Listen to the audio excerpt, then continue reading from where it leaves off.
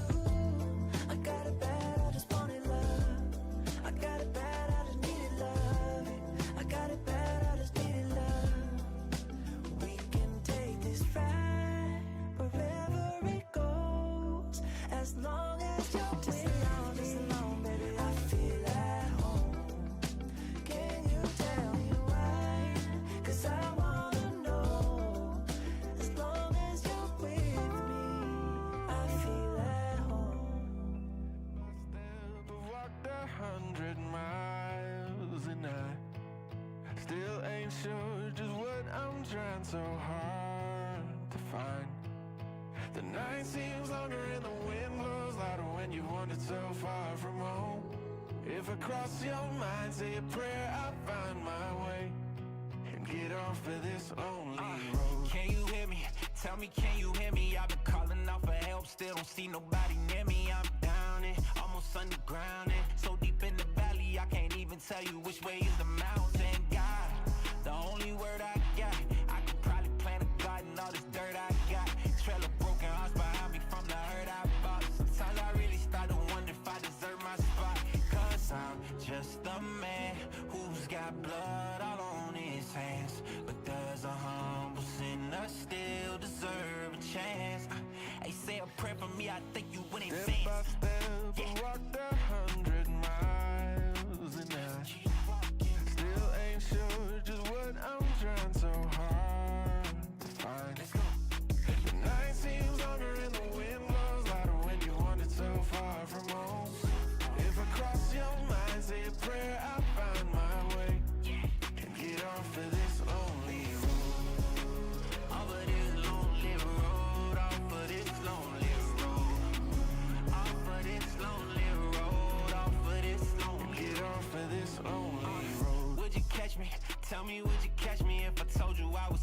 instead of falling to your blessing, would you wrap your arms around me, never drown me? If I walk towards the light, could I tell them that you found me? God, the only help I got. I know some people plotting on me, probably thought I'd rot.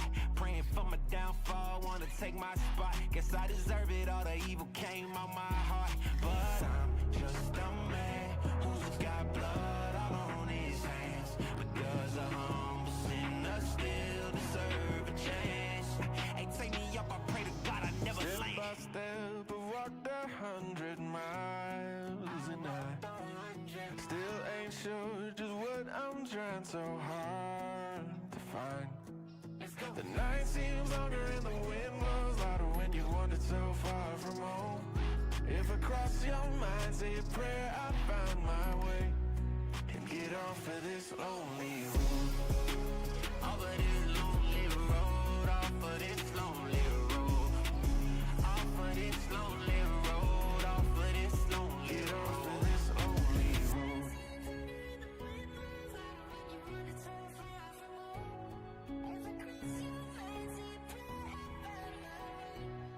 And get off of this lonely road.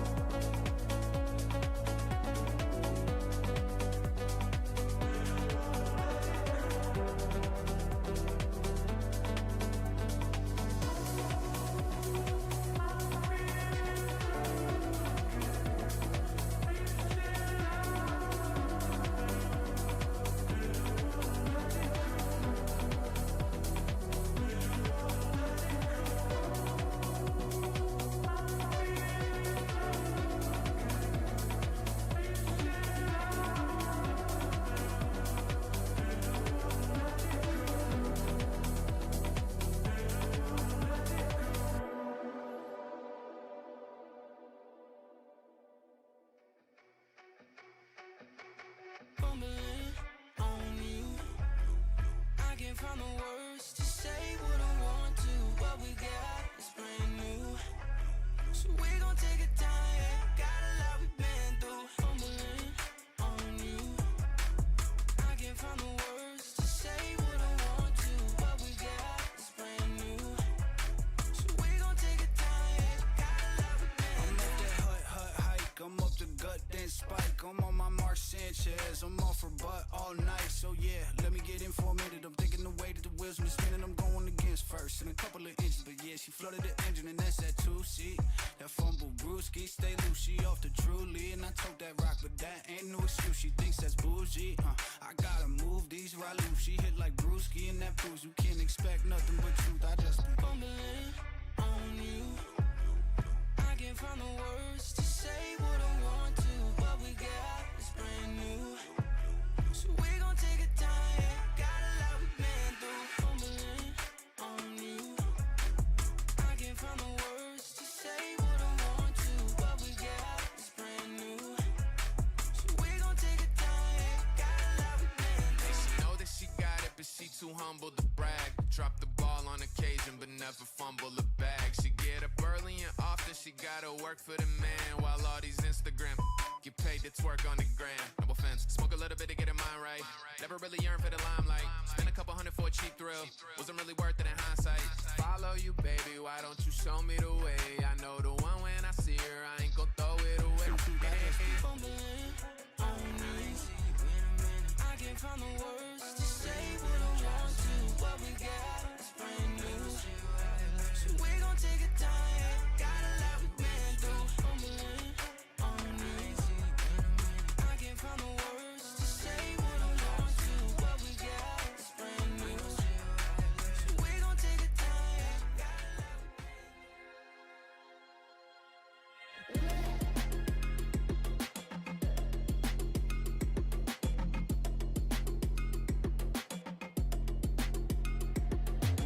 I be in my head late at night, just contemplating all of my goals. Look, will I fold or will I chase them? I got adversity, two options. I can handle it purposefully or I can let it murder me. But sign up for war, point out the target, show me the giants. Hold your applause, just getting started, sending the lions. Ambition ain't for the weak, I see it before I speak. Ready and willing, is you ready But for I'm me? flying away, with or without your rain. Oh, you try to make me say, no, there's nothing you can say. 'Cause I'm flying away, with or without my sails. Oh, you try to make me say, no, there's nothing you can say. But I'm flying away.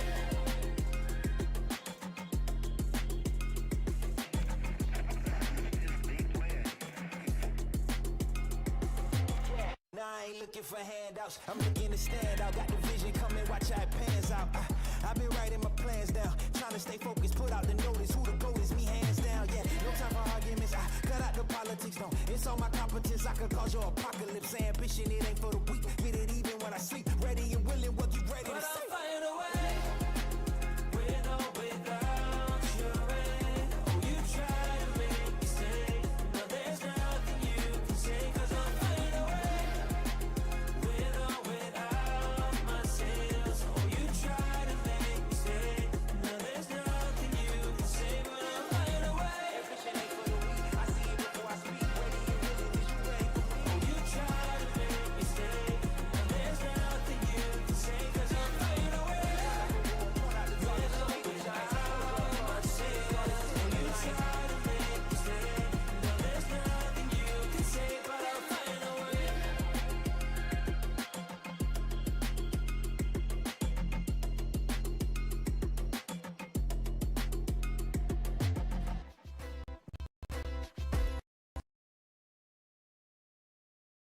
G.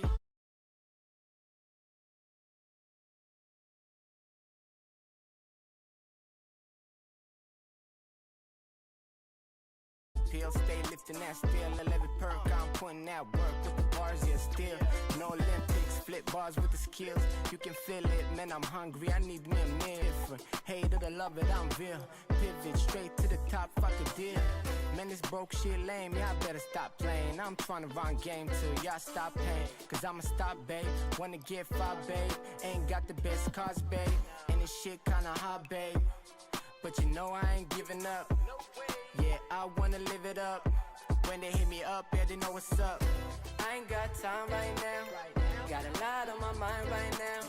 Too busy on the grind right now. Working hard trying to shine right now. I ain't got time right now. Got a lot on my mind right now. Too busy on the grind right now. Working hard trying to shine right now. Climbing out the bottom, ain't got no other option. Type shit, working night shift, cause I ain't popping for the budget, not the profit. Yeah, but I keep going, cause I love it.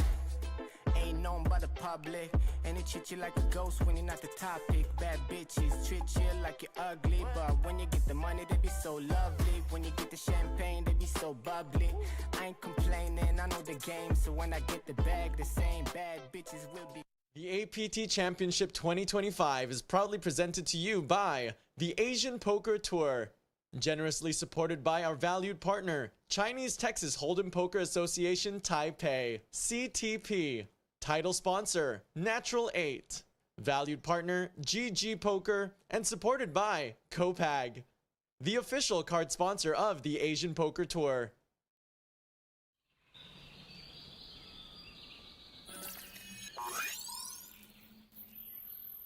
Welcome to Asia's largest online poker room. Our next generation poker software is now initiating.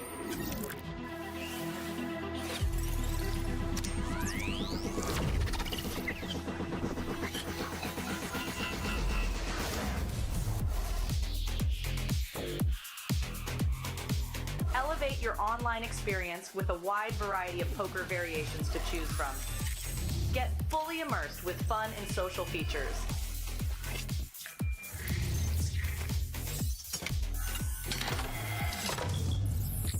Level up your game with PokerCraft and Smart HUD. Unlock a wealth of rewards including cashback, bonuses, and jackpots.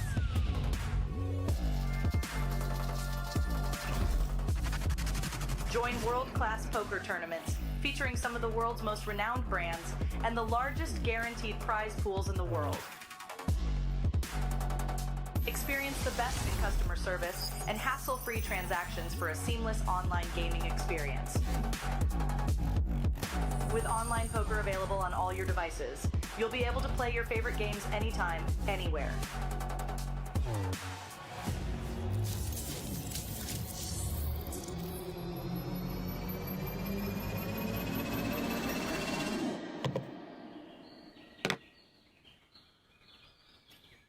Sign up now and elevate your online poker experience today.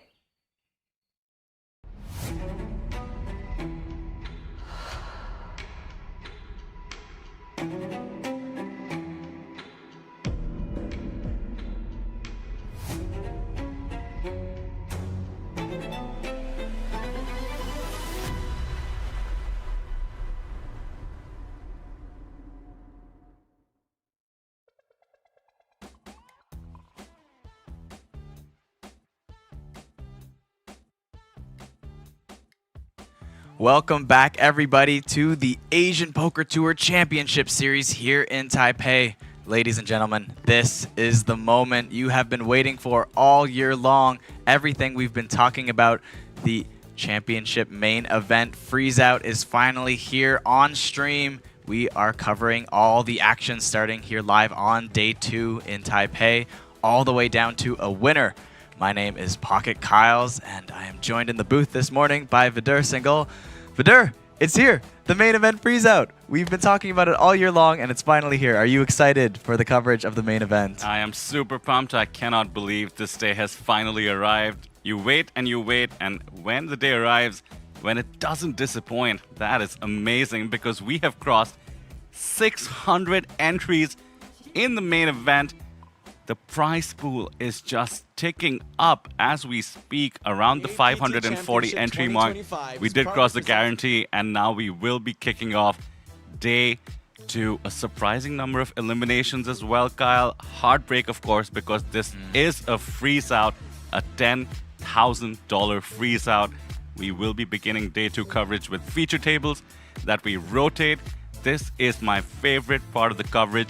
We will get to know so many players today, some of whom maybe we follow along all the way it is always exciting to cover a main event. But when it's the inaugural APT Championship $10,000 main event, well, that's something special. And not only did we smash the $5 million guarantee, but I believe we can confirm with the amount of entries we have so far, and it's not over yet. Late reg is still open, but we will be having a $1 million top prize, 7 figures, going out to whoever can take this down. And it ticks up with every entry, 615 when I last checked, which means the prize pool maybe 1.1 million already up top, prize pool approaching 6 million. This is a one-of-a-kind event. Poker in Asia is booming. The APT and our CEO Fred's vision come to life. Really gives me hope for what there is to offer. Of course, we have the schedule out for 2026 already, but for now, let's focus on the moment, day 2 of the main event. What do you think players are feeling coming in as they empty their bags onto their tables? Oh, I mean, you know, I think there's going to be such a mixture of feelings out there. And, you know, keep in mind, too, some people are still just registering for the first time. Yep. They still have 2 levels to register, and these are 75-minute levels. Throwing in a break on top of that, you have over an hour and a half to still register. And the blinds are only 1,000 at the moment. Starting stack is 50,000. If you are just starting on day 2, didn't even play a second on day 1, you would be walking in with 50 big blinds. Yep. That is massive. Anyone who plays tournament poker, anyone who watches our streams, they know that that is so much to play with. You know, sometimes we talk about tournament poker where like 30, 40 big blinds is still quite a bit to play with. And there's even some people, you know, I have some friends, I talked to some people that went through day 1 and they're a little bit disappointed because they did find a bag, but they're under starting stack and they go, oh, why didn't I just register? But I go, look how deep the structure is. You still have 30 big blinds. You still have 40 big blinds.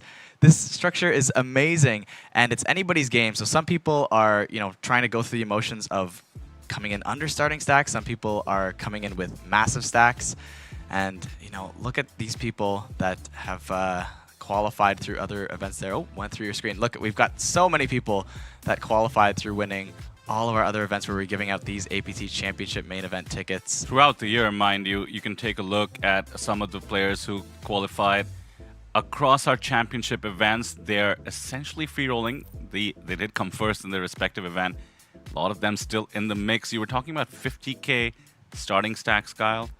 I mean, we have the chip leader of the tournament on our feature table right now. Oh, yes. Around 400K, which means 400 big blinds. Yes, 434, I believe, to be exact. That is absolutely massive. That is Natural8 coming into the table with the chip lead. And, you know, I can't even fathom how much that is to play with on day 2 of a tournament, let alone day 1. Yeah, and it being a freeze-out and it being the highest stake tournament there's going to be the ability to put a lot of pressure. I am super excited to get this going. We will be having sort of an opening introduction by, of course, our very own Henry Kilbane and Sam Insel, going all the way up to Fred with the classic shuffle up and deal.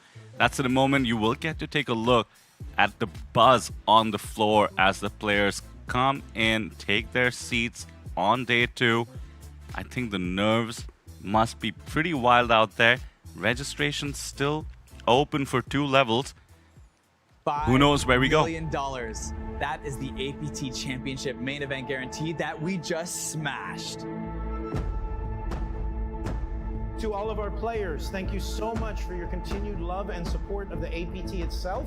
Welcome to the APT Championship Main Event.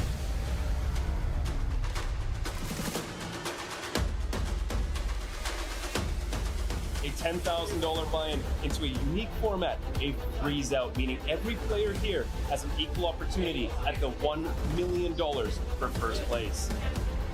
How does it feel like to be able to play in the APT Championship Main Event? This is a freeze-out, so the excitement will be a little bit different, but I try to treat it as the same tournament that I play every day. This is my first time in Taipei, and it's really cool. I really like it here. They run a good tournament, and it's a really big deal. I played my first WSOP main event last summer. That was amazing, and to have a very similar event now here in Asia, I think it's really nice. I'm very grateful to be here. This unique format does bring some heartbreak. APT and Thai legend Punat Punsri was seen exiting early in day 1. This is the largest main event in APT history. Stay tuned for coverage of day 2. Well, it was on January 2nd earlier this year where the official teaser for a $5 million guarantee was announced on our Instagram.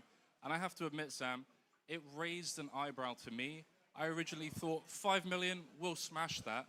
Then I found out that it was a freeze out.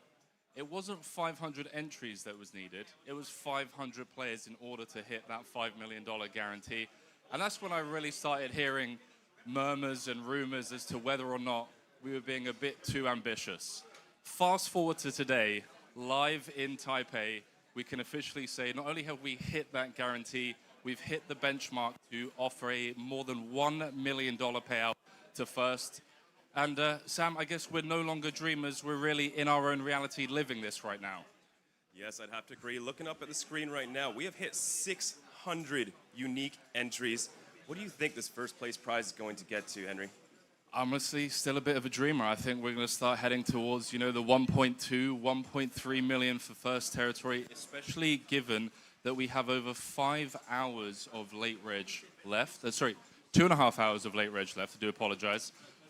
Meaning that we're at 600. I wouldn't be surprised if we get an additional, what, 50, 60, 70 players today? I think we can dream a little bit bigger than that, Henry. What were you thinking? You going all the way? All the way to 700. All the way to 700? 700 in the APT Taipei Championship event. I think that means we're going to get, what, 1.4, 1.3 million for first? Can you imagine that? A $10,000 buy-in. $10,000 freeze out. I honestly think this is tournament poker in its purest form. There's none of this, you know, oh, you have a bigger bankroll than me, you can fire 5, 6, 7 bullets if needed. It's one and done. If you lose all of your chips, you're out the tournament. Yeah, you know, it's probably the fairest form of poker. Everybody has an equal shot as they come in. You know, this is Fred's baby. It's what he's dreamed up really ever since he came in to the APT. Now, you've been at other events leading up to this championship series. When the announcement was made January 2nd, I have to ask you, you've been playing some of the tournaments, you've been in the booth. What's like the vibe and the buzz been in the room leading up to this? There's been a ton of satellites at previous stops. There's been a lot of those championship passes that have been handed out at previous events as well. So just give me like a 2-minute rundown on what you've kind of seen and experienced in the months leading up to this. I mean, I think that this has been the biggest boon to APT. Every series setting records over and over and over again. Those main event passes, everybody's thrilled to win them. You know, they're still winning 6-figure scores. They're just, the main event pass means so much. They get to come in here. We see main event champions sitting down all over the room. It's just an unbelievable atmosphere, especially here at Taipei, our biggest series ever. I think for me, one of the biggest notes to make was seeing the field sizes in some of the bigger buy-in events as well. You know, we covered the 50K yesterday, we covered the 25K the day before, and seeing the numbers really just go from strength to strength. I want to go out on a limb and say, no, we're here to stay, and we're going to be growing from here on out. And, you know, you see like the likes of like Eric Seidel, you know, just he's out here in Taipei, what, 10-time bracelet winner. We've got multiple-time bracelet winners. We've got previous APT champions also here as well. And then let's not sleep on the dreamers, the people that have qualified through satellites. That's the story that I want to see. Going down to the final table, the final 2 tables, is people that have managed to win tickets, whether it's through our online partner platform promos, whether it's through some of the free rolls that managed to get them into a satellite and then they've gone on to win a ticket.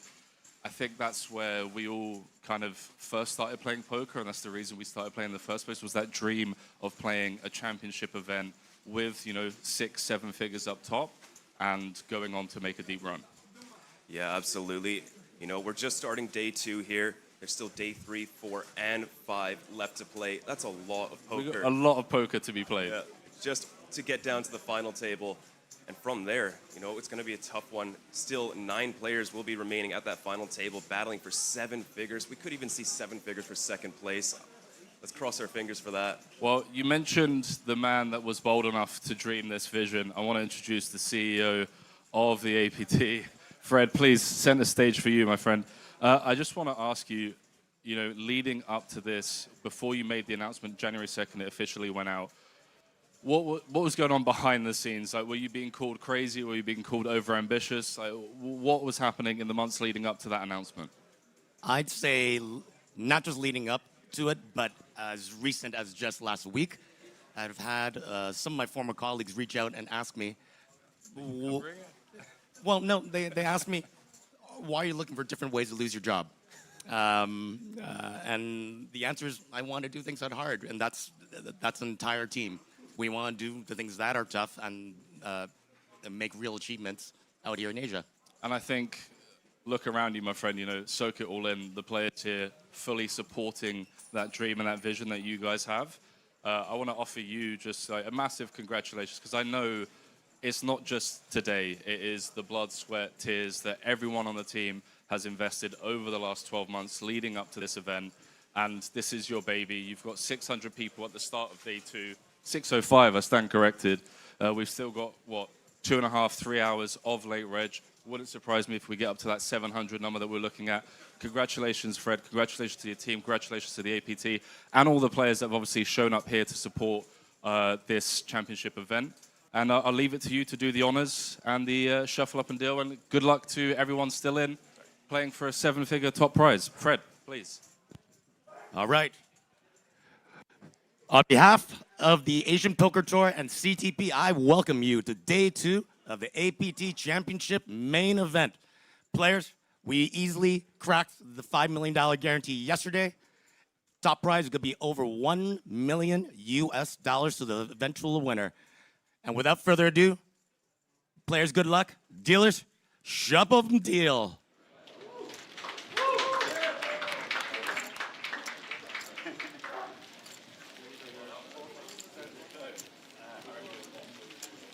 Thank you so much, Fred, Sam, and Henry. What an intro, and look at that. Red space in all its glory.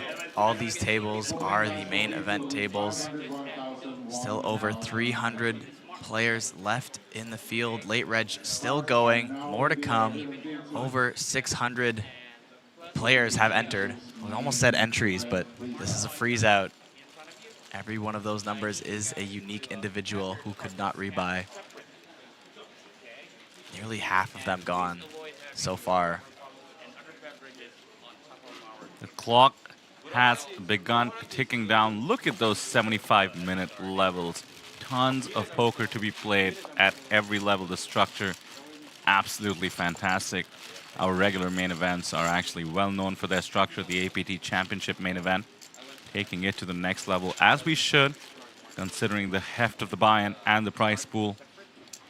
I don't think luck plays as much of a role as people think in poker. Of course, tournament poker comes with a lot of luck, but when you extend the structure to 75 minutes, you really give people the chance to exert their edges. Loving the 360 here. So many tables featuring the main event. You can see 384 players remaining. Or is that 54, Kyle? Looks like 354. 354 players remaining. I mean, we've lost almost half the field on day 1. Just goes to show how crazy the action has been, considering the structure. Now, I was hearing murmurs. 5 bets with Jack 10-0. We did lose our booth partner, Stephen Lai. Yes. People calling 4 bets with 6-3 suited. I did hear that. Flopping 3 6s.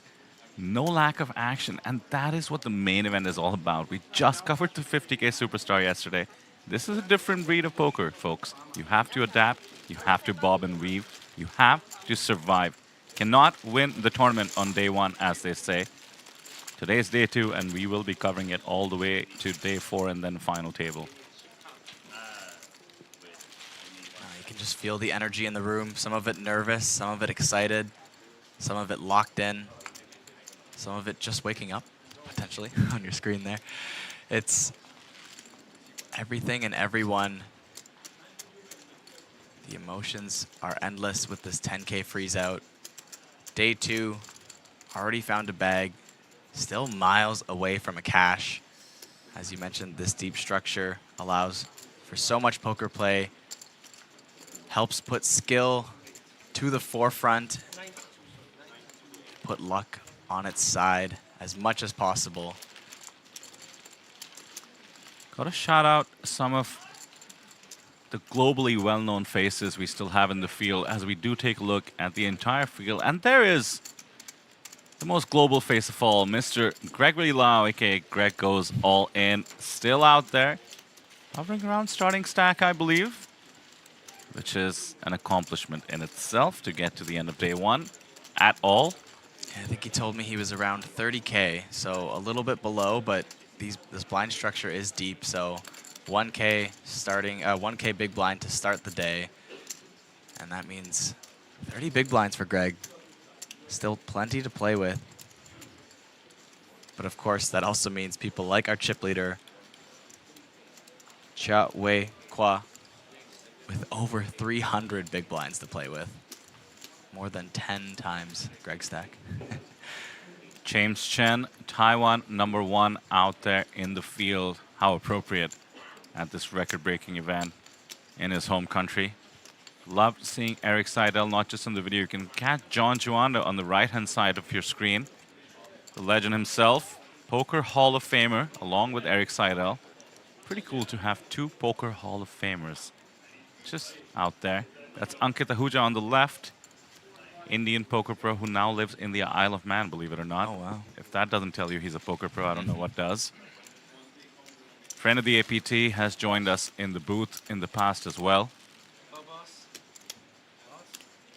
Gosh, I just love seeing these contenders out there. One of them is going to be $1 million richer in a few days. It's hard to comprehend, really. I don't think anyone would fully believe that at this moment, but someone will get it nonetheless. And it could be you at that table. You do have shot clocks, as you see the dealers doing an amazing job. Kyle, I've been playing some of the mixed events. They're such a nightmare to deal, to manage. You and I have been in the mix for some hypers, some super hypers. Shot clocks so important. Game flow so important. Shout out to all the people behind the scenes making this possible. The dealers, of course, front and center. Crucial to the experience and absolutely immaculate thanks to their own efforts and the efforts of the APT. Floor staff as well, of course. Some other notables. Steve O'Dwyer did join us at the 50K yesterday. Ended up cashing. He's approaching 47 million USD on his Hendon mob, helped by yesterday's score. Very much out there in the field. He's 15 on the all-time money list. Yeah, very impressive stuff. Lots of legends in this field. Lots of, you know, top 100 pros here in Red Space with us. You know, unfortunately, we did see Punat with the day one exit. Very disappointing. He's usually a main, like a staple on our feature tables at all these APT events. Not his series so far. Loves getting this action of all these side tables, getting their first hand or two in while we set up the feature table. And of course, there's a lot of people who got their tickets from Natural8 online as well, our sponsor here at APT. There was over 100 entries from Natural8 satellites into this main event. And a couple of them, Nicholas Godard with over 100K in chips, Fabian Rowley, nearly 40K, returning for day 2. Both of those players and anyone else who qualified from Natural8 are eligible for a bonus $50,000 if they win this main event. Off we go. Hand number 1 on the feature table. Day 2 of the APT Championship main event. Let's go. Pocket Queens will kick it off. Chung Hao Shantan from Singapore. Oh, you can see 8s hit the muck quickly there.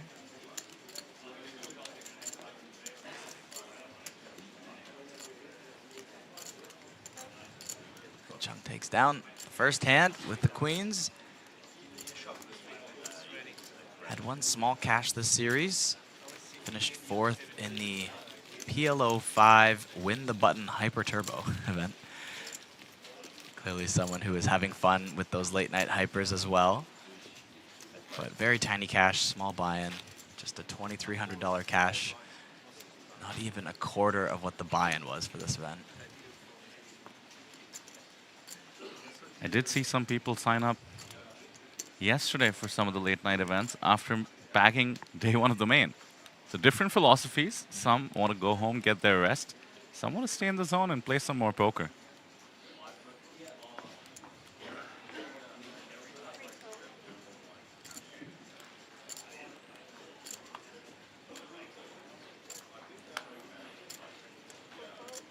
Ace King, another premium.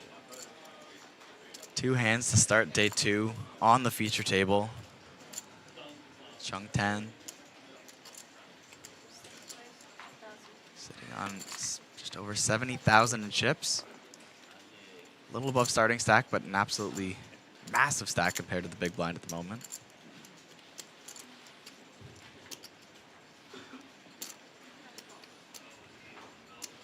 And of course, speaking of massive stacks, Xiao Wei Kwa going to come along for the ride in the small blind with 6-5 of clubs.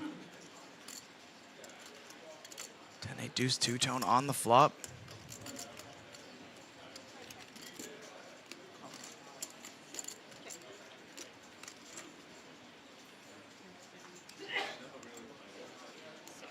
You don't love the board with Ace King. This is a plea to get the hand over with. Continuation bet with 2 overs.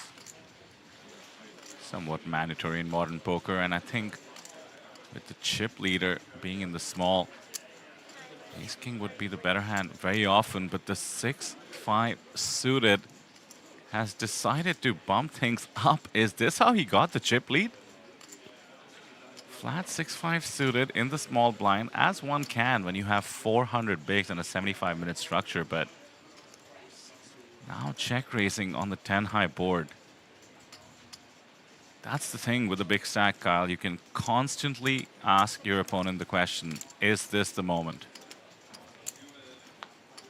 It even calls the check raise with Ace King. Jack of spades rolls off on the turn.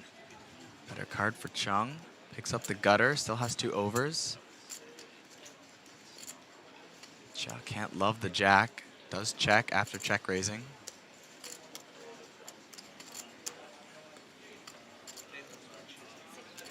Chung just checks back, is ahead with ace high, and of course, hits the gutter on the river. Absolute nuts. I don't think there's any way he's going to get value from this hand. I was surprised to see the call on the flop, considering it's hand number 2. But I think he just took a look at the deck, knew he was going to make the nuts, takes a stand against the chip leader. Well, and maybe this chip leader realized a dynamic that you might not see too often in modern tournaments. You don't get a lot of freeze-outs anymore. People love to build up those prize pools with rebuys and constant action. You even get those flights online where they say, oh, you can add all your chips together in a mystery bounty or something like that, right? So lots of entries we're used to in modern poker tournaments, but this classic freeze out, maybe people are playing a little bit more timid, and maybe that's how the chip leader got a stack, and maybe some people are trying to level that play out of him and go, okay, you're going to bully me, I'm going to call you later, I'm going to... Or the other way. What? Yeah, I mean, I lean more towards the latter, Kyle. Yeah? I think that theory holds more water with me. People playing back. I mean, you don't get 8 starting stacks without causing some serious wreckage. Took a look at the stacks there. Second in chips is a friend of the APT, Joris Michael from the Netherlands. Life of Poker is the patch he's wearing. He's actually part of the team there. They do all the live reporting. Do check it out. apt.poker. Click on the championship series. Click on the main event. And follow along the live reports. They are going to be the eyes and ears for everything but the feature table. I'm sure you have friends and family you want to support or find out their status in the tournament. The live reporting is excellent. And of course, if you just want to follow along what happens, they have an amazing way of articulating fun poker hands. And look at this. Chung with 100% RFI rate on this feature table, opening every hand so far. Another 3-bet pot. This time calling the 3-bet from Sunhyung Ryu with the pocket 10s off the big blind versus the early position open. Flopping bottom set. Chung does have a gutter once again. Looking for the queen one more time. This time only holding one of the Broadway cards. The flop goes check, check. Sunhyung set, now vulnerable to a queen. 4-liner on the board. +1 did open and call. There's not too many holdings that don't have a queen in this spot.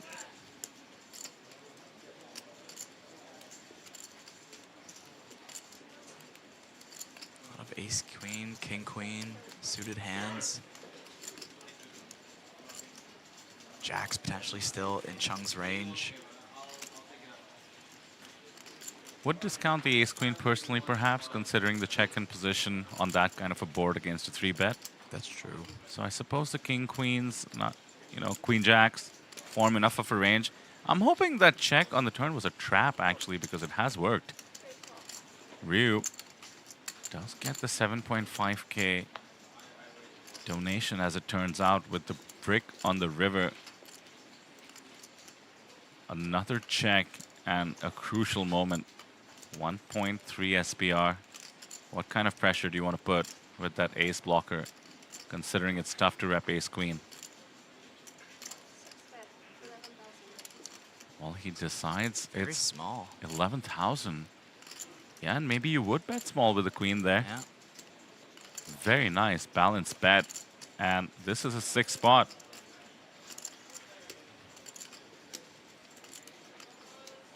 Hand number 3. Chung involved in all 3 hands, I believe. Yes, open Queens, every hand. Ace king, ace 3 suited. At minimum, going to get a time bank out of his opponent. It doesn't go to you.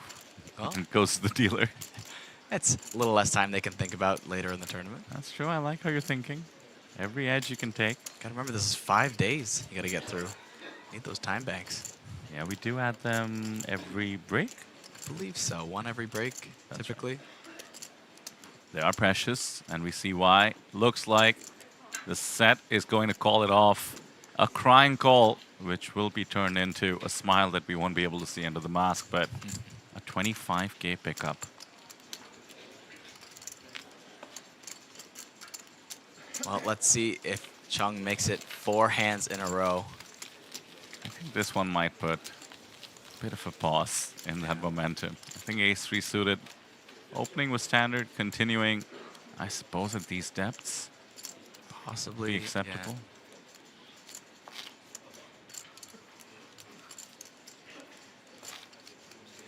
Yeah. As folks come into the stream and the chat, very good morning to you from Taipei. Thank you for joining us. Of course, we do have Justin Fairbanks giving us the fun facts as always, including some hands with Ankit Ahuja. I did hear about that one, Justin.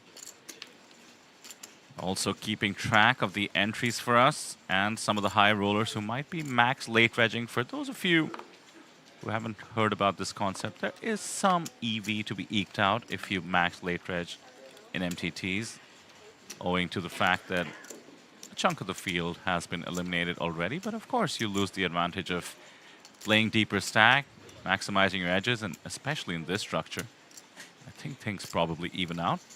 You know, I haven't done the exact math on it, as it's a little bit speculative, to be honest, but I'm a little bit skeptical of that theory in some fashions of it. I think people, like, obviously they consider the fact that, you know, your stack is worth more as you get closer to the money and there's more eliminations, and I think that's what they factor that in and they go, okay, it's more valuable, just register later. And then I think they, you know, maybe from an hourly standpoint it might make sense, but from just a pure dollar EV standpoint, that's right. I think that if you have an edge and this tournament is at least somewhat reasonable, maybe the hyper turbos, you know, I could see the point coming true, but if any sort of an edge, you do give that up. So there's some sort of chip EV, whether it compresses or not, you give up, and it has to be worth less than your stack improves ICM-wise for it to be a profitable decision to max late reg. Yeah, I think in this field, for the kind of players who would be aware of that max late reg math, probably makes sense for them to play day one. Yeah. Get a good table draw, see what the field is all about. Ace queen suited, we'll open it up. By the way, we're playing 8 levels today, or till we get into the money, but I have a feeling it's going to be 8 levels for the simple reason that the prize pool and the entries have exceeded our expectations, and thank you to the players once again for that. They're still rolling in, mind you. As you can see at the top left, we don't have an in the money number yet because registration is still open. I think if we do some usual math, should come to close to 100 people.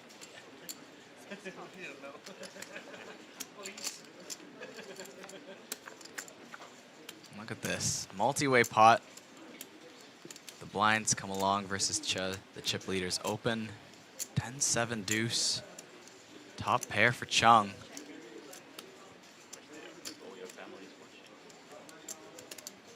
Did miss out on the last hand, but it's back in the action.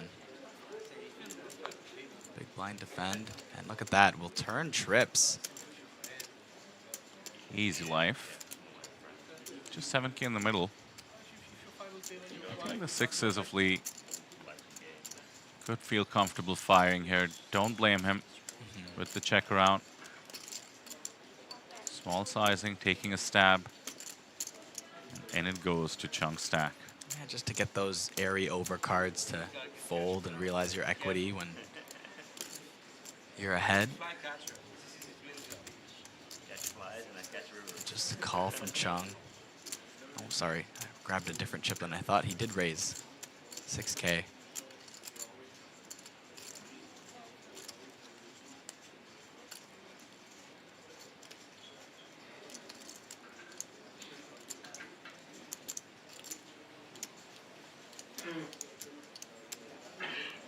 I mean, you got to think about Chung from the perspective of the table here. Involved in pretty much every pot.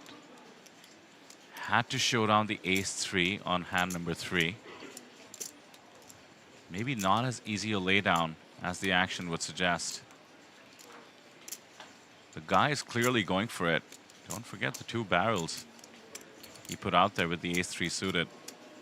Yeah, and lead does come along. Chung developing a serious image on this table and getting value from it after the failed bluff attempt. And now he has to go super polar. Yeah.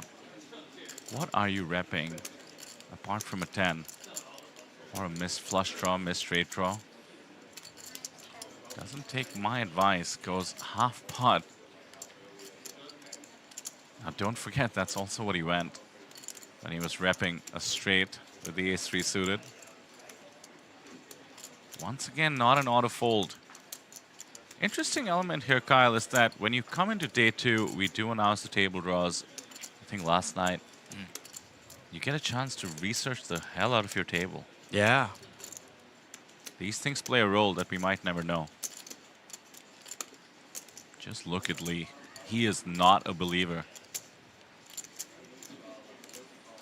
Loving that both players wearing some APT hoodies in this shot. Oh, he's grabbing chips. And he does make the call, puts the cape on at the wrong time. Chung getting paid. Wow. This is Orbit 1. Chung involved in pretty much the 4 meaningful hands that have happened thus far. Yep. We have an action player at the table, folks. Blind versus blind carnage. I mean, nothing too unreasonable. Had some pretty standard opens. Maybe calling some 3-bets a little bit lighter, but even the defend there, 9-10 off, pretty reasonable. Just kind of getting into the action more naturally, you know? Justin with a reminder that the APT Championship hoodies were given to the first 500 entrants. Indeed, Justin, very impressive for you to know that. Yeah. I did see a lot of the gift bags out there in the field. Yeah, exclusively to the first 500. You cannot buy that hoodie. It is not for sale. It is not in our merch store. It is just for the 500 first entries into this freezeout. But I still do appreciate those wearing it, and we have an all-in. Taking the spot with 17 bigs. Bit too impatient at the wrong time. We wakes up with pocket kings. Looks like we're on the verge of an elimination. Cannot believe this is how the day is beginning, Kyle. I expected fewer fireworks than we seem to be seeing. Yeah, I mean, obviously the stack sizes after a day of play have differed. 17 bigs, a little bit on the larger side for Jam. Could maybe still open fold, get away, but not too unreasonable, I would say. given how deep everyone is, but nonetheless, runs into it. Still has 13% equity. Going to need to hit more than a pair. 8-4-8 is not going to help. Nearly drawing dead. Needs runner, runner, queens, but the 6 of diamonds on the turn will spell the end of it for Yixing Chen. Eliminated here early in day 2. Approximately 356th place. The short stack at the feature table has been eliminated. And Li Mintian with the pocket kings chips up to 44K. Also one of the shorter stacks, under starting stack, trying to get back into the mix. But with these slow structure, the blinds only at 1K, still has 44 big blinds under starting stack at the moment.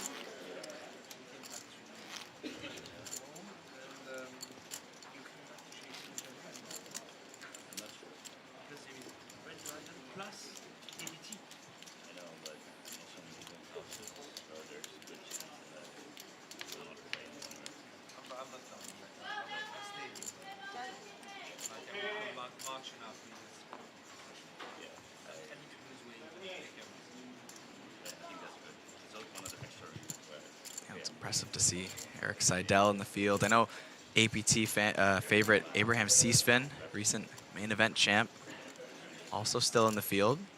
I think close to starting stack, but that can all change. Deep structure. We also have the most profitable APT player ever, Joseph Chong, managed to bag nearly 75K on day 1.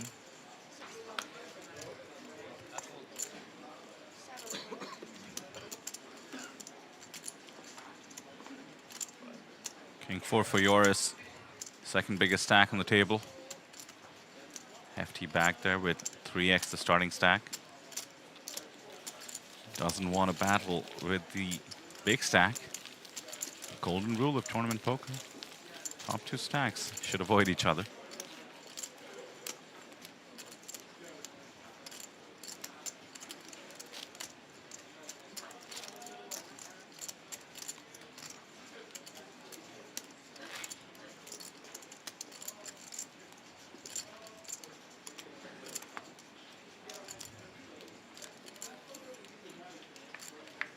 I think at this stage in the tournament, it's just an opportunity to chip up even more. Really now, Kyle. Yeah. I see how you play. Right? Open season, max value. You can't triple barrel semi-bluff a tiny stack and then bink on the river. Make them believe that your line doesn't make any sense and then just get, what, 200 big blinds of value? Only with the big stacks here. There's no ICM pressure yet. Nothing going on. Just go for it. Chip EV. Did you just say 200 big blinds of value? Yeah. Have you been playing in Bobby's room? What the hell is going on? Right? Okay, maybe not 200 quite on this table, but you can get close to it. Look at that. Joris Mikkel with 160K in his stack. And look, this could be a 100 big blind pot if we wanted it to be. Maybe not with these holdings, but it's always potential.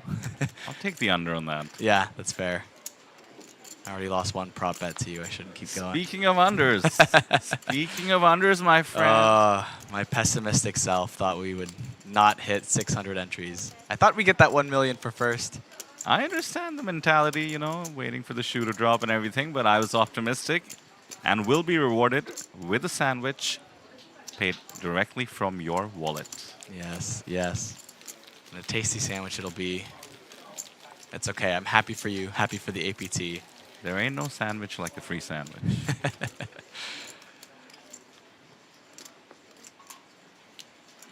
Love seeing those flags. The diversity never ceases to astound me.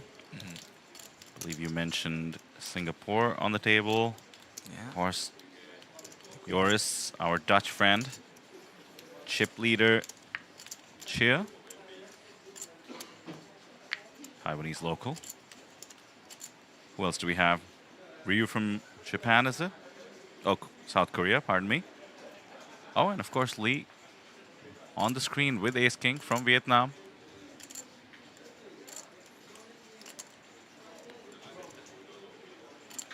Actually, we're also forgetting Gerard Hughes, who's yet to be in a hand, patiently waiting. 8-3-0 is not going to cut it, though.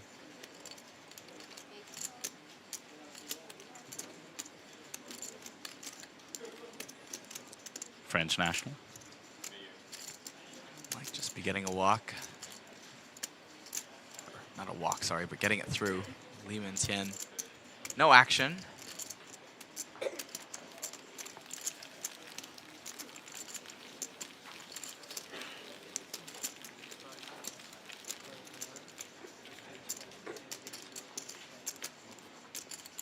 Minli with only 136,000 on his Hendon mob. Especially compared to our Superstar Challenge yesterday where nobody had under $1 million. So I'm actually looking at you on his Hendon mob, on your laptop, and I think I can safely say that's not him. The thing with Vietnamese names is they run pretty close together. Half of them tend to have the same surname. Now, pardon my cultural lack of knowledge and ignorance here, but some of them hard to find. We do face this in some countries as well. China comes to mind, Japan comes to mind.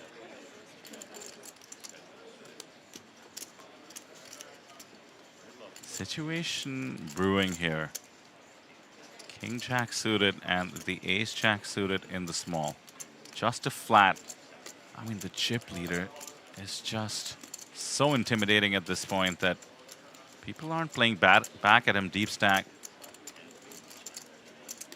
Would have expected a 3-bet for sure. Ace Jack suited is plenty strong and just flat calling here. Lets in Lee in the big blind with 2 live ones.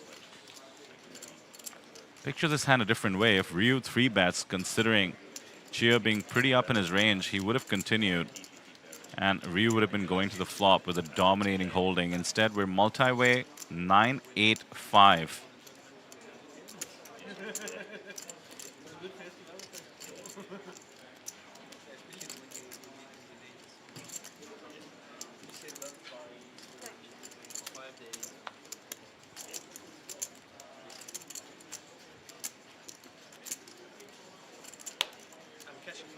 Check, check. 3 of diamonds. I think Lee knows he's supposed to bet here.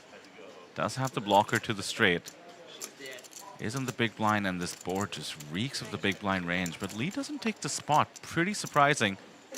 Doesn't matter much, though. Binks the top pair.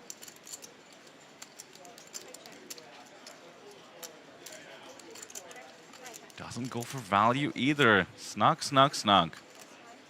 Everybody nervous with that 422 big blind stack in the mix.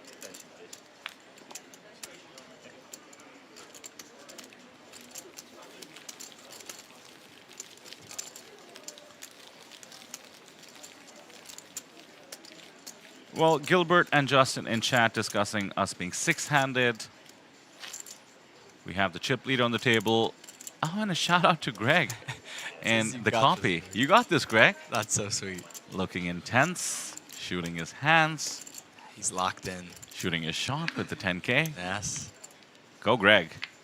So Gilbert, hello, hello, by the way, saying that, yeah, we're looking at the chip leader, but you want to see some notables? Well, how about adding Eric Seidel to the table? Hold on tight for about 30 minutes, thanks to the delay. We do know who's up next. The one, the only, the great Eric Seidel will be joining us on the feature table.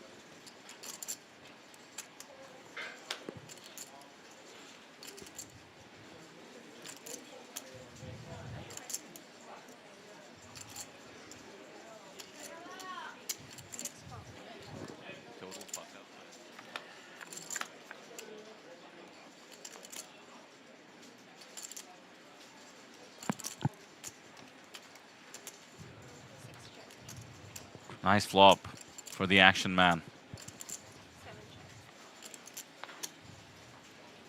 And now the straight.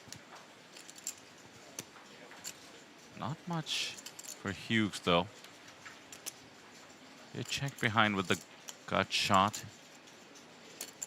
Technically has a double gut shot. A 7 would make a straight as well. Could peel one.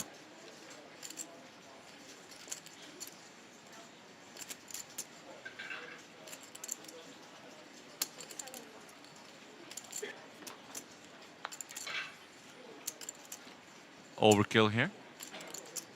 Trips and a straight.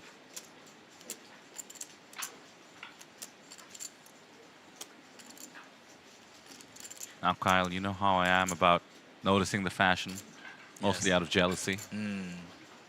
What do you think of the scarf action Hughes has going on here?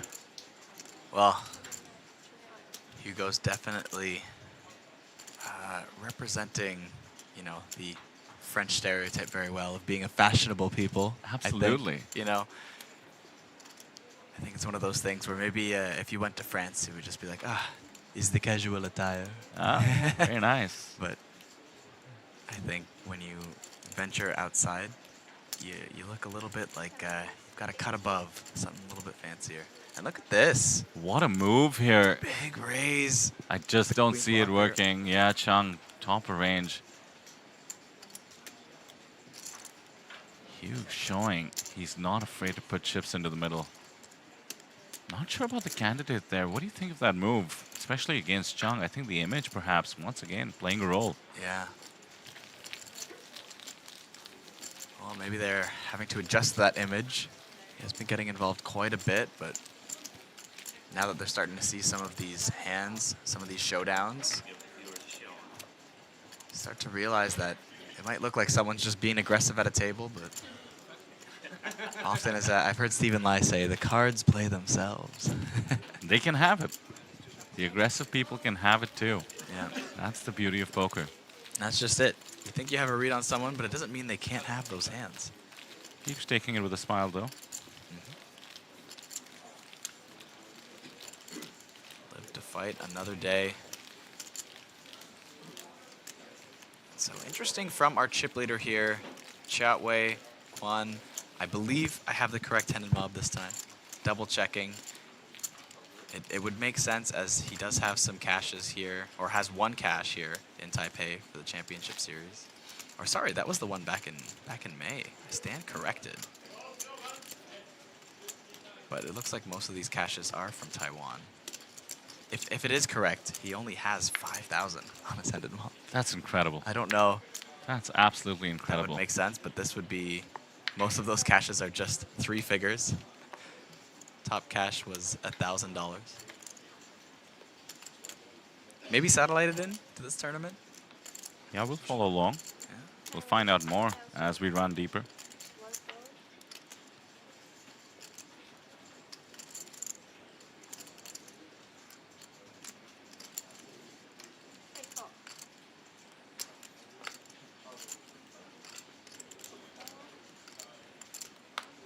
Some other notables who kicked off the day. Shout out to Roman Harbeck, our super high roller winner.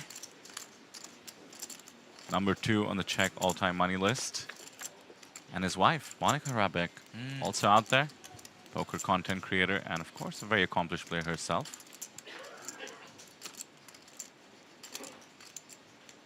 Five-time bracelet winner, Brad Rubin. Martin Finger, frequent presence at the APT. 15 on the German all-time money list, and that is quite a money list. The Germans, for about 20 years, have been crushing poker globally. So many others come to mind. Shout out to the locals as well. Kirikuo did make it all the way in the 3K Natural 8 Cup Championship event to the final table.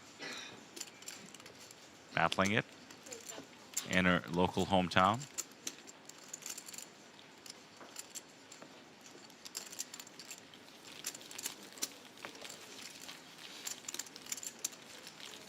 Now the double barrel.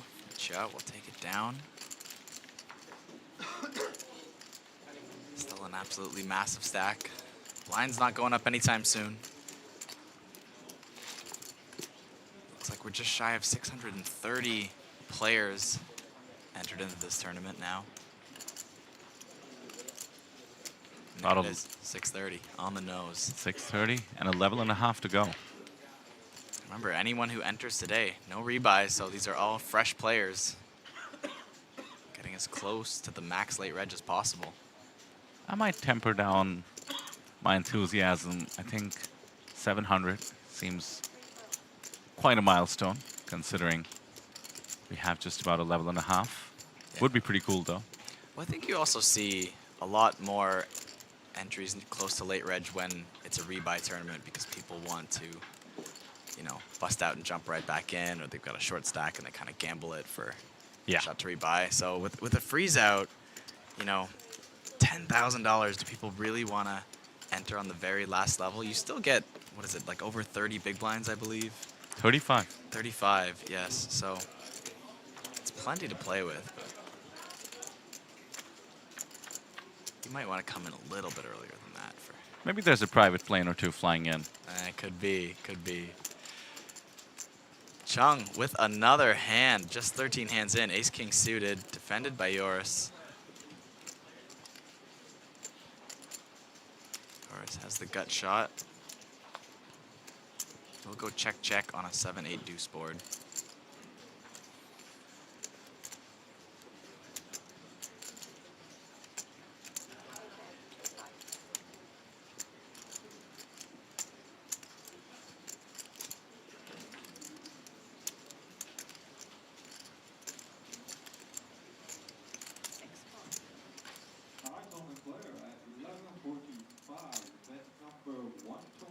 The stab has been called, and the board gets worse and worse for the 5 high because ace highs are very likely to call on this river. Joris unafraid, wielding his stack. I just don't see Chung letting this go.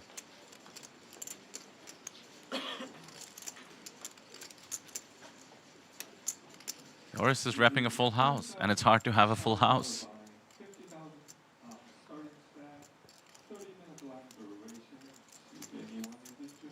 Looks like he's about to, what do we call it, extract a time bank?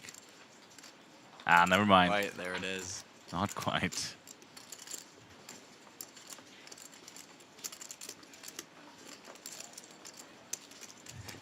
Quick look to the sky for Joris. All right, I guess. Yeah. Ace-King suited, he just seemed to have it. Well, Chung certainly does seem to have it quite a lot. Yeah. Barring that one big bluff, he's parlayed his image into 107 bigs.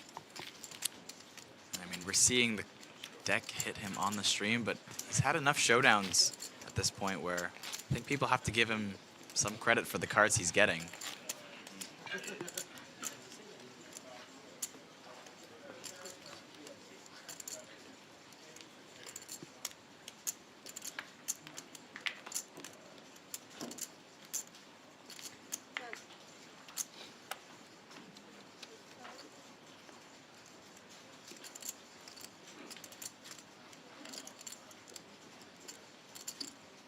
By the way, I'll shout out a fan favorite who's still in the field. Taiwanese local. Fan Chi Wei. Famously 6-bet the old ace-5 at the main event feature table here in Taipei. Ended the day with 133,000 in chips. Now, Kyle, I don't know if you've had the pleasure of watching him play. He's an absolute menace. He's what I think we used to call the hyper lags. Okay, yes. And also a poker coach, so he's been spreading his style. Somebody tells me they're a student of Fan Chi Wei. I might stay away from them at the poker tables. And if he started out with this stack, he's going to be making some moves out there. So that's who I'll be looking forward to seeing showing up in the live reporting. For those of you unfamiliar with how it works, go to apt.poker, go to live reports, click on the event.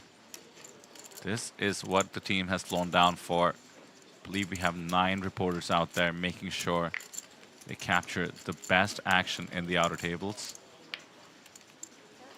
Oh, some integrity check there. The smartwatch taken away from Lee. That's only fair. No smartwatches or phones allowed at the feature table, despite the 30-minute delay. Keeps it fair for everyone. since we will rotate feature tables, once they are done playing on the stream, they will continue on the same table throughout the day, barring eliminations and some seed changes, of course. Sometimes your table can break as we shuffle players around, but you do get a lot of reads on the same player. That is part of multi-day tournament poker. So they'll actually learn a little bit based on the stream.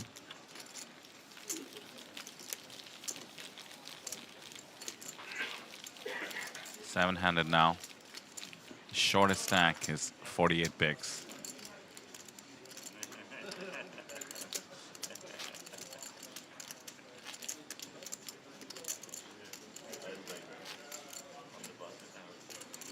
Pick up there by Joris. By the way, he's crossed 500,000 in lifetime earnings.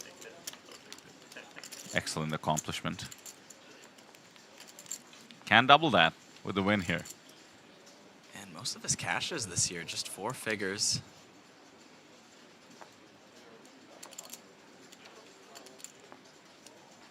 Looking for a big one in this main event.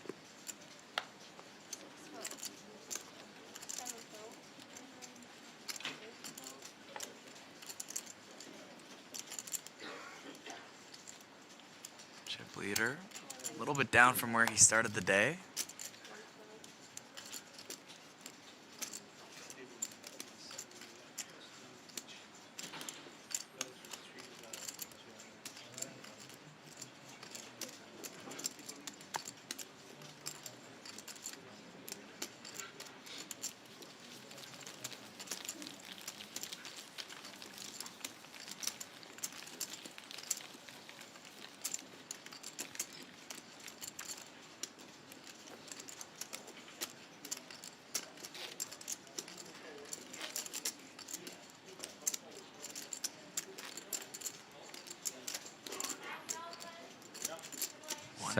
Go ahead.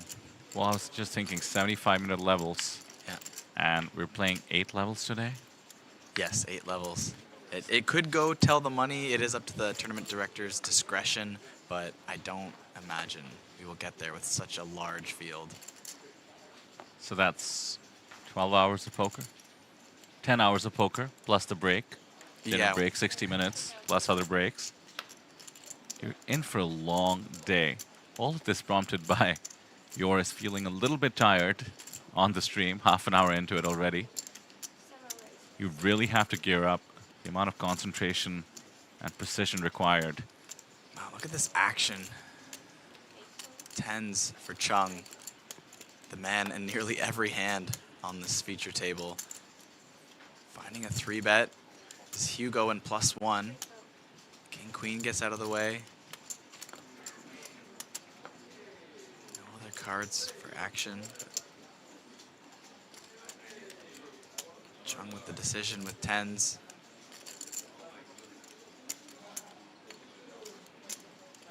Playing nearly 70 big blinds deep here on day 2. He'll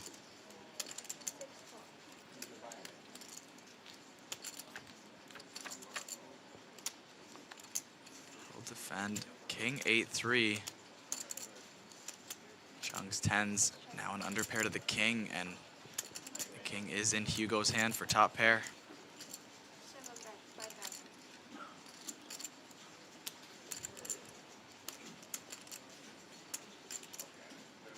Likely extract 1 street of value from Chung.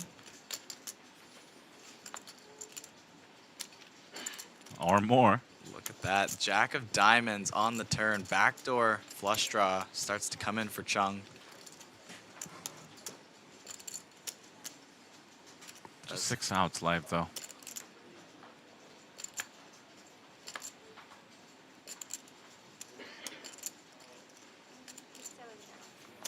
And look at that, a free river card for Chung. It is not a diamond.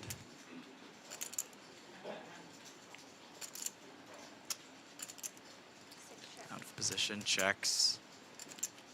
Hugo.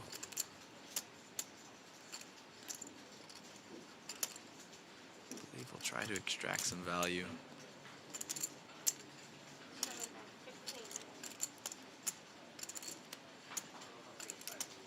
Big bet. Free bet pot UTG versus +1. Huge range is supposed to be much higher up. Kings do play this way, as we can see with the King 10. Could he be doing this with some sort of missed diamonds that he checked back to try to realize? Well, Chung decides he could be. Makes a light call with pocket tens. That is max value for Hugo as he nears 100,000 in chips. Nearly double starting stack, nearly 100 big blinds.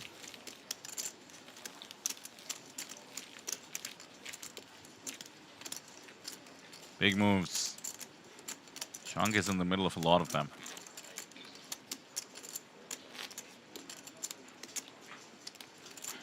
Unfortunately, our friend, our APT host, is in an article that says Greg goes all in, but ends up all out. No. GG, Greg. Justin Fairbanks in chat had alerted us rather to this bad news. Yeah, but I refuse to believe it when he said it. But you saying it makes it so real. Ugh, too real, too real. Yes, he was pretty short. It looks like he had 5.5 bigs, and the hijack had King 8. Goes for it, runs into queens. The run out does not help. GG. Yeah. GG AI. Unfortunate acronym in the era of AI conversations. Here we go. +1 versus big blind defend. Chung getting involved pretty wide. 5-3 off in the big blind versus +1. Oh, Kyle, it's Chung. It's Chung. He's got to be in there. What's his VPIP, you think? I mean, I was paying attention earlier. We know it started at 100% up until hand 4, which was just a quick fold to the blinds, or someone, I think, opened and took it down, but immediately played hand 5. So he's got to be somewhere around, maybe it's averaged about more to like 60-70%, but it's pretty high. Yeah, that's a question for the chat. What do you think? 18 hands in. What do you think his VPIP is? I'm sure Justin's got it on lock. He's got the stats on the side somewhere.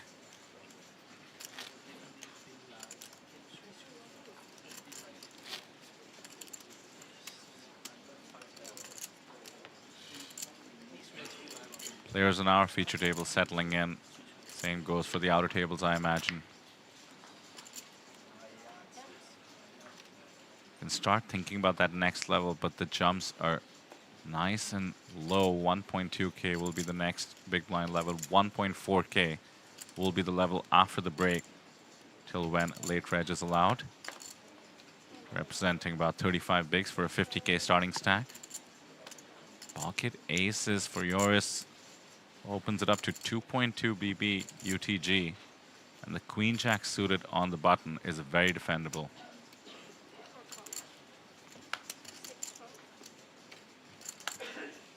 Looks like we're going to go heads up to a flop. Can Min Lee crack Joris's aces? And, oh, look at that. King, queen, 3, all spades. Not looking good. It is second pair for Lee, but Joris with aces and the nut flush redraw.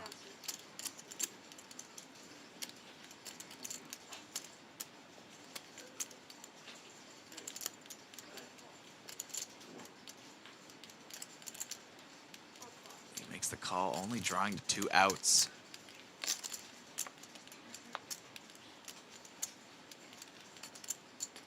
Brick on the turn. Joris going to trying to extract more value.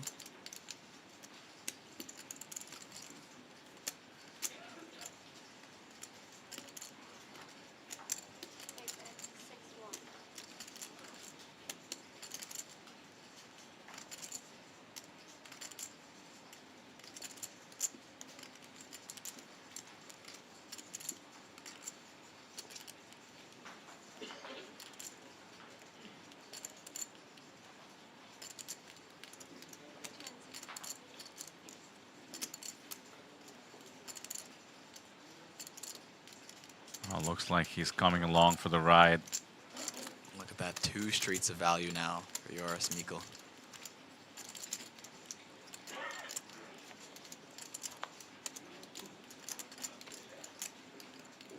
Not the prettiest river. Jack 10 gets there. Some 2-pair combos, but seems unlikely with the button defense, so I think a value bet is in order despite the monotone flop. He does have the ace of spades himself. Gotta get value from the kings. And as it turns out, the queens have bitten thus far as well.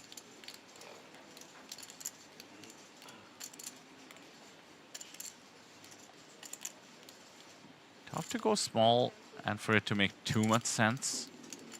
That is what Joris does, targeting the 1-pair hands. Technically, this opens you up to getting raised, but with the ace of spades in his hand, he's a little less afraid.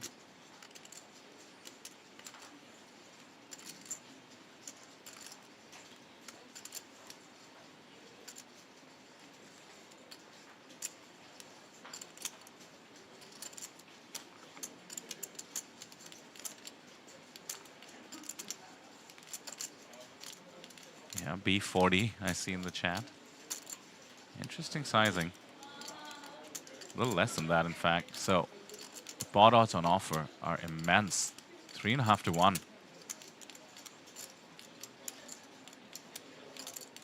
Would Joris be doing this with something like the naked ace of spades at this size? Lee's grabbing chips, and he does make the call.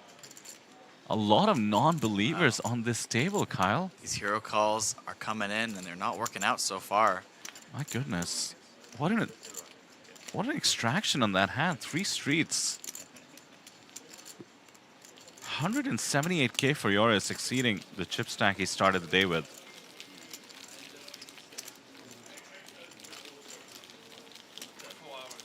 Absolutely impressive. And I think you're right. I think sometimes you go for it there with just the ace of spades as a bluff, but in that case, it was for value. Does get the call. Everything is a bit funnier after you've extracted 3 streets of value. I'm just joking, of course, Joris. Very chill guy. Yeah, Lee needs to reset a bit, not loving life.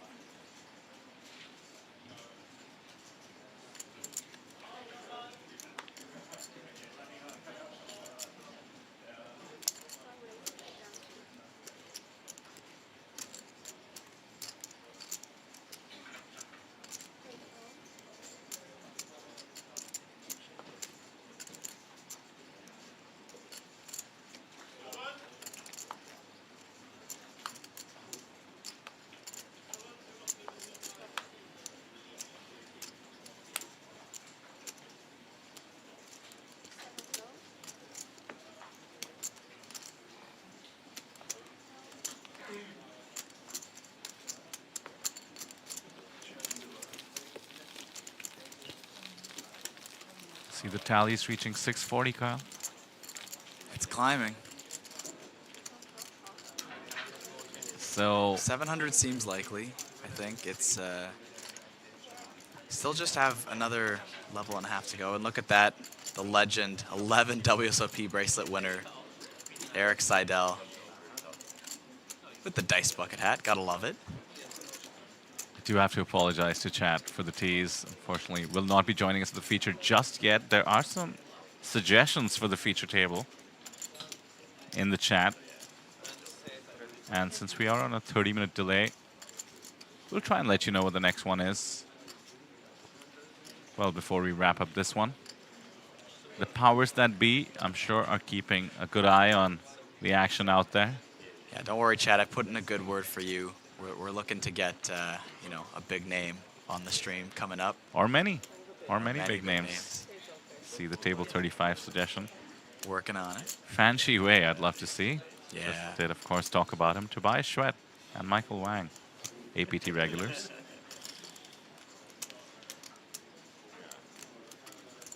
Few stories I want to track.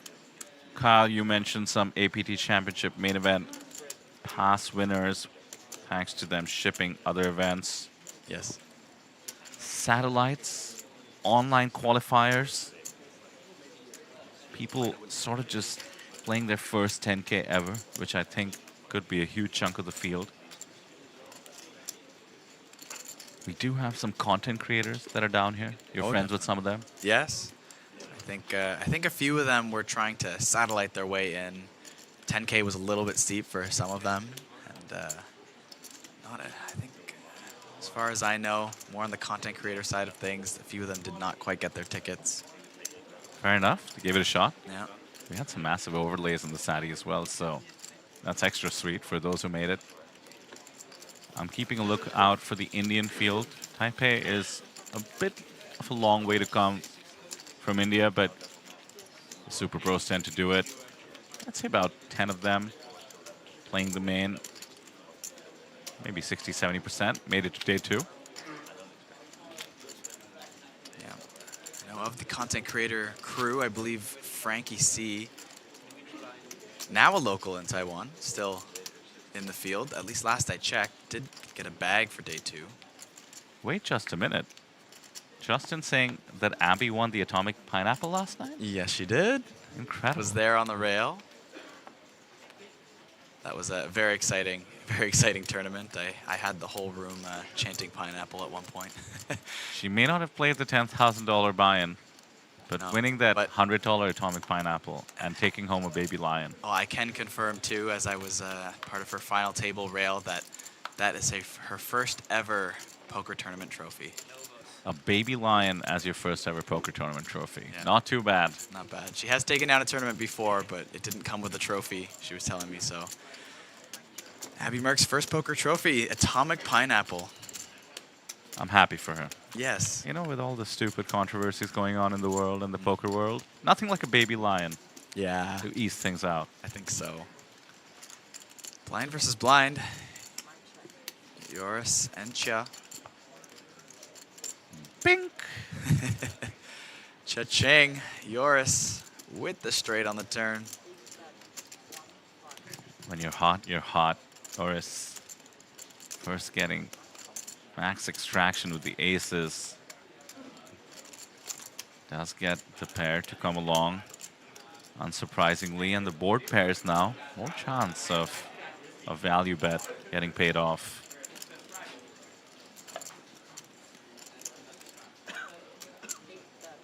Mind you, he does have the worst seat on the table. Cheer to his direct left. So I think action coming from him means a little bit more.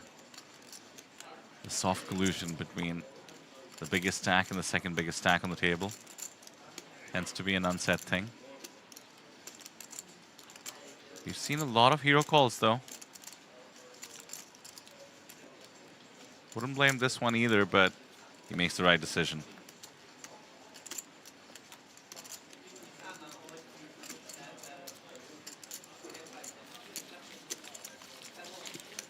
So are you one to kind of not want to get into big action with another big stack this early in a tournament? Is that sort of part of your tournament strategy? I'm curious. Because I think I have a different one, and I'm curious what our differences is. Well, I already heard you salivate at the thought of Right? 200 big blind value bets. Oh, but real quick before we miss it, look at that. Our most recent APT Jeju Main Event champion, Abraham C-Spin.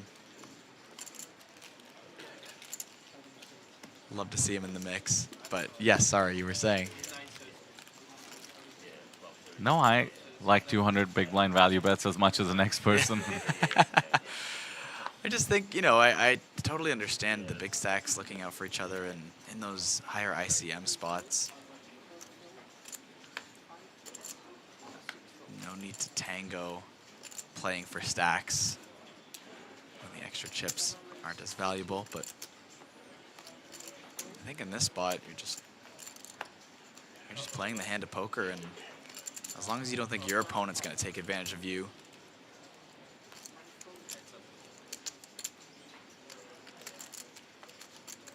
I think, especially in an event of this scale, there is this extra pressure you can put on the shorter stacks, constantly asking them question whether they want to risk their tournament life. And I do think that gives you a big advantage. So you're giving up that little bit of EV, that edge, especially if you're a very aggressive player when you take on the big stack. But pause all that because the absolute action card has appeared.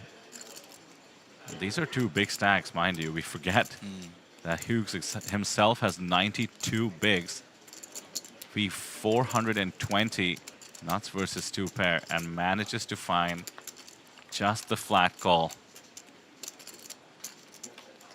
Brick River, probably the best card Chia wants to see.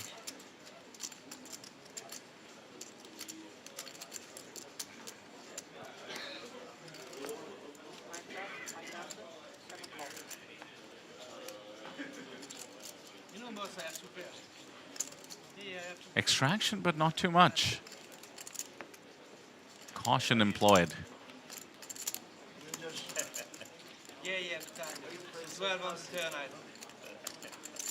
I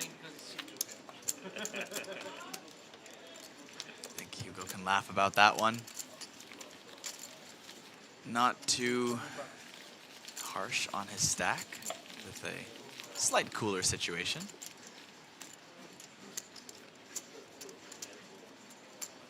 Track 9 all, boss. Last time I saw you play very aggressive. Very aggressive, me? I always have it, man.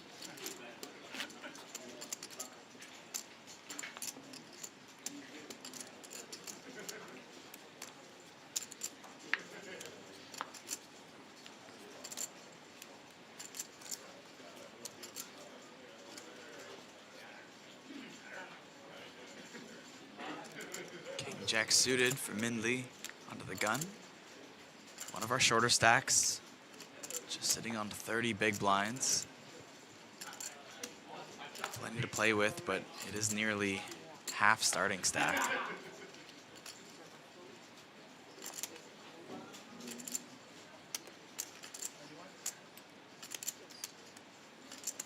Chip leader maybe considering an adventurous flat with queen 10 off.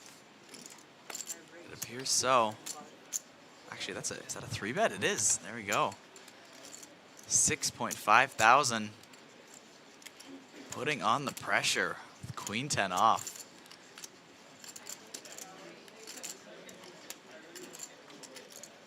You know, we were hypothesizing earlier that maybe it is this aggression that helped him build this massive chip lead. And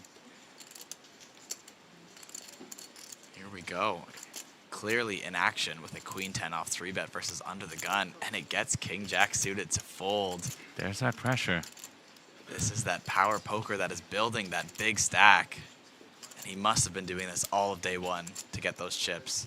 Sometimes you think, someone just got it in maybe a little too liberally and got lucky with a few flips, because someone's going to in such a massive field. There's always someone who wins a little bit more than their fair share of flips in a tournament. But watching the play on this table may just be a piece of that, and maybe largely just the pure aggression.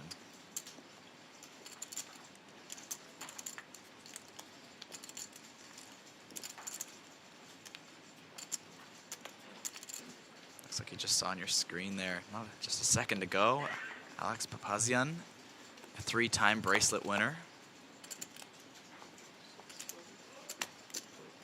Lots of bracelet winners in the crowd. Lots of handful of top 100 all-time money list poker players also in the field.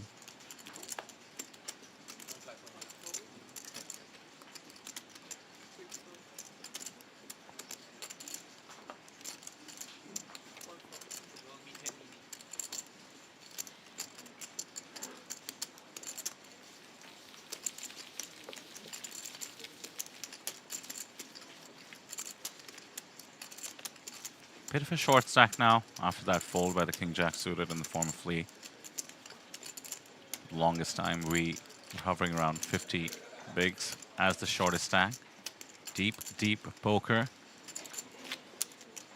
Yeah, we did have that 117 big blind stack. Of course, open jamming king queen off into kings for the end of their tournament life.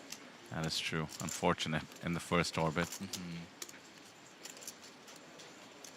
Probably signing up for all the events we have going on for those unfortunate enough to bust from the main. Let's take a quick look, shall we?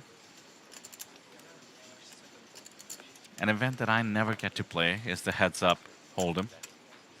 Ah, yes. I think my fellow Canadian poker pro David Coe just jumped into that one. Unfortunately, not in the main anymore. Yeah, there's a bittersweet element of being in any tournament today, I suppose. Yeah. Some other hold'ems. One is called the Towering Stack of Freezeout, which begins with a nice deep structure. Up yellow bounty.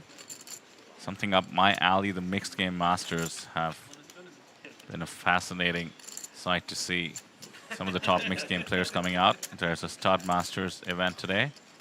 We do have our high roller, multi-day high roller.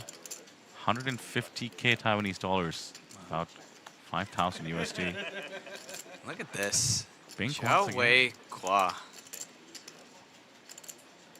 It's basically just turned on the pressure.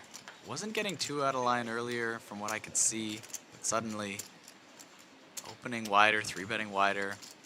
This time going to be looked up by 2 players. One of them, Sun Young Ryu, turning the nuts.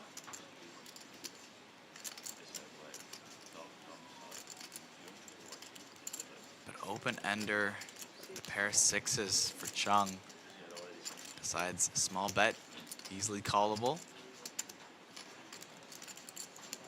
Doesn't want to hit the straight. Little does he know.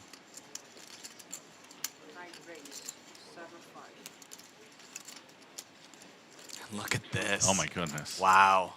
With the 9 blocker, Che Wei Kwa going for the raise multi-way. Putting aggression illy timed into the nuts. I think he figures, given the button range of Ryu, it has to be precisely 9-8 or nothing for him to be raising, or rather betting into 2 people. Yeah. And blocking one of the 9s. Even though it doesn't make too much sense for him to bet the flop check, turn and then turn it into a check raise against the button. I really, really like the aggression. So now the trap has been set in position with the nuts, and there's the brick.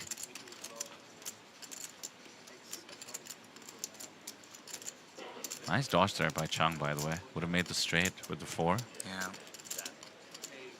Chia actually saving him a bunch of chips. Oh, yeah. And there is the 15,000 donation.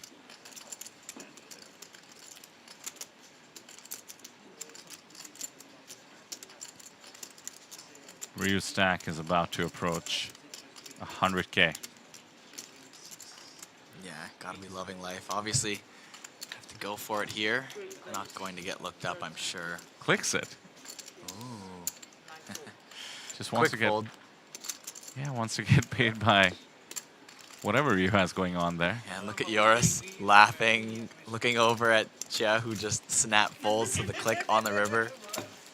Goes, I think you're full of it. Maybe this guy is starting to get a little aggressive. Maybe he is starting to bluff a little too much. Chia took a decent dent in terms of big blinds in that pot, and it's a rounding error to his stack. Right?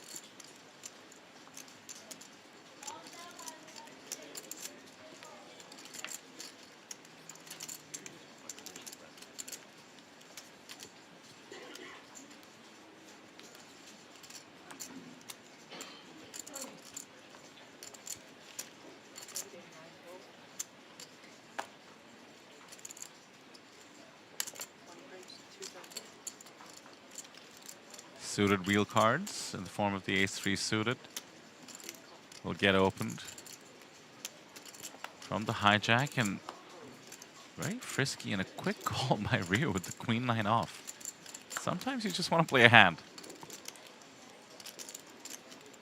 Yeah, we saw the queen 10 3-bet from the button. This time just flatting. Sorry, it's Young. I don't know why I thought that was Chia who flatted there. I think that's why. I think that's given the wide flat. That's what I was thinking. It had to be. Have to have a lot of Didn't chips. even look at the name. Yeah. Well, this is how you get into trouble with Queen 9. Second pair. Every player does connect. Pair for everybody. Lin with the best of it.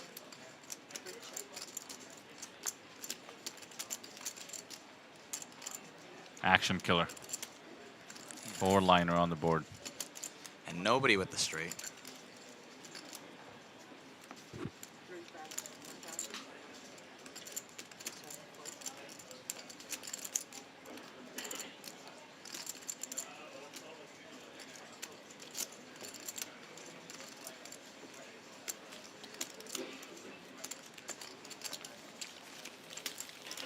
We'll get one more hand in before the next level. There we go.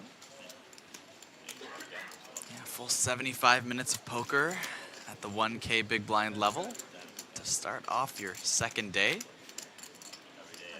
Going to 1.2. Yeah, barely small notice it. increase. Yeah. 15% decrease or so in your stack in terms of blinds. Do have Anthony Spinella joining us. Just one bracelet. We already saw 11 bracelet, 3 bracelet holder. You only have one? Very impressive stuff here, but that just goes to show how stacked this field is at the moment. Love his Instagram bio, by the way.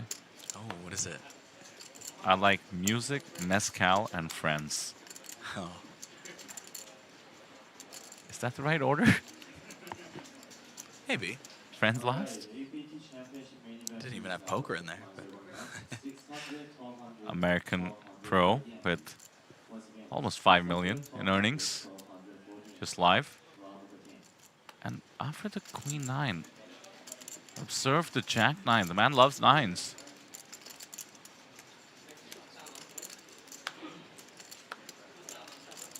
$6K 3-bet. After all the stories I heard yesterday about some of the wild plays we saw on the outer tables, I'm starting to want some fireworks on our table as well, and my wish has been granted, it seems. No kidding. And it's a Jack and a 9 on the flop. The poker gods rewarding the bold. Top 2 for Xian Young. And he checks it. What in the world? And the 8 actually gives a bunch of outs to the pocket 7s. This is an absurd hand. It's a decent pot in the middle to fight for 15 bigs. And now Lin makes a small bet. The way Ryu has played his hand, it looks like ace-king, ace-queen, ace-10 suited. Why else would you check on the flop? Well, it turns out to get a 5K bet from your opponent that you then raise up to 20K. And 15K, the ask is almost 50% of Lin's stack. This is sickening. Yeah, he's had to fold out all his equity.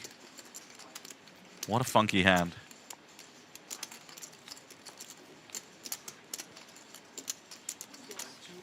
This guy's tricky. Kings. Top 3 in front.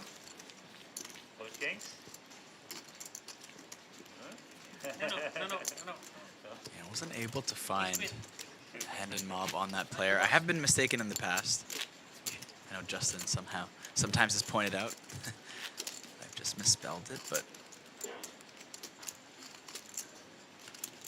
We're no Justin Fairbanks, but did find a different profile on him that seems to suggest his poker earnings are in the few thousands of dollars. Okay. So, could be one of the recreationals that we're always looking out for, and certainly his style of play is an entertaining, non-theory one. yeah, well, you'll have to see it. I mean, $10,000 normally reserved for high roller crushers, but when you guarantee such a massive event, $5 million and a freeze out, that's when you attract people that have the money to buy into something like this, and they just want to go for it and take their shot at a massive prize pool and what is now a $1 million top prize. Chance to become a millionaire in a freeze out. Why not?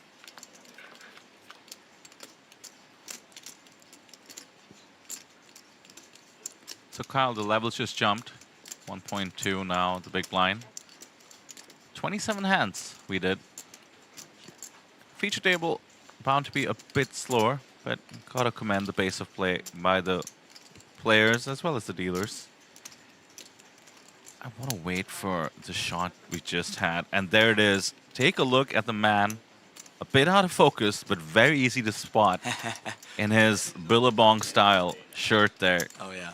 The one and only Daniel Nielsen finishing second in the Superstar Championship just last night in one of the most incredible final 3-player coverages I've ever done in my life. The man was swigging Black Label directly from the bottle when he would double up and made an incredible bluff, a 3-bet bluff with Queen 3 off for essentially the tournament. Some may call it a punt. I myself wouldn't dare. Maybe the more entertaining option of the two. What a sight to behold, and here he is in day 2. Obviously jumped right back in to the mix.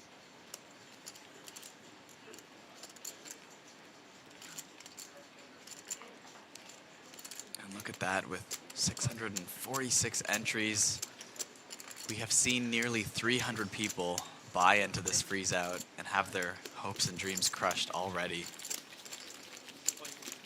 Yeah, half the field gone. That is tough. I suspect once we close registration, that's going to be about 90 minutes from now, including the level jump. Take a look at Dominic Nietzsche, joins us for many APTs. 21 million in live earnings. The GTO wizard himself.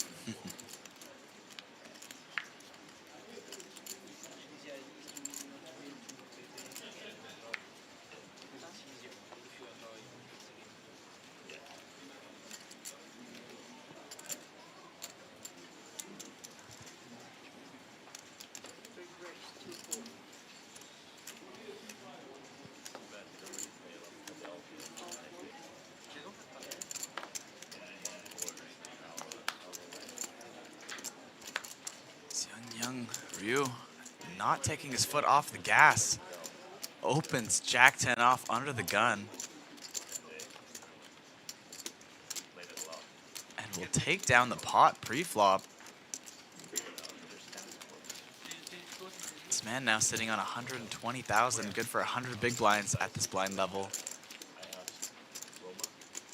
Decided to come in with aggression suddenly, and just recently seemed to be fairly quiet up until now. Maybe noticing a shift in table dynamics, getting to know his opponents a bit better, just deciding, change of heart, that, hey, I want to win this thing. We gotta play some poker. Can't wait for the cards. Time to just start being aggressive.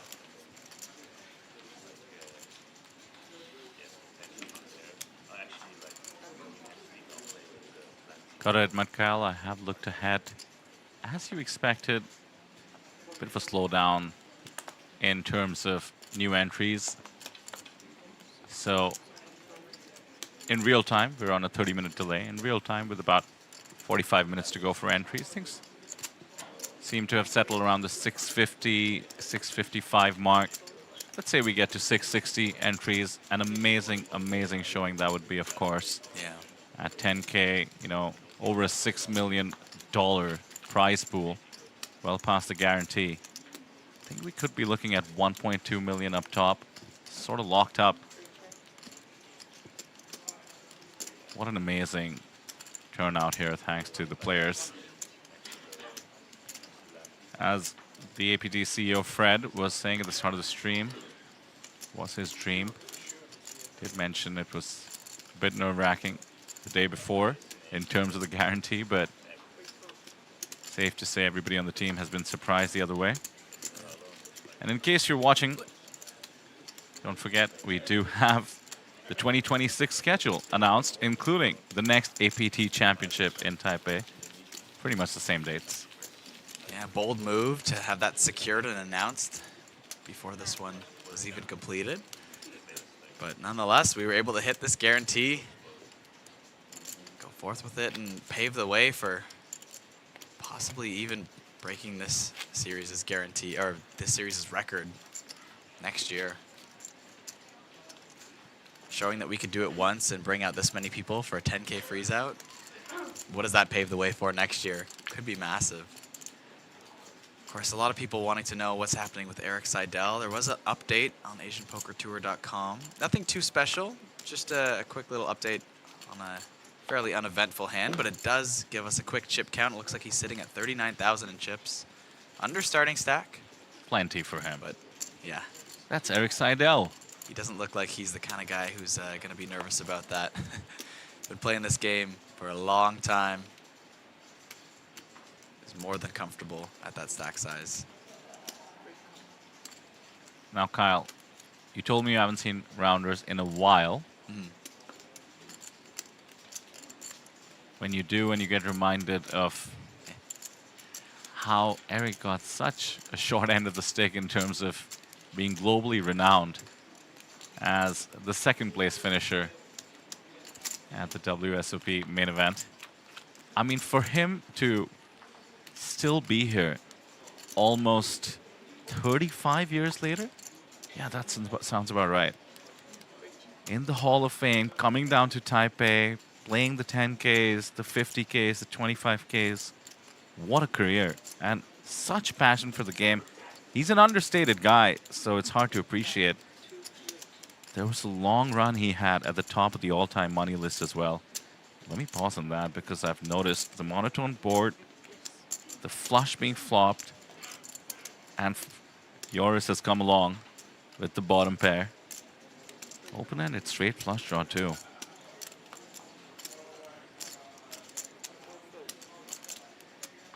Yeah, it doesn't get much better than that for the player with the newly found aggression, Seon-Young Ryu. Board does pair. Flush. A little bit less of a nutted hand, but still incredibly strong. Goes check, check on the turn. And look at that double paired board. Somehow, Joris Mikkel finds the best hand on this run out. And what started off as almost absolutely unbeatable hand, unbeatable flop for Sun Young. That's insane. How'd you do that? Dead on the river. Checking through the turn.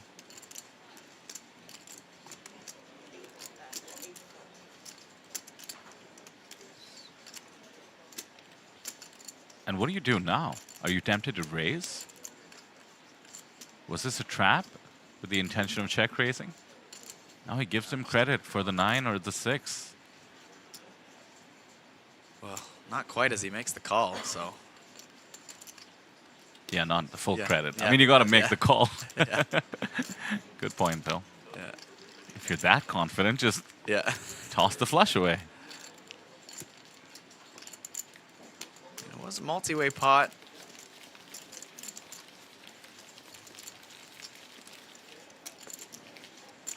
There's Samuel Muller, another bracelet holder in the mix.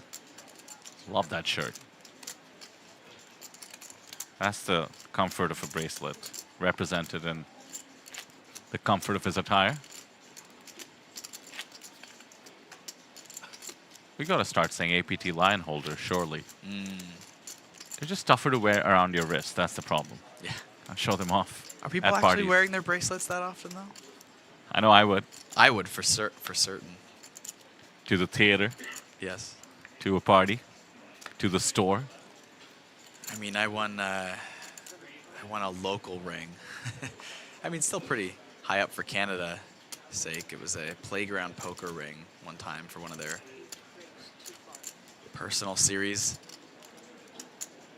And I wore that thing quite a bit. That was very fun. Look at this. Queens for Joris. +1. Yeah, coming along with Jack 10 off in the hijack. This is just way too loose. Is Jack 10 off? I know you have a lot of chips. Joris has a bunch as well. 100 and what is it, 60 bigs or so, I think. Yours' stack has been just going one way. It's like Tesla stock. Started with about 133. Now the over pair versus the top pair. Tricky, tricky. And Yoris decides to check for pot control. Also playing it like a trap. That's the thing. When you're out of position and you're facing a stack that's double yours at these depths, they get to decide how big they want the pot to be. Safer route is to check. Plays it like a check call. Brick on the turn. How big does this pot get?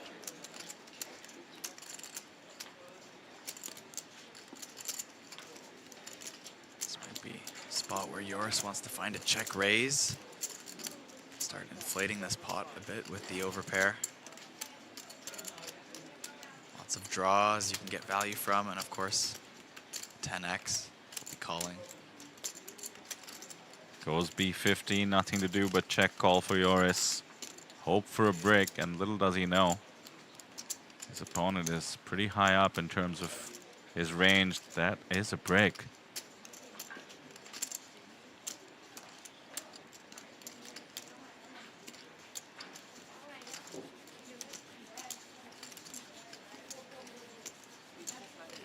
Nice check there by Chia. Doesn't lose anymore.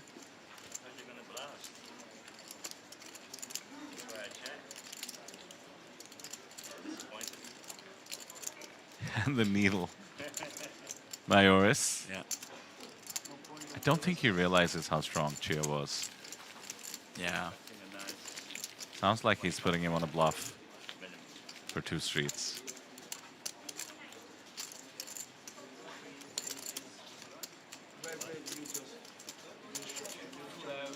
I did like to see the adventurous 3-bet there from Chia. That was very fun to watch, but these looser flats, maybe venturing towards a bit of winner's tilt, might you say it? You got that big stack and you just feel like, I can play these pots. Just see if I hit, see if I get lucky, play post flop. Kind of folding his boring mentality. And this queens back to back for Yoris. What in the world? Same suits too? Yeah. Deja vu?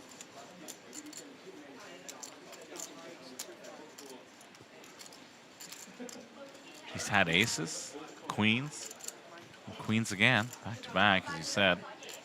And Chia comes along with ace deuce suited. I was about to agree with you, Kyle, about the winner's tilt, and I thought maybe crossing milestones sort of alerts you to that. He dropped below 400k, but clearly unaffected, just calls +1. And this is becoming a family situation. Ryu, 8-7 of spades. Spades everywhere, my goodness. King 10 suited. Comes along from the small. Let's see if the big blind wakes up with something reasonable. King 5. Getting a massive discount. 5-way though. Dangerous. Literally needs to flop trips to have any comfort at all. But here we go. Yoris hating life with the pocket queens.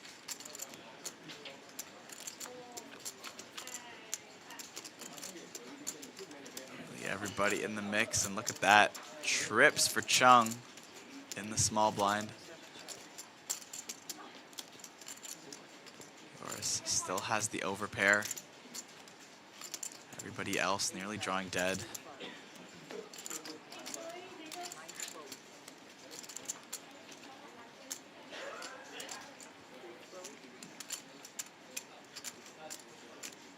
Too often, you'll see 5 ways to a flop in a main event. 10k buy-in.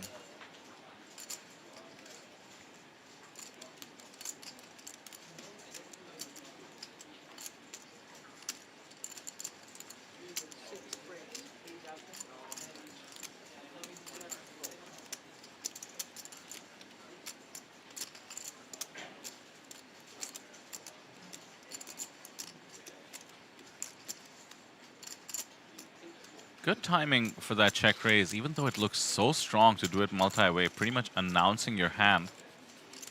Yoris has a hand that feels the need to see at least one more street. Paint, but not a queen.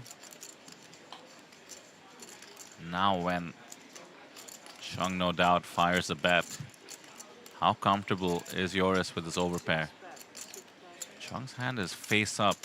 I just don't see him doing this with a draw. A hard draw, I suppose it would have to be. You tend to see a lot more check raising with pocket threes in this situation as well, hoping opponents have a 10. But look at that, gets another street of value with a very small bet on the turn, and disaster on this river. Joris rivering the boat, queens full. How did he do that? Joris surely putting Chung on a 10. Calmly calls the turn as well and just hits the 2-outer on the river. I mean, is this guy running hot or what? And 11K is the bet. The only question is, can he go for all of it? That would be almost 4x of the existing bet. Does he go something like 2.5x, 3x? Oh, he's deciding to go for it all.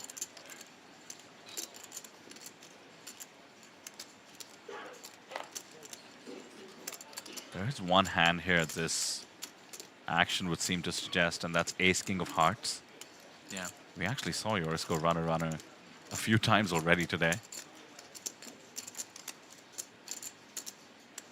Chung does block the king, but it's a king of spades.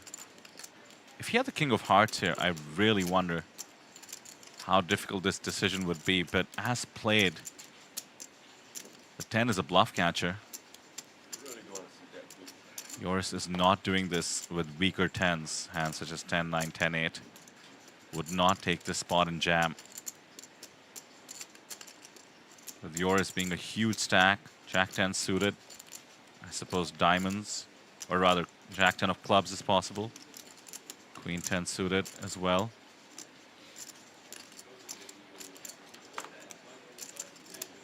Of course, Jacks and queens. Too many hands he's losing to. Chung has no idea how unlucky he got with that river. He'll find out on the break, but Joris climbs up to almost 250K. There's a massive stack here on day 2 of the main event. Over 200 big blinds for Joris Mikkel.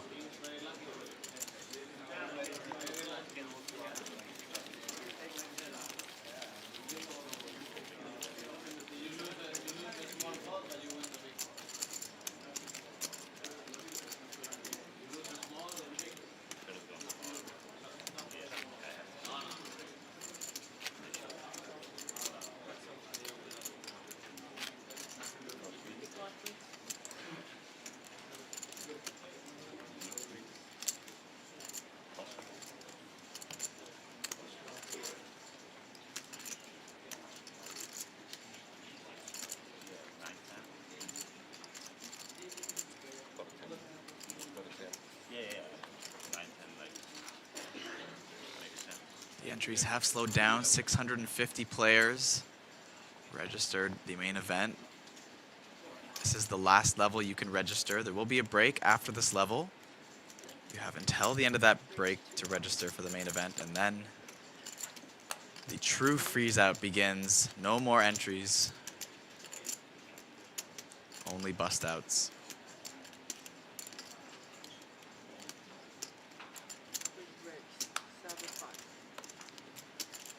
With a certain poker documentary in Poker News, I think Only Bust Outs is a cool name.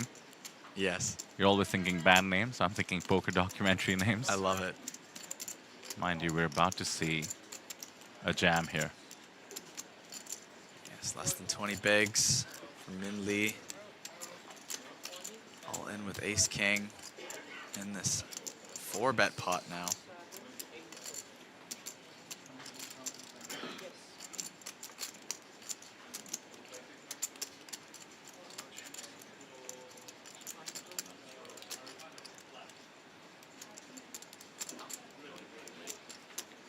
Not too much more to call for Xian Hyung. It is a 4-bet pot, but 10s just have to flick in get the it chip. in and see what runs out. His stack can take the hit to the extent he loses the flip. It is Lee at risk. Super active in our table. Was in some difficult spots, made some hero calls. Time to see if he can find the double. Each of these situations feels like just another ordinary flip, but cannot imagine what it means to each of these players as we head to the flop.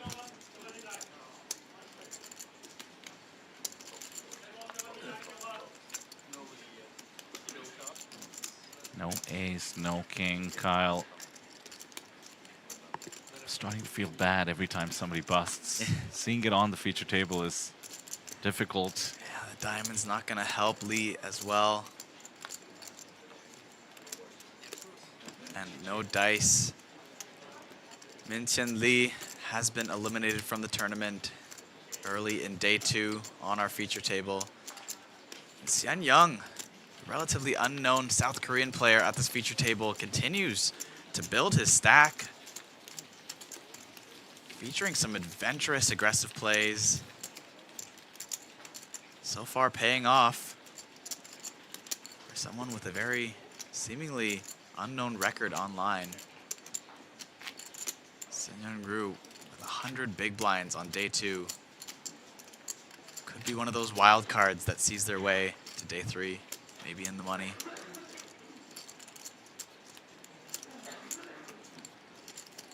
At the end of this level, we'll take a break and the registration will close. We will have a final count for the number of players, how many players make the money, how much the first place winner gets. My guess is 1.2 million at the moment.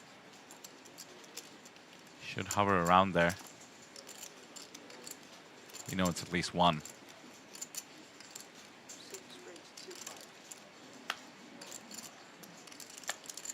Dreams will come true over the course of the next few days. Cannot wait to see what happens.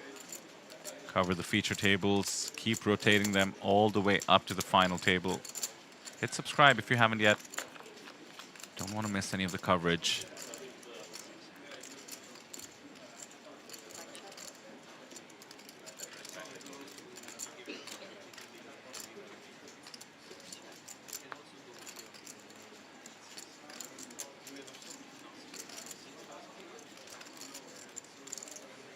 Also, big thank you, as always, to our sponsor here at the Asian Poker Tour, Natural8. We do have Natural8 free rolls happening every single day, with the passwords being given out live on the stream. Today's Natural8 free roll password is all in time. Oh, that's ominous. Right? All in time. Interesting. All in time, A capital, T capital. Yeah. Paste it in the chat in case anyone needs to use it.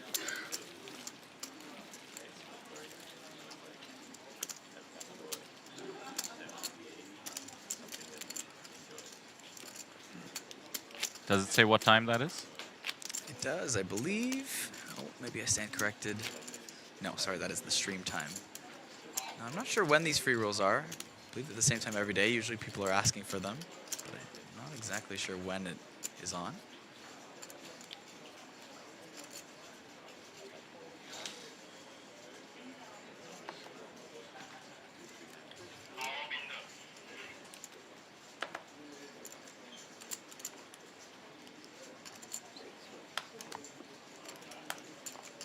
The way Chung has been playing, I'm surprised to see him fold the baby one gapper.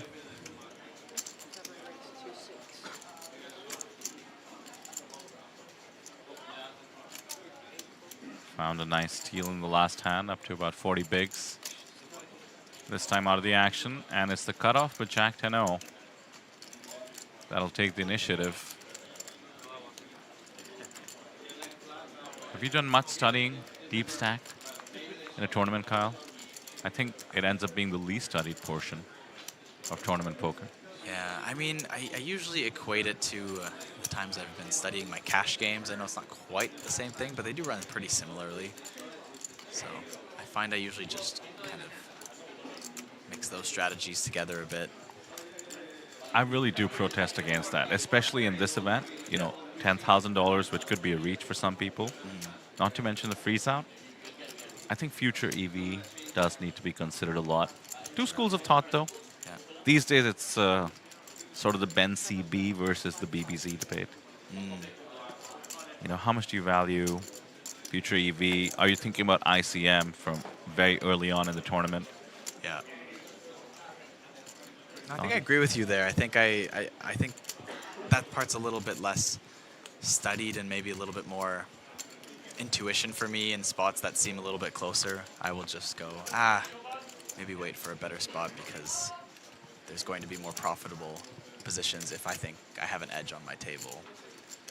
Yeah, to those of you new to these concepts, I just like a simple thought experiment. You enter the tournament, let's say 50K starting stack in hours. You double up, you have 100K. It's not worth 2x the buy-in, is it? With 4 days to go. On the other hand, if you lose it all, that's worth 0 buy-ins. So there's an asymmetry there in tournament poker.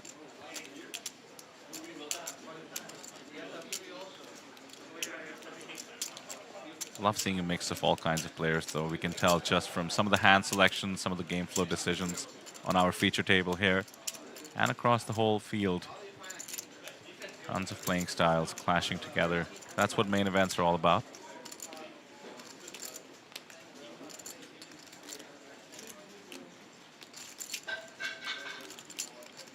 There's the 60% continue. Lin's hand is unfoldable in my opinion. But how often are you just going to be up against an overpair and drawing so slim? I think having that gut shot, which does function as a 2-pair draw against an overpair, could make the difference here.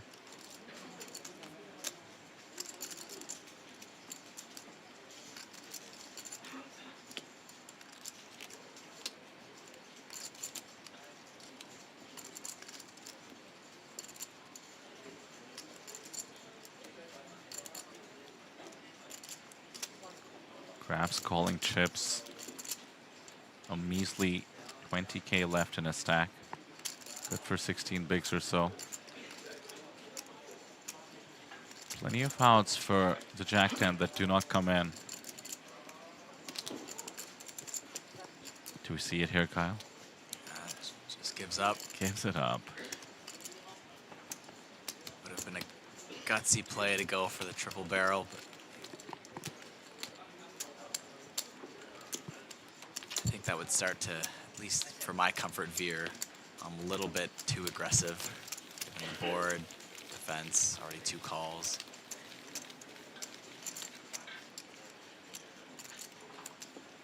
You know, one of those things where it's like, yeah, you do have a blocker to like the nutted hand, but your opponent's also going to call with less nutted hands that are just high up in their range anyways. So.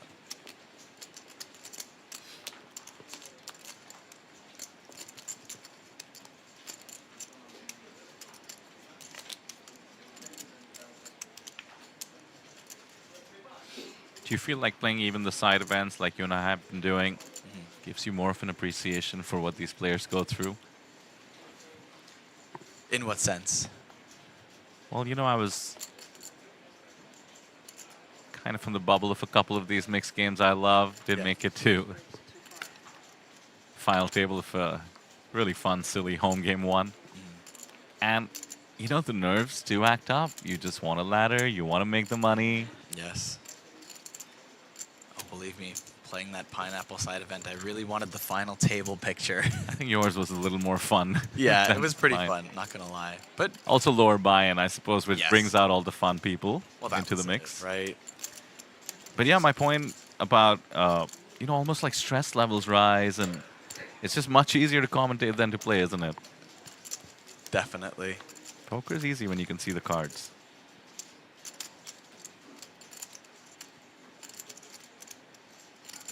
No player connects on this one. Pot up for stealing. Chung has to be feeling as a stack of just about 35 bigs battling these ginormous stacks that can't really risk too much. And now the ace. Chung and Chia chopping at the moment.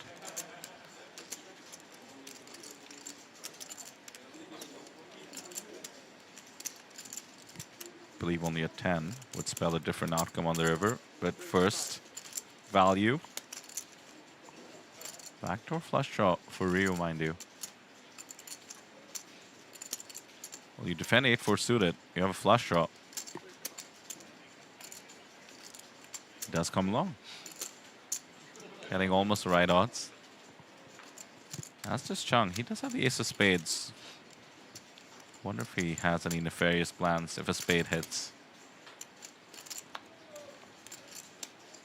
And a spade does hit, and it's a 10. The only out for Chia to steal this one and get the check mark instead of the chop. And Chung does not execute any of the nefarious plans, but now with the front door flush coming in. Yeah, Chia just takes the showdown.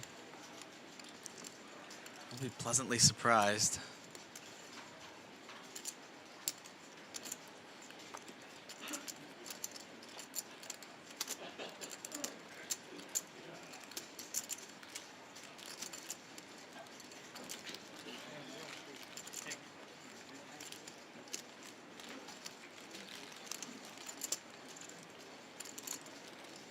Small one going Chia's way, almost back up to 400.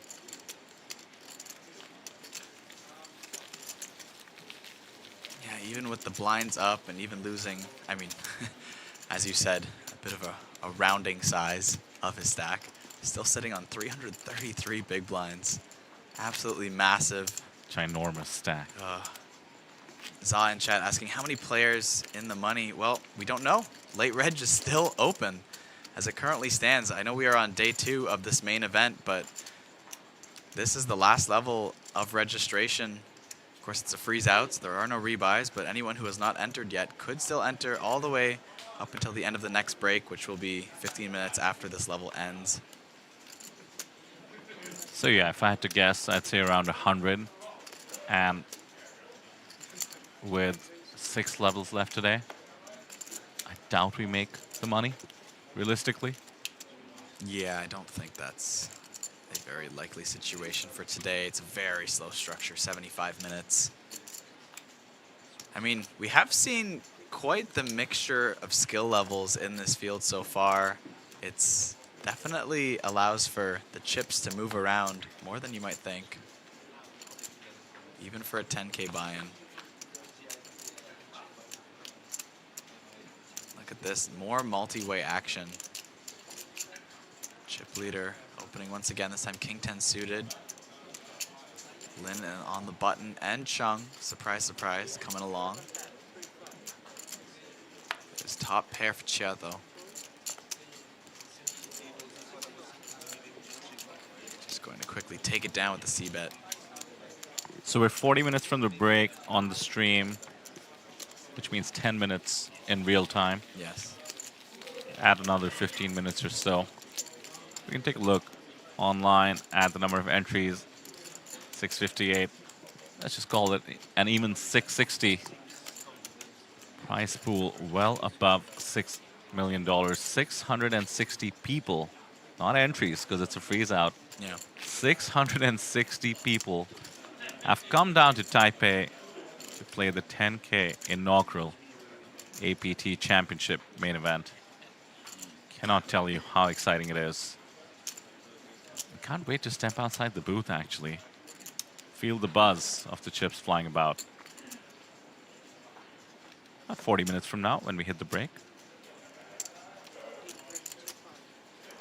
Yoris has some suited Broadway. He can get in the mix after a while. Opens UTG, goes smaller than he has with some of the premiums. But what do we call it? The lazy open? The 2.5K? Just the right well, especially amount when of you're chips. getting shorter, right? And sometimes those extra chips, that 1/10 of a big blind, you know, starts to, it doesn't add up on its own, but it does inflate the pot a little bit for post-flop play. Flop is favorable. Any inflation currently would favor Yoris. Top pair for him, bottom pair for his opponent.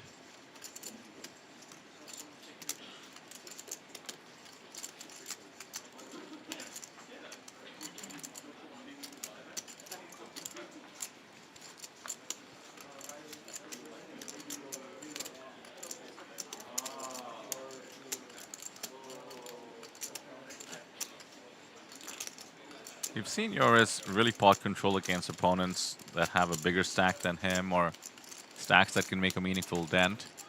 Yeah, I was curious if he chose the same route here against a big blind range. Certainly with the 9 coming in. Check is the cautious approach. Now just bottom pair for Hughes. Thin value by Joris. Love it. It's also the kind of card that you would represent if you were bluffing. King on the river. Does not get paid off.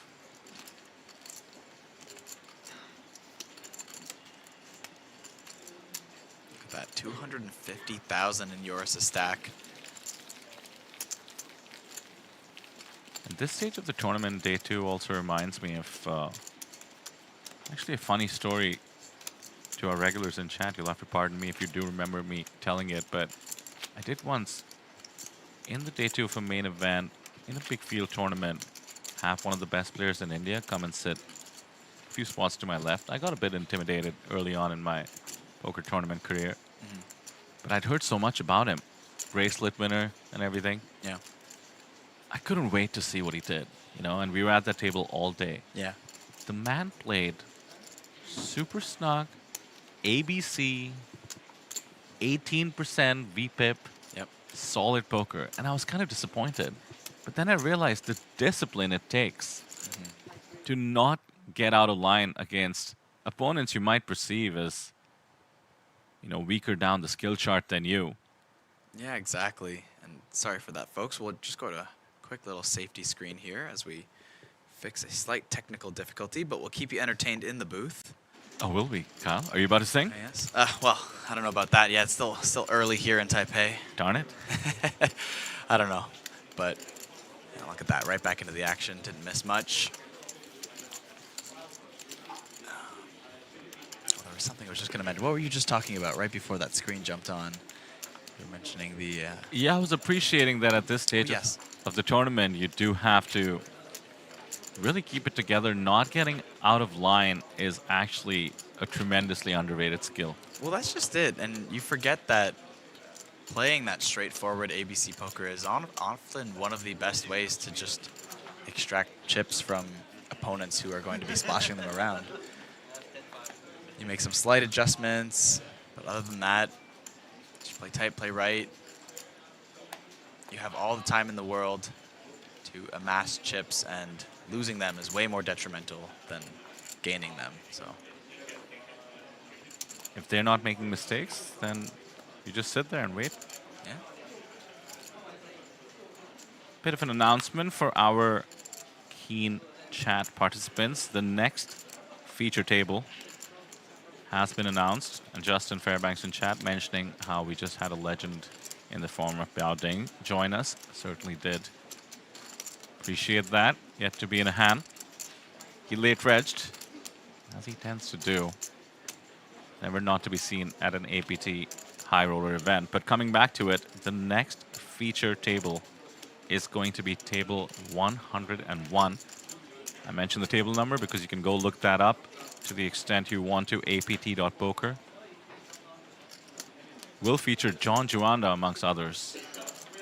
Super excited to have him join us here at the APT. He's been playing all kinds of events, was in the 3K, high rollers.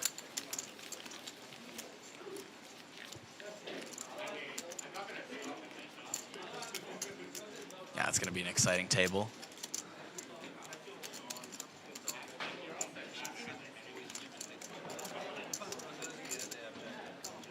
And be coming up shortly.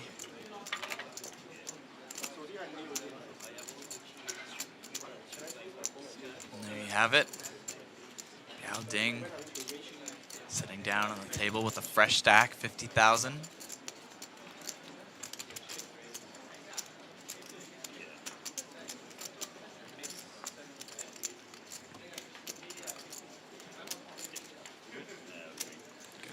40 big blinds.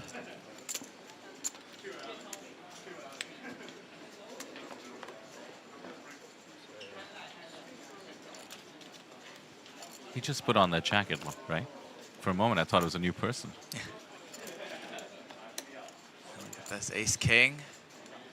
The man who's not afraid to play a bunch of hands at this feature table. Chung Tan. Just sitting on about 30 big blinds now. One of the shorter stacks opens ace-king in the hijack. Joris looking down at a middling suited connector. Uh-oh. Tons of chips in his stack. Those blues are 5Ks, mind you. In comes the 3-bet.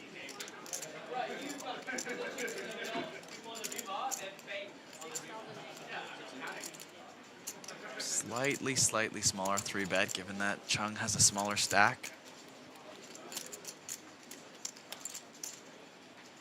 The pink's 500, the black's 100, the yellow's 1,000.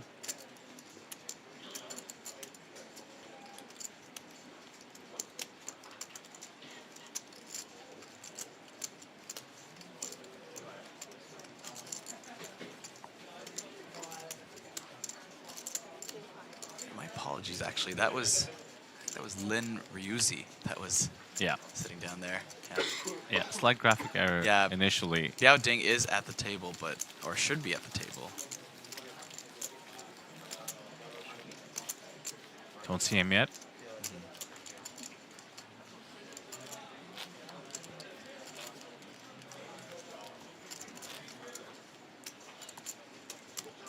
Justin Fairbanks in the chat pointing out that Lin also was somebody who just late retched. You can see up top 657 entries. So Lin joins us from Singapore. You can see his exact starting stack. Imagine just waking up, Kyle, coming down and just max late retching the 10K. Oh, especially after some of these players have already had a potentially, 10+ hour day yesterday. And Joris is just getting hit by the deck. It hasn't worked out every time, but aces, queens, backdooring straights, backdooring full houses. Now kings versus ace-jack suited, and somehow... Not even a 3-bet from Xian Hyung. Radar on point. That could have been massive action. Cutoff versus big blind, but the upper range defend from Xian Hyung. It's just 6.8K in the pot. Both players with tons of stacks behind.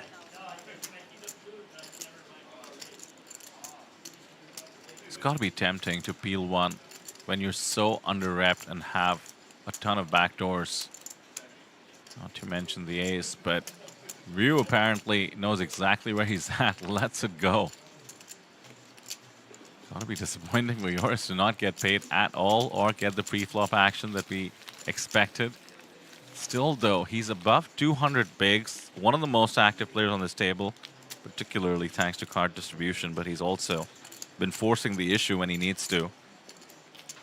Very much a force in this table, and I think on the break, when the players catch up on hands, they might approach the rest of the day differently with him. Started the day with 133K, now to 240K. A little bit more than that, actually.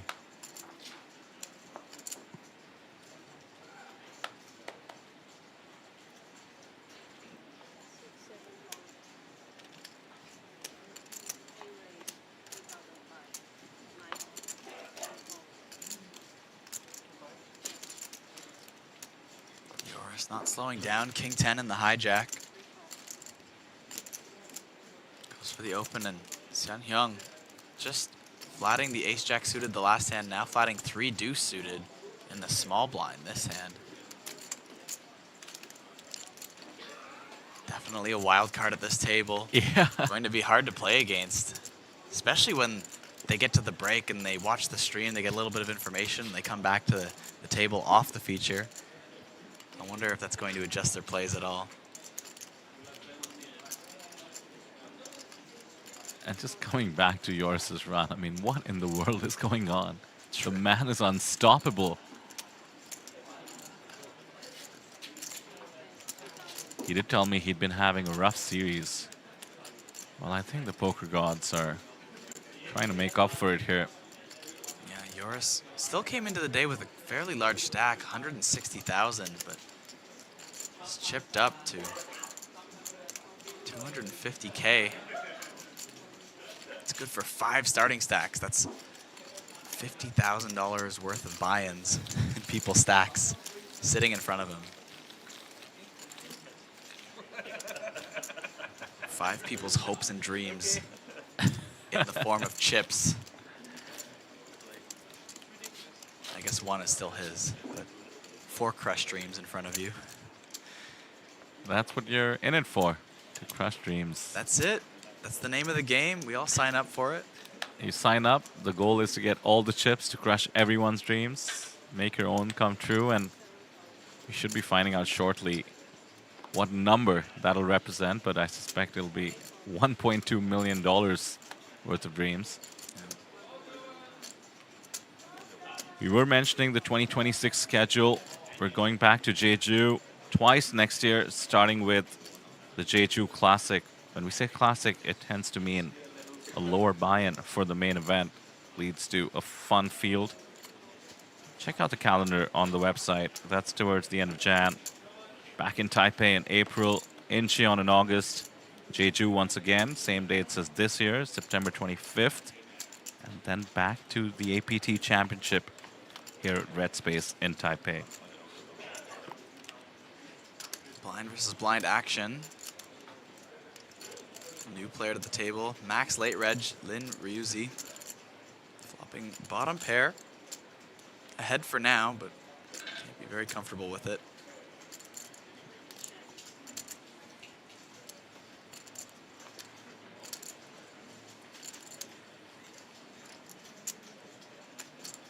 Check, and board pairs up on the turn. Maybe a spot where threes can throw in a big blind. Hope to get some protection. We'll do just that.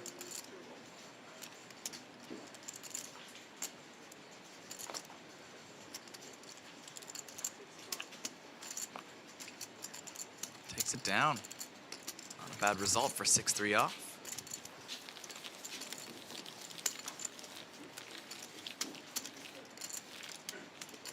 Justin in chat with the needle. East Asian Poker Tour, he says. No Fukuoka or Manila next year. Well,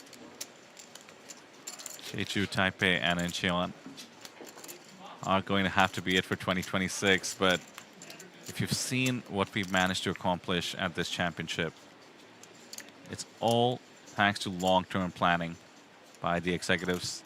And I've been hearing plans have been laid out going all the way to 2028. So keep a lookout for everything we have on the schedule.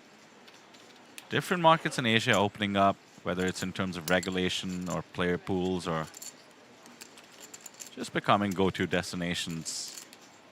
Do have our eye on all of them.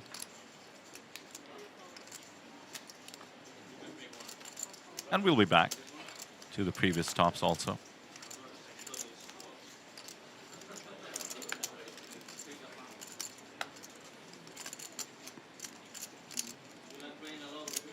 Suited for Chiming Lee. And Hugo defending Queen Jack in the big blind.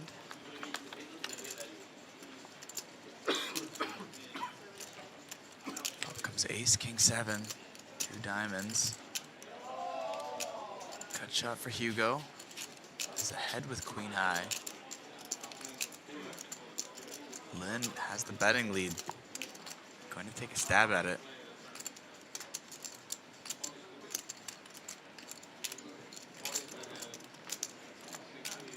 Makes the call, and we go to the turn. Deuce of diamonds.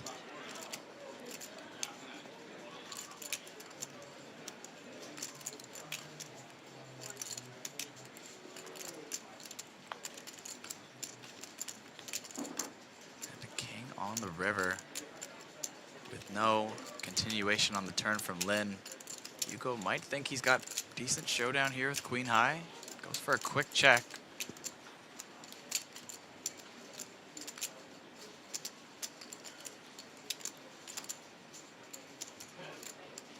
Lin deciding he doesn't have showdown. Tries to represent the king.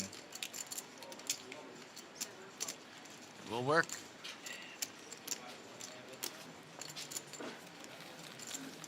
Chi Ming Lin, another Taiwanese local. Looks like he had a small cash in the Ultra Stack Championship this series. Only 25K in cashes lifetime. The min cash here would be an astonishing add on to that record. 6 minutes of reg to go in real time, Kyle. Of course, we are on a 30-minute delay. 665 entries.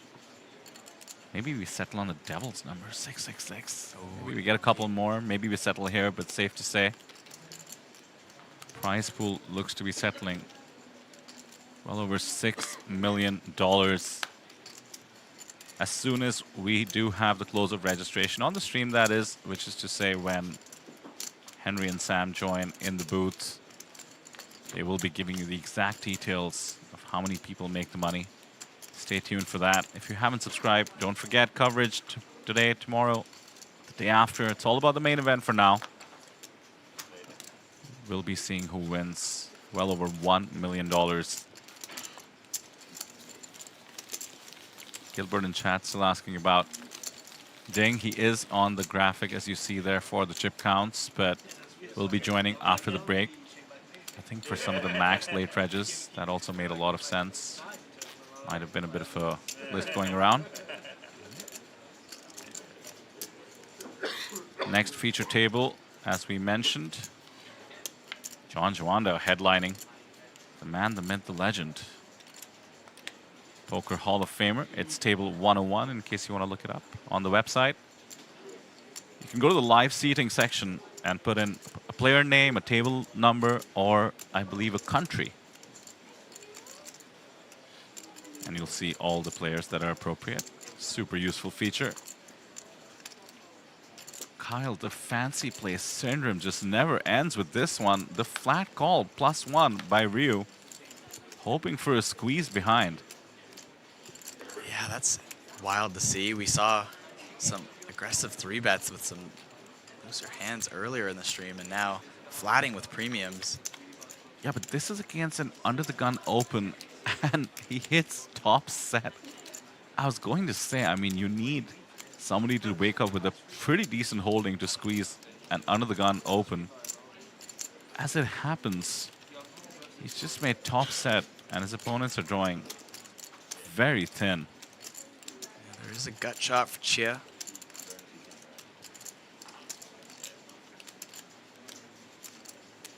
Xian Young, the absolute best of it. If you've been trapping thus far, why not trap again, giving Chia the gut shot odds to come along. And look at that. Everybody into the turn. Oh my and goodness. And the Nightmare 6. How does that happen? Chia Wei Kwa turning the gut shot.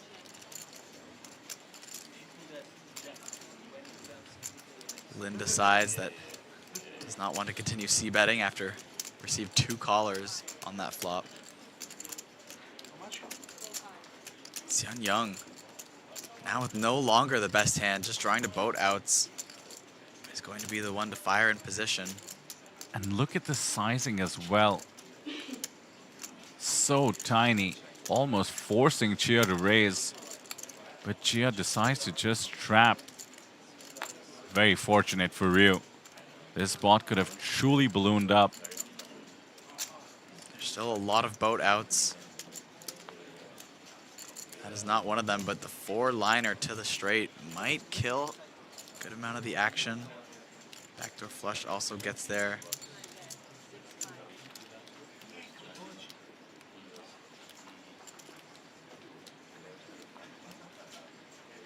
Check call twice and now shows the pocket kings. That is going and to be folds. massive information for the table.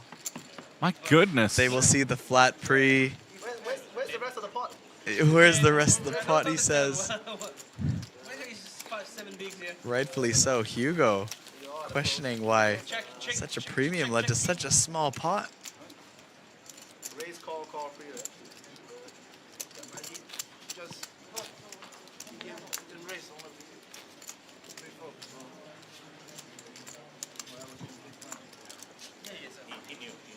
He knew. That's okay. First you play the way you want, then. I don't mind.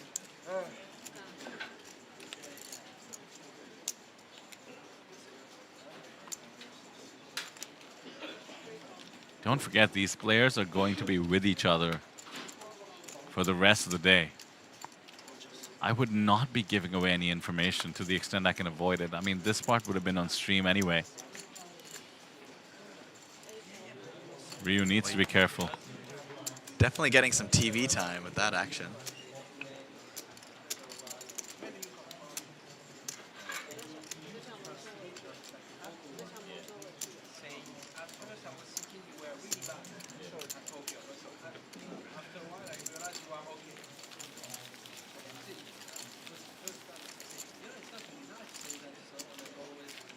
Bunch of stacks, hovering around 40 to 50 bigs, clustered together at the bottom. Yeah, starting to get into that more typical tournament poker stack size, even though those are our shorter stacks at the moment.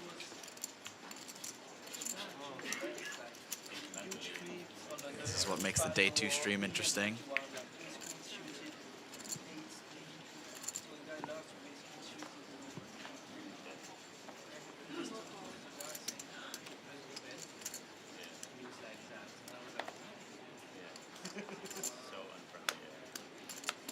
I feel like Hugo and yours are still talking about that king's hand, yeah. So let me get this straight. You flat pre-flop. Yeah. That's the thing. If you're seeing your opponent do that, and you know, you might have a little bit of expression, emotion at first, but kind of the play to just take quiet note of it and move on with the hand. Yeah. The more you talk about it, the more now you're giving information to your opponent, saying, you know, I think that play was weak, or I think that I'm going to target you as this kind of a player now. And oh well, Kyle, look at this pot brewing. 2 flush draws and bottom set. Chia is back up to his tournament chip leading stack, 420k or so, and now has bottom set. And this time around, he is going to bump it up with the nutted holding. Very tiny raise, though. This is interesting. What do you do in Ryu's shoes? The loosest player at the table, and now the whole table knows it.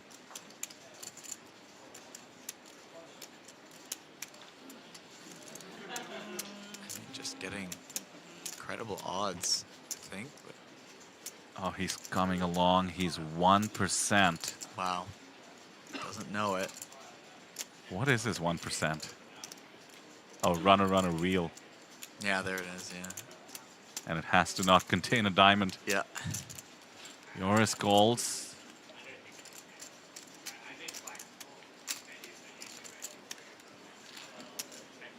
Diamond would be disaster for Ryu. Instead, it comes the jack, checkmark, the full house for Chia.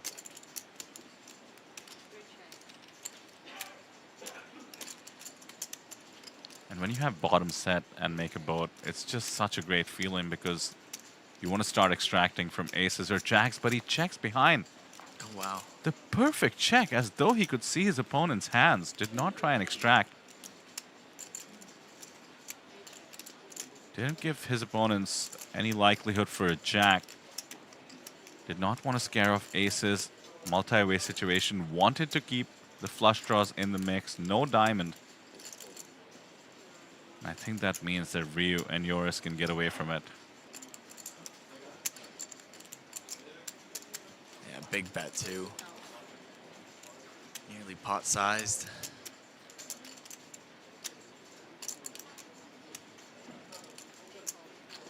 No more value, quick folds, but 441K, Chia Wei Kwa. More than what he started with today.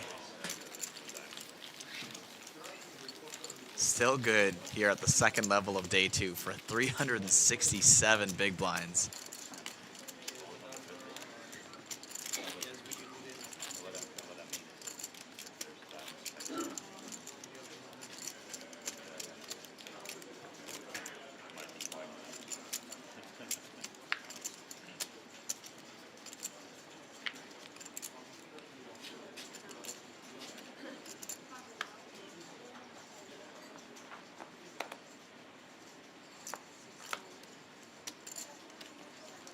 Minutes away from the break, the first break of the day.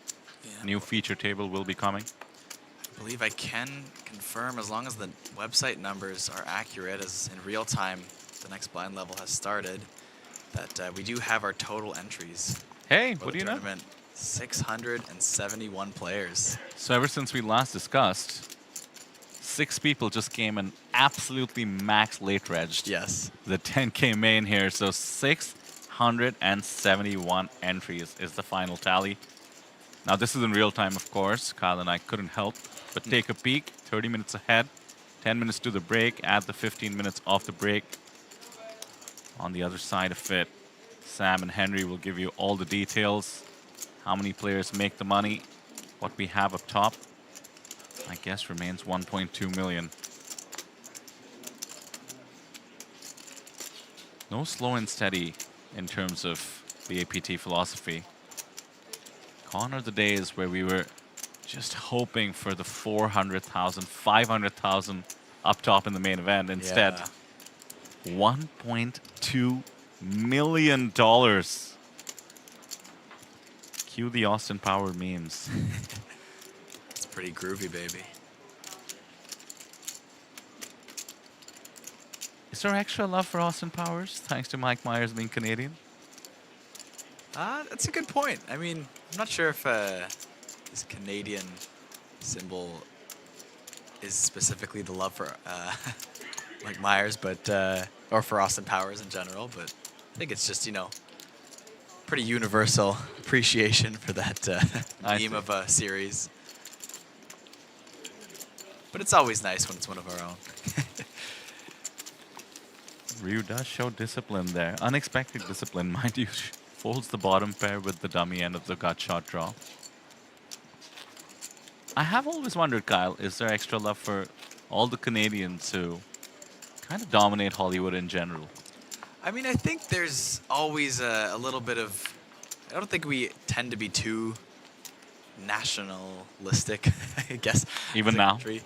I mean, there are times when we feel a little bit attacked, but nonetheless. You know, Deadpool, for instance? Are you extra rooting for Deadpool? I think it's just nice when people tend to think that we're not on the map or don't have anyone super notable on a global scale. And they go, oh, that cute little country, Canada. Who's up there? We go, hey, we have people. I like to point them out. And who would you say is the absolute biggest, at least pop culture name out of Canada? Oh, I mean, well, there's, what is there? There's Drake. I mean, apart from yourself, yeah, Sam, okay. Greg. I mean, there's the music scene, which is always pretty notable.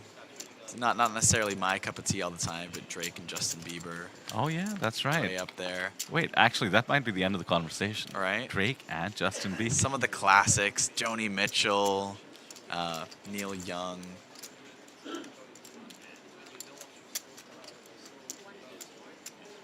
Hey, Justin Fairbanks in chat with the clutch information. Our friend from, was it the Super High Roller stream? Who is this? Oh, Hikaru. Hikaru's Yes. running us. Max late regging. Oh, love to see it. She is the Japanese sensation. Really showed up the pros at the Super High Roller.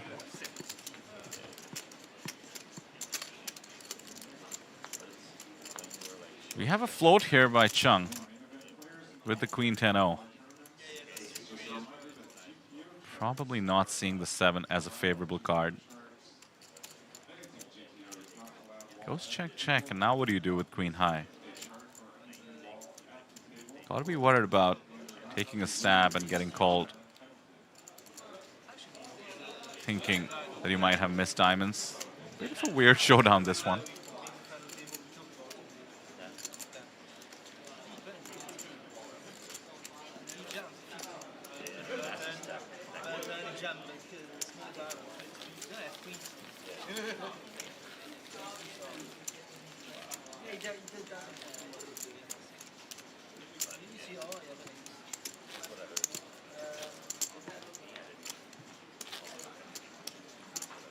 Looks like there's just about 8 minutes left in this level.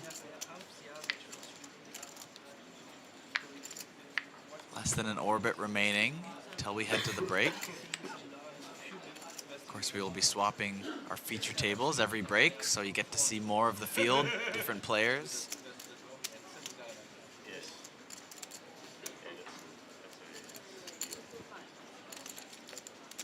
And take a quick look at least the flags of the next feature table. I see Japan, Malaysia, Singapore, Romania, the Philippines. Of course, John Joanda.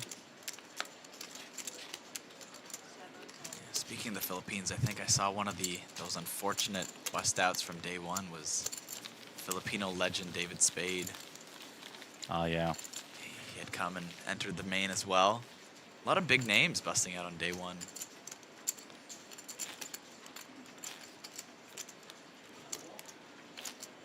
Also Thailand in there in the next one.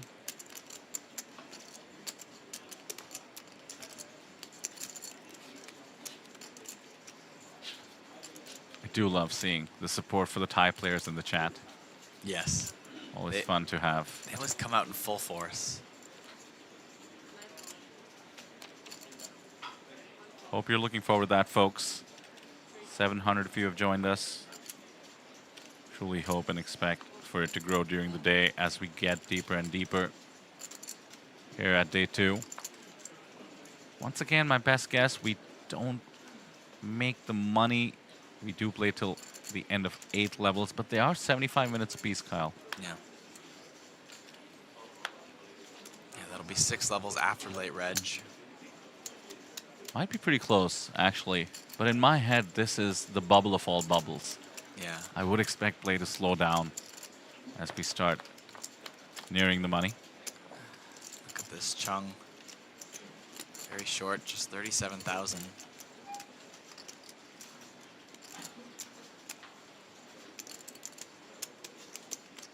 Still deep compared to the blinds, but short compared to the average stack going around the table. Yeah, he doesn't have too many 1Ks. Puts in the 5K chip, but announces his bet size. That graphic should surely correct shortly.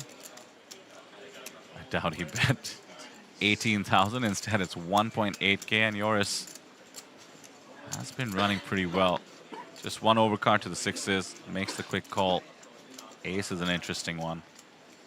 Both players can have it as played. The buttons range should be a bit wider, but Chung can start repping.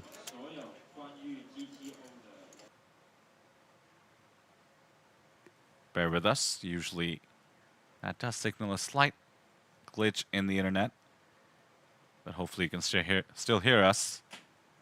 Hey, by the way, on a lighter note, Justin Fairbanks in chat pointing out Celine Dion, one of your top exports. I'll take it. Yeah, we've got a ton. There's also Alanis Morissette from my hometown. Absolute legend. From your hometown? Yeah. So is there a statue of her or what? No. That's ironic. Maybe they should. Isn't it? I was trying to set myself. Oh, man. That was great. Absolutely. But just like the fun. song, I didn't Yes. actually say something ironic. Yeah, it's a bit of a... Bear with us, chat. We are seeing some confusion. That is essentially a safety screen that you're seeing, and we should be back momentarily. And there we go. I can hear the chips. There we have it. Back to it here. The last few hands of this level. Looks like we've got just a couple minutes left before the break. Yeah, and I can see that Chung's stack went down just a little bit. He has that change that he got back from his 5K, so I can assume Joris picks up another one. Towers and towers of chips in front of him now. 200 bigs, 241K for Joris. Chia remains the chip leader, and I suspect still the tournament chip leader with 450K. You know, it could be close. I know I was looking at the survivors from yesterday, and There was a lot of people around that 300k chip mark, so it wouldn't be impossible for someone to have surpassed that, maybe gotten close to 500,000 in chips. But nonetheless, Chiaqua still a contender for that chip lead, for sure. Yeah, 45. You too now.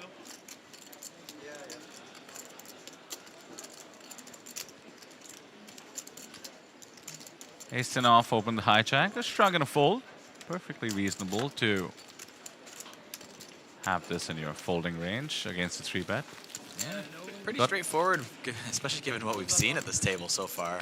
A lot of action. It's almost a rare sight to see a pretty standard open 3-bet fold from these 5-way flops or 5-way pots we've been seeing. These that one Queen was 10 off 3-bets, Jack 9 off flats. Ace Jack suited flats versus cutoff opens. You're focusing on the wrong end of the card spectrum, my friend. Think about the 3-deuce suited flats we've been seeing from Ryu, and then Chung, who chat is talking about action players on the table. Queen 6 off, surely. It's too wide for him. Thankfully lets it go. This is the last 15 minutes of registration. The break has been announced, as well as the last 15 minutes of registration, which means this is the last hand before break. Hugo takes the spot with King 10. Going to get the chip leader, Chia. The call from the small blind with Ace-7 of diamonds. Go to the flop.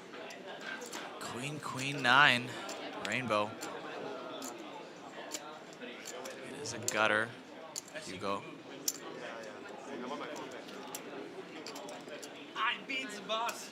And C-bet takes it down. Hugo jokes as want to see. They both show their cards. Fun little play to end this feature table. And there we go. Late reg will be done shortly. As we mentioned, we do know that there was 671 players total who were able to enter by the end of this break. So when we come back, we will have Sam Insel and Henry Cobain joining you in the booth, continuing coverage on day 2 of the main event.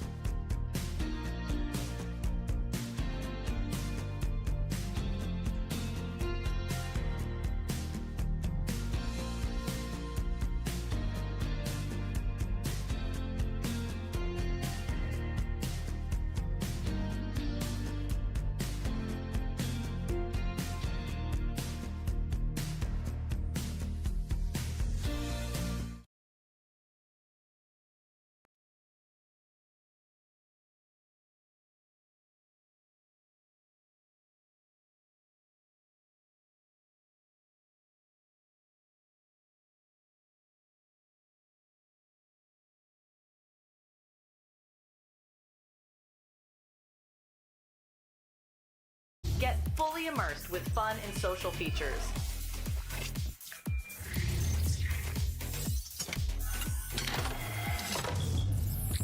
Level up your game with PokerCraft and Smart HUD. Unlock a wealth of rewards, including cashback, bonuses, and jackpots.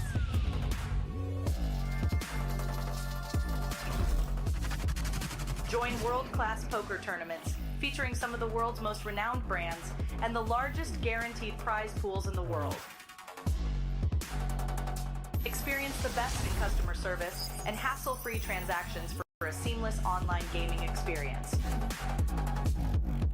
With online poker available on all your devices, you'll be able to play your favorite games anytime, anywhere.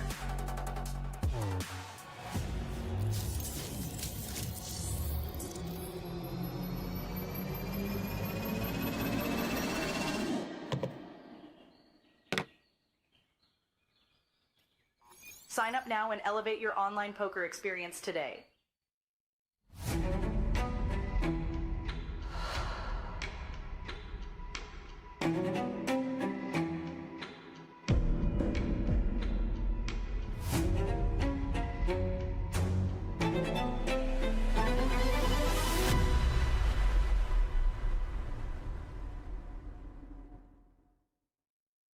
I tie my world. Well, tie my A, I tie my world. I hope I'm close. Hi, Gibbon. I understand this is your first time come to Taiwan. Yes. How do you like it? So far, it's been amazing. The few days I've been here, I've had an amazing time. I'm thankful for the APT to invite me to come out. This place is we call night market, which is very popular all over the Taiwan. So we're gonna take you go to get some traditional Taiwan food. Okay. Are you ready? I'm ready. Let's go. I don't want to give you something too strong in the beginning. Okay. Otherwise, you're gonna like stop eat anything. So let's go for Taiwan beer. Taiwan beer. Okay. Yeah. For you, one for me. Cheers.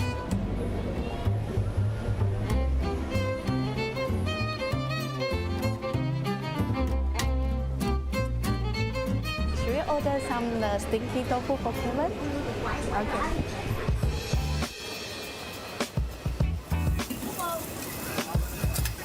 Can you use the chopstick? No, that's definitely spoon guy. You want to see me use chopsticks? Okay. All right. Well, yeah, we gotta do that. We will put in the third one. Okay. Third one. Then use this finger. Just hold it. Yeah, you get it. Okay. Let me. You want to see me try this? Yeah. Gotta be careful. Wow. There we go. You did a good job. Thank him. Yep. That's the tofu, the stinky tofu. It doesn't smell stinky, but I can smell something for sure. This one is veg with the oyster with the egg mixed together, then put a sauce. Okay. All right. I'll just. There we go. So, tofu go to fries with the kimchi with the sauce. You want me to show you first? Yes, please do. Okay. So normally we eat this one, and we will put kimchi in the middle. It just like smell something, but actually put in your mouth, it's very tasty.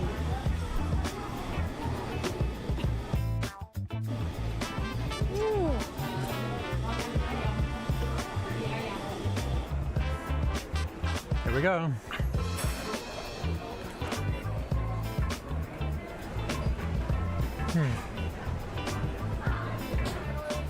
It's not as bad as I thought. It doesn't smell. This doesn't smell bad, which is good. I just wish I could give it a better description because I don't have one. It should taste like something, and I just can't think of what it is. It tastes like sticky tofu. There you go. There you go. Pork.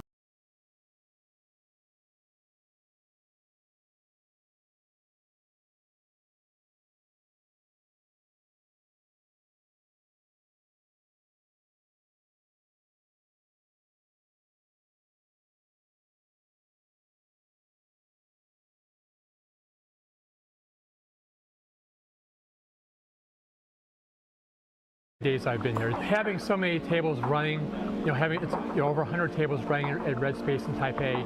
It's a little crowded, but it seems like everything's being run really well. The tournament staff has been great. In the region, APT is definitely the #1 tournament brand. If APT continues to progress, they will be in the same conversation as the WSOP. We at the head of the mob, we definitely are aware of. There's a group of players that are, we call them flag hunters, and they basically travel all over the world to get that flag. It's sort of like people who collect coins, people who collect stamps, people who collect 10-mile flags. So, and I think there's definitely a group of players that like to travel and play poker. So, the flag hunter leaderboard is definitely a way for people to sort of do two things at once. They can see other cultures, see other countries, play poker, hopefully cash, and then just collect as many flags as they can. I want to like make you more close with the Taiwan's culture, so I would like to teach you Taiwan song. Okay. 我爱台美，台美爱我。我爱台美，台美爱我。 So it's basically the reverse. 我爱台美，台美爱我。我台美爱台美我。I hope I'm close. I hope I'm close. 我爱台美，台美爱我。我爱台美，台美爱我。There you go. See, enough times I was going to get this right. Do you want to know what? Yes, I would like to know. So, 我 means me. I means love. 台妹 means Taiwanese girl. I love Taiwanese girl. Okay. And the last word is 台妹爱我. The Taiwanese girl love me. Oh, okay. I'll see if I can get one that will love me. For sure. 我爱台美，台美爱我。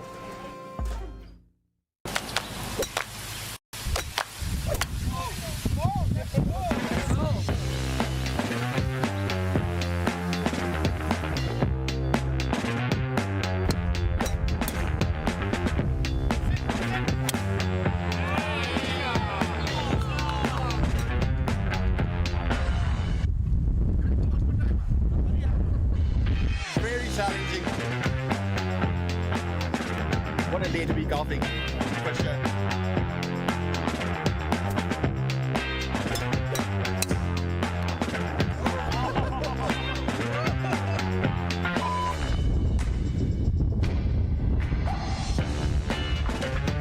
Total score of the team.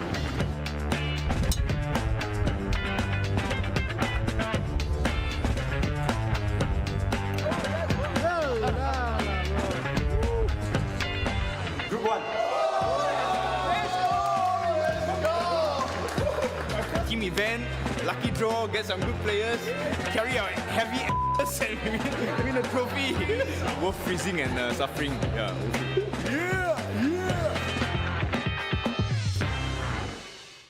You can tell who all the best dealers are because they're all in this area, dealing 9 mixed games. That's one of the best dealers here. That's one of the best dealers here. He's one of the best dealers here. Him too, him too, him too. And welcome to the Mixed Game Championships. Can you name all 9 variants you're playing today? I think there's Hold'em, PLO. 7 deals, triple draw. This is 7 single, triple, no limit Hold'em, limit Hold'em. PLO, high-low, stud, high-low. What else? 我也记不得，没事。7 out of 9 not bad. 8 out of 9 is not bad. 9 out of 9. I counted 9. And which one is your favorite variant? I like stud high-low. Just try and make a straight. I don't know, ace, deuce, 3, 4, 5. You scoop everything. Deuce 7 triple. You have 5 cards. Deuce to 7. The nuts is 7, 5, 4, 3 deuce. You have 3 rounds of drawing. You can draw each 3, and your target is to make the lowest hand possible, like the nuts. Usually 8 low or 9 low is pretty good in this game, so I have to draw as low as possible. Yeah. Bet. Keep betting. As a no-limit Hold'em player, why are you playing the mixed game? I just love playing cards. It's interesting to me. Let's say I don't play any mixed games. Why should I play mixed games? Keep playing Hold'em is too boring. Play every day and same pattern, nothing special. But mixed game you can play 9 games at different style at different game. 就是尝试一下不同的游戏嘛，就会有新的启发。会多聪明，对不对？OK， 好，谢谢你，祝你好运。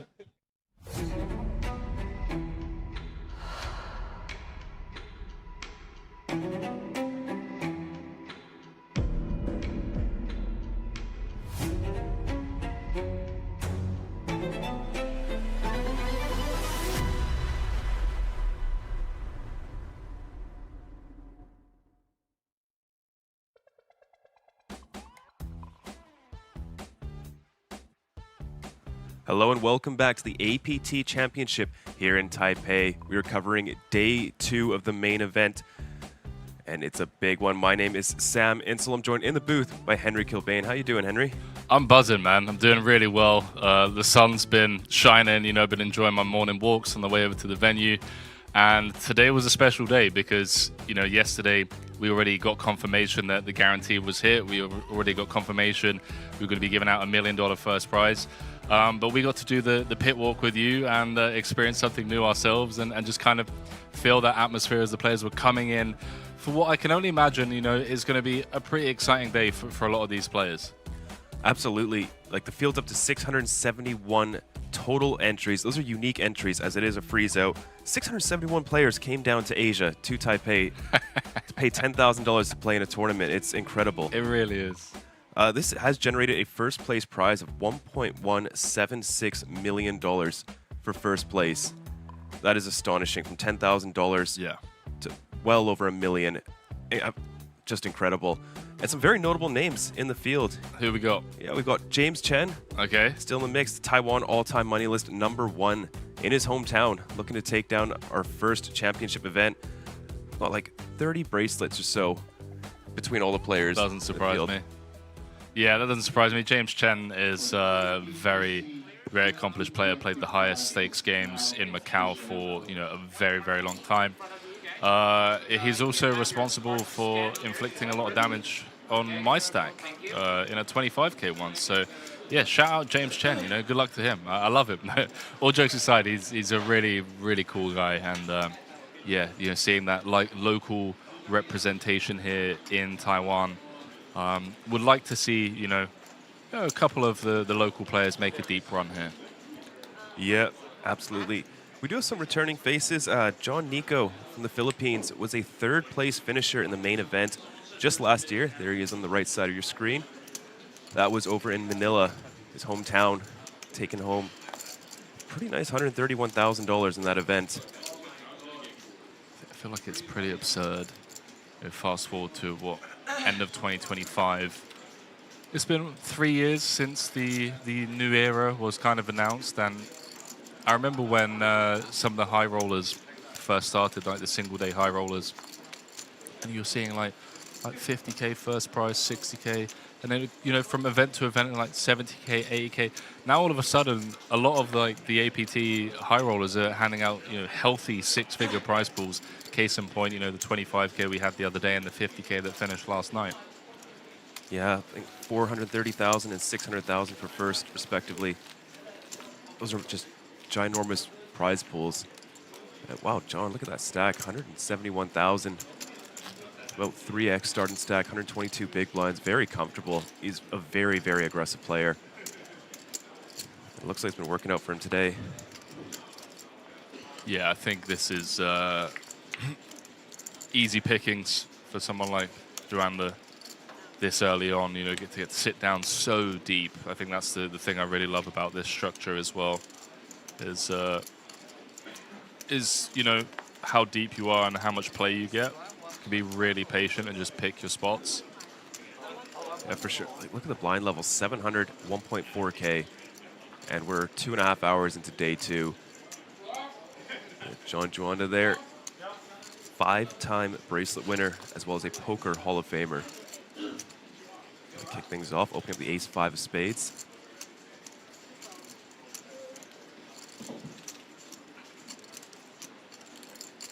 Might get some action from the hijack with the Queen-10 of spades, dominated in suit, but does have the power of position. I'm really looking forward to day 2 coverage, just because of, you know, it's still very early in the tournament. We're still deep enough to kind of see people get themselves in a spot of trouble, you know, perhaps peeling a little bit too wide because of how deep they are, and not really paying much attention or being mindful to, like, you know, reverse implied odds. And yeah, I mean, case in point here, you know, the ace-4, I think it's a standard defend, but could get in trouble post-flop on ace-high textures. Especially multi-way. You got a middle position caller, you know, quite a bit of ace-queen, ace-jack in that range, suited aces. Joanna flopping best in the 953. We're still quite far away from the money. 330 remaining of our 671. Only 95 places will be paid for an $18,000 min cash. Yeah. Yeah, that min cash is, that's juicy.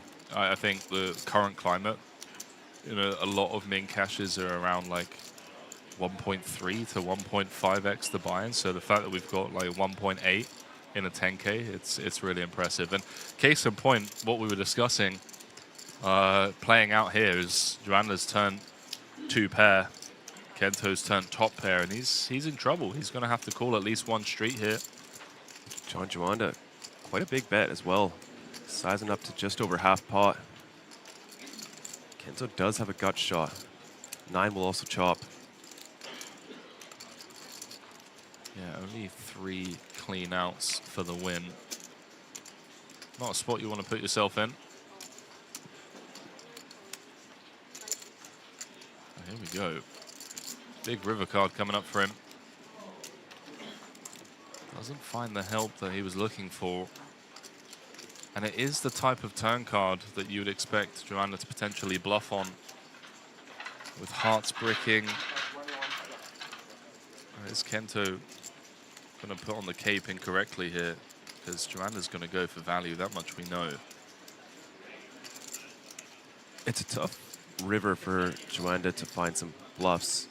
You know, if he's delay c-betting Jack 10, Queen Jack, they're probably just going to check back now. I agree, yeah. So he's really got to search for some bluffs. Get quite creative. Not too big, considering he's in position on the river. 12,002, 12,003 or so. I think he's targeting this exact type of holding, right? Like a top pair holding. Not getting greedy. Maybe like a Jack 9. Potentially. Maybe some Jack X of hearts. Yeah. Oh, that's a good fold. Fair play, my man. Yeah, if you are going to defend, at least having, you know, the skill set to avoid potential disaster as and when it, you know, comes up. Fair play. Put money in on the turn, kept Joanna honest, but managed to get away from it on the river.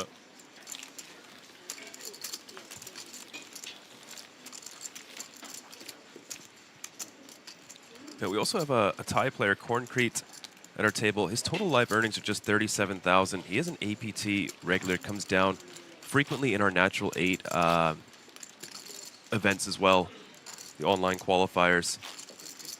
Good to see him taking a shot at a 10K. Yeah, the Thai nationals just showing up in strength at these APT stops. We got any Thais in the YouTube chat? Let us know. Let us know whereabouts in the world you are joining us from. I doubt we have many people from your neck of the woods, Sam. It's what, 1 a.m., 2 a.m. Over there? Approximately, yeah. Yeah, not too many. Do you know Justin Fairbanks in chat is a Canadian? Oh, there we go. Shout out, Justin.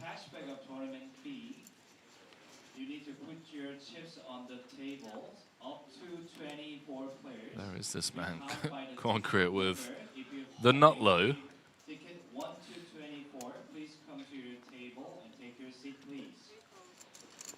Well, there we are. Boopsick from Vancouver, BC. Iceland.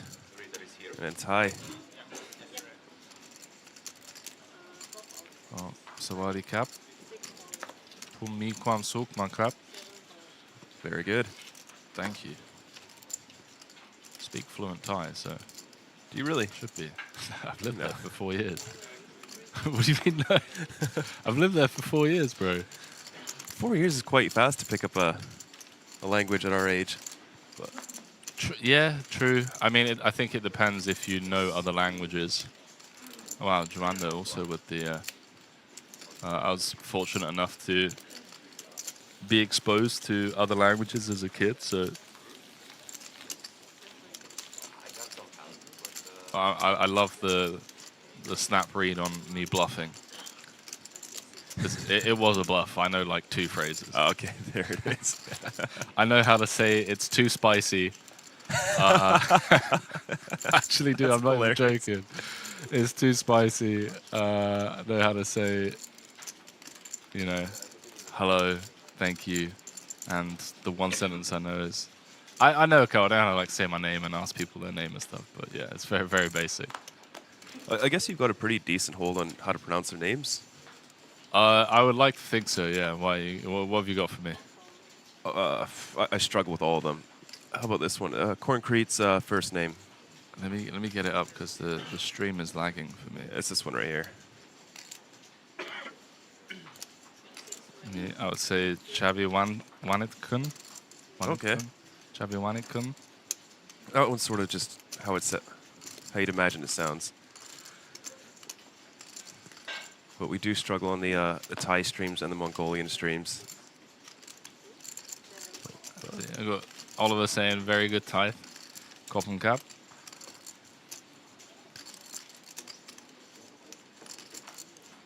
Couple of hands here. Andre. Nice to see Andre, I mean, flying out. Travels the European circuit. Definitely seen that name pop up before. A speculative flat from Tan with the 10-9 suited. A lot of domination in this hand. Ace-Queen to the Queen-5. The hearts, and look at that. Wow. That is a Hollywood scripted flop. Look at Joanna, by the way. Just not even in the hand, but just scanning around the table, trying to pick up on some, you know, live tells that he could maybe use later on. This is going to be an absolute car crash. I mean, Andre, multi-way, top pair, top kicker. It doesn't feel that comfortable on this board. You've got a middle position flatter. It's really going to connect with at least a gut shot, perhaps some sets. Big blind also has quite a bit of interaction with this board as well. And this time both players do have quite a bit of hand. I really like the sizing from Andre by just going small. I think betting big here is a disaster for the reasons that you alluded to, is that we do end up value owning ourselves a lot by betting like half pot when our opponent just has us dead with, you know, 7s, 8s. So appreciate the smaller sizing, multi-way. It's also quite good. It's just sort of a, you know, milk some information out of your opponents right away. Some people might just fast play always and might be able to just make a tight fold if your read is, you know, strong. Wow, this is getting thin. This is an impressive find. It's always interesting coming to like a new table and not being too familiar with the dynamics at the table, but this is really impressive. Seems to know exactly where he's at in the hand. Wants to charge these types of draws, hands like 10-9, Jack-10, maybe a hand like Queen-Jack, King-Queen. Let's see if Concrete can get away from this now. Yeah, nice fold, mate. Nice.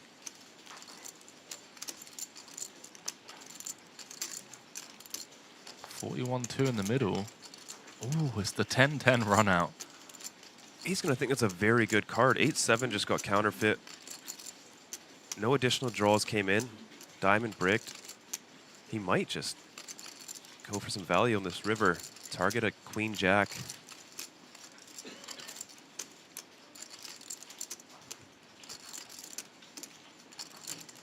The question I'm asking myself is, if Andre bets, does Tan jam? Okay, it's not going to bet. I think having a queen now yourself is bad, right? Like, you'd rather have aces or kings, not to state the obvious, but blocking the value portion of Tan's range that you want to target, like you said, the Queen-Jack, the King-Queen. Yeah, I think it gets a bit tough trying to get value from, you know, an 8-7 and 8-9. Very small bet from Tan on the river.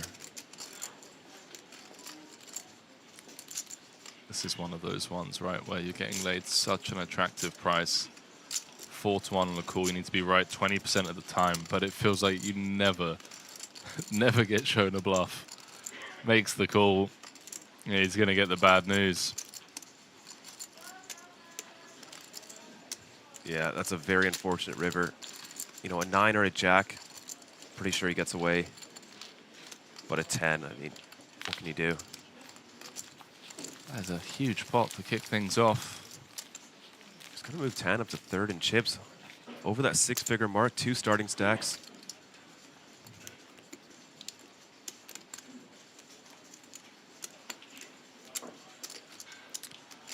I see someone asking in the chat, Gilbert saying APT's website did not state how much percentage gets paid. You can reverse engineer it, right? So 671 players, 95 paid. I think the equation, the equation is just 95 divided by total entries.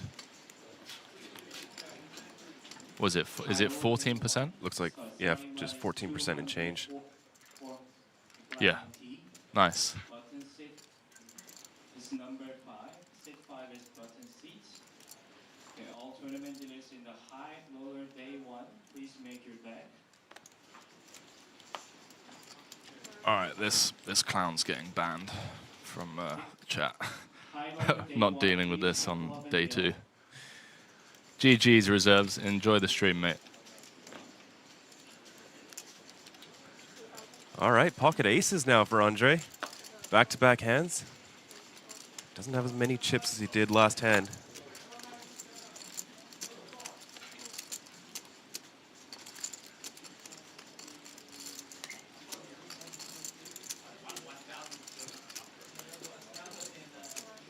See if we can find some action.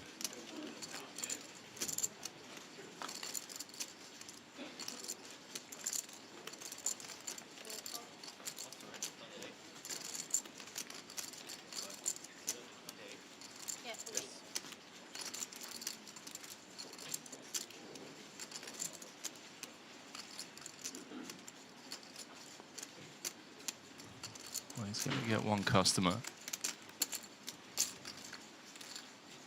One chow out of the big. I don't know why, but you know, he's just lost a big pot with the ace queen. Kind of felt like maybe he was going to get scammed here as well by the king 9. Unfortunately, not going to be able to get any value other than the pre-flop raise.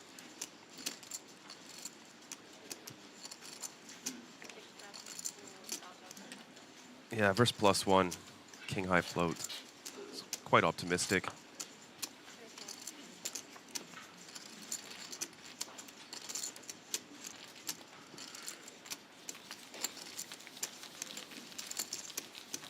$671 runners in a 10K freeze out.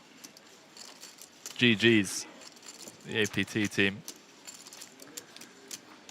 Really excited to see how the landscape and Asian poker continues to grow over the next couple of years. I feel like there's going to be quite the domino effect from this. I mean, the fact that this has been pulled off. You know, since my start here, every single APT just continues to grow and grow and grow. Every single stop, setting new records, new main event entries. You know, you think some stops might be bigger just due to how easy they are to get to, like notably Incheon or Jeju, but every single time we head to Korea, brand new record set. And you love to see it. Choi raising it up, ace-8 offsuit from +2. Getting frisky. Did just take down the 7 max for $143,000. $138,000. Wow. That's strong. So already has himself one of the championship lions. Yeah, it's nice to be free rolling the rest of the series. Just, you know, kick things off with a big score before the championship event starts. I think Concrete is flat on the button here.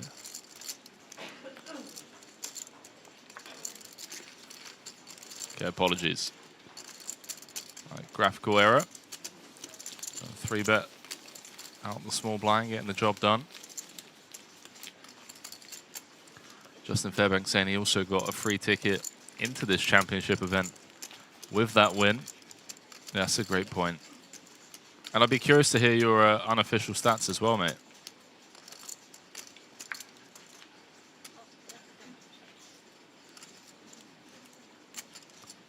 Looks like a $40 blink just came back from Taipei. Played the main, qualified for just $350. Unfortunately busted in level 5. I'm glad you had a ton of fun playing. Yeah, GG's, man. That's quite the spin up from the satellite. Unfortunate to have not made a deeper run. It really is just a heartbreaking in a freeze-out event. You know, you get so excited to play, and then you lose all your chips. That's it. You're out. You can't buy back in. What's your take on this? Do you prefer straight away into level 1, or do you not want to skip the first 10 hours of day 1, go straight to day 2? I think there are a lot of arguments for both. I think preserving energy and skipping all of day 1 and coming in with 50 bigs in day 2. There's a lot of merit over an event as long as this, potential 5-day event if you make it to the final table. So being able to get, that extra day of, acclimatizing to jet lag if you come from a long way, just, resting before coming into day 2. But I also think there's so much merit. I mean, look, we're coming back today, 6-7-1 entries. We've already lost more than half the field by, level 3 of today. So we were seeing many multi-way pots, 5-6 ways to flop. There's going to be a lot of easy pickings out there. So having the ability to play super deep stack, like 200 bigs against people who, perhaps giving away a lot post-flop. I think there's a lot of merit to that as well. I'd be curious to hear what the viewers prefer as well. I don't have a preference. I think it very much just very much boils down to like how you're feeling. If you're well rested, then get in there, man. Day 1, level 1. Just go out there and battle, super deep stacked. Yeah, I'd have to agree. There is also a little bit of luck of the draw with your table draw. There's a chance you could be sitting beside these same players for 4 or 5 days. Right, we saw Rene von Redden when he was here in Taipei and won the main event. Him and Abraham Seaspin played together for 4 days straight, and they ended up heads up together.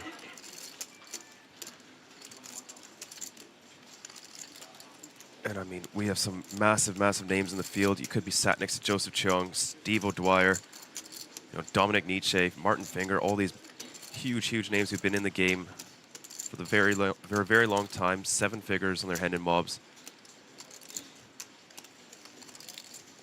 It was part of the fun.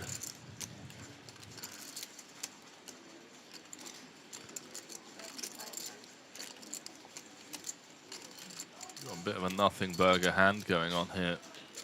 And all of a sudden it's developed into something blind v blind. I was going to say Battle of the Rags. I mean, John's got 10-6 of spades, flop 2 pair. He's checked it on over to Andre, and Andre's hanging himself with 9 high. John is a little bit of a sticky player. Aggressive as well.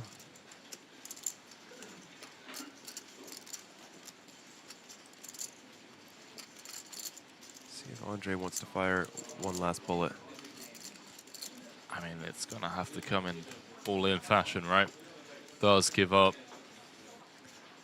It has been a very rough start for the Romanian at this feature table. Down to just, 12 bigs.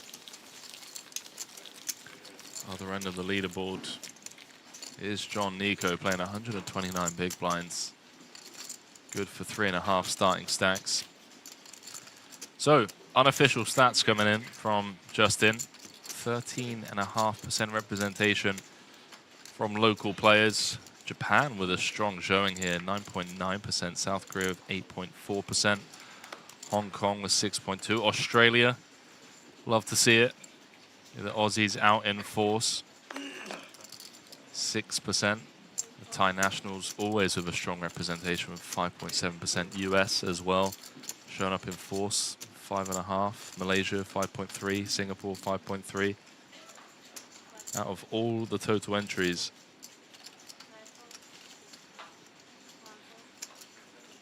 that's really cool.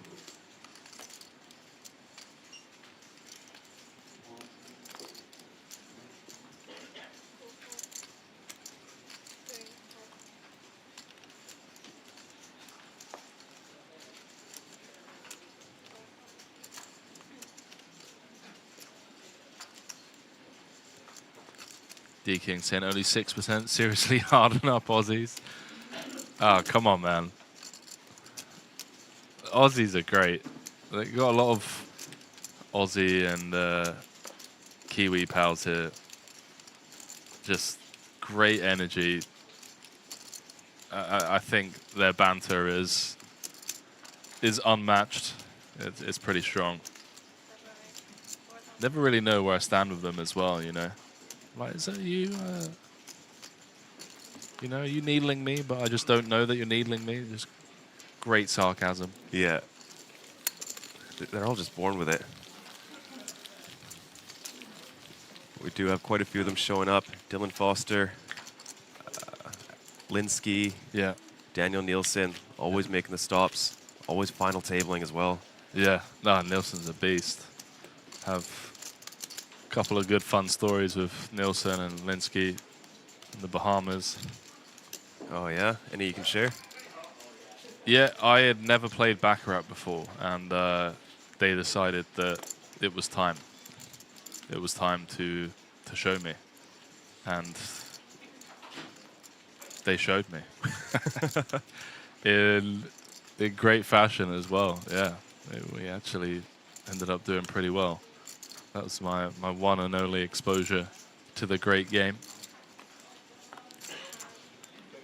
It's really simple once you get into it. It's just heads or tails, essentially. There was, you know, a lot of superstition. You know, like, oh, we're not going to play this hand.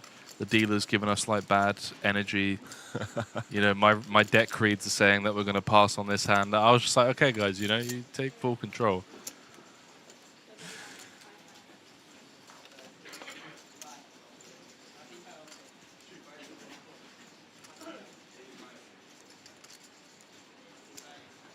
D-King tuning in from Melbourne, one of my favorite cities in the world. Fortunate to be going back in January. Oh, very nice. I love that city. Look at this from Chow. This is a great find. This is like just recognizing that the hand doesn't play great multi-way. Let's just take it upstairs. Really nice find here. Didn't even need to go that big. Was it like a 2.6x, 2.7x against the +1 open? Well executed. Yeah, it gets away with a cheap price considering how deep they are. 53 big blinds effective. Gets it done.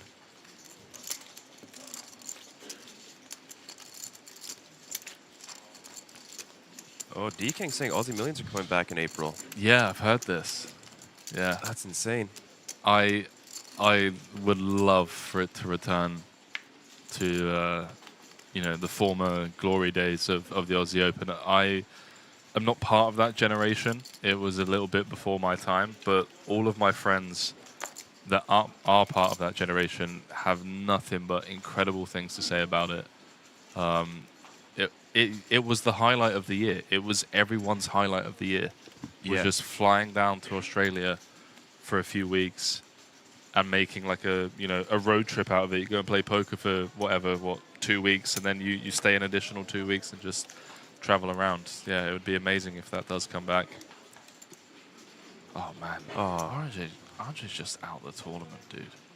He's gonna need to find an ace. Got a feel for the guy. He's played 3 hands. All 3 have not gone his way. Well, he's still got hope in this one. It's not over yet. Could get him back up to like 35,000. Gonna get some bad news. Good luck, sir. All in for his tournament life. 37% equity. I believe all of the aces are live.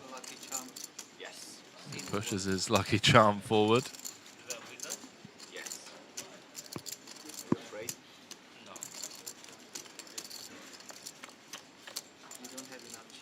go. Off to a flop. Flops himself a gut shot. Okay. Up to 7-0. It's all clean. Yeah. All live. That is quite the improvement. There's the ace on the turn. Up to 91%. Needs a jack to chop for Chow now. That is safe for Andre. All right. Getting a little bit back, up to 35,000. I think he came into this table about 50K. That's right. There's a smile.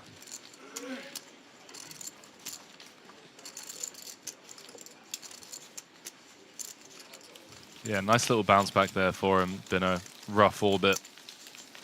25 big blind, still has a lot of work to do, but hey, trending in the right direction at least. Was 2 cards away from elimination.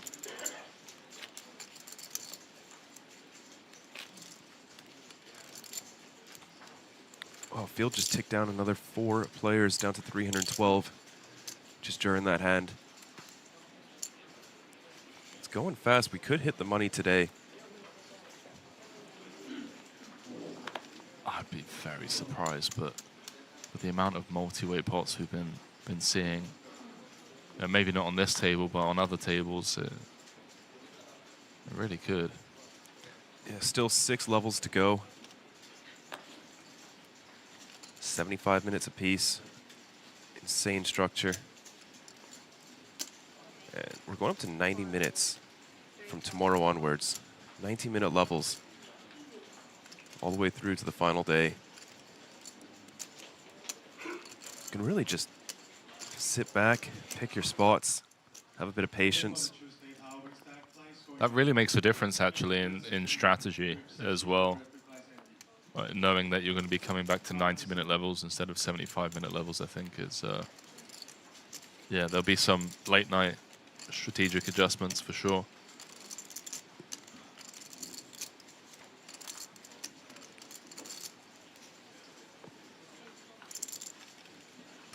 King 6 diamonds getting in the mix.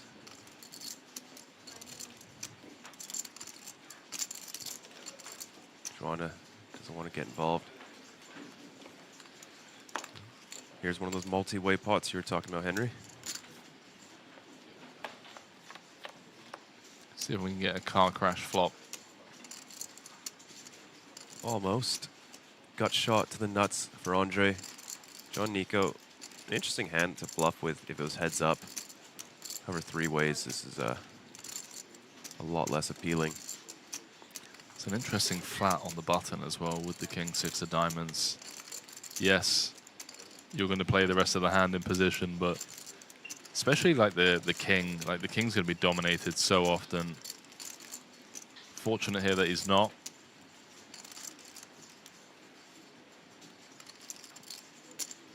Not really respecting the early position open either. Which is exactly what I want for a feature table. I want to see people mixing it up with hands like this from an entertainment point of view. Could create some fireworks further down the line. That's an interesting turn. Now open-ended for Andre.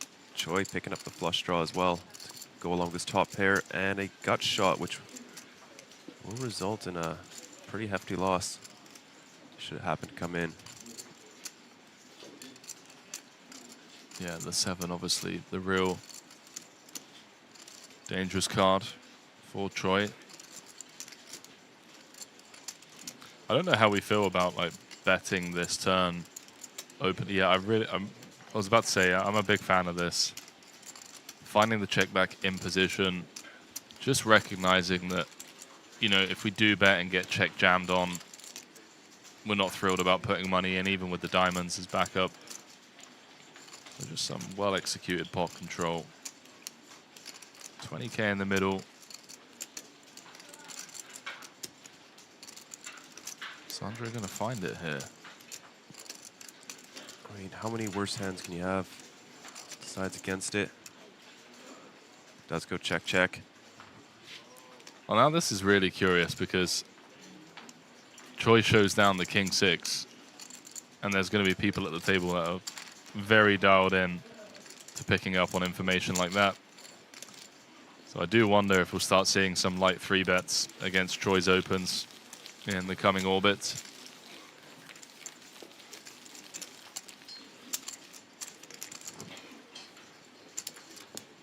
King saying most enjoyed the Australian Open tennis.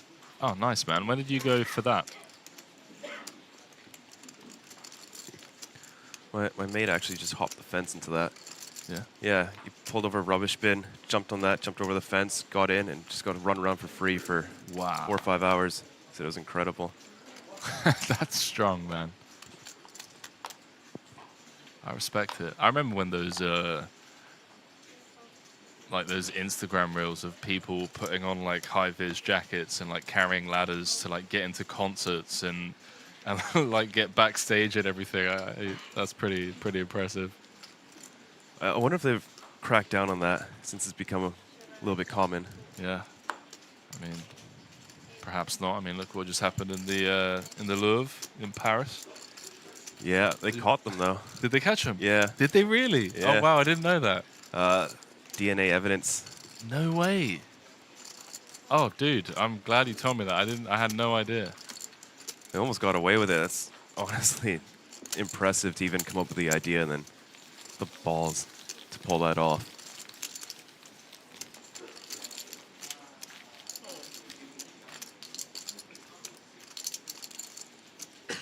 Well, yeah, Justin letting us know our previous feature table, Chia and Joris, now also being joined by Daniel Nielsen as well as Tanasorn Sailor. Tanasorn, I believe he's top 3 of the all-time APT winners, just slightly behind Joseph Cheong and Abraham Seesvin.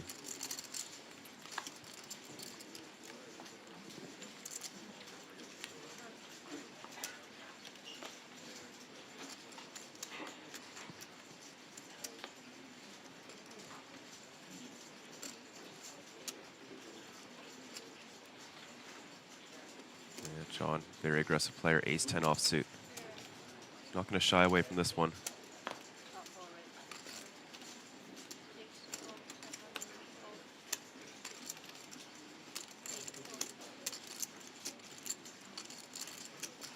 Sevens for Kento.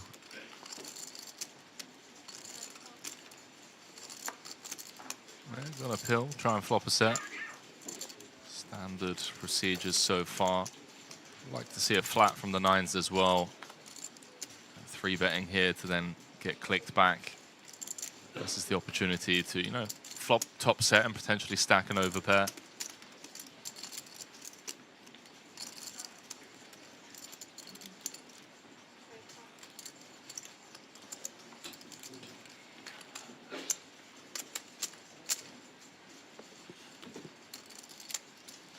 There we go, another multi-way pot. This time 4 ways. 12.6 already out there. Ace, king, queen. So John flopping best of it. Chow with just a gut shot. And pocket 9s, pocket 7s. Not loving it either.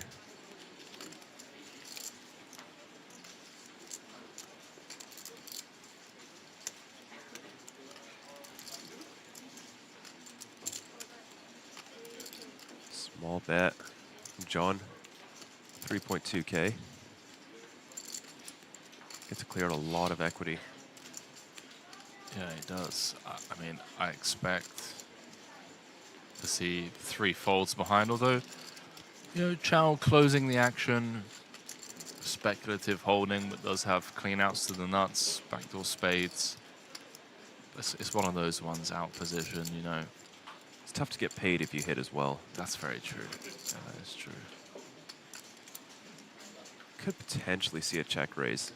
You know, he can have Jack 10 offsuit here, but decides against it.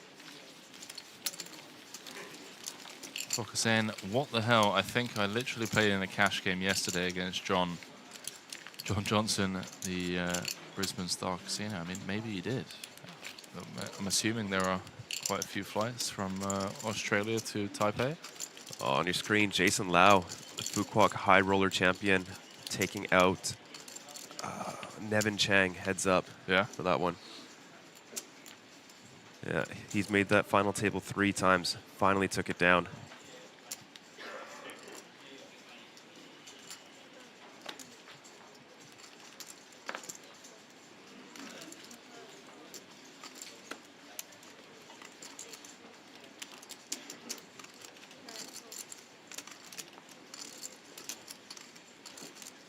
Juanda, Jack 9 suited in the cutoff.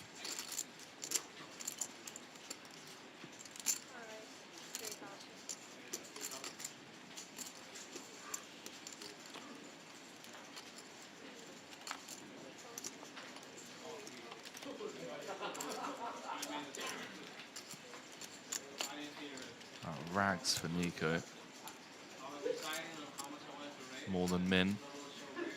2.1x. Go flick in the call. This is the thing I love about this stage of the tournament is people really are taking it to the streets with some of their big blind defense. Yeah, I guess John Juanda, no less. And look how many live outs Juanda has.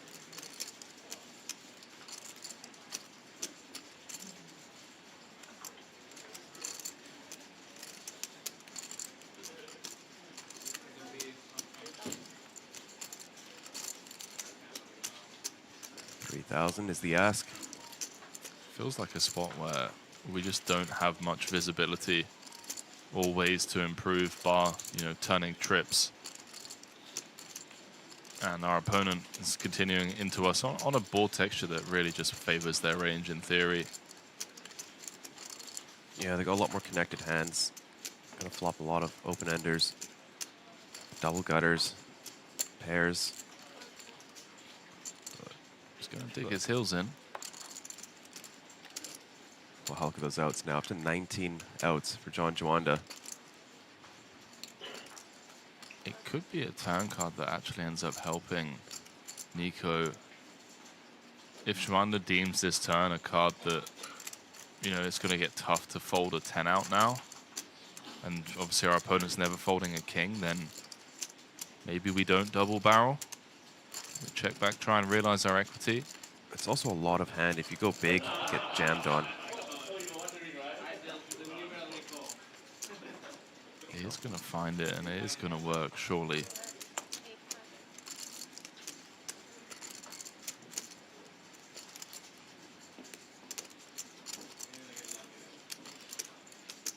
Unless we just have a stone read on Juanda. But even if he does have a hand like ace-queen, ace-jack, in this case, like the jack-9, just has so much equity against our hand. Wow. Wow. Nico is really digging deep to find this call. And he's got the best hand at showdown. Oh, this is interesting. Does Juanda ever bluff? I think for me, I'm really scared now that our opponent's got a 10 and is never folding, because I would have expected 7x to fold unless it was specifically a hand like ace-7 of diamonds. You were blocking so many auto folds as well. The jack and the 9 both blocking open-enders. Yeah, that's a great point. What a call down by John Nico, up to 203,000 in chips.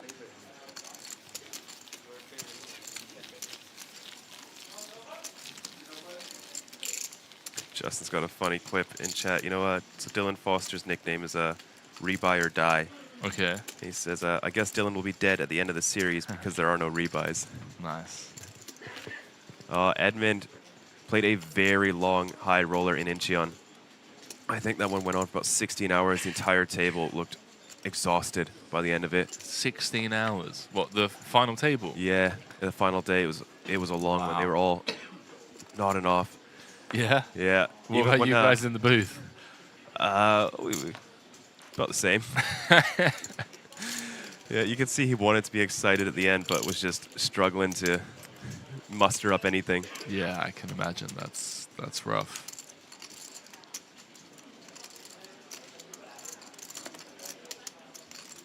Choi getting the mix, ace-10 offsuit. Kento, an interesting decision with the ace-jack. Gonna choose violence. Raises it up, 9,000.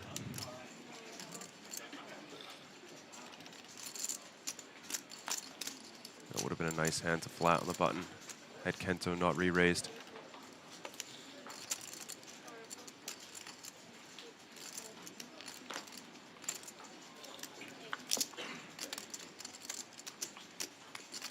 Seen a lot of this. 3-betting with the offsuit variety.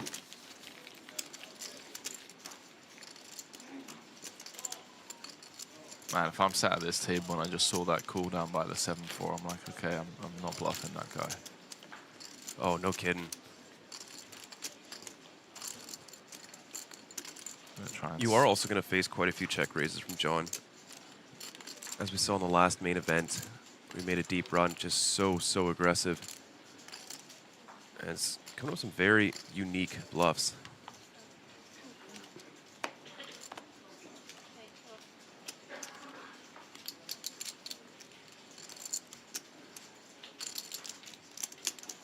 By the way, chat, you can head on over to the Asian Poker Tour website and click into event number 11, the APT Championship Main Event. And check out the live reporting to get updates from the outer table, some of the fan favorites out there in the mix. This record-breaking championship event, nearly 1.2 million for first. We're going to have ourselves, what, a $450,000 heads-up match. Second going to be going home with 732,000. Yeah, I was just looking at that as well. $450,000 heads-up. I mean, how do you even play that? The difference between that is typically a main event first-place prize on its own.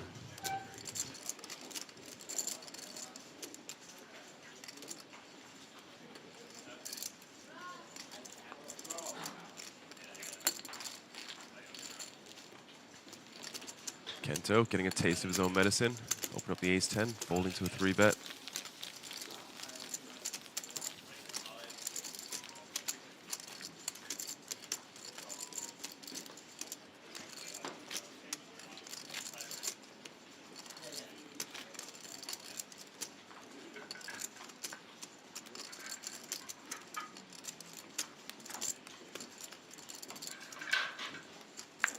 What was the story of Abraham Seaspin that you mentioned earlier on? Because if I recall correctly, like he made multiple deep runs. I feel like he made a deep run in a main event that I covered in Taipei like a year ago.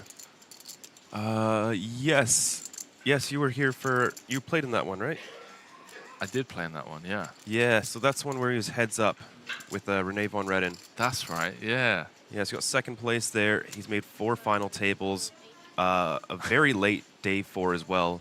Wow. And he almost always qualifies on live through the Natural 8 qualifier, so he comes straight into day 3. Just makes deep runs every single time, finally winning it at our last stop in Jeju. That's pretty impressive, that track record. Yeah, just a couple of months ago, 461,000. That's clutch. We might have a pot brewing here. Pocket 8s calling. The open of Juan does 9s, and now John picking up the jacks in the cutoff. See if he wants to set mine or try to isolate. So he's going to choose the ladder. Bumps it up.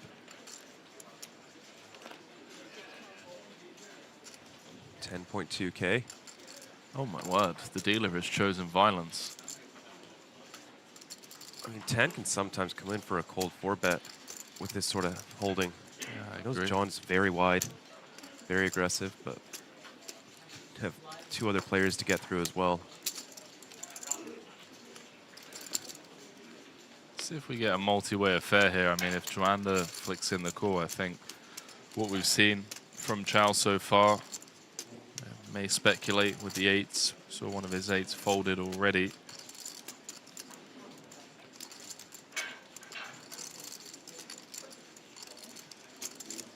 Not completely unreasonable to just let this go. Your EV as a caller is very low and squeeze pots out of position. Yeah, he does just let it go. Preserves the stack. Chow a little bit deeper and closing the action.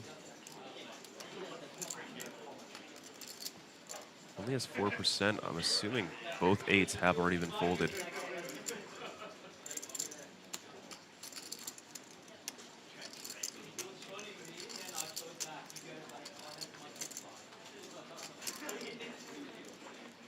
does just let it go as well. John will show the jacks.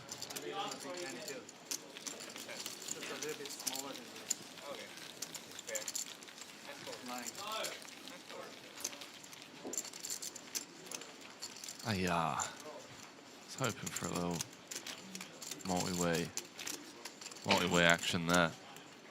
Yeah, could have been a fun one. Had potential.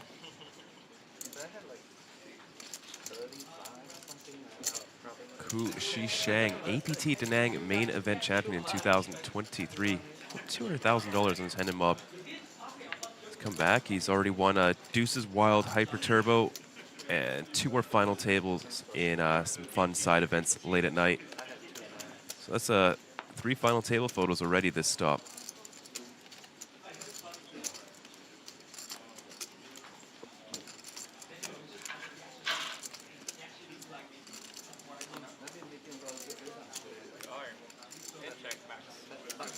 Cannot win cheap by making good later.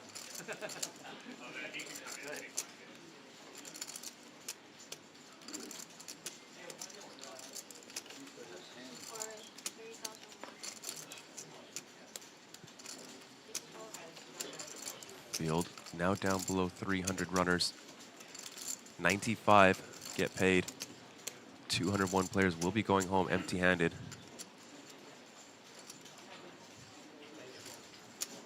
We're getting spoiled today.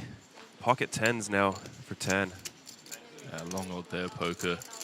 If I could change one thing, it would be that next championship event, I would love to see it covered from hand 1, day 1.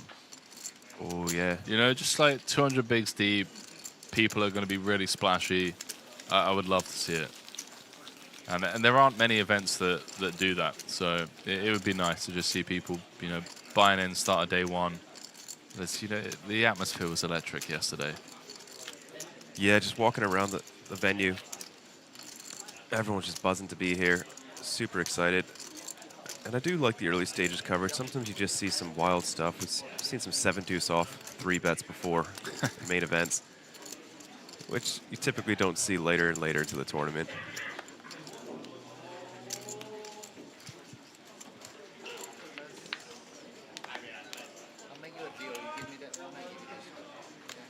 Yeah, you're right, Justin. I do think it does make a bit more sense when it's a freeze out.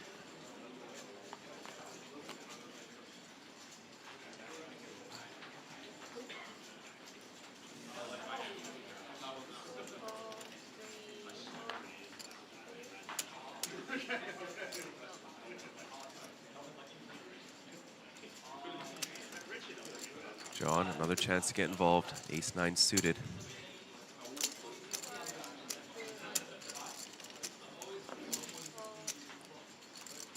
I think also seeing Gilbert saying, you know, eating good with the first place payout, I think the absurd thing about this is because of the amount of qualifiers that have run, there are going to be a lot of people in this tournament that have satellited in for, as we saw in the chat earlier on, you know, $350. There are going to be a lot of people that have a big piece of themselves compared to like a typical 10K where, you know, maybe there aren't many satellites and you just have a lot of people selling action, you know, to their friends or, you know, in like Discord groups and only having like 15-20% of their action.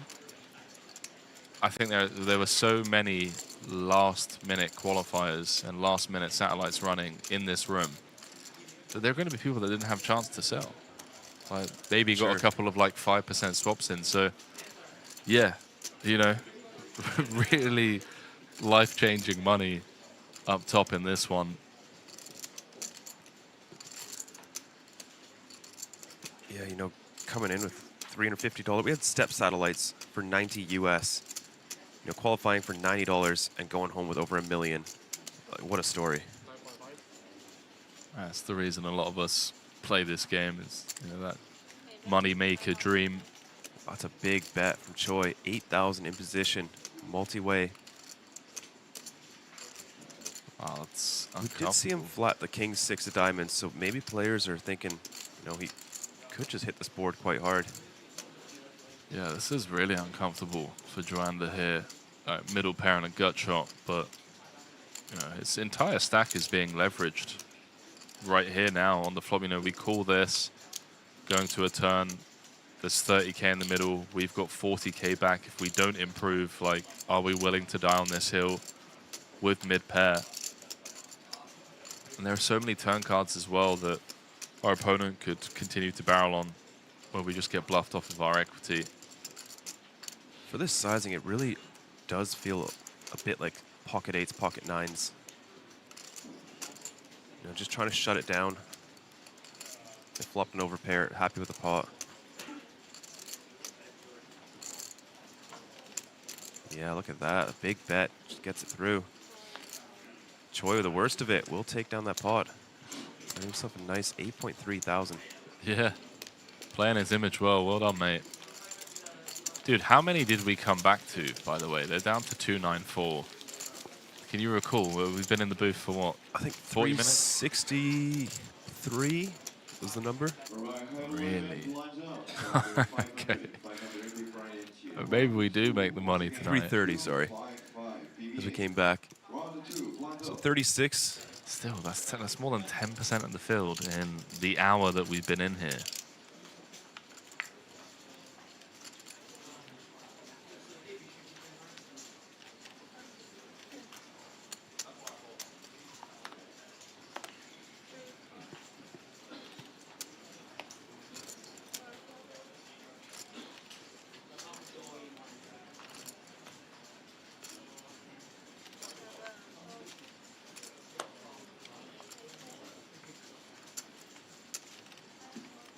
Got 766 people with us over on the Asian Poker Tour YouTube channel.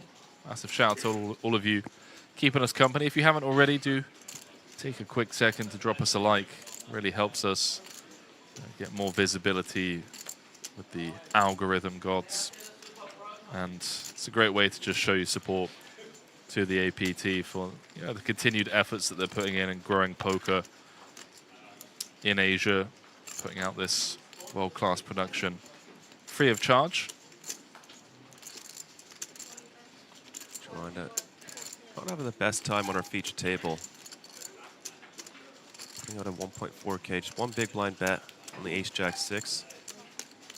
Not going to get through the jack-8 of clubs corn crate.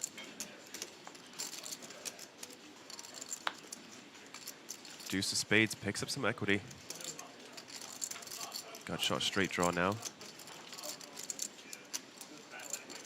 It hasn't been going well for Joanna either at this feature table. Jack-9 of diamonds that he lost was a pretty big pot. It's down to less than starting. Unlikely to win this one. This turn goes check, check. Improves to a pair of 4s. So now beating some King 10, Queen 10, maybe a speculative King high float.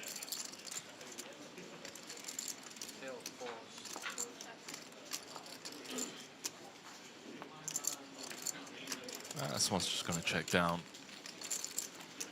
21 hands into this frame. Biggest hand of the day was top pair, top kicker against runner, runner, trips.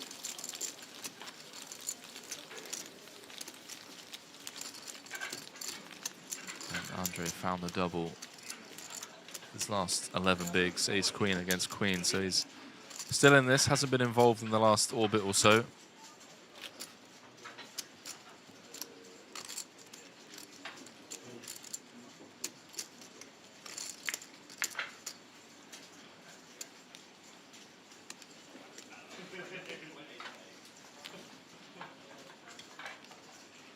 So with 95 paid, it's looking about average stack on the money will be about 350,000. So all these players still got a long ways to go. We have Tan pick up the ace king off.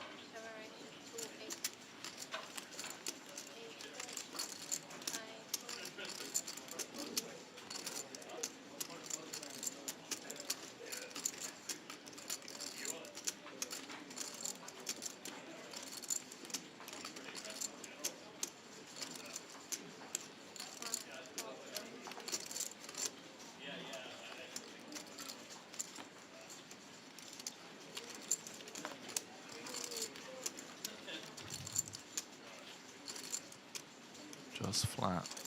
Chow, just flat. Don't do anything too crazy. These hands could collide on certain board textures. 10.5 in the middle.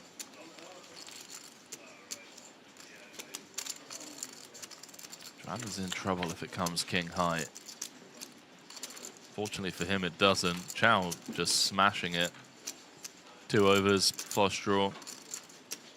We do have Tan with the ace king, ace of spades. Could get interesting here. Oh, Chow's gonna take the lead. Quarter pot.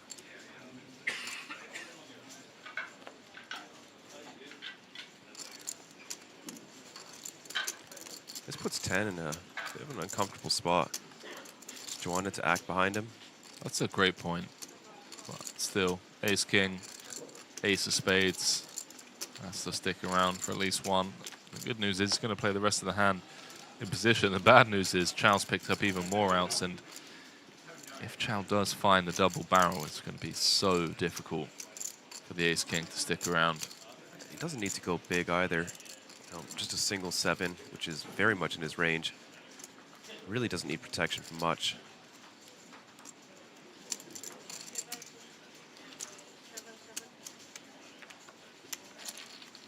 Yeah, about half pot will take it down. Very quick fold from Tan.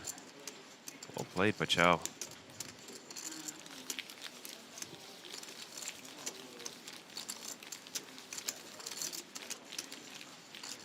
Chow, quite an experienced player. $678,000 on his Hendon mob. Coming in for a 10K event. Looks like he's also from living in Australia. To get a 100K score this summer, final table at a WSOP bracelet event, the Mystery Bounty. $124,000.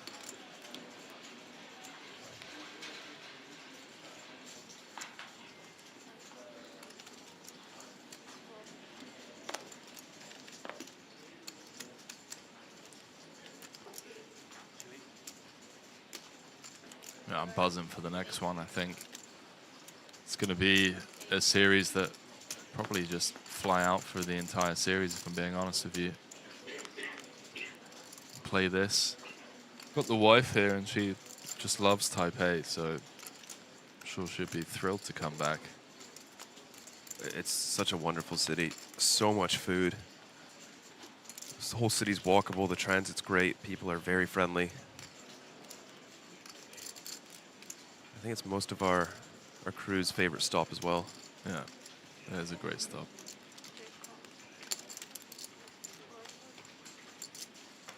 Chow flatting another pocket pair. 5s out of the small blind against the +1 open. Looking for a 5. Doesn't find an ace king 9. Chow's been really active. It's been good fun to have at the table so far. So that Chinese delegation.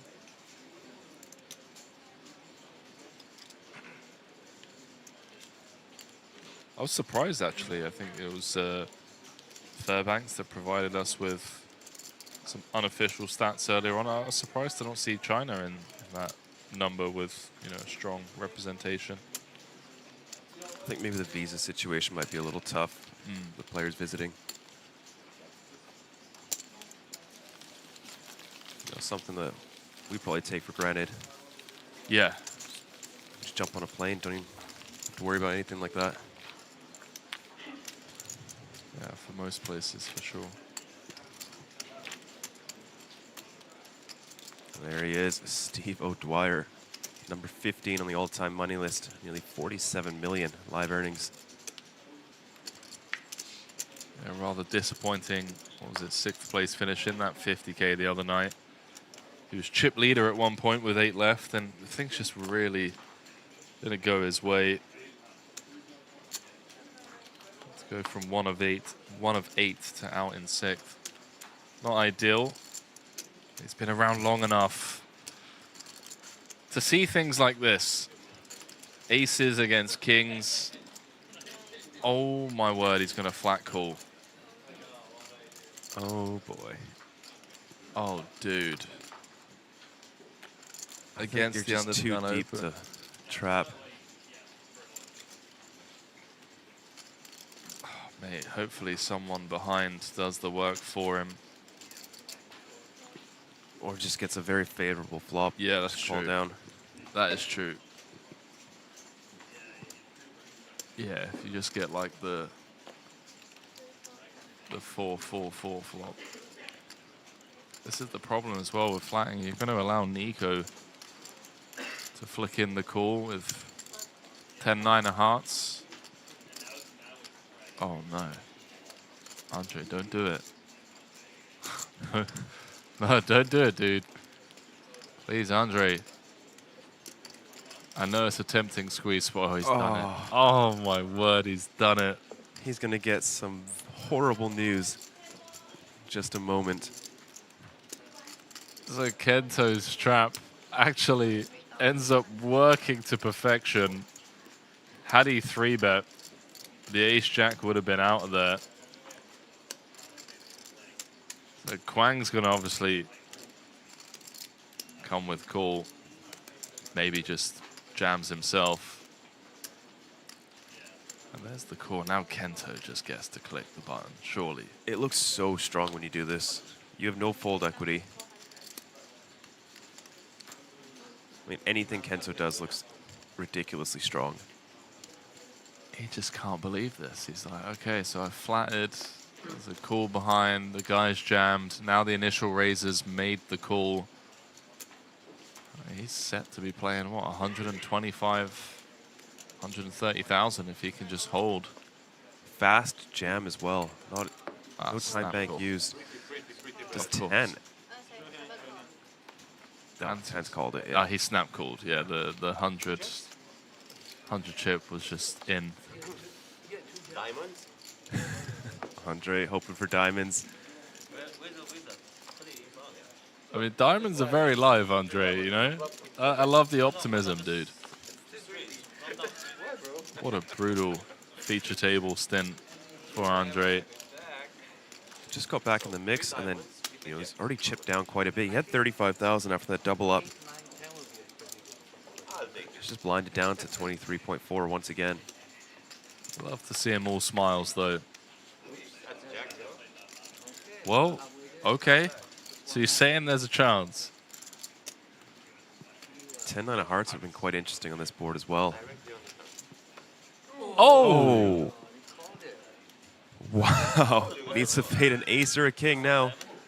What a life. And does so. Andre soaring up to 75,000. Kento gets a little bit up to gains 7.6k, 10. With the brunt of the chips given away.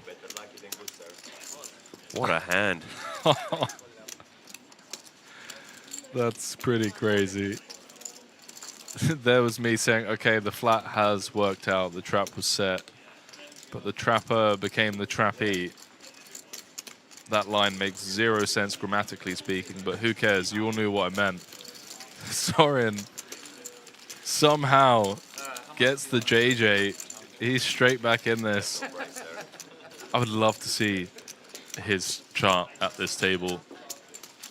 He joined us late with the 50k. Had his Apple Watch taken off of him. Then, you know, it was down to what? Like 17k at one point. Man.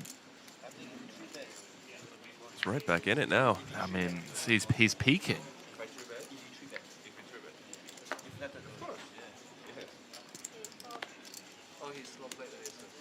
Yeah, all goes back to the aces flat.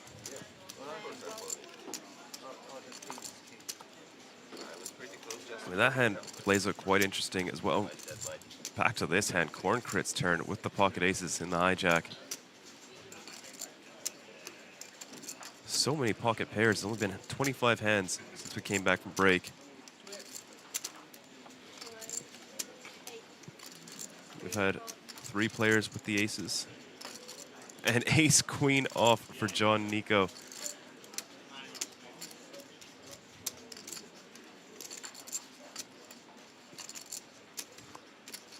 Here we go.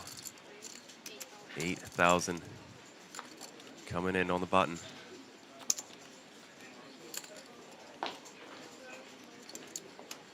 It's the fireworks we wanted. You know, Corncrit just saw what happens when you slow play aces. That's true. Yeah, that is very true. It's fresh in his memory.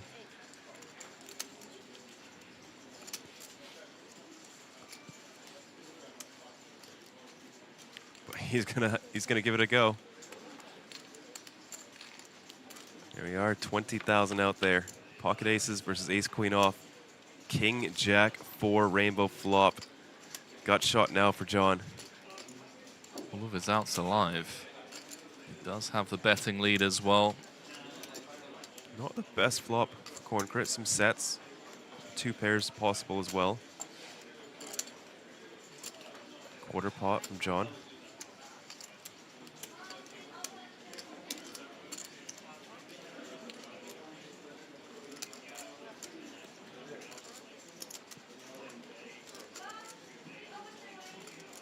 Does he continue the trap?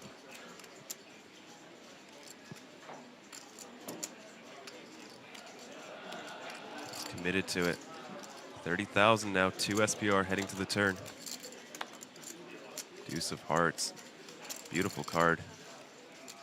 Corncrit.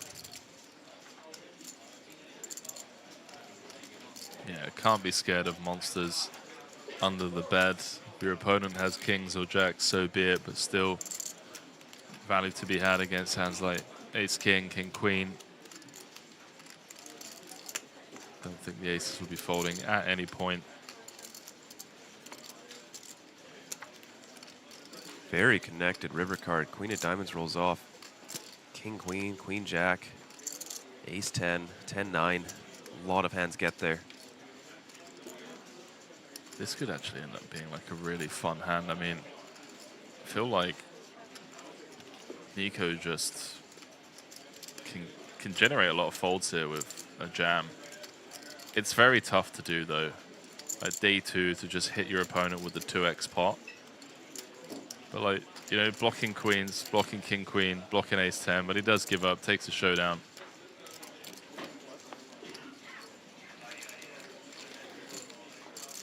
Corncrit maybe missing a bit of value. Perhaps could block the river. But maybe just thinks John's aggressive enough that he wants to check, give him the rope. That would be quite interesting, just 2x river ace queen. You are beating enough hands, I think. Namely, Yeah, something like I jack agree. 10 Yeah, or ace jack. of course. Oi, oi. Chara on with it. That was quite the special run he made in that victory. On the back of seeing his good friend Punat Punsri take down the main just a couple of days later. He shipped that bronze lion trophy. Took it back to Bangkok.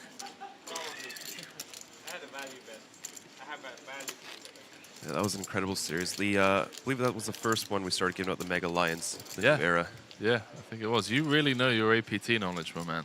It's been a while. And two of the Mega Lions headed straight to Thailand for our first series with them. I think that was like where the fuse was lit, because then from there on out, the Thai support, the amount of Thai players that just continued to show up after that was just insane. Like, I mean, we're talking by the busload or by the plane load. I gotta say, they are the nicest people to have at your table. So friendly, so supportive. They love it. Even in like the super hyper turbo, you know, they're there. Final 2 tables, there's like a massive rail just like sweating all the Thai players, man. It's really good fun. It's also funny seeing all the Thai legends also play the $100 buy-ins at night. Oh, yeah. You see Punat, KT, Tanasorn. Just love the game so much. Gonna see some blind on blind action. 10. Open up the ace 4 off. 7-5 off. Will defend. And gets flopped pretty close to dead on the ace 9-3.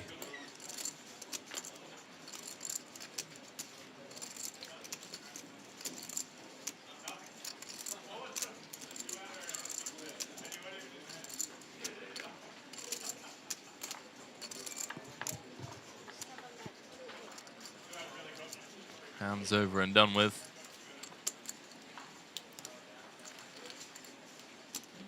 Rough for Tan, of course, in the back of getting dealt.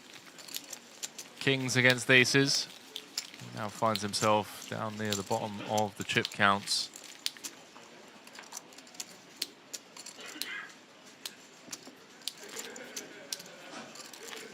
Alright, blinds are up for APT Championship Main Event. Blinds are 800, 1600, 1600 for the entry. Once again, 800, 1600, 1600 for the entry. 283 players left in the field. 671 unique entries. 95 paid as we head into the fourth level of the day. Or we will be after this hand. Heading into big blind 1.6k.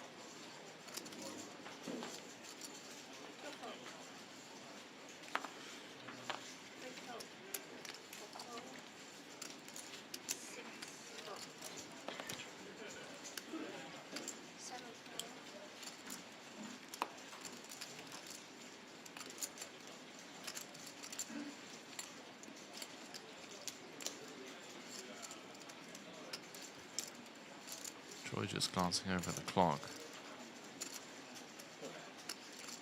He's going to come on with the limp.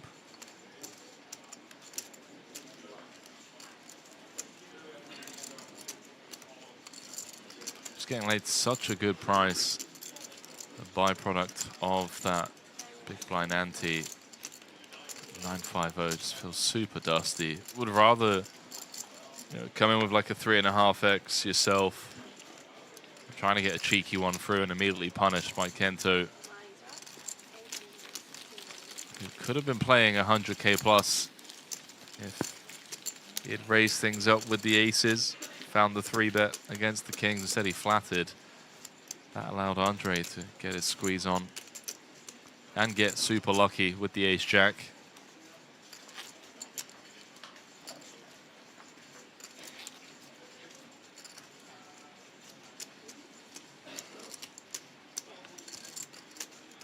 Agro saying also some famous Thai people coming to APT to play poker. Yeah.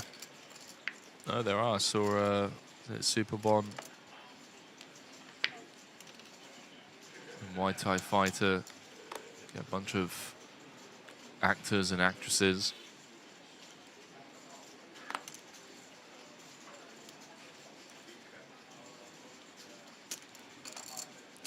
Big pocket pairs just being passed around for fun at this table. Concrete had the aces not too long ago. Now waking up with the Cowboys.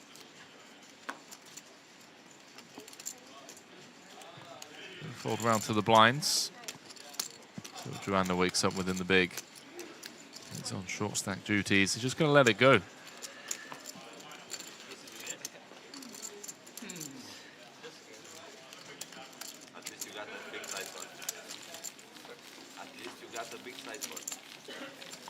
Folks, don't forget, you can also check out apt.poker to see if your favorite players are still in the mix, all your friends. Go over to the website, we have a live reports, so you can check out anybody's playing some fun hands, as well as the live seating. Let's see, Alex Lindop still in the mix, Abraham Seaspin. Looks like we potentially lost Bao Ding, unless his name is, yeah, Bao Ding. Late Reg, fortunately already eliminated.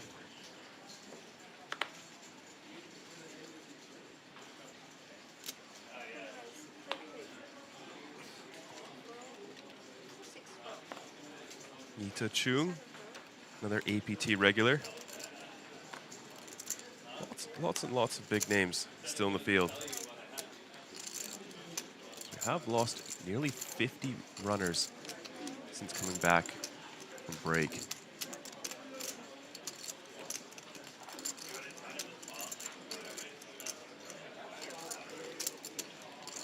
Corn Crit not getting fancy, just releases the 8-5.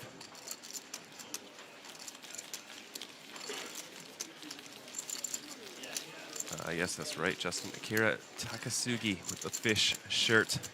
Did win the last Taipei main event. That was one of our most fun final tables of a main event I think we've ever had. Between the 9 of them there, I don't think they even had maybe 200,000 combined on Hand and Mob. It was so much fun. Everyone was just battling it out. It wasn't ICM, it wasn't tanking, it was just fun.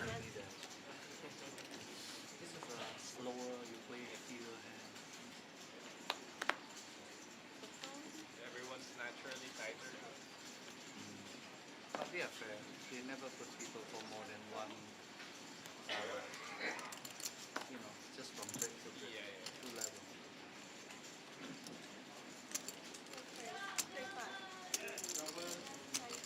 Yeah, sad to see you not here, Renee. I think you were too early winning that main event. You didn't get your championship pass. I'm sure that would have moved the needle for you.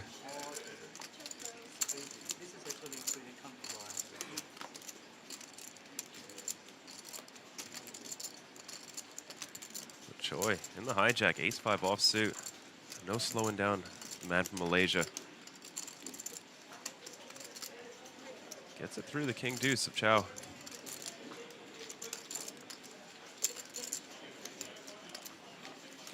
We have Renee in the chat, do we? Yes. Yeah, that's Agro Pyron. Oh, wow.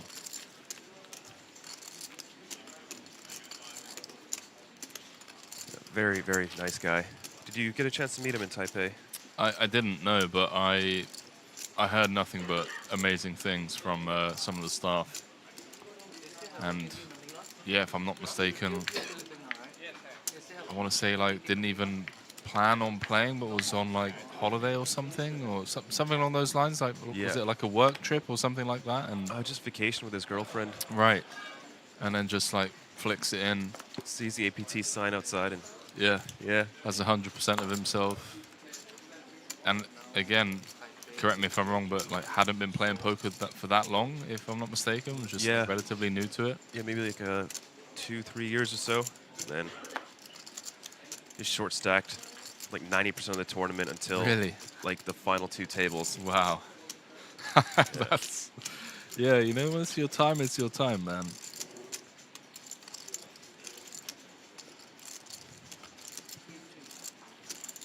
Yeah, gotta be one of the coolest APT stories.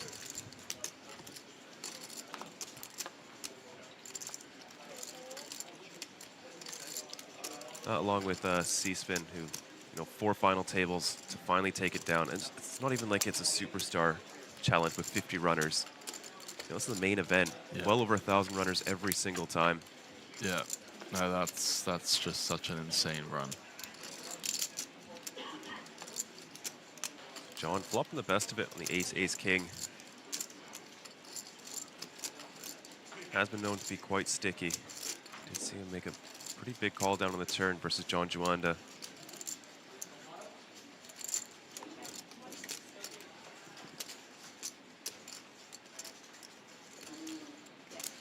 I mean, Nico's just going to chip up here. The 1.6k. Just trying to fold out everything bar a pair.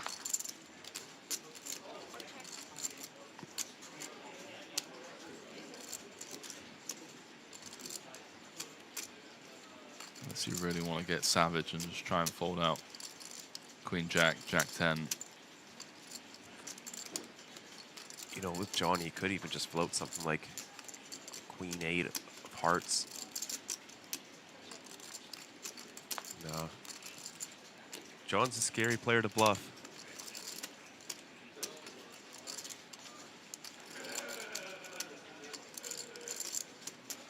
Now we just river some showdown. Beat those hands that I mentioned earlier on. Oh, that is greedy. He might get paid here, you know. Like third pot.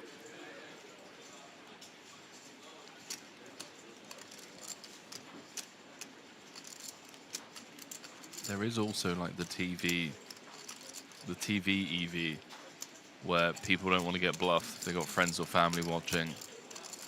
And they just lean a little bit too much towards being a hero when it comes to like close spots. He's going to use up one of his time banks.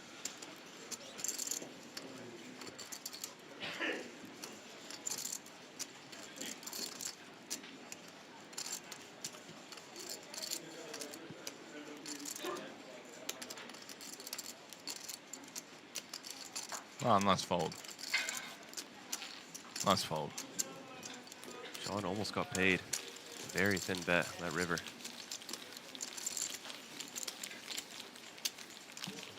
Can be really tempting because of the price to just flick in the call there. Doc is saying someone needs to find out for me if John Joanna was in Australia yesterday. I'll ask him on break. When I'm out there on break, I'll ask him and then I'll let you know. If you get me in trouble though, bro, if you're just completely tripping, I'm gonna have to hold you accountable. Is there a way? Let's check out his Hendemot, maybe. Maybe we could do that.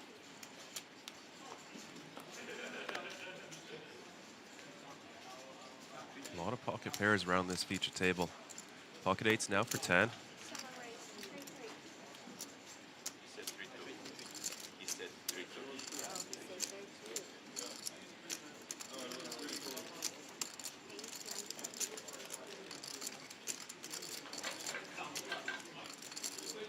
I'm going to go out on a limb and say that Joanna was not in Australia yesterday, given that 4 days ago he cashed the Super High Roller Championship for 36,000. So unless he somehow decided to fly back on the 22nd, come and play poker with you, and then fly back from Australia to Taipei today to max late reg this, which he didn't. Does sound like a stretch.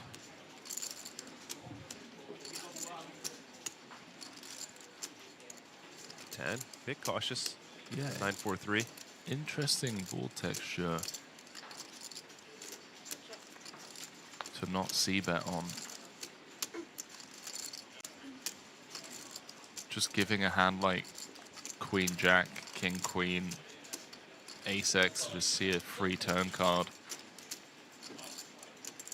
Feel like we would have heard from bigger pocket pairs like tens or jacks pre-flop. Comes with delayed c-bet. From under the gun as well, your range is quite strong. Generally bet these boards quite liberally.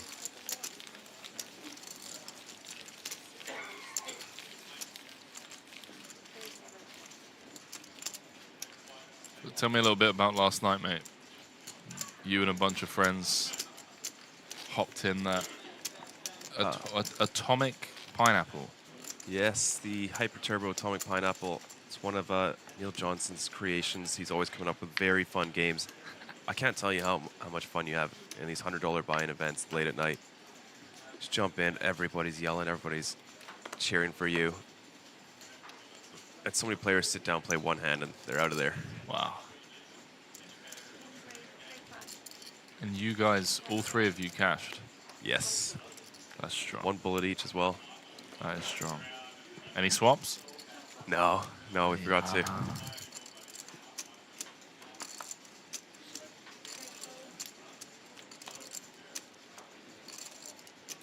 All right, could have a fun one. John Constantiniano, King, Queen of Diamonds on the button. Facing under the gun open. We'll just call. Doesn't want to see a 4-bet with a hand like this. This may invite the big blind in as well. A lot of clearance with the 6 deuce versus these positions. Suited, somewhat connected. We'll see 3 players to the flop. King, Queen, 6. That is top 2 for John, and bottom pair backdoor flush draw for Tan.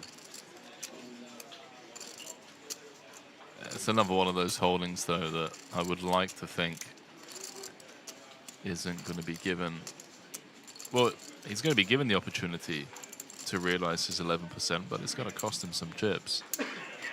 And Troy just loves it. Troy loves the game, mate. I want Troy at every feature table. This guy's out here really making this entertaining at a stage of the tournament that can be quite mundane to watch. You know, deep stacked, early day 2, but Troy's just mixing it up. Picks up some equity.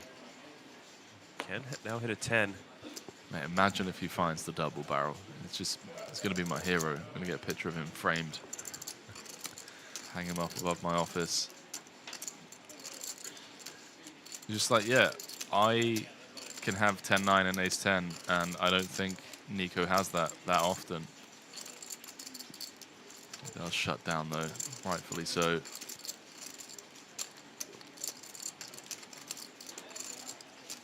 Don't count him out. May just be coming in for the check raise.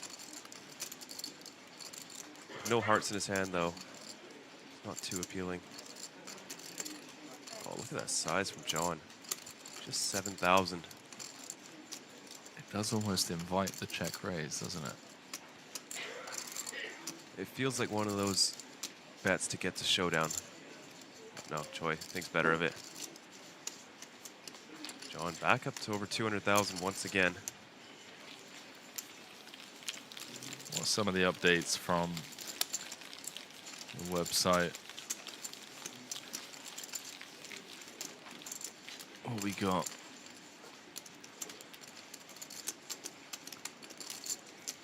Vincent Saluan getting paid with the nut straight against Fabian Rowley.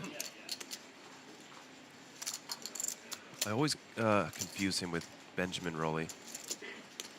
I know what you mean, yeah. I read his name. Both from the same country as well, I believe. Or living in the same country.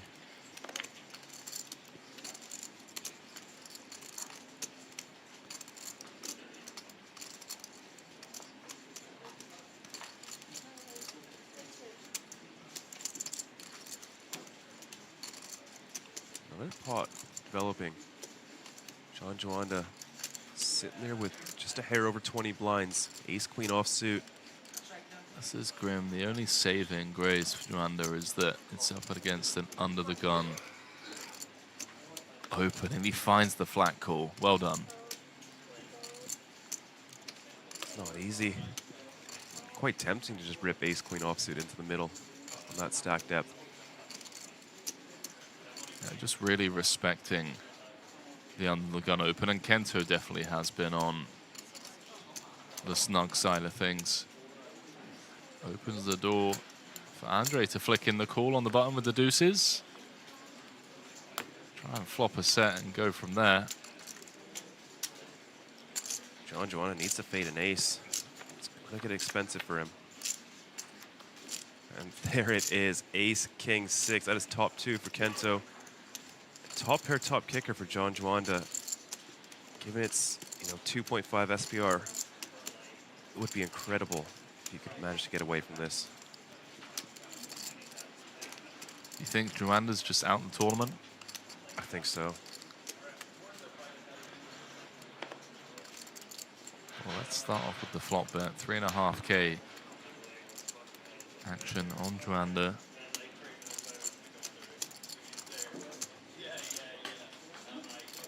Just makes the call. Andre's going to get out of there.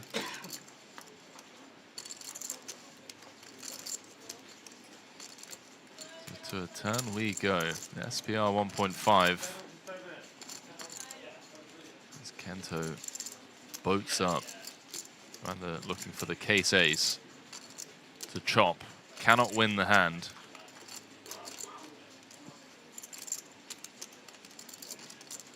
Yeah, king doesn't seem too worrying for John. A good chunk of that king X might just check the flop. It's a big bet. Half pot.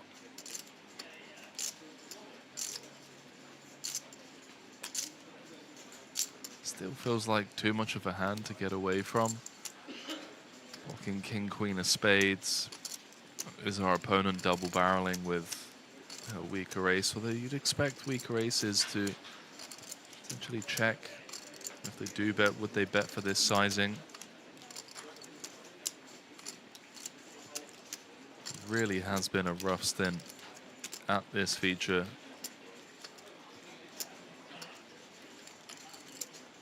Taking his time. Looks like he thinks something's up. It's against the tightest player at the table. He's betting to 2 players. He's then barreled turn for half pot. Oh, he's going to go for it.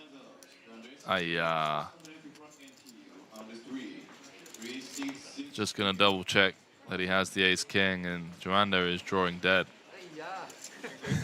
There's the single ace of hearts. John Joanda's chop.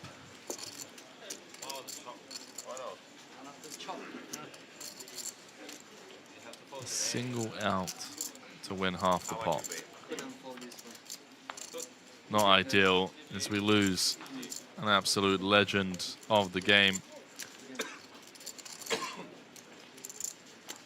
Felt like his spidey senses were leaning towards fold, but ultimately just unable to get away from it.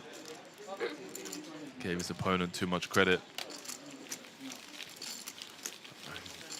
Incredibly tough to fold.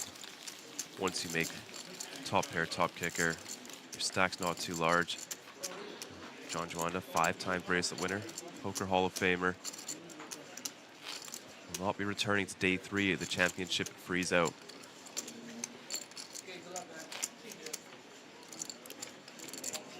Still plenty of events for him to play. A single day high roller for 5,000 US. Just check right now, see if he's in that.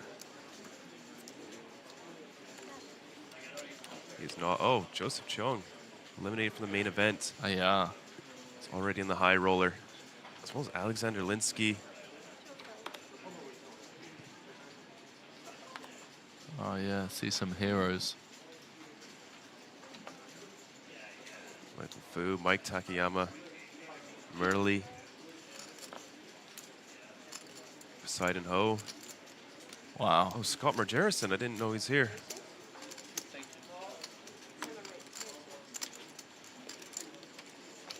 Tom's in as well.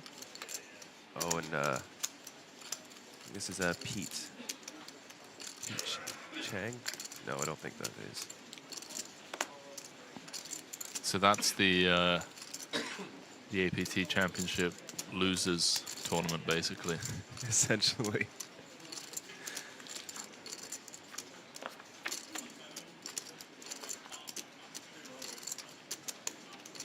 What we got going on here? Another button, the big blind battle. Not the first time these two have competed against one another. Chung had the kings against Kento's aces earlier on. Flop goes check, check. Opportunity for Kento to potentially take this away on the turn. 4-liner on board. That's a gut shot to the 9 high straight.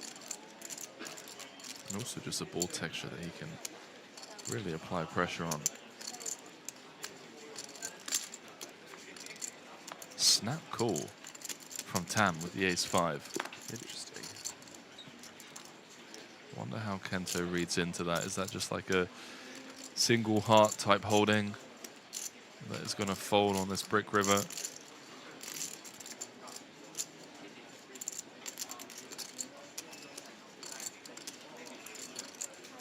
Yeah, Kento's going to give up.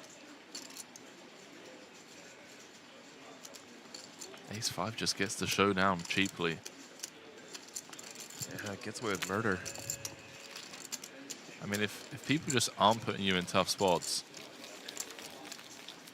it would have been a nice hand for Joanda to see.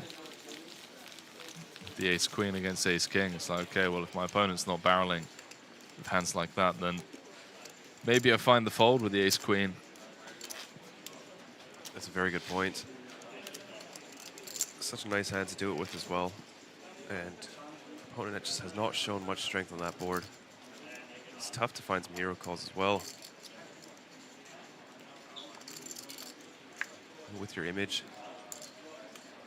throw in the occasional bluff. Get a bit more respect.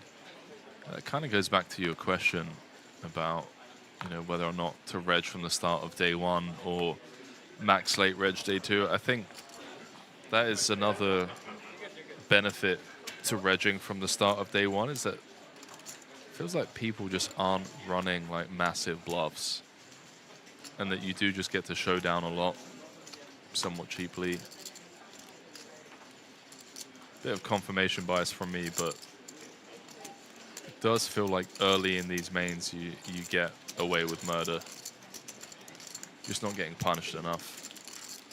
It could also build up some reads. You know, 10 hours of day one, most likely be at the same table.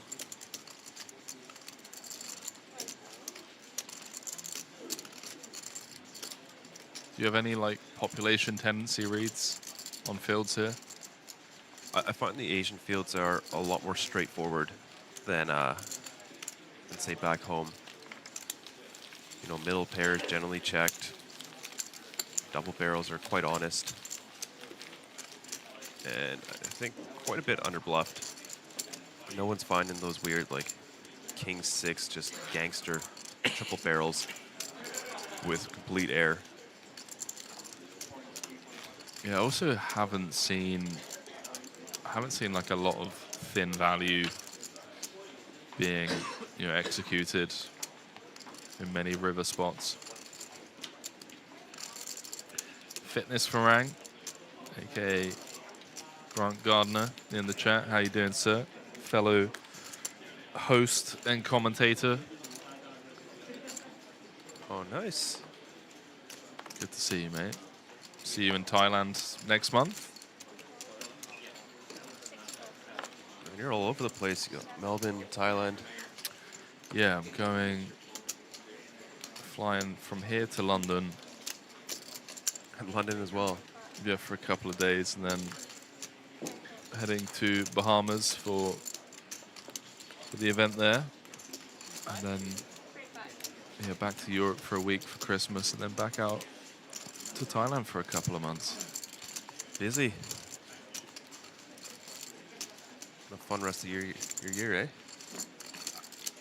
Yeah, I don't want to complain, but like the traveling, yeah, I don't know, man. I feel really burnt out. I'm looking forward to just like getting in the gym for a couple of months in Thailand, soaking up some sun, getting into a bit of a good routine. It's Concrete, a good routine here. Flopping bottom set. Unfortunately for him, neither of his opponents really connecting with this king-jack texture. Choi does love to bet. Does have some backdoors, and he is going to oblige us with a bet. 3.5K once again. Yeah, you're right, actually. Troy's loving it, man. We need to get a petition out. Petition for Troy to be at every feature table. It would have been fun to cover him in the 7 max, which he took down for $143,000. Imagine he was just going after everyone. But this is the great thing, like how effective is this small bet long term? It's super effective, right? Like multi-way. This is why people like Troy win tournaments like that, is because they just have population reads that they've come up with this strategy against, where you mentioned, you know, people are playing relatively honest, and you normally hear from people when they have like legit holdings. So these like small stabs in position multi-way are just so profitable. And obviously here, not going to work for him. This Concrete has got bottom set, or he did have bottom set. And you can also see that Troy's using the tournament clock to randomize. So clearly a thinking player. I've seen him do it multiple times. How do you find that one out? What? That he's using the clock to randomize. Because he's been looking over at the clock on multiple occasions when action's on him, and the only reason he would do that is to randomize. Oh, yeah. Yeah, Never thought of that. A lot of players use tournament clocks. Like if they have like a spot where they want to be mixing, for example, like here, because like this is probably a hand that maybe he's thinking, okay, sometimes I want to check this back, but other times I want to barrel. And say that, for example, he wants to mix that, you know, 50-50, he'll just say, okay, right, if I look at the tournament clock and the number is between, you know, 0 and 5, then I'll bet. Oh, sorry, 0 and 4, I'll bet. And if it's between 5 and 9, I'll check. Makes sense. Corncrate looking like he wants to lead here, be very poorly timed. Oh, I think you just got to commit to the trap at this point. Tries to squeeze out 25,000. Let's see if it can work out for him. Choi is asking how much behind. Don't do it, Troy. When is this line ever weak? Unless he just thinks, okay, my opponent's got here with like king, queen, I'm now going to try and get him to fold top pair. No, doesn't waste much time either. And I agree, would have liked to see him commit to the bluff, to the trap rather. He has enjoyed it. Did flat aces versus a 3-bet.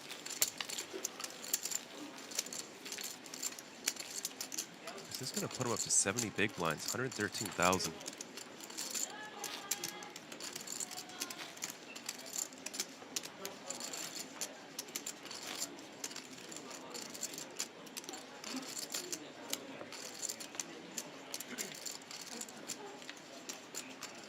We will be ending play on level 16 tonight. Still got a ton of poker to go. Not even halfway through our day yet. Yeah, long old day here. I kind of expect the pace of play to start slowing down. I mean, pretty much like now, because we've just had a flurry of bust outs from the start of day 2, and the average stack is around 80 bigs. You can see a lot of stacks have kind of consolidated. And we did come in with 354 out of our 671 runners. Nearly lost 100 players.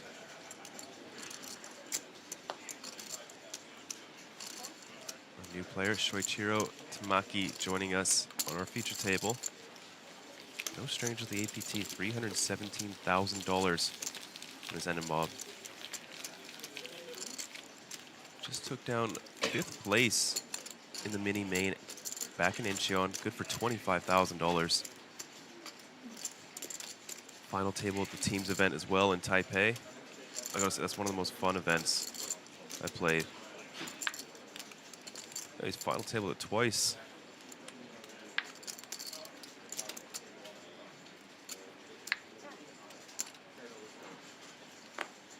Nice. Well, James saying he's looking at the clock not to randomize, but more for sizing his bets. That's interesting. I'd be curious to hear more about that. I mean, I don't know enough about turn spots to know whether you're meant to be playing like a mixed strategy in terms of sizings.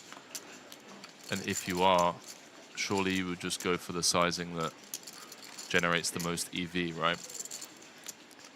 So the only reason why I think he would do that is if he has like a 2 sizing strategy on the turn that are both equal in EV, in which case then yes, looking at the clock to then randomly choose which one of the 2 sizings you should go for. But if I had to guess, I would die on my hill and say that it's more of a frequency thing. And that's why he's using the clock. The frequency one's more human. You know, seeing like a hand like, say, 10-9 on this board, and the solver wants to go bet big 30% of the time, bet small 40% of the time. You just can't remember something like that. It just doesn't make sense. When you've got something like, all right, we're supposed to be checking some middle pairs, it just makes sense. You want some of them in your range. Nico's just relentless. Oh, gets a fold right away. 3 to a straight for Andre. King high. Doesn't continue.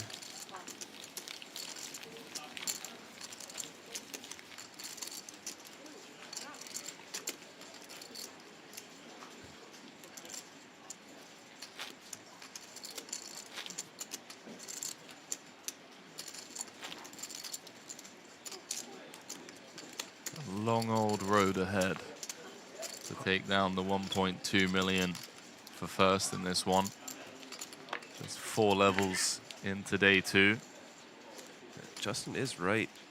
Our new player at the table, the man from Japan, did take home $205,000 at the APT main event in Incheon in 2023. Nice. 205,000. What is that for our tournament today?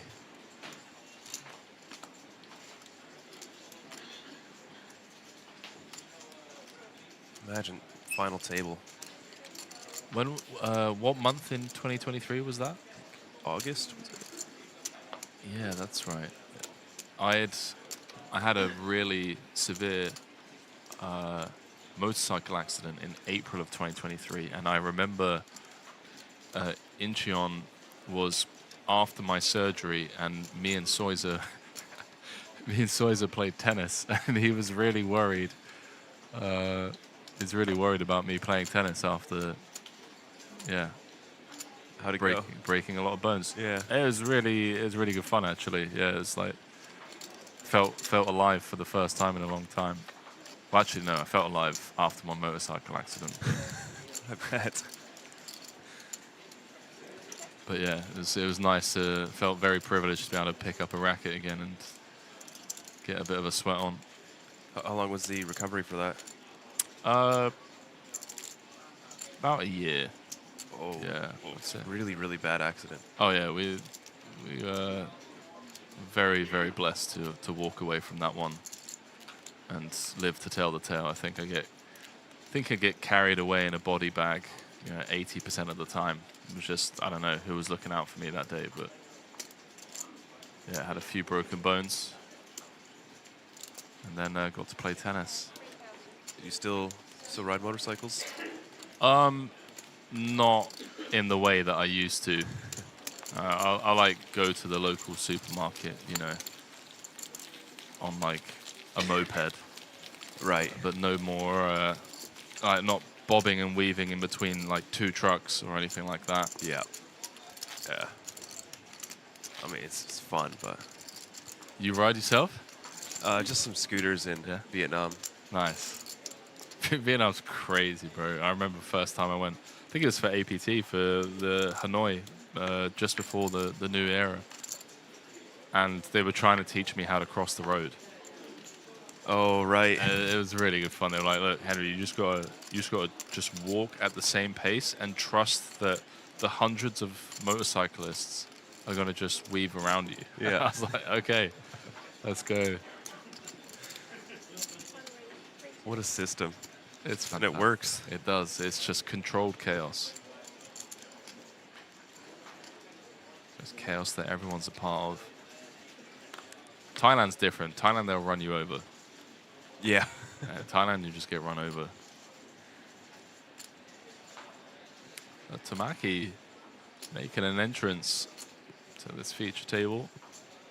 And Chow again finding the 3-bet with the offsuit ace-jack. Going small once again. Another great spot for it. Dude, I honestly think like my takeaway from being in the booth today is small bets, multi-way in position, and small 3-bets are just super effective. One, because people seem to be opening wider than they should be and are just getting punished quite a lot. Versus 3-bets, and then 2, again for the reason that you brought up earlier on, people are just playing very honest and somewhat face up post flop. So once we do get checked to, we have some kind of like backdoor equity that we could potentially find double barrels on. Should we get check called, seems to be super effective. You know, maybe the freeze-out just has a little bit of additional weight behind the decisions. That's a great point. Typically, day 2, you're not really seeing too many people fold to 3 bets. Right, while registration's still open. But with just one shot at it, trying to preserve their stack. You know, something like a 30% chance now to get the money if you just go directly by the numbers of a live entrance.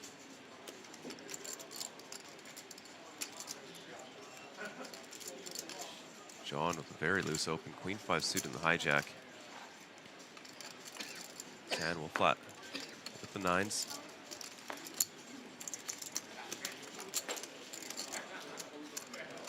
Kento, offsuit Broadway hand, queen 10 off, makes into the mix.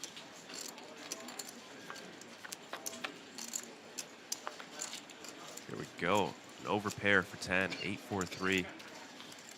A little bit of connection, 3 to a straight, 3 to a flush for John.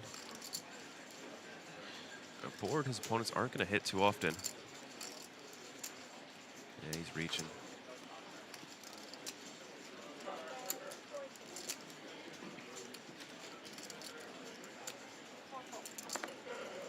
$4,400 over to 10. Does he want to fast play his hand? I don't think we get to fast play our hand, do we? No, looks like it's just a call.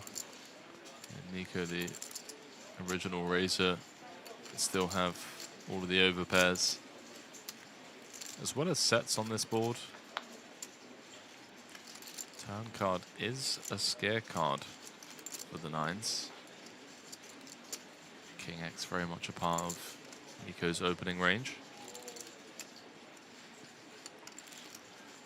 You know, it could be tempting to just raise small in position with the 9s. However, facing a 3-bet, which John is very capable of with bluffs,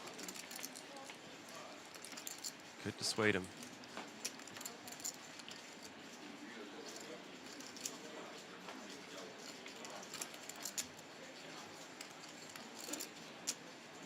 Taking inventory. Just checks it back. 21K out there and a 5 for John. Backdoor flush does come in. John also eyeing up his opponent's stack. A big fan of the check back from Tan for the obvious reasons. I think pot controlling is nice. You're never getting 10s, jacks, queens to fold. So just playing defense allows him to see a river, reevaluate, and now 2 checks on turn and river. This is a really nice find. It's a really nice find. I'd be a bit worried about the small in position versus someone who's capable of check raise bluffing, but look at that, it works out fantastic for him, gets an additional 5K of value. Yeah, but for the same reasons that our opponent can check raise bluff is the same reasons that we can have like bet 3 bets. So I think, you know, we have as many flushes here, maybe not as many, but we can still be really strong on that river, right? So just because we bet small doesn't mean that our opponent can just go ham. Yeah, it's very true. That was a nice bit of thin value there from the 9s. 10 did just lose the very large pot. Kings versus aces. Doing well to chip back up. More pocket pairs making their way around the table. 10s now for Concrete.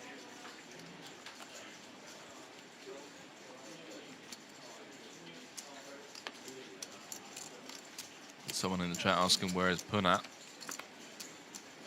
Punat, unfortunately, soft bubbled the 50K, jumped into day 1 of this 10K APT Championship and was very quickly out the door.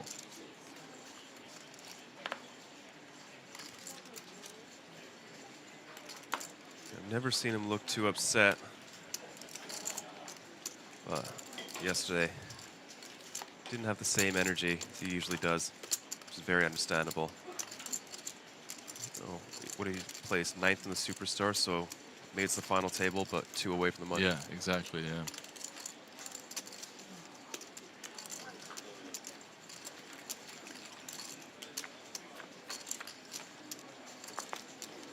Ace deuce defending. Jack 8-6. Not the worst flop for the pocket tens.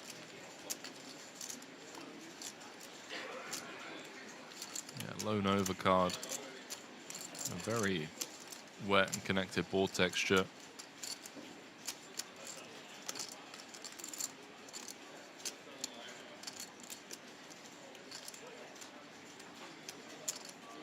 In before check raise bluff with the ace deuce, ace of hearts. Oh, I'd love to see it.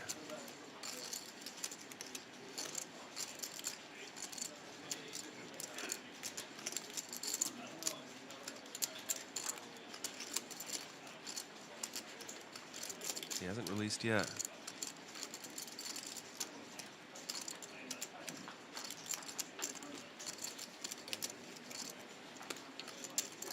Just a call. Oh, baby. The stone float. You love to see it. This float isn't designed to turn top pair. This is very much a case of, I have the nut flush blocker. If a heart rolls off, I'm going to get after it.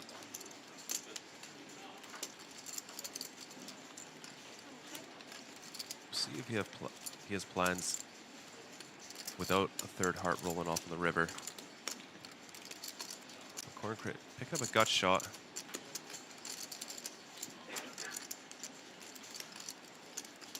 $15,000 out there.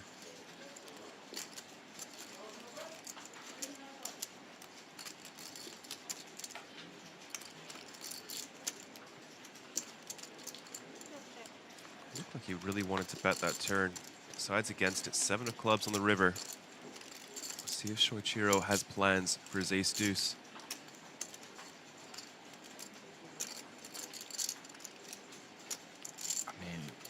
It's the type of connected board that would be really tough from under the gun range to defend against, especially if he bombs. If he just comes with like the B150 here or something close to pot, doesn't need to go big according to his theory. Just half pot, get himself a price on a cheap bluff. It's tough to not have a pair on this board. Those are cooling chips. In Concrete's hand. Well done, mate.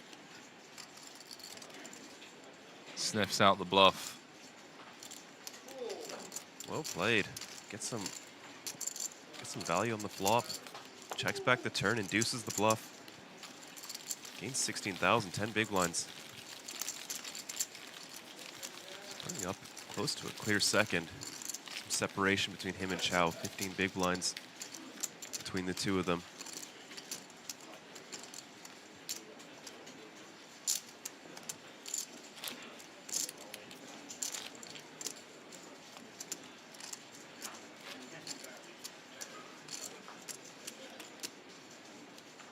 See if there's any updates from the outer tables.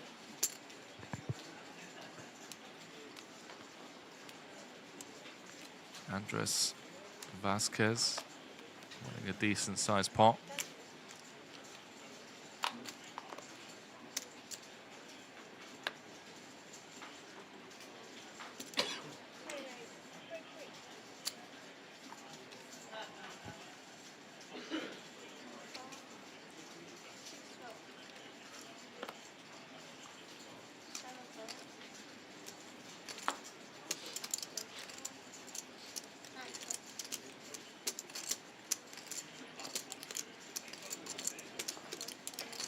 Chow back in the mix.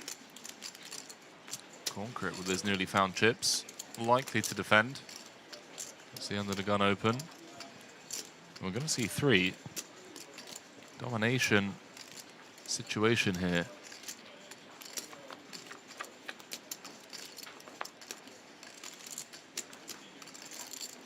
How about that for a fun flop? Top pair for Chow, open ender for the King Jack of clubs.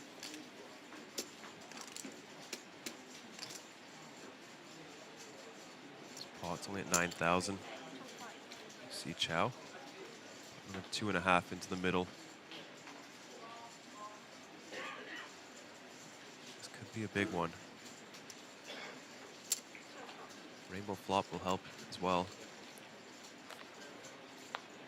Deuce of diamonds in the turn. Big brick. No reason for Chow to think his king queen's no good. However, we have seen Corn Crit trap twice now with a set and pocket aces.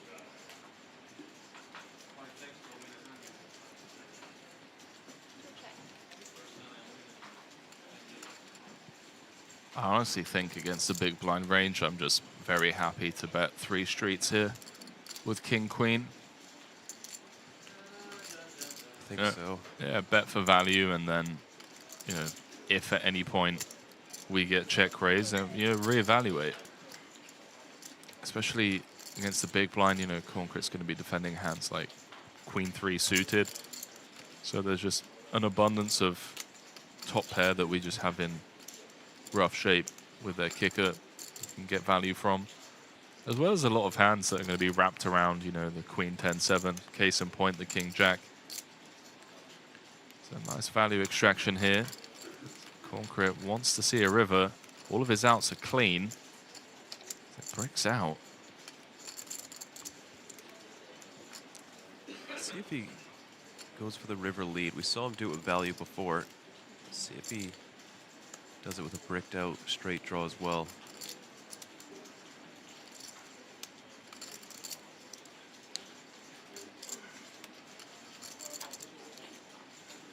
And look at this, he is going for it. 12,000. This is the classic. Check call, check call. I missed my draw, so I'm going to try and steal the pot away. This is the line he took with pocket 5s earlier on, by the way, so. Might just be his favorite line.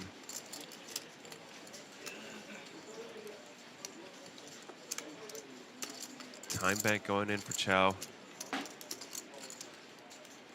I think you said earlier, typically this line is super strong. I have to agree, I rarely see a bluff in this spot. Surprised to see one here. I just think the price for being laid, maybe a bit of confirmation bias on my part, but so many things brick. Why is he going to find a value raise? Is it? I'm super confused now. Is this a value raise or a bluff raise? Like, we're turning top pair. I mean, if he's bluffing, he's trying to fold a hand like queen 3, 10-3, 7-3 of diamonds, something like that. I'm lost. I'm genuinely lost. That's a fun hand, wild hand. I kind of want to review that hand, if I'm being honest with you. Yeah, see if Chow's keen to share his thoughts on that one. Potentially just trying to really get some thin value from like a queen jack. You know, if it works, he does look like a genius.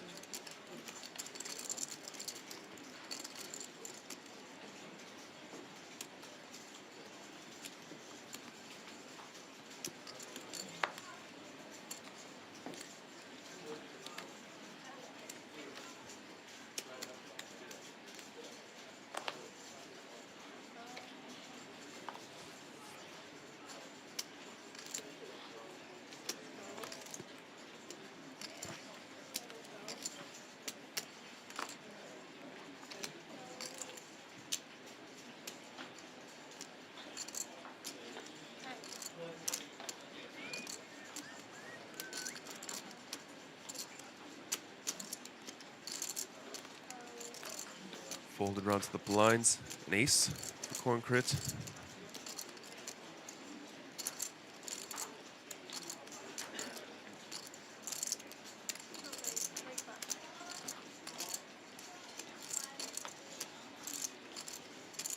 Small raise considering their stack depths.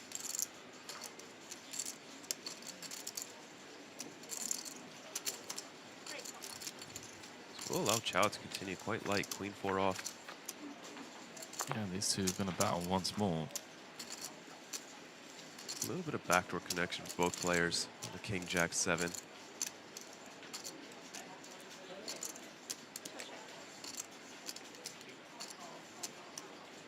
Sunny Boy saying value raise on the river only gets called by better IMO. Yeah, that's kind of how I felt, which is why I'm more so wondering whether or not it was a bluff raise, which is really spicy. Concrete coming with the check call with the ace-5. Once again, 15 minutes were followed Tuesday, Tony State. One more barrel should do it for Chow. It's reaching. I have no idea what's going on anymore. This has been a really fun battle to observe. I think we're playing some street poker right now. Chow seems to just have the confidence to kind of go after Concrete. Maybe just picking up on some reads over the last couple of hours, and you know, he's built a strategy around that.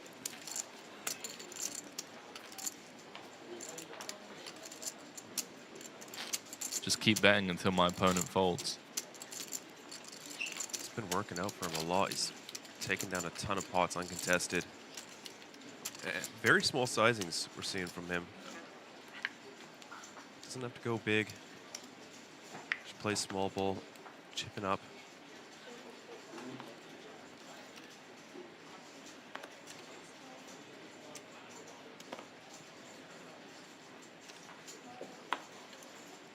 Next table number will be 84, Justin.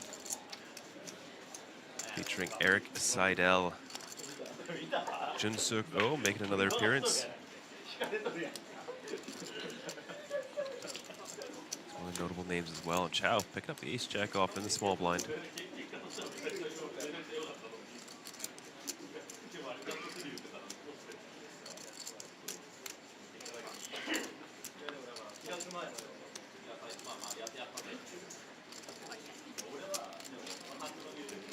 Nice. Seidel on the next. Top pair for John. Backdoor nut flush draw for Chow. 2 overs, quite strong.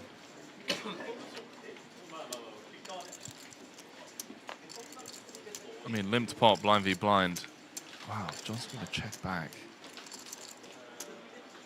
You know, Sam, I've given up trying to guess.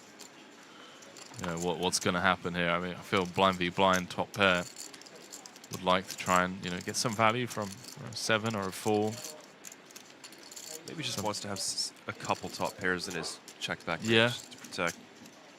I mean, 9-3, no diamond. Seems like a good one to put in there.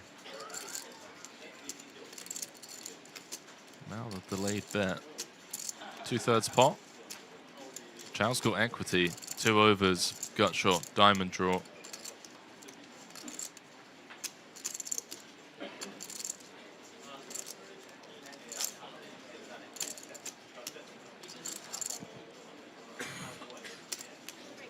Comes in with the call.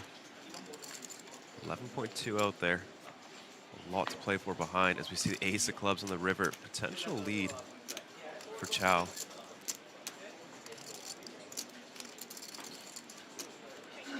Sides against it. I actually think Nico ended up losing the min there. Yeah. Because if he bets flop, I don't think Chow's ever folding, right? Ace-jack with the ace of diamonds. Turn then likely goes check-check, and maybe river he has to pay a bet. Yep. Yeah, that delay bet possibly saved him maybe 5-7K.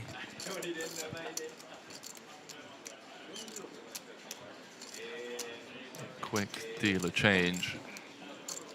About 15 minutes or so before we head into our second break of the day.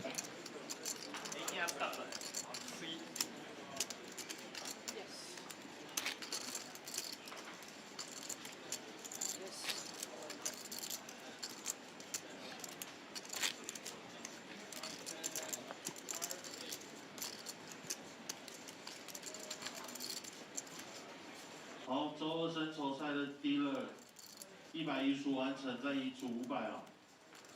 周二生周赛第了110完成，要1组500积分牌。 I haven't seen much from Andre. Kind of even forgot that he's even at this table. Got the triple up and really hasn't played a hand since. Sure, he's still very happy to be here. Cracking the pocket ace with the ace jack. That's so insane, the way that entire hand played out.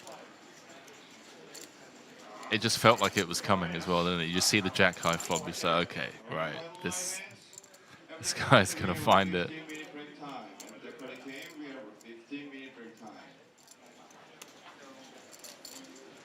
John's gonna get involved with the suited connect in the small blind once again.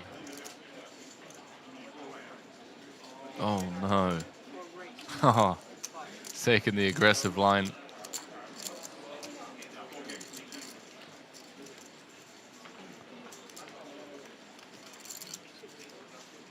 Yeah, that's a great point you make. I mean, Andre's back down towards starting stack.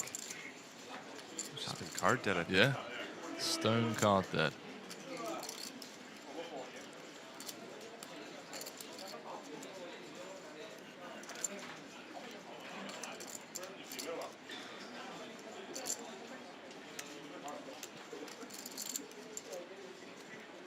Ace Queen O. Wow, is it going to hit the mark? It's just going to hit the mark. The power of the 3-bet out of the small blind.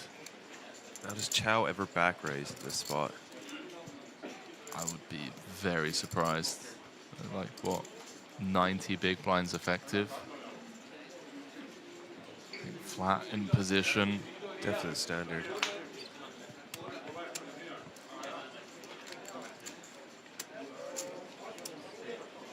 There we go. 31K out there. These two are going to battle it out once again. Back-to-back hands. Ace, 7, deuce. Backdoor hearts for Chow. Backdoor straight draw for John.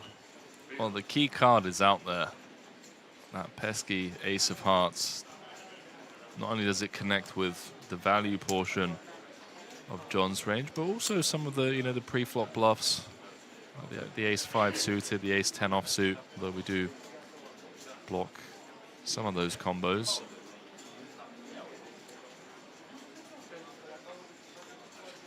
The pot already inflated with the pre-flop 3-bet.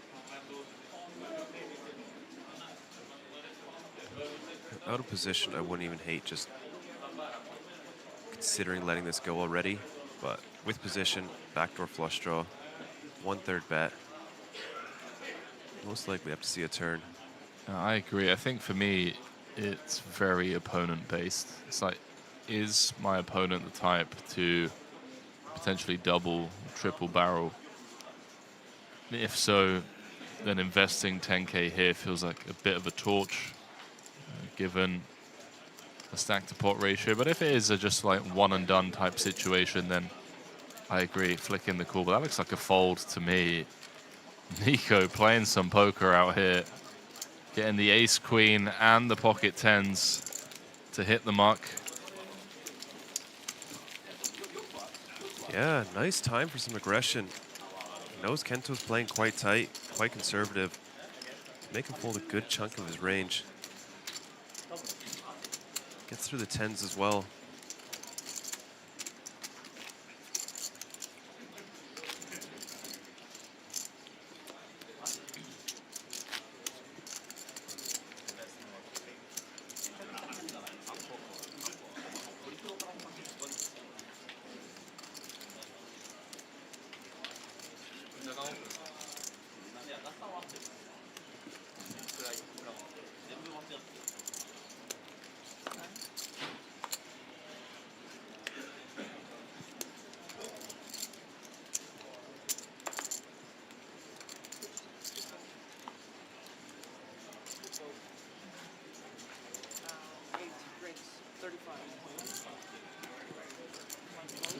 Choi going for the long range steal, 9-7 of clubs under the gun. This is on around a start and stack. going to deter him. Try another rag holding, and Tan, ace-jack offsuit. Strongest hand is in the big blind.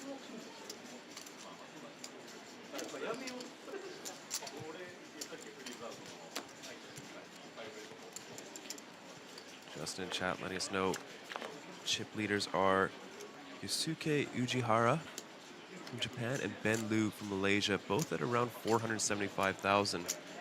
Keep in mind, average stack when we hit the money will be 350K, so they're just slightly over that. Back to the hand. Jack, 5, deuce, 2 diamonds. Top pair, top kicker for Tan. Players around 30 effective. Check raise not out of the question for Tan. He's going to choose that option. Raising it up. Can be scary against an under-the-gun open, especially on this stack depth.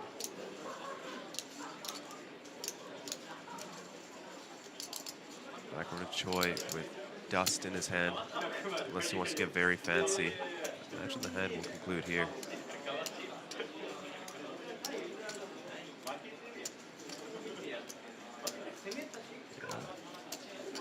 Yeah, let it go, Choi.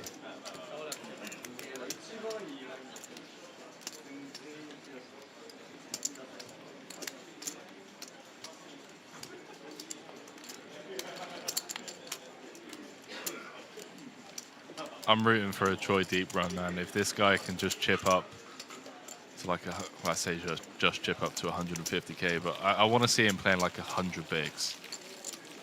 Because Choi with 100 bigs, man, is an absolute menace. Especially as we approach the bubble. Yeah. Very aggressive. And I think the bubble's going to mean a lot to a lot of players. It's an $18,000 difference. That's a great point. And you've been playing for potentially starting tomorrow for 2 days, 2 full days of poker. What do you think? Do you think we're going to reach the money today? No, I don't think so. We're down about 100 players in the first, or halfway through day 2. Yeah. So I don't see us losing another 100 before. I don't even think we get down to like 150 by the end of the day. Oh, really? I'll take the overs on that for sure. I think we get past 150. We've still got 675 minutes. Oh, no, we don't have 675 minutes. There's 4 more levels. Yeah, you're right. 4 more. Yeah, so halfway through today. Oh, yeah, fair. Okay. No, I definitely like your side then.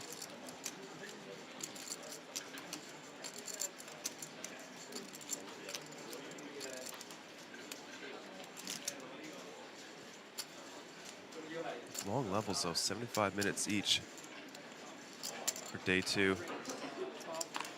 Past that 90-minute levels from day 3 onwards. 10, finding a nice squeeze, or just 3-bet. Against the player who really hasn't had a chance to play a hand in the past hour. It always feels like this. You go card dead for an hour, you play 1 hand, you get 3-bet every single time.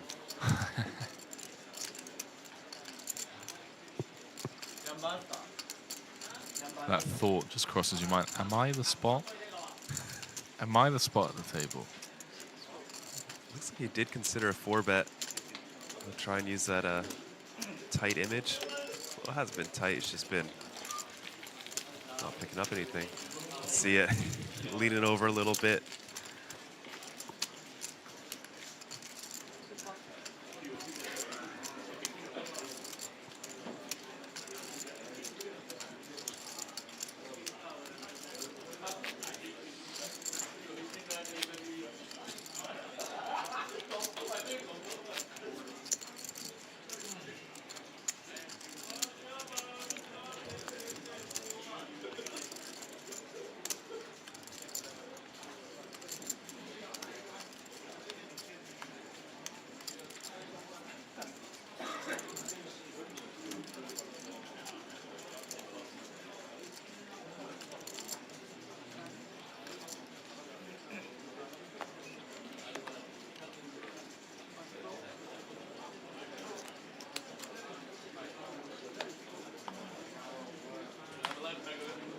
Coming up to our second break of the day.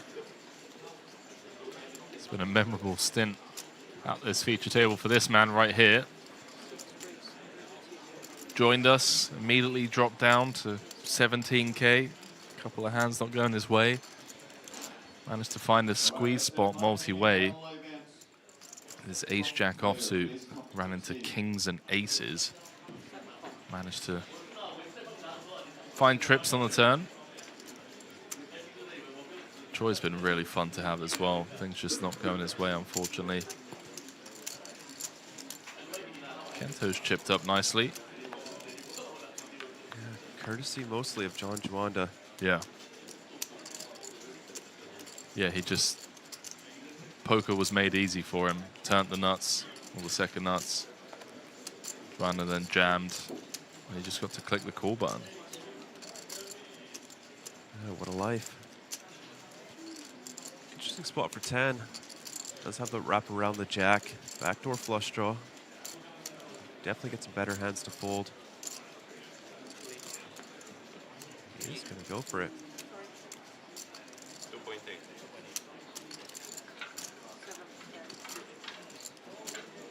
Might just be able to clear out king high as well as ace high with just a small bet.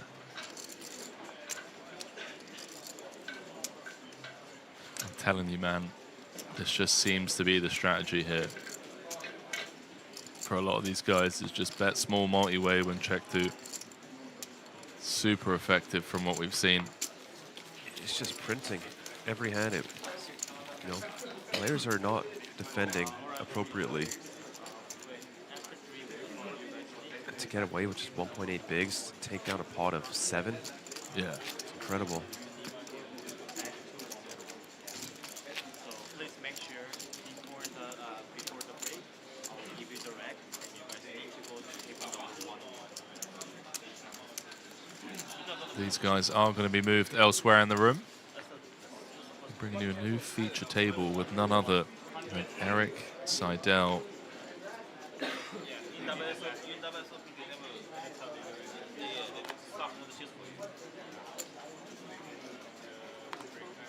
I'm buzzing for that. I want to see how Seidel navigates these fields.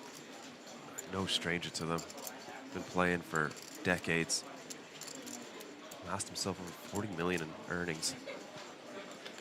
Very few players can say they've done that.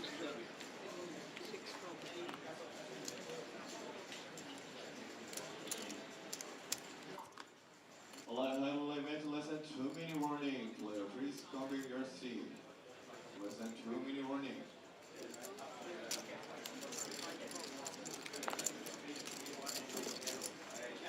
May see some action here. Tamaki, who joined the feature quite late into this frame, joined us with around 50K. He's lost half of his stack. Just going to jam this in against the very active John Nico.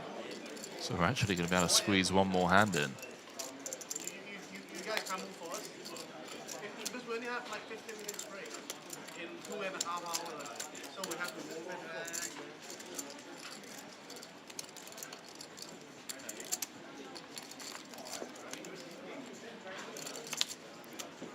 Falls back a few of those chips. Losing most of his stack to a nice ace-high float, but just sized a little bit too small on the river bluff. Allowing his opponent fairly easy decision with the 10s.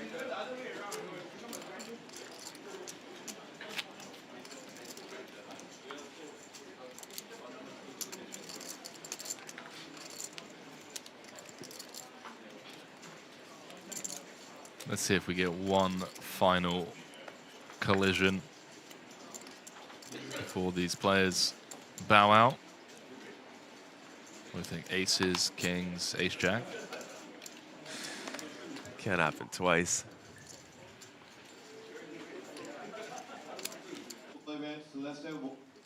Trey looks like he potentially has a hand. He must just really want to play. No, I was going to think better of it.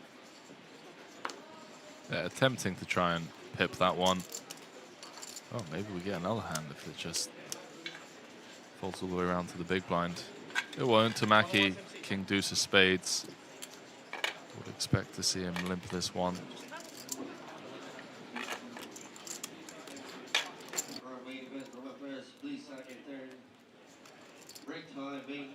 He's going to hear from Corncrit. Here, the main event.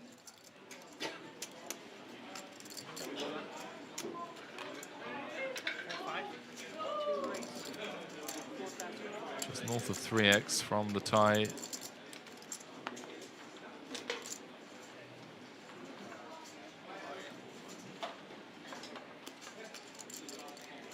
Don't do it, Tamaki.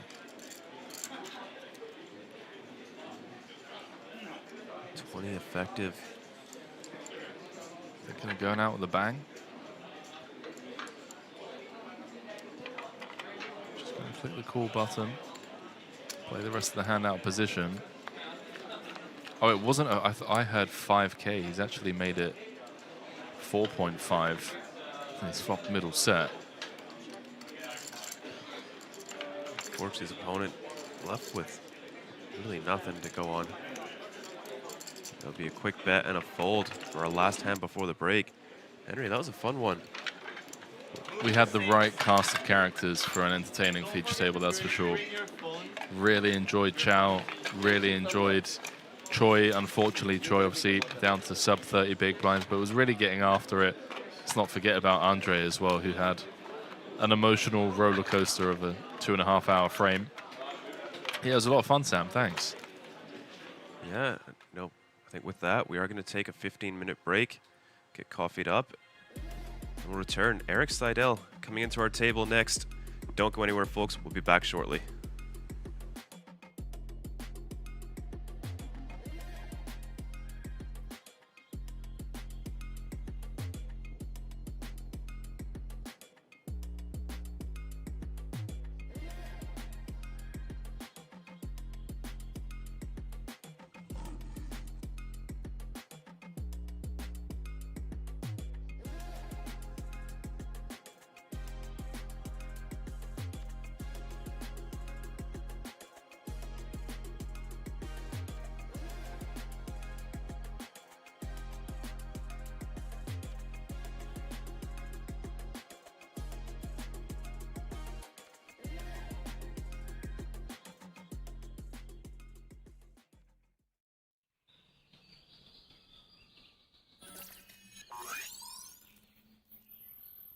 Welcome to Asia's largest online poker room.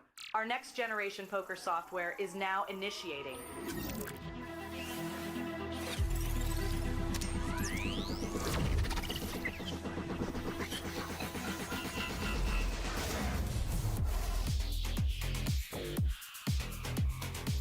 Elevate your online experience with a wide variety of poker variations to choose from. Get fully immersed with fun and social features.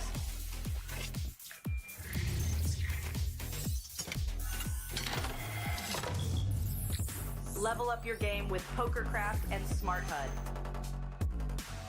Unlock a wealth of rewards including cashback, bonuses, and jackpots.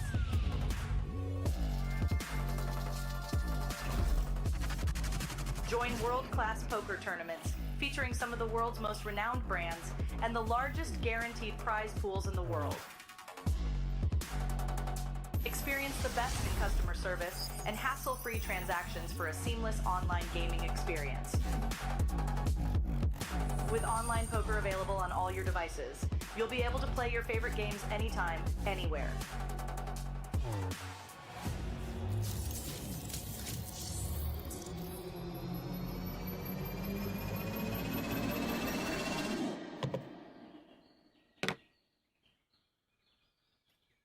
Sign up now and elevate your online poker experience today.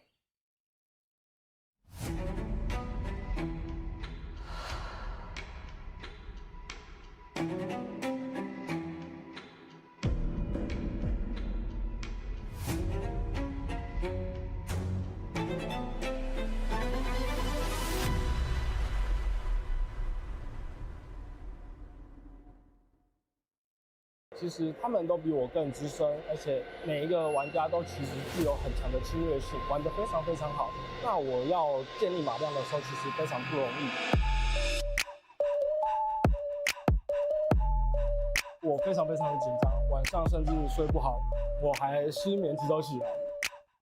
当我来到现场会场的时候，我就是很专注的在每手牌，慢慢把马量建立起来之后，我可以打得比较轻松，有更多的容错率。尽力去努力，还是需要一点点运气。对。其实很高兴，因为我在台湾参加很多的赛事，那赢下这座事实，我觉得比我其他赛事都更有成就感。这个是我第一个狮子奖杯，它对我来说意义蛮重大的。除了给我自己的一个礼物之外，那我最主要是给家人，因为他们支持我去从事这个挑战，去参加这个赛事。第二个是我要谢谢教我 Miss Game 的朋友们，我们从不会到会，那每天晚上的练习一点一点的进步，才会有我现在的这个技术，那可以跟这些外国的职业玩家去做同场竞技。谢谢。Welcome to the final day of the APT Championship Mystery Bounty event sponsored by Natural8. 94 players, 94 bounties, but only one of them contains the grand prize mystery bounty of 1.5 million Taiwan dollars. Let's go bounty hunting.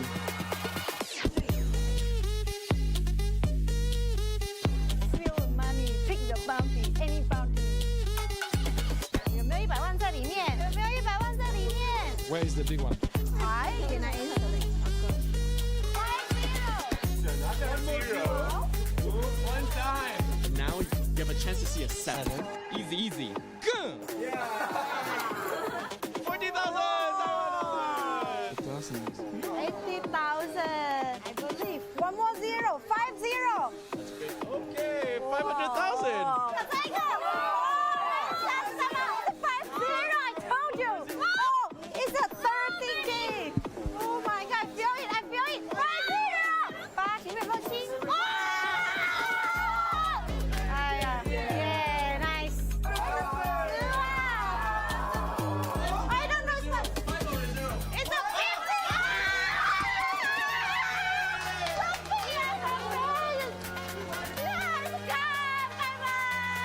So, how do you feel now? Very happy. Is it your first APT bounty, right? It's actually my first time making the money in a mystery bounty. My second ever mystery bounty tournament. I feel great. I won the 2 biggest bounties in the tournament and a lot of smaller ones, the trophy and the main event seat. So very happy. So there was a hand, I flopped trips, trip 8. No way, Nicholas Go really getting after it. 8-4 suited in the hijack.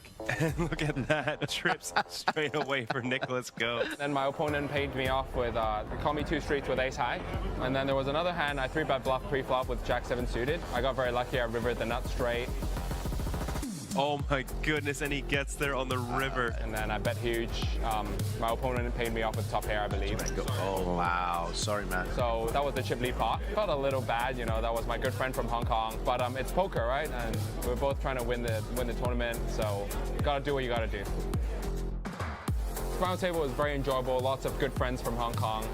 My first time playing this Natural8 Hong Kong tournament. I think it felt like a home game, so it was very fun.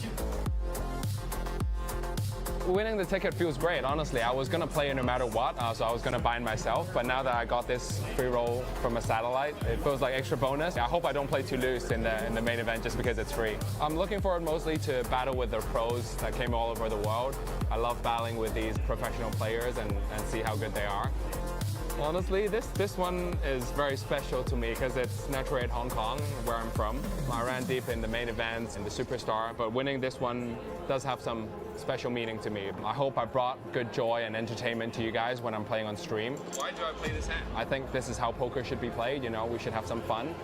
So thank you everyone for your support, and I'll keep trying to bring some good content for you guys. A 组才刚开打，买入就已经超过400组。我说的不是普通的比赛，而是 APT Championship 国家杯。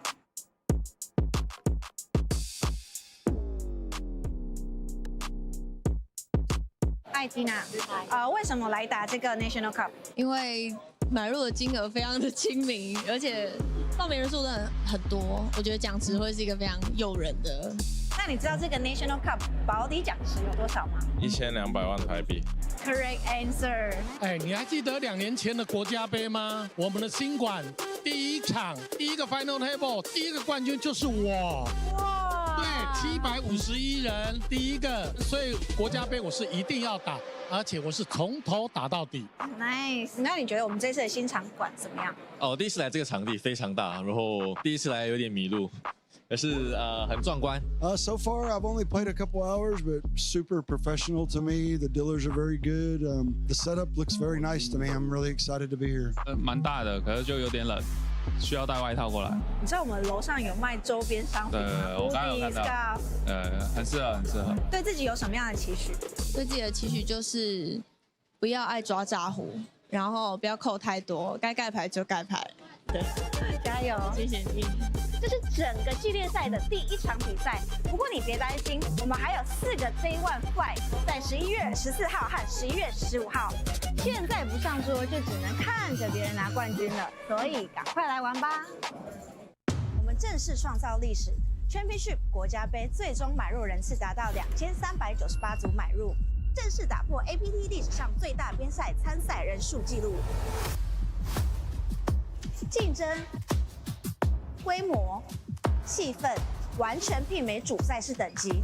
更重要的是，这将是 APT 历史上第一座 Championship 奖杯。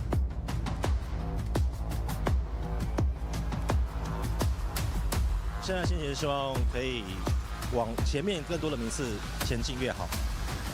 Getting this Lion Trophy, that would be a lifetime experience for me. Not rushing into anything, just take one hand at a time. So let's see how far we can go. 希望那个心态上会可能比其他对手好一点，打好自己的牌，然后好好享受吧。所以就希望这一次，真的就希望这一次，希望这一次。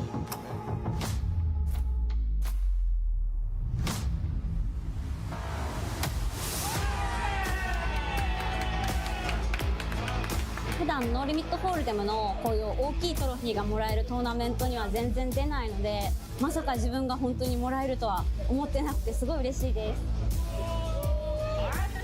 この金額帯のトーナメントだと割とこうアマチュアの人がこう固まってるイメージだったんですけども、普通に顔見たことあるようなプロの人とかも出ていて、本当に人気のトーナメントで注目されているものなんだなっていうのを参加しながらそう身に染みて感じました。もう本当にただラッキーで流れが良かったと思います。感謝です。ありがとうございます。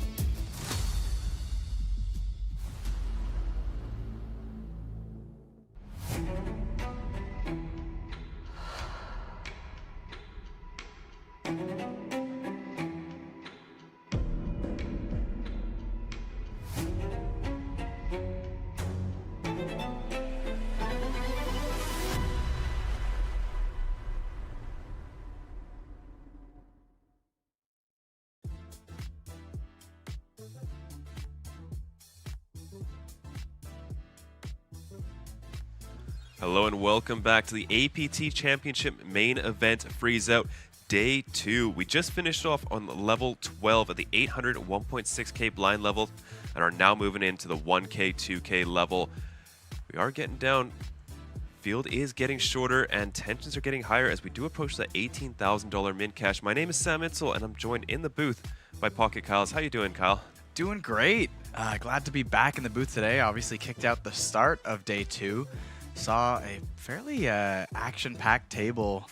Definitely players implementing very different strategies on the first table when I was last in here. How was the second table after the break?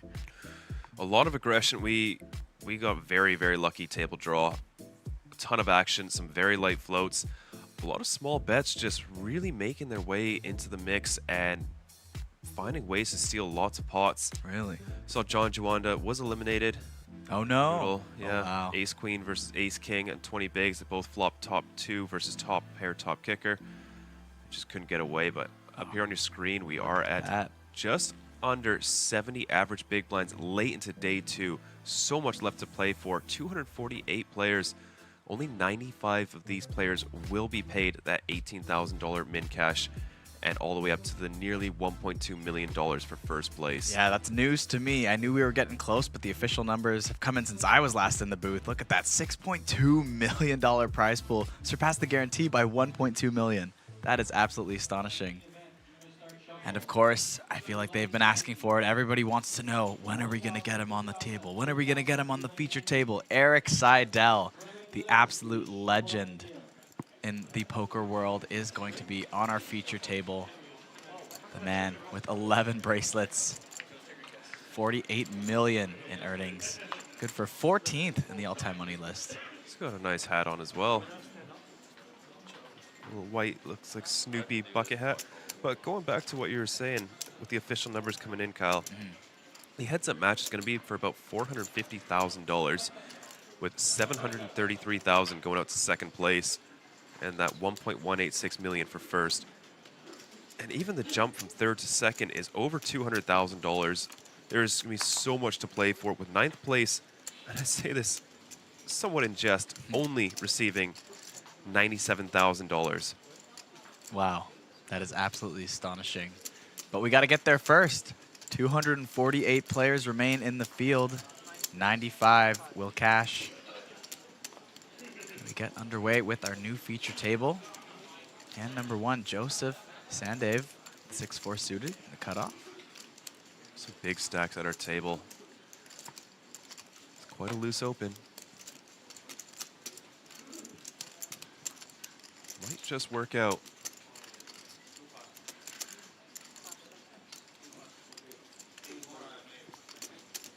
It does, a cheeky little steal from the Australian.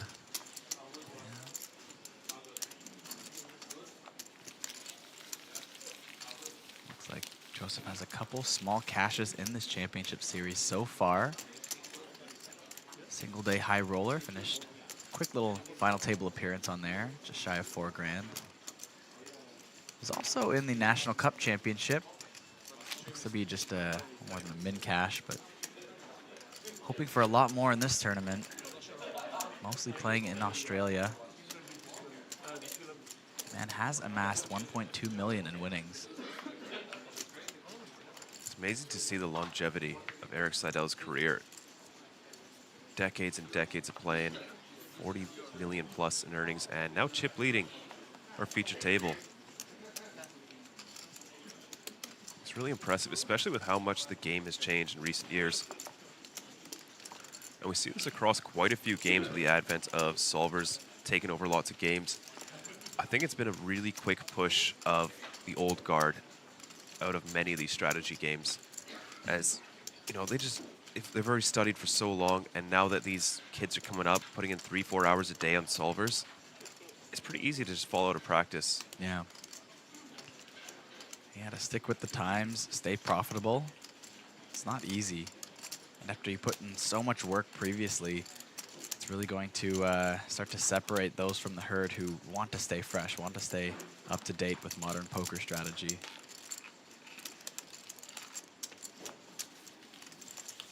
Well, a little bit conservative. Doesn't want to play the 10-5 off out of position.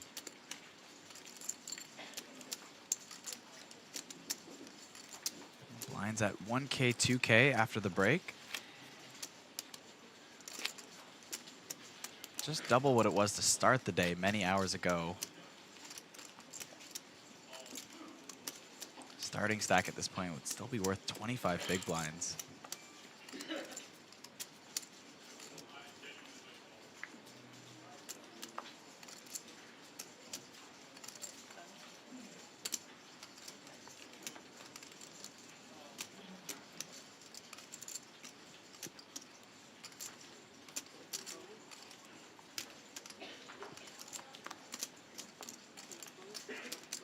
So Kyle, Henry and I were talking about the overall energy, the atmosphere in the room. You know, you were playing a tournament last night. How was that?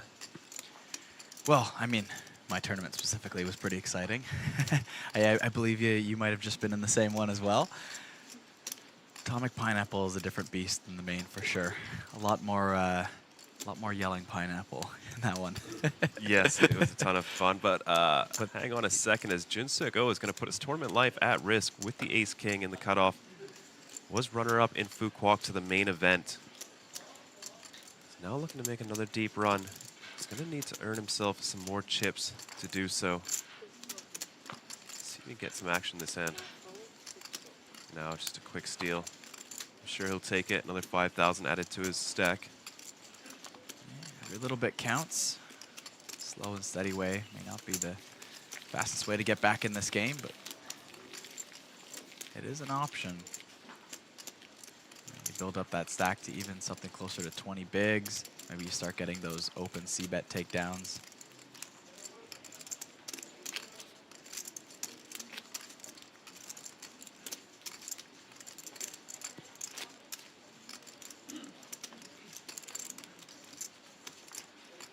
Seemed like the field has been dropping down quite steadily on day 2, maybe even faster than expected given the deeper structure. Were you expecting to be around this number at this point in time?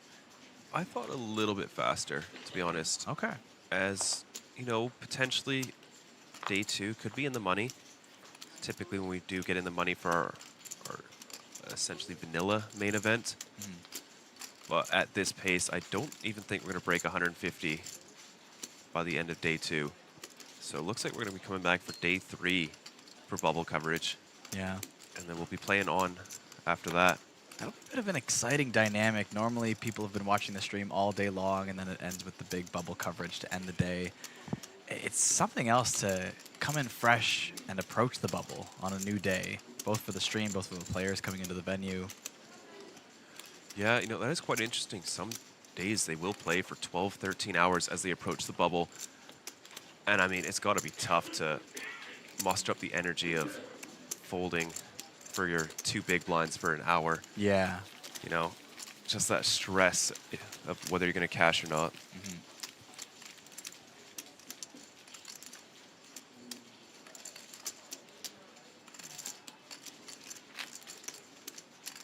Don't forget, Players Party will be tomorrow night. XAI Club. Starting around 10 p.m. Will we be there, Kyle? Certainly plan on it. Of course, depends how late we're going to be streaming in the booth. Bubble coverage goes into tomorrow. Might extend the day a little bit. Make things a bit longer, but I guess. I think we'll hit it quite. Yeah. Yeah, like midday. Yeah. I mean, Players Party, always a fun time. Definitely enjoyed the last one in Jeju. So. How about you? Yeah, I gotta. Yeah. I gotta get C-Spin drunk before his day 4. Get him drunk. I think it works the other way around usually. No? No, it's our ritual now. He walks up, says, no, no, no, no, no. You're not getting me drunk today. That's how it begins. And then he's trying to convince strangers to play the same drinking game every party. He's not good at it either. No. Yeah. It's a luck-based game, but he somehow always loses. Miyagi, ace-3 offsuit, close decision. Will get involved in the form of a raise.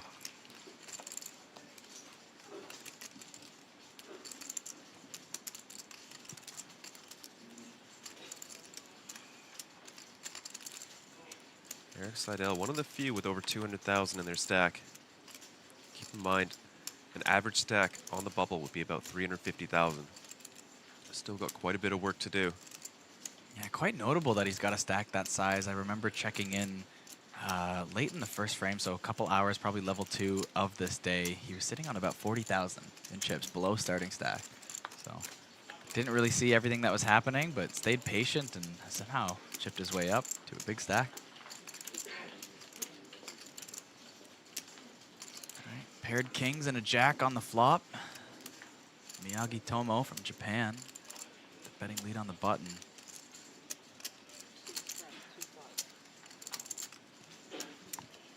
C-bet will take it down fast. Lucien Long is also below starting stack, just around 30,000. Could be good for about 15 bigs. Short stack at the table.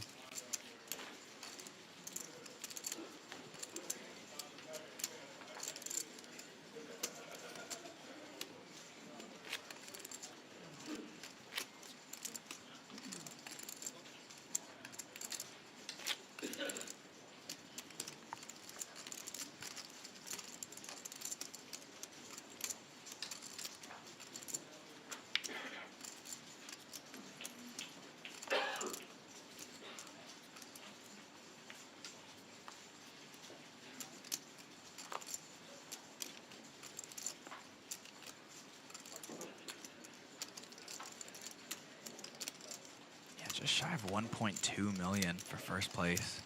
Absolutely astonishing.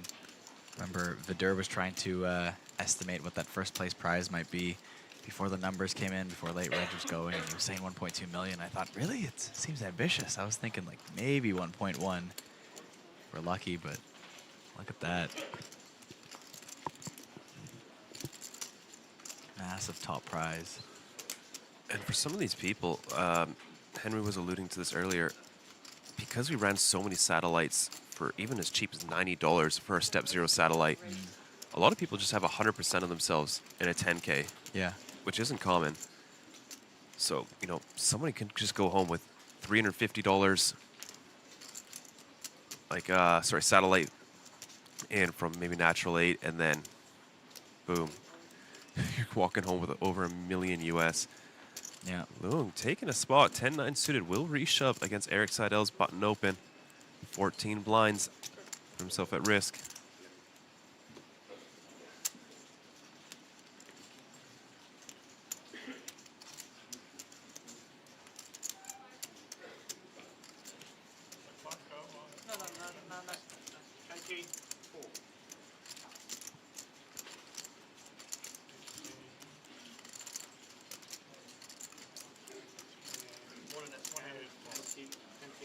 Eric getting a count.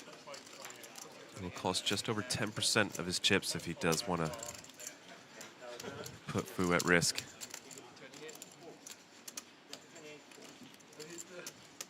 And hopes to fold after the count is done. And to your point, Sam, some of those people who satellited in for much cheaper, having 100% of themselves in this tournament, they will also actually be shipping over 1.2 million, as they will get that $50,000 bonus from Natural8 for satelliting through them as well. Very good point. I completely forgot about that. Yeah, I mean, of course, now that you're over $1 million in that top place prize, maybe 50,000 doesn't sound as big as it normally does, but I mean, wow. Could you imagine that being a thing in life where you go, 50,000? That's not that much compared to how much I just won. That's a huge thing to say.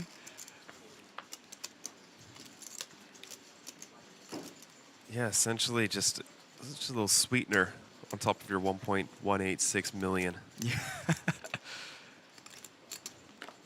That's a clear 1.2. I can't wait for next year's APT Championship. Like, to get 671 runners. I know that all of our guesses were more conservative than this. I think like 612 or so was what I was thinking. And then 671, just mind-blowing. We're only at like maybe 300 a few hours into day one. You know, with the freeze-out, I think we were estimating most people were looking like they were going to enter in right away, but yeah, that number just kept going up and up and up. It's been a great year with APT. Yeah, I remember feeling like, given the promotion, given the value, that we should hit that guarantee, but my hopeful side was hoping to hit that 1 million top payout, and I remember I had that side bet with Vidur, and he was like, okay, we'll do the over, because we both thought, we're optimistic. It'll hit that 1 million top prize payout, which was going to be somewhere around 570. And then, but I was like, I think we might just get there. So I took the under on 600. I was like, I don't think we'll pass 6. I think that's way too optimistic. And then, like you said, that day started and just got a little bit nervous. But before I get carried away with that, look at this 3-bet pot developing here. Miyagi Tomo opens ace-9 of diamonds in the hijack. Seidel flats queen-9 of hearts and paves the way for Fu Xianlong to 3-bet all the way up to 15,000. That's quite big considering his stack. It doesn't really leave him room to bluff. It's essentially a jam, really. Yeah. Just doesn't want to give his opponents a good price to flat out of position. But I think 6 would do it. You're still playing out of position. SPR will be low.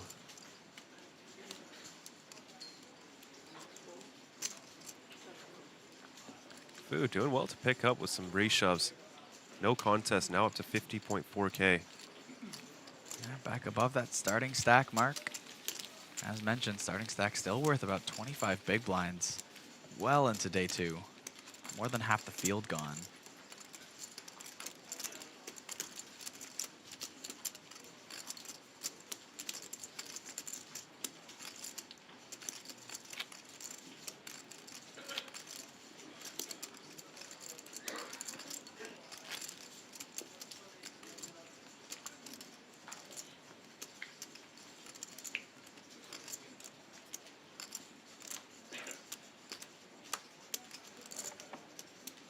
Interesting theory from Justin.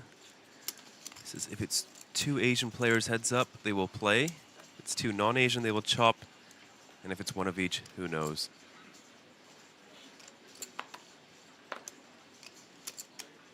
What's the next step? 200 million Taiwanese dollars. I mean, that would be incredible.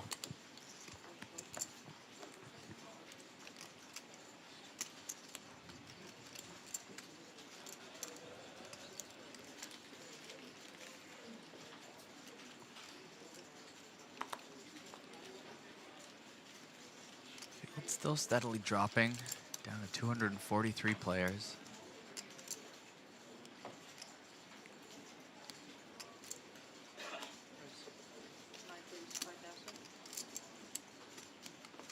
There we go, Queen Jack for Joseph Sandave. Junsuk O defend Jack 7 versus the button open.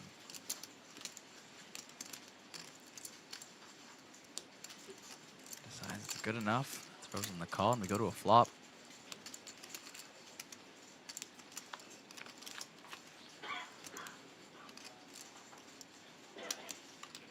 Not much to see on the flop for either player. 5 deuce deuce.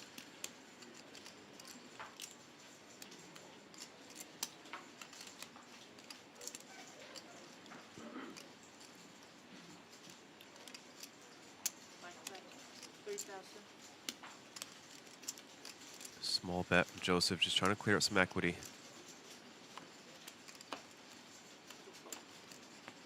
It will work.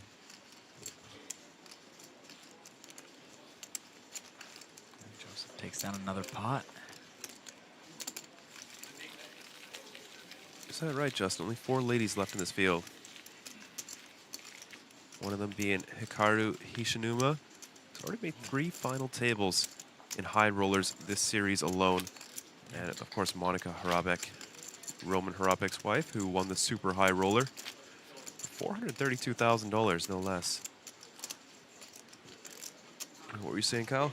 Oh, that Hikaru Hishinuma, still most of her cash is coming from this series. Still looking to add to that. Just yeah, I think she had maybe 14,000 on her hand wall before coming here. Now she's, what, getting close to 200 or so. it's wild, and it's not like it was just one big score. It was several. It was 3, yeah. Yeah, and maybe more with her still here on day 2 of the main.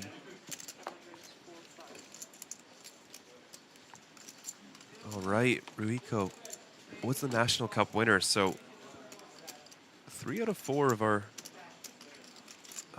final ladies in the field. Quite notable stories already. Let's see if I get some information on Samir.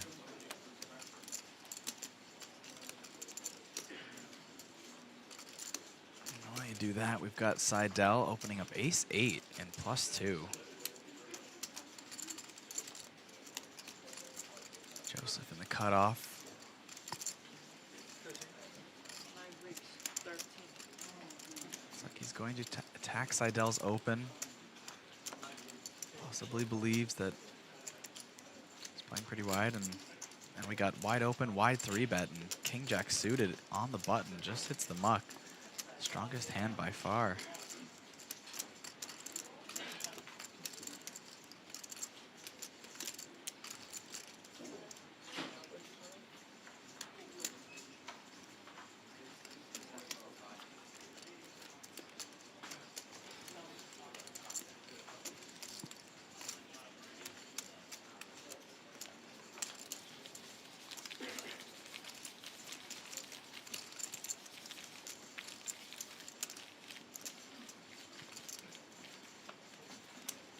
Over 100 big blinds for those two.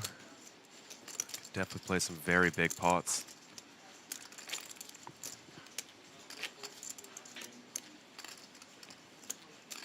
Yeah, and even though they both have 100 big blinds, they're still far from the chip lead in this tournament. Some absolutely massive stacks out there late in the day too.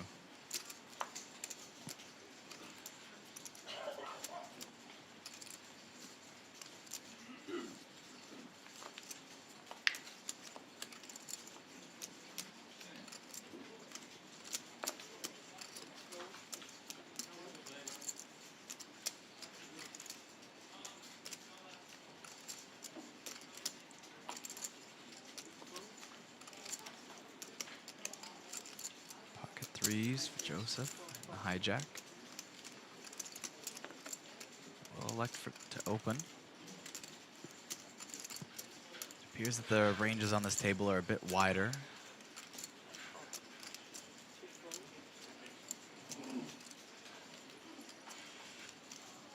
People comfortable with playing against each other. Some wider opens, some wider 3-bets.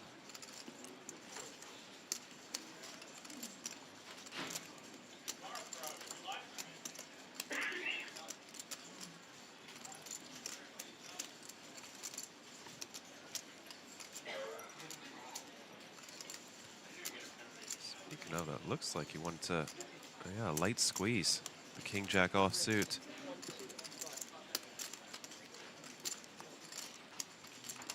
Goes big, 11 big blinds out of position. Typically see this sizing in cash games. So it's gonna work out. 2 quick folds, gets 2 better hands to hit the muck. Nice hand, Rulin.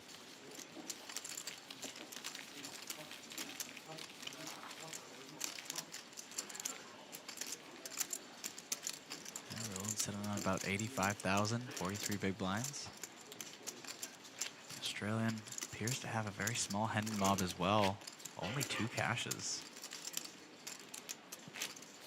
I'm afraid though, just put a quarter of a stack into the middle. Good to see the fight.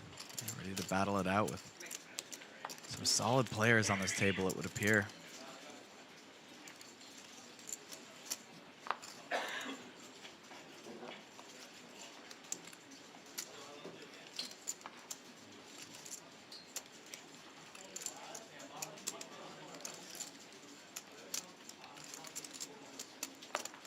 Half expect him to open the Jack-7 of diamonds.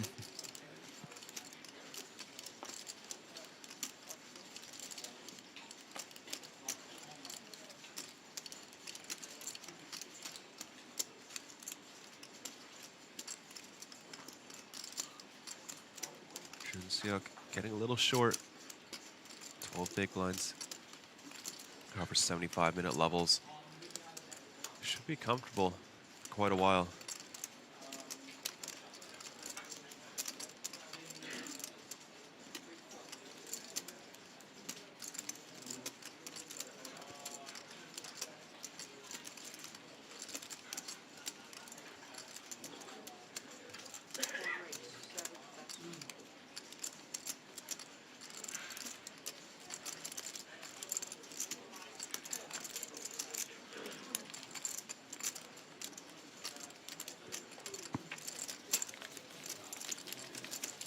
Notably still in the field is our most recent main event winner, Abraham Seesvin.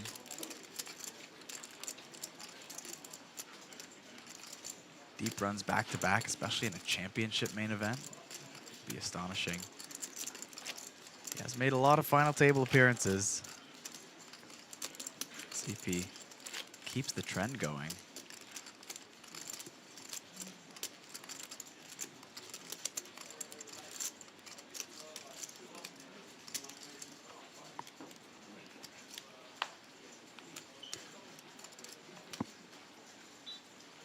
Yeah, we do have some other side events going on, but you know, we did lose about 100 players today, so the high roller sees itself with about 100 runners. Could be straight in from the main event championship into the high roller. Also have flight A of the mini main event championship going on. Yeah, the high roller, that's the 5K. 5K, yes. Yeah, I think it was, I think Stephen Lai was talking about jumping into that one. I caught him outside, and then I think he took a look at the field, who decided to play that one, and he kind of went, maybe not. Yeah, maybe take a break. Axel Halley in there. Linsky's in the mix. I think I saw Joseph Chung earlier. It is a single rebuy. Florencio from the Philippines. Yeah, Joseph Chung still in there. KT. Michael Fu, Poseidon Ho.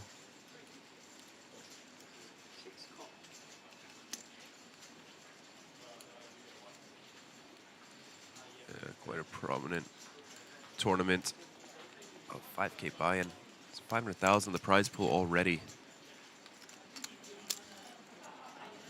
All right, multi-wave flop developing here. David Yunjung Wang with ace-9 open and +2. Getting called by two players, Wei Sin Yu and Miyagi Tomo. A little bit of something for everything. Middle pair for Miyagi. Backdoor straight, backdoor flush draw for David. Top pair for Wei and in position.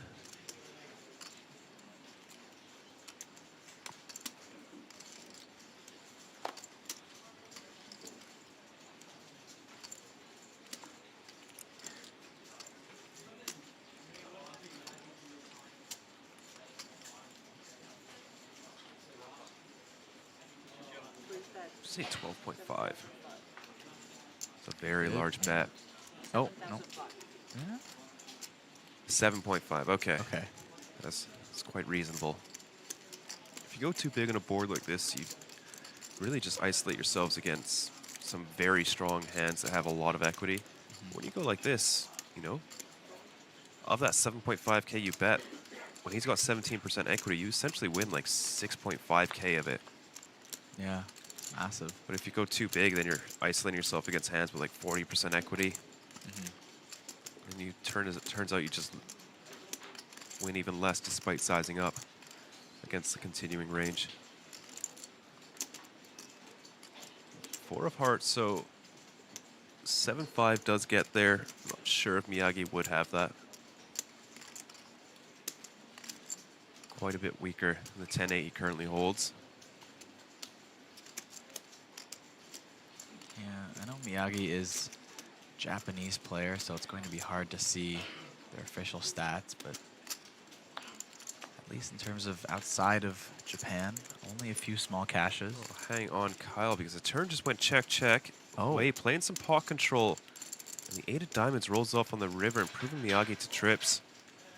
Wei maybe a little bit concerned about some king-queen or ace-queen combos. Doesn't want to face a check raise, play some small ball. Now going to face what looks like pot-sized bet has been cut out. A little bit less. One of the 5Ks returns to a stack. And now Wei has to contend with this 26,000 chip bet, nearly pot. Top pair, essentially every draw bricked. Jack 10s, the 7-9s, the 10-9s, the double gut shot, spades bricked. I don't think the Jack of diamonds is too much of a nice fold. Wow. Way. Doesn't even burn time bank. No. Just gets out of there.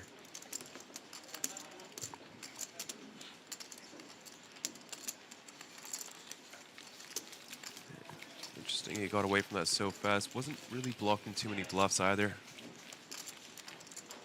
Still maintaining a stack over 100K in chips. Listen, you, the Taiwanese local, looks like he only plays in Taiwan almost exclusively.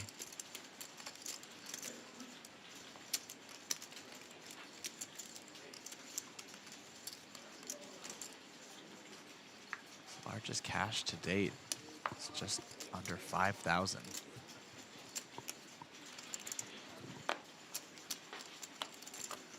Yeah, so min cash would exceed that by nearly 4x. 18,000 and change for our min cash.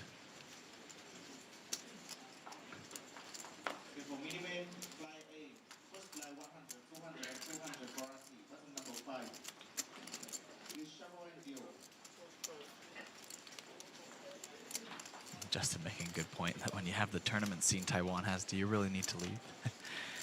It is pretty loaded here in Taiwan, hence why we make this kind of the flagship stop. Championship series, setting all the records, APT records here in Taiwan. And look at this, shattered a $5 million guarantee by over $1 million.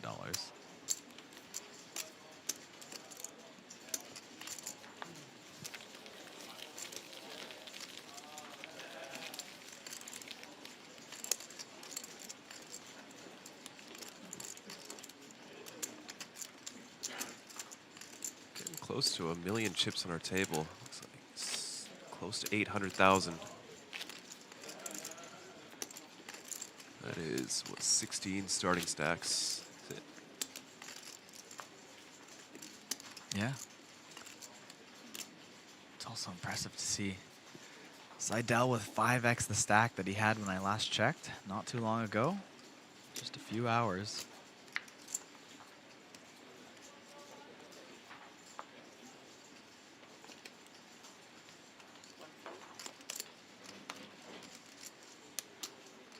Notable vlogger Frankie C is still in contention.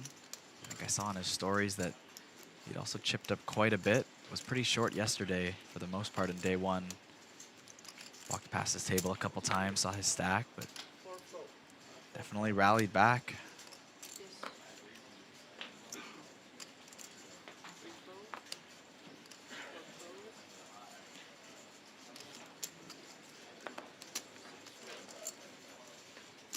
Looks like about an hour ago too, maybe C-Spin sitting just under 100K himself.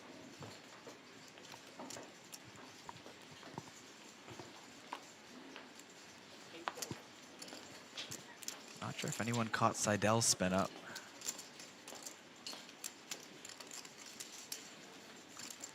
The live reports are quite cool.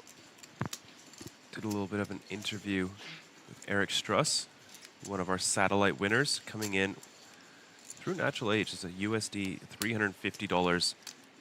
So a min cash for $18,000 off a 350 buy, and it would be incredible. He's one of roughly 30 players who are still in the tournament who did get their seats through the Natural8 online satellites. Looks like we had about 110 from Natural8. That's amazing. 110 people with 10K tickets. Yeah, Frankie C, like you mentioned, is one of them.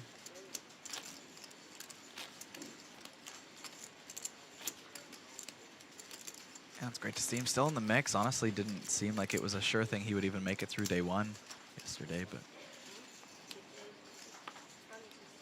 even the slowest of structures can bring some unpredictable results.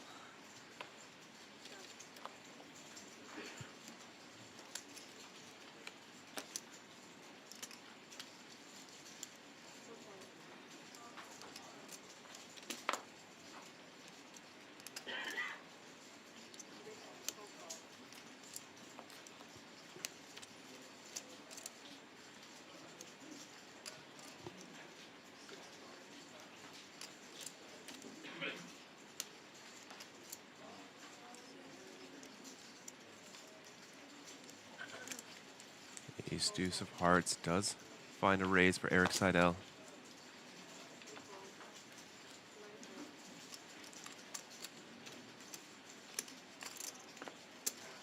David Wang, 7-6 offsuit in the big blind. Announces call.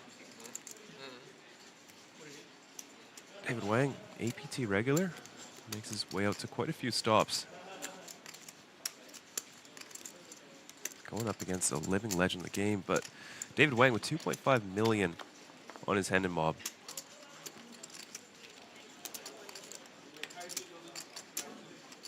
Will be an ace-high flop for Seidel.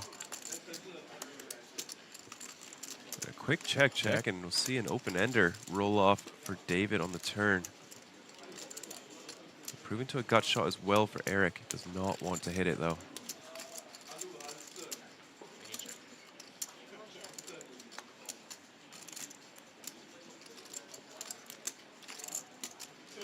Eric checks the weak ace back on 2 streets. David with the option on this river, just 7 high.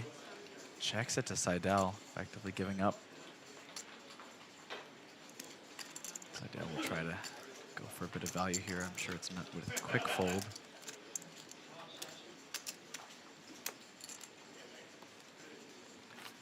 Conservative hand from both parties. Yeah.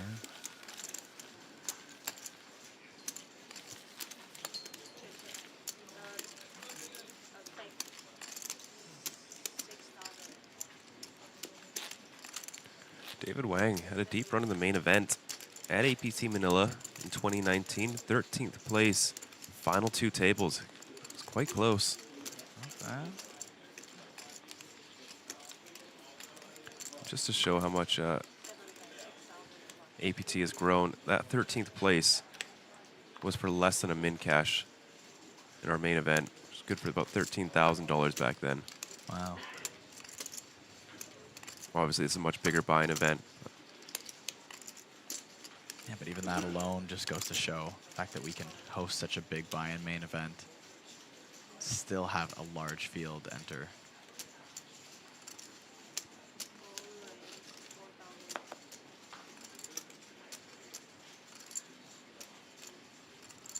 Rulin Chow, ace queen and +1. Not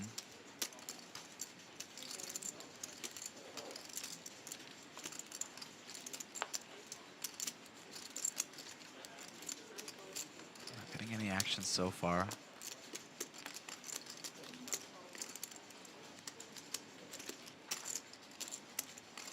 Jinsuk want to defend 5-6.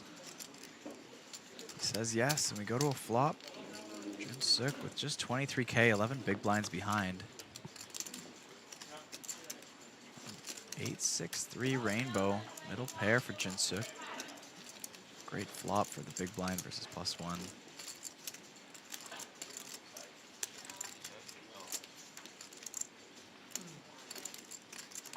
Goes check, check. No c-bet, but an ace rolls off on the turn. Always a bad card. Not what Jinsuk wanted to see. No.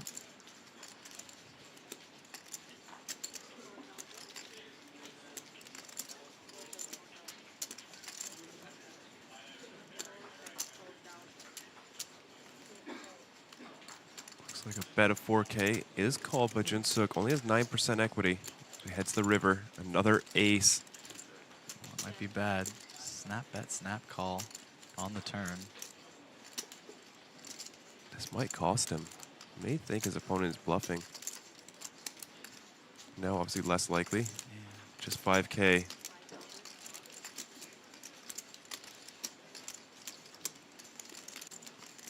Doesn't go big.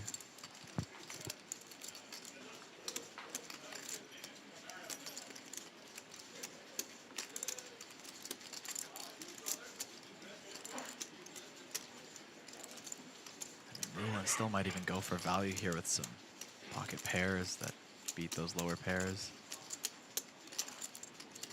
I don't know if he has too many like sevens that might check.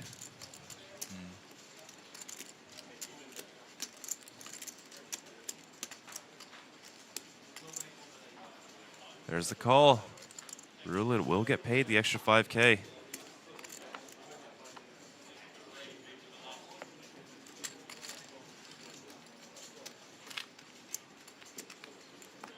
Nice little bit of value there.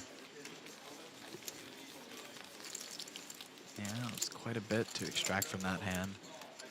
Jinsuk, oh, down to 14,000.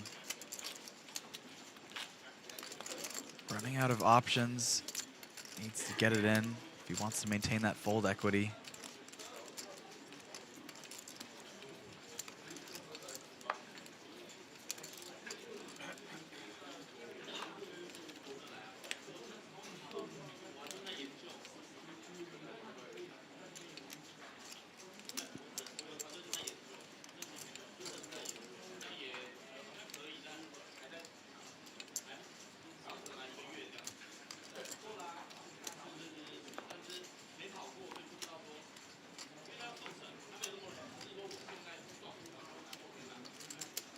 Long with sevens in the hijack.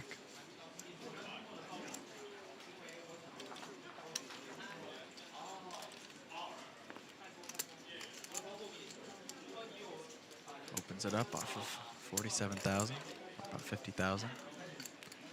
We'll run into Jinsuk's ace-king suited. This is a spot he's been waiting for. Such a small jam. Should be getting it in. Could be getting called, sorry.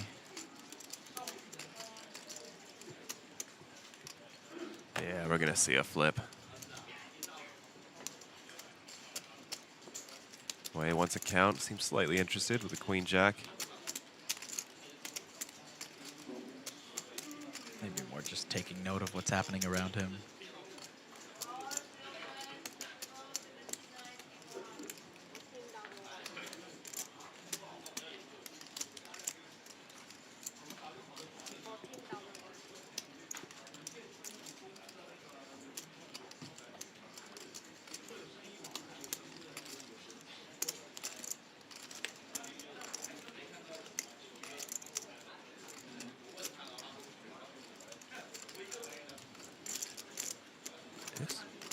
Giving this some consideration. Doesn't have to worry about a hijack raise off of 20-something blinds.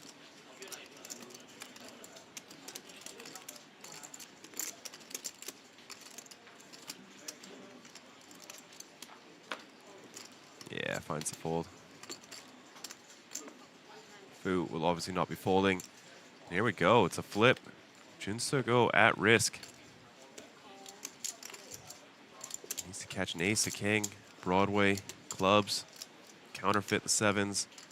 So many possibilities.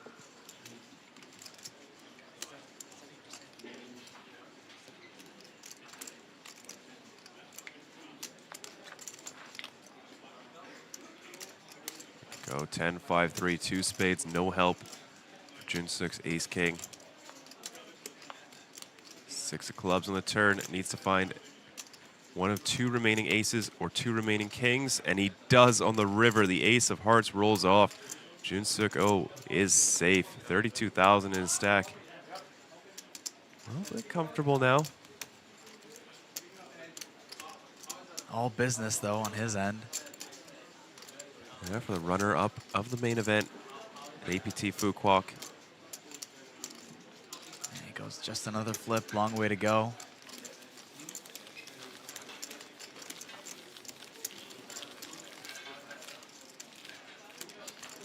Has some playability now with 16 big blinds.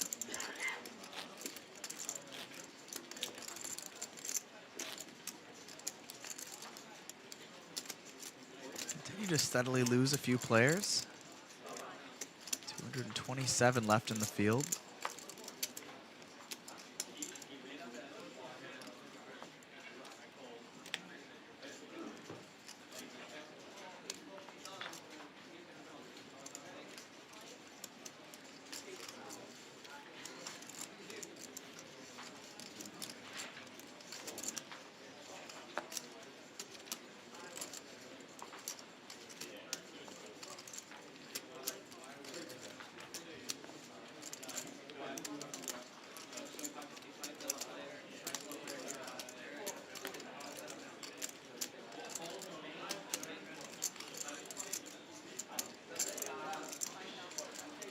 Amazing that we've already lost 441 people.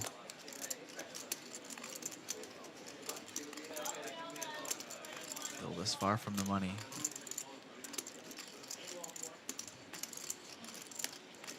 Not even entries. An exact 441 unique people have bought into a 10K freeze out. So we began the day with 354 live players. However, that was just at 606 entries, so with another 65 people jumping in. We technically started the day with 460 or 410? 410 alive players. So down to 225 now. Yeah, that actually is going quite fast. Yeah, nearly 200 I people forgot gone. to add in the additional 65 entries that we had just before late registration, so we've actually lost, what was that? Nearly, my math is so poor right now, 180 something players.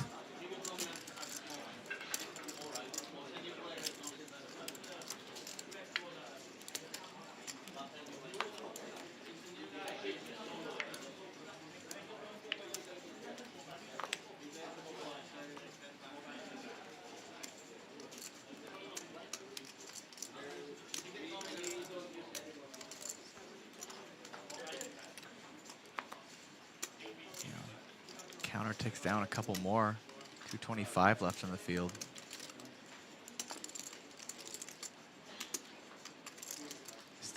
still seems to be pushing it for the bubble to burst today, but I don't think it's impossible.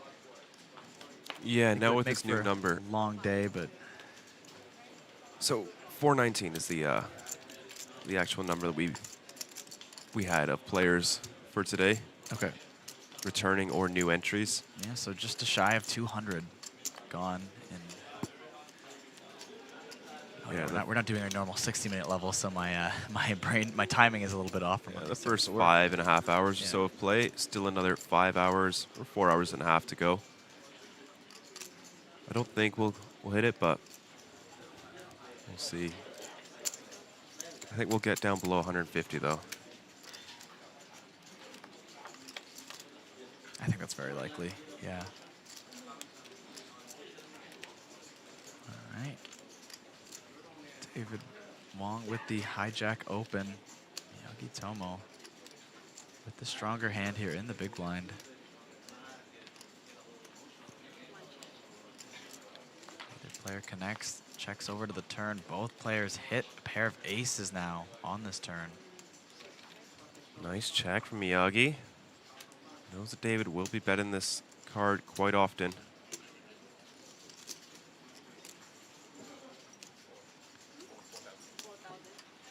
There's the bet from David.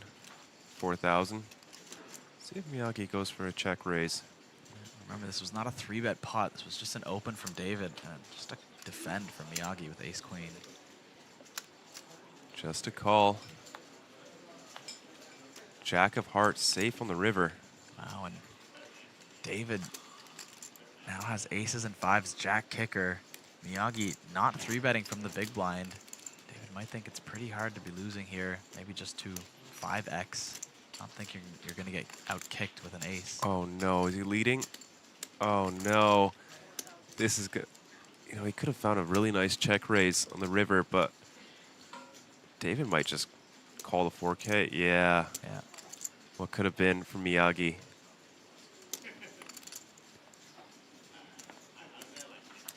Didn't want to see a check back, but to gain 2 big blinds like that when potentially you could have gone for a really thin check raise versus David.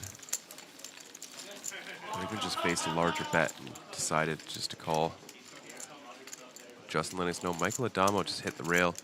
He's not having a good series. I think he's 3 bullets in super high roller. I'm not sure how many in the superstar. And then busting the championship main event as well.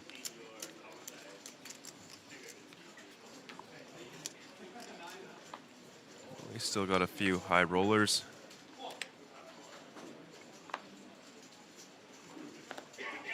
And the man from Australia has done well for himself in the poker world.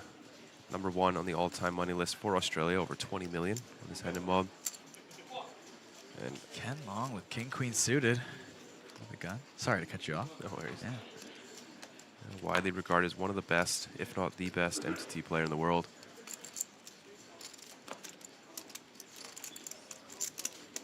Let's see, is he in the high roller or is he taking the day off? Might be taking the day off.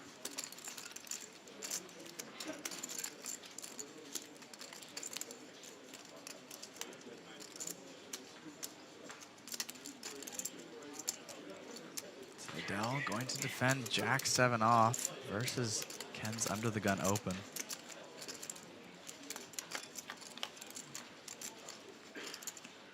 Go to the flop, ace 5 ace.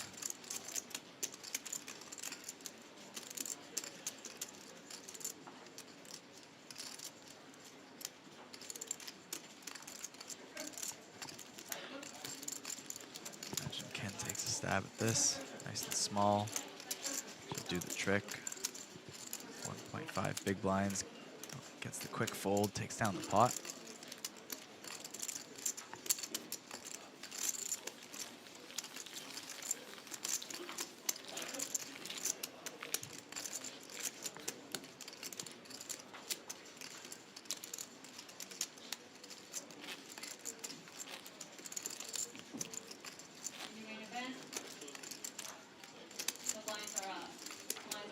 Just like that, the main event, you could hear Floor director in the background announcing that the blinds are up.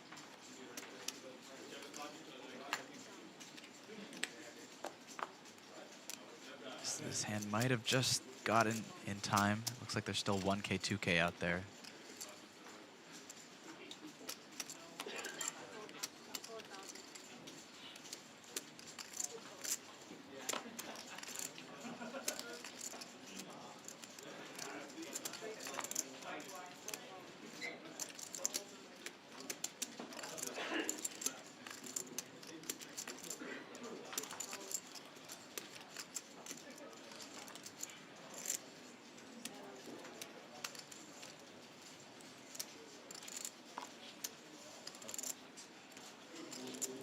With the king-queen offsuit this time, +1.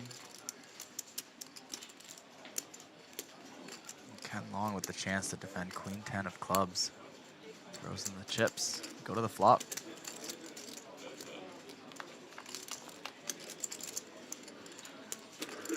Ten deuce.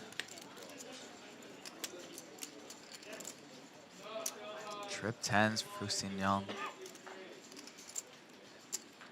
Dominated pre-flop is now dominating post-flop.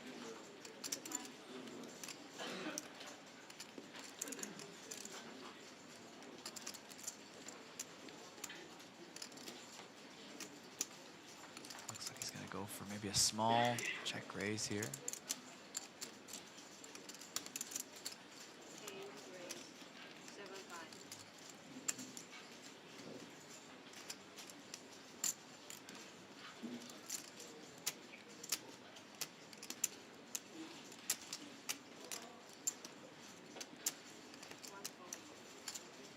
Get paid off.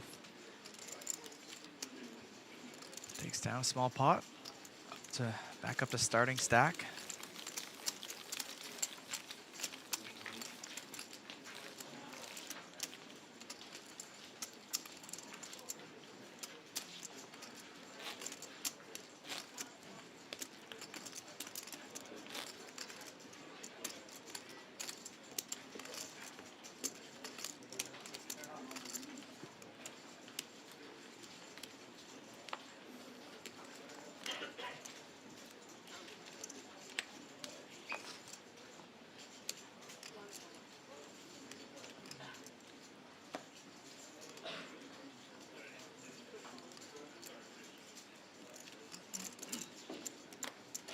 See some of the notable names. Roman Hrabek is still in the field, just to the left of Hikaru Hishinuma. Those two were battling it out on the super high roller final table, really going after each other. We saw some post-flop 4-bets, and now they're sat right beside each other, ready to do it again.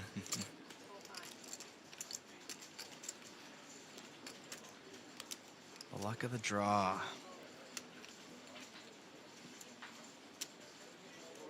With the 10-7 suited cutoff open.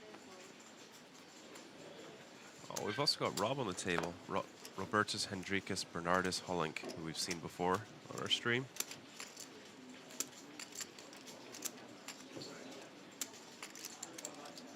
He was heads up against, who was it?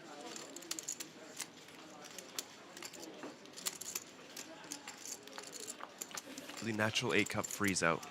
That's right. But here we go to the flop. Joseph Sandev defends queen 5 suited.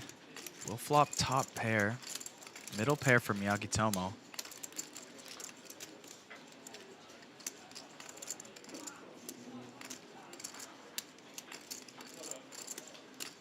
See a little bit of action on this flop.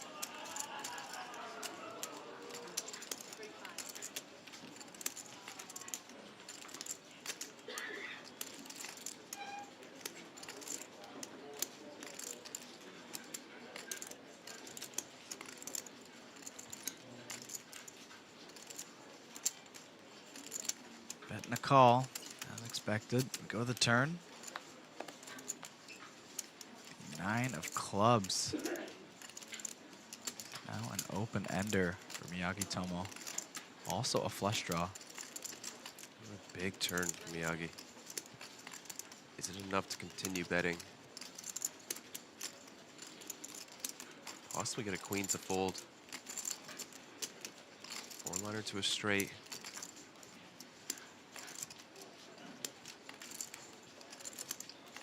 Yeah, with that much equity, I'd almost be considering get a bit of value on this turn and consider bluffing a lot of rivers if you miss, or going for even more value. I quite like this. It went big as well. I think this is like a really nice merge. 'Cause what does Joseph do with like his hand, Queen 5 suited? Probably folds, right? And then he could still get called by hands like King 6 of diamonds. Right? So like, look at this. He gets top pair to fold. He's going to get called by draws. It's one of the rare situations in poker where you can bet with a medium strength hand, get better to fold, and get called by worse. It was a really nice bet from Miyagi. Really nice find.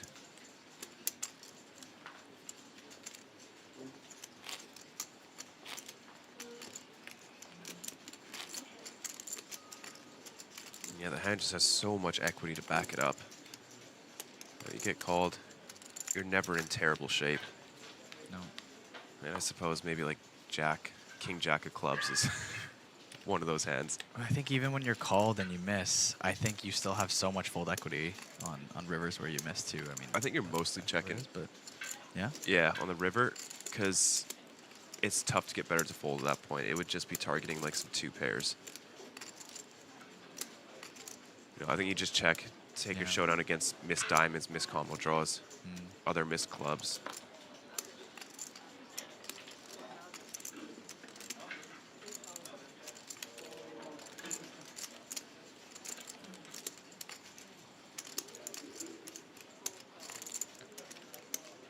Ruin Xiao. Quick call with the ace-jack, middle position. Junsuk, oh, very loose open under the gun. 10-9 offsuit, sitting on 20 blinds. Does not want to leave it up to chance. Wants to start building that stack.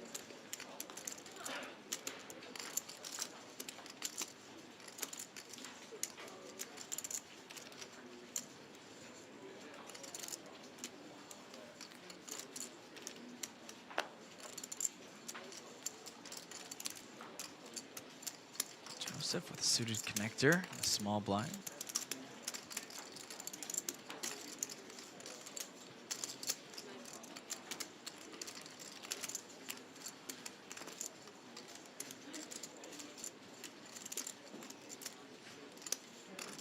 Wow, we're gonna go 4 ways to this flop. Loose open, under the gun from Junsuk. 3 people calling behind. Flop comes ace, jack, queen. Open ender for Junsuk O. 2 pair for Roland Chow.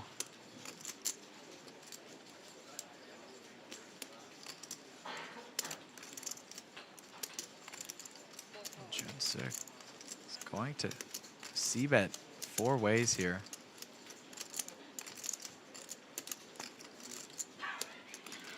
Small bet, but takes a stab at it nonetheless.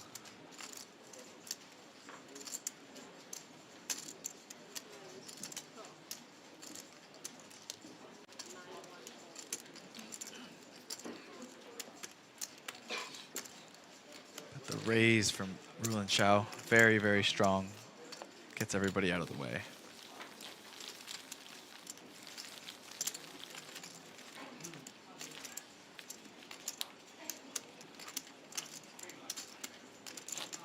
Most of the table over 100K in chips. As we get closer to the top third of the field remaining.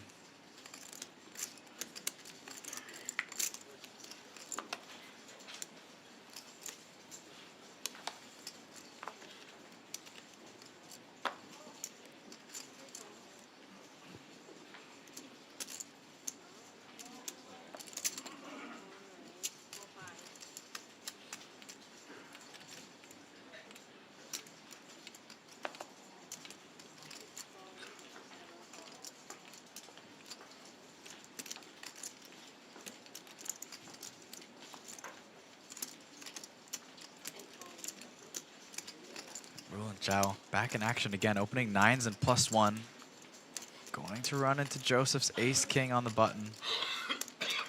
Both players over 50 big blinds deep.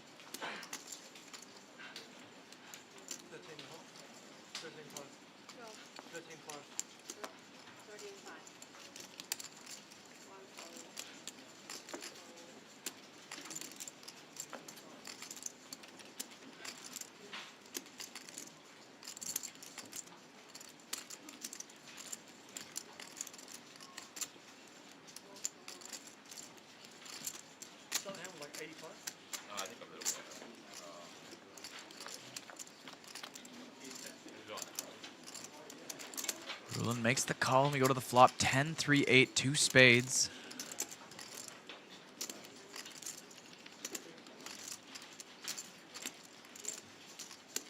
Checks over to Joseph.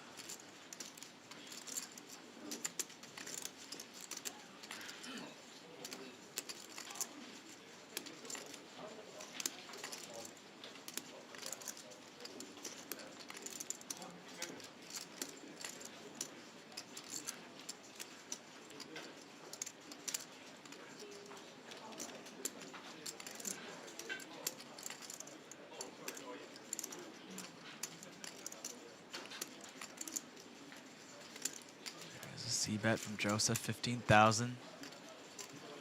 Half pot. Pretty simple call for Rulin's pocket nines.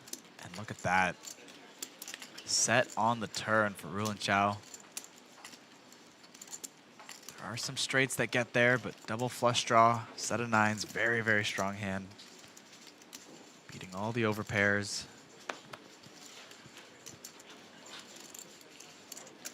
I think he'd sit quite comfortable with the nines. Question is, how does he get the money in? Unlikely that Joseph will do it for him on this turn.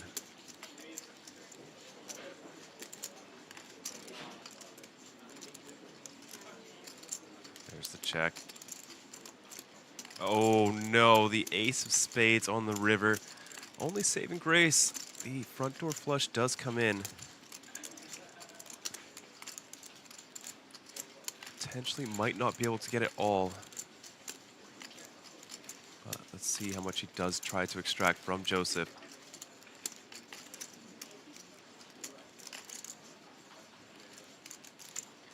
He's reaching. It's a reasonable ask. 40,000 into 60. Tough spot for Joseph is he's perceived to have a lot of ace-x, so when your opponent bets here, they're typically saying your ace-king's no good.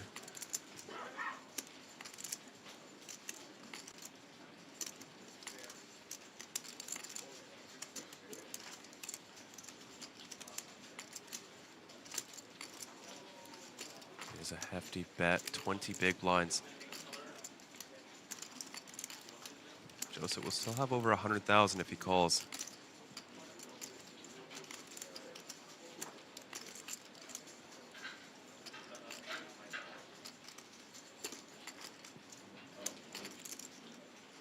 Losing to a lot of sets, some two pairs as well as some suited aces, as well as the flushes and straights.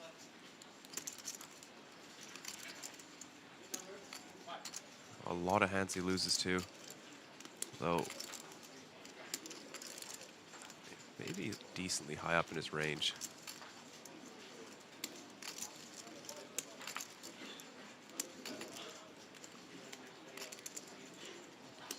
It's tough because he doesn't really have too many traps on the turn.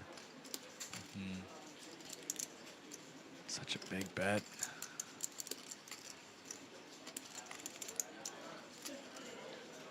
Finds the fold. Nice fold from Joseph. Doesn't get carried away. Rulin chips up nicely, but missing out on that 40,000 of value. That's not an easy fold to make. Joseph Sandev able to hold on, retain 154,000 in the stack with that fold.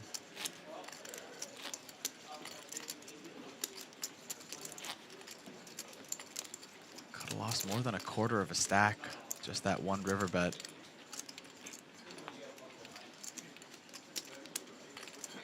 Field still trickling down a little bit, pretty slowly. Only about to bust that every few minutes or so. Down to 222.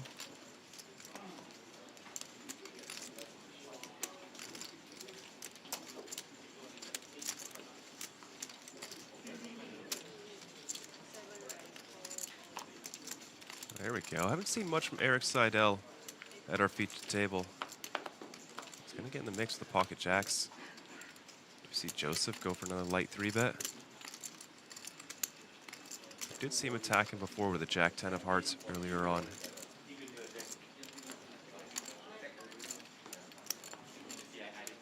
So like a vicious flat against quite a strong opponent.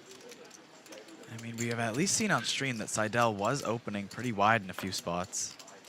Maybe Joseph just thinks he's ahead of Seidel's specific range, even in early position sometimes, or enough of the time to. That is a good point. Yeah, we did see some like an ace-8 offsuit open from +2. Yeah. Something like that. Yeah, I think it might have even been +1, to be honest. It was pretty early.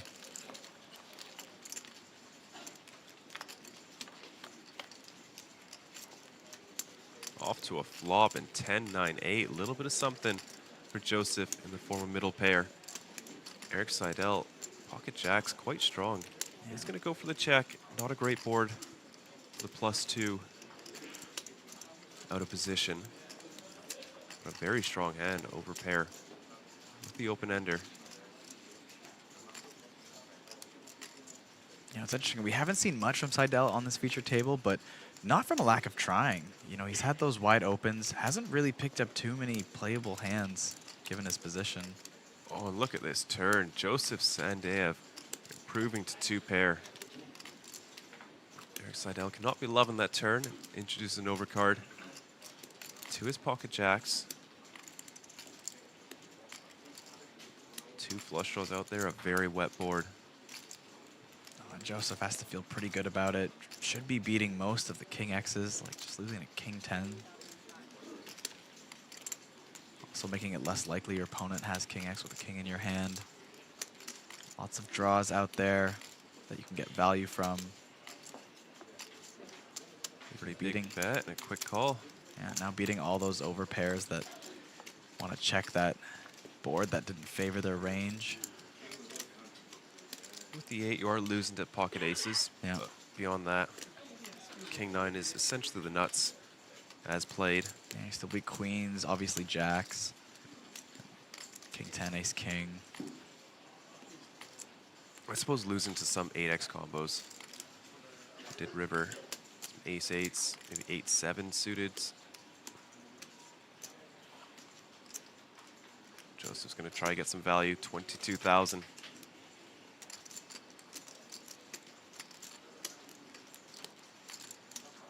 Eric Seidel ever check raise this hand? I'm not sure if he plays queen jack this way though. So maybe those blockers are irrelevant. Yeah, flop went check check. I don't see Joseph having queen jack in any meaningful way.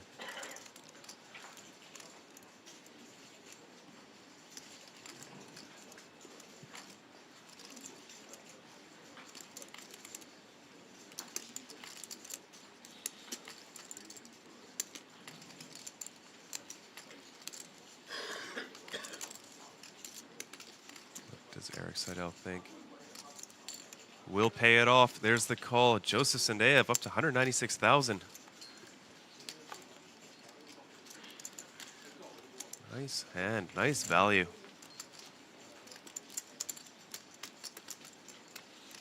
It's a tough one to lose for Eric when you see that flop. Yeah. Yeah, really unfortunate turn. Flopped the world. Deceptive check versus, versus a board that didn't really favor his range. Pretty much jack's the only hand that's really happy to see that board. Tens, of course, would be great, but just gets a little bit unfortunate, and as played, pays it off. Doesn't lose too much.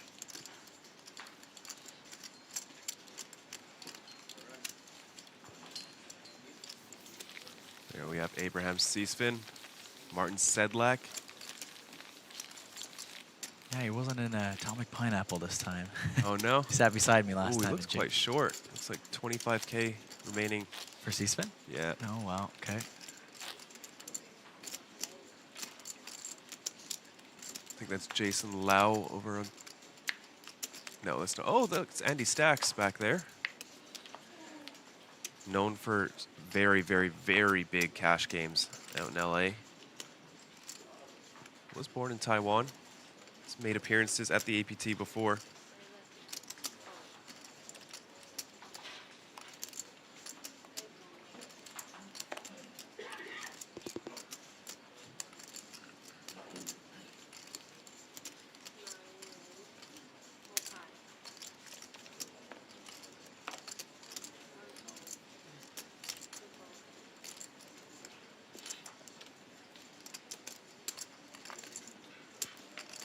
Joseph with ace-5 suited in the hijack. Looking for action.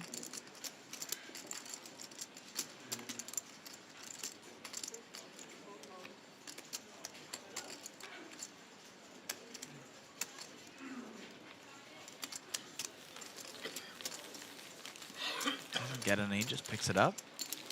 Not too bad. Chips up to just over the 200,000 chip mark. Good for about 4 starting stacks.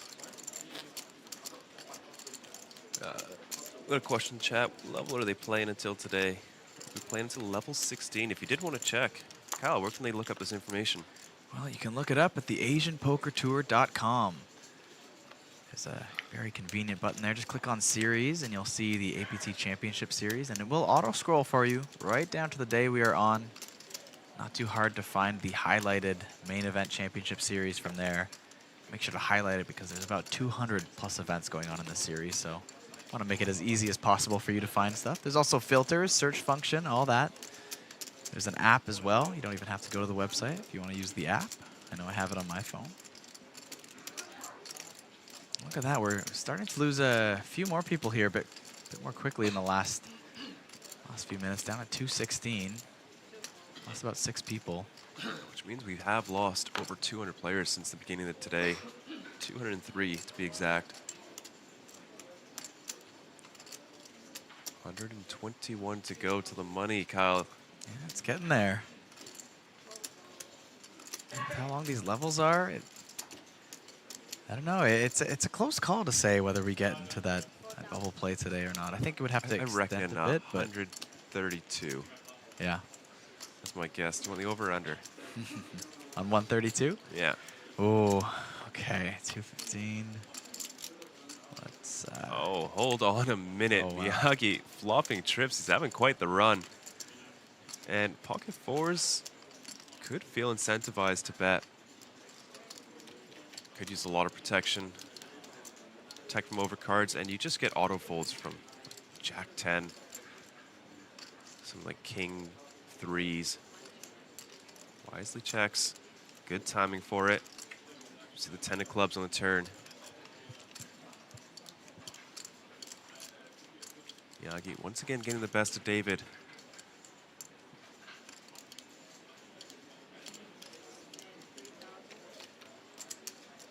$3,000 is the bet.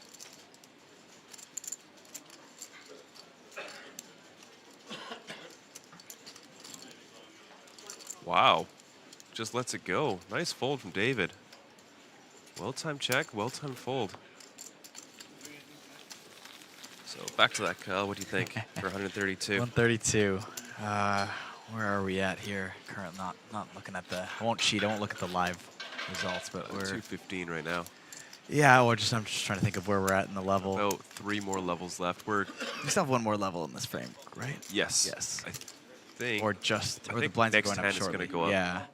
Okay, so 1 full level in this frame, 2 more after that. Yeah. 3 levels of play. Oh, that's such a big structure, 132.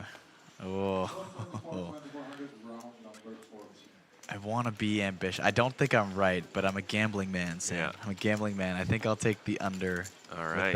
I think that's not the likely spot, but I'll take the under. All right. Sounds good.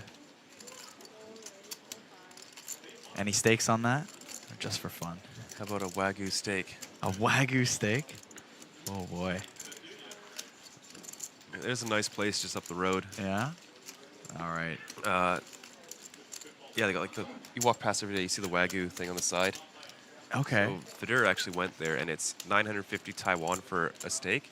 Okay. For 1 additional Taiwan dollar, you get 2. Oh. Yeah. So 1,000 Taiwan for For 2 stakes? Yeah. Okay. Sure, why not? All right, let's do it. Damn, I owe you a steak now, don't I? We'll see. We'll see. All right, gambling man, let's see.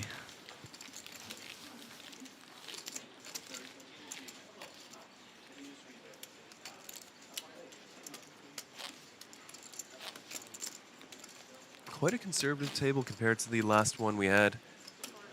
There's a little bit more straightforward.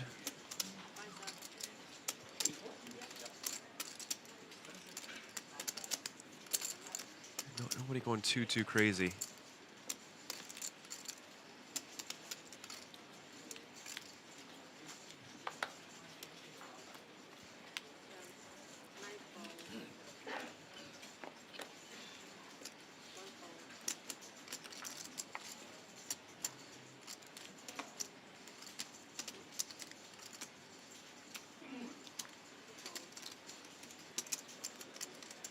Looks like Gilbert in chat is a non-believer. A non-believer. Yeah, I mean he's probably right. Very good points, Gilbert. Very true. Who knows? The only thing had me going was the first feature table of the day. Saw some very loose action for a 10K buy-in, and part of me was wondering how much that would influence, how quickly this field features some carnage. There's still nearly 4 hours of play left. Yeah.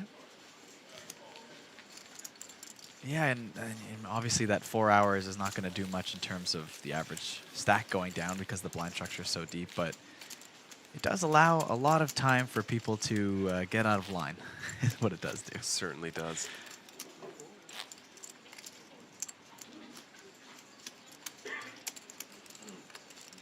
Depending where we land, it still is up to the tournament director's discretion how far we play. So I have that going for me at least. It seems to be approaching the bubble. They may push the day on a little bit longer, but as you and Gilbert believe, I don't think it's likely.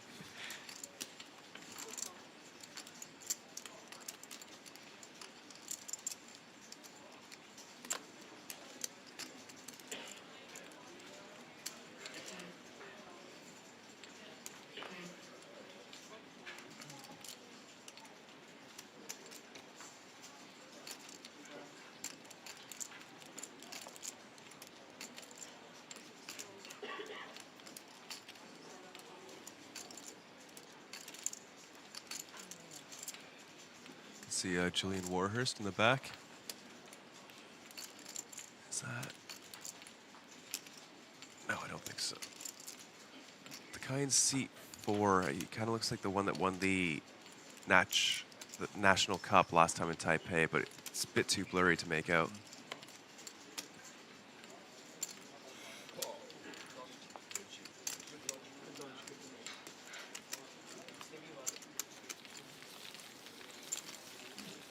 Julian Warhurst did final table the Natural8 Cup freezeout on our stream. May make another appearance on our stream table. Oh, I love this highlight in the live blog here. There's someone, Taiwanese player, Ming Chang Xiao, satellited in from a $90 satellite to play this 10K event. Bought him from the Step 0 satellite. Still in the mix. That would be an absolutely, even just the min cash alone would be astonishing. When was the last time you were able to enter like a $90 event? Basically what we played last night. And, win something like at least 15 grand, 16. Yeah, it's rare. Right? And that's just your min cash. I mean, of course, you have to get through a few other step satellites as well, but so a lot more tournament play than just the main, but it must just feel like a really long main event. It started with Step 0, then Step 1, Step 2, then the main, and the main day 2. It was already 5 days into this $90 tournament for him. Yep. Yeah.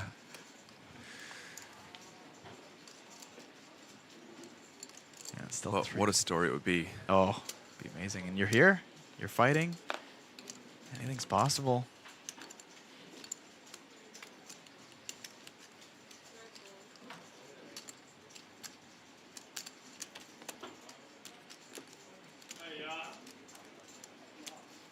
can hear Dylan Foster in the background. Oh yeah, there. I believe that's it. Yeah, there he is with the exclusive APT Championship Main Event sweater, only for the first 500 entries into this main event. Glad to see he's still here. I knew he was playing yesterday, and his table broke near the pineapple tournament, so I was hoping he wasn't eliminated because I looked back and didn't see him and went, oh, he's still there. Yeah. It's always a fun presence at the table. Yeah. Long time APT regular. Oh, there Speaking he is. of which, perfect timing. APT regular, official. 1.3 million. I love that as a title. There's so many things that could have been put down there. Yeah. Dylan Foster. They went with a safe option. Yeah. Next time I want to see the man that sings in the background of tournaments. Justin had a funny thing. He's so I guess Dylan just dies after the series, as he is Dylan rebuy or die Foster, and it's a freeze out. Yeah. Unfortunately, he was talking about that when I saw him early in day one, and he said, I don't know what to do. Just don't give yourself the opportunity to rebuy. Yeah. It's so out of his nature, though. He's not used to it. All right, got a little bit of a start of something big. 40 big blinds effective. Under the gun will open up the ace, queen, and sixes in early position. Looking to flop a set. It's going to pay the price of admission, 5,500.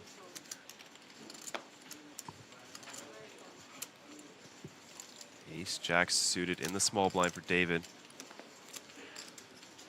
Let's see how he chooses to get involved. Just shy of, say, 20 blinds, so not unreasonable to just zip this in. Just folds. Wow. I was leaning towards call just from the under the gun open and the call. I know that we've seen some looser ranges, but it feels a little too on the line, a little below the line for me.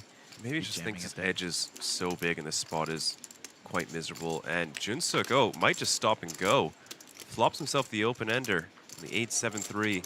That's the perfect board for it. One SPR. Just goes for the check.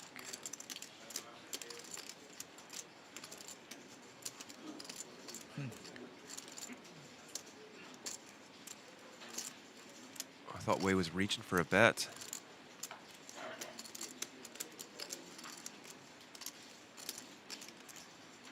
Just ace high, up against two ranges. There's the check.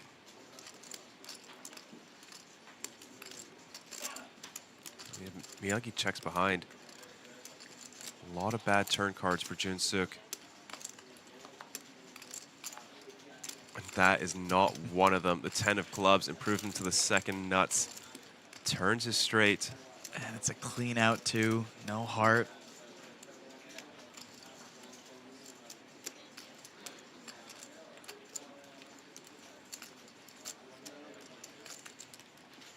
Now quickly going for a fairly large bet here. Couldn't quite see how much. And just shy of 9,000. Might be tough to get paid with these specific holdings. Yeah, the sixes do improve to a gut shot, but multi-way, it's an uncomfortable one, and they'll still lose to any Jack X that makes a call here, like Jack 10.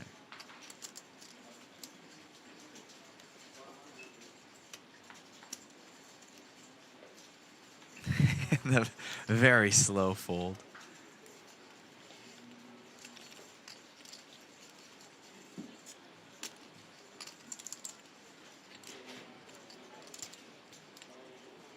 Applied odds also so small for Miyagi. Just 10K behind for Junsuk.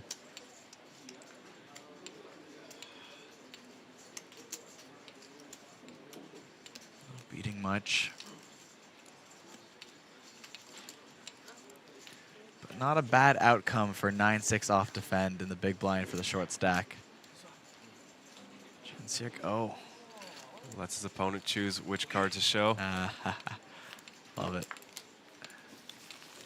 Chips up nicely back in this thing. 16 big blinds. Still under starting stack, but a lot more fold equity. 5-bet bluff, and then chances. Can we just leave Dylan on the screen and not worry about the poker? There we have Frankie C. Doing a little bit of vlogging, it looks like. Yeah, still in the mix. Can't quite see the chip stack there, but it looks like there's possibly a healthy stack of blues behind his hand.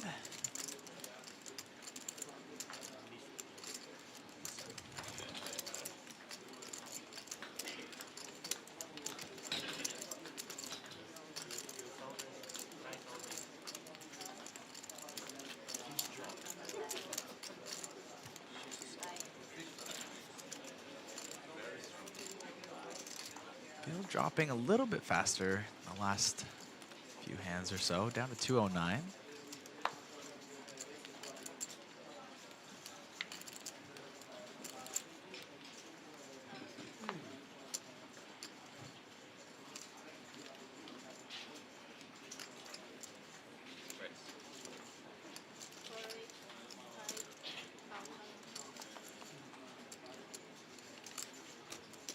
Chow with 6s under the gun.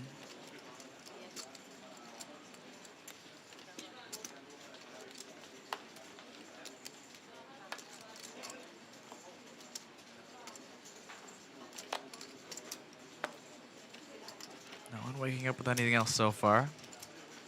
Maybe a flat from David with 5s.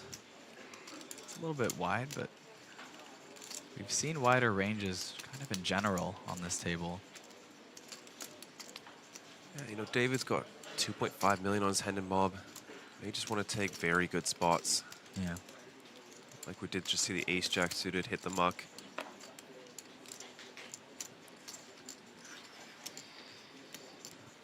Preserving his stack. He's got another hour in this level.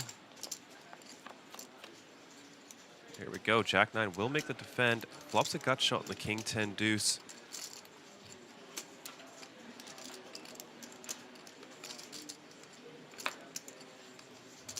See how much aggression the 6s want to exert on the big blind. Under the gun versus big blind, you definitely gotta c-bet most of the time in that spot. King high board. Good for a quick stab and gets a quick fold.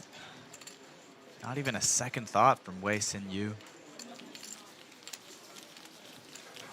Wu and Zhao getting the respect of that open. Getting closer to 70 big blinds, getting late in day 2.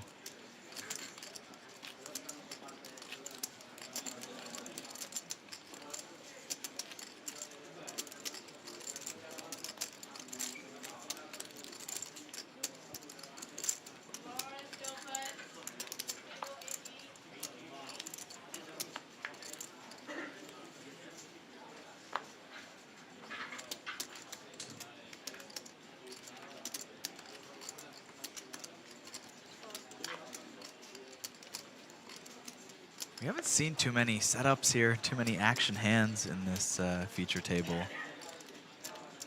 No, card distribution has been quite tame. It's definitely leading to a bit less action we have seen in our previous 2 feature tables. Yeah, it doesn't seem like we've seen too much action despite everyone kind of being a bit wider with their aggression. If they're truly staying to these wide aggressive ranges, even when the card distribution is good, this would have been a very highly aggressive table by this point. We've seen lots of action. Might be a foreshadowing of what's to come.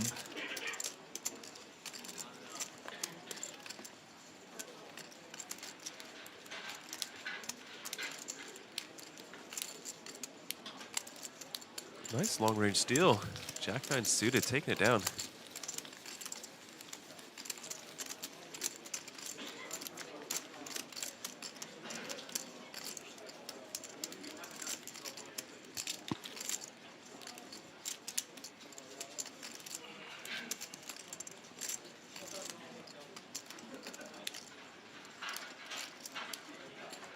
The Zarko there, featured on one of our outer tables. Over 4 million in lifetime earnings. Some heavy hitters out there in the field, even with our final 200 remaining. No cashes yet, the APT Championship.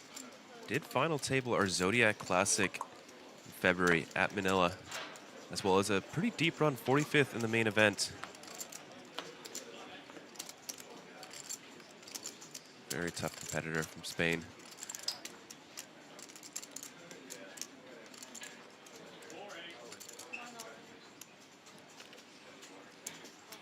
David Wong gonna go for the jam. Queen Jack suited in the hijack. Quite a few players to get through, 4 to be exact.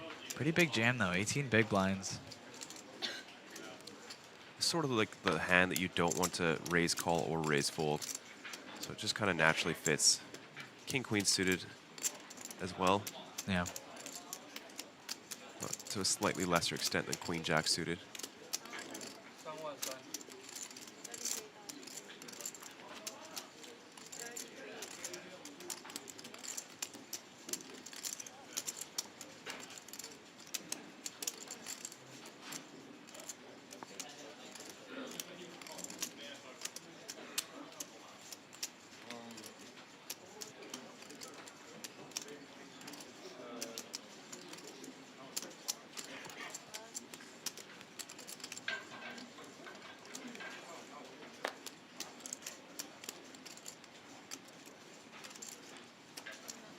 Looks like he really wants to flick this in. Oh, they updated the graphics. Was David's chip stack wrong? It says 14 bigs now. Oh, okay. Another ace-10. Miyagi in a better spot to call, but decides not to. David Wong will take it down. If the graphics are correct, we'd be sitting at about 40,000 in chips.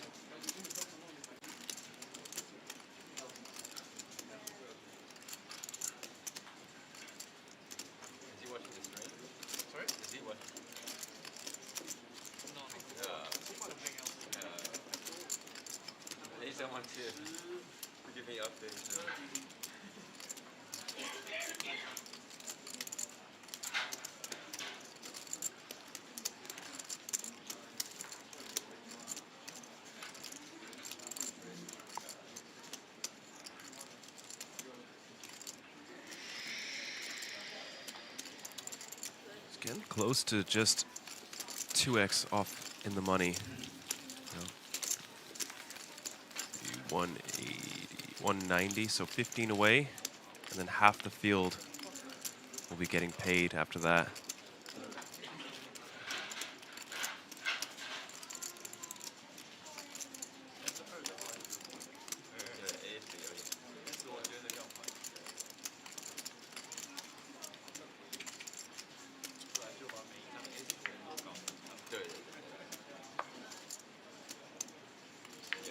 Already losing 466 players.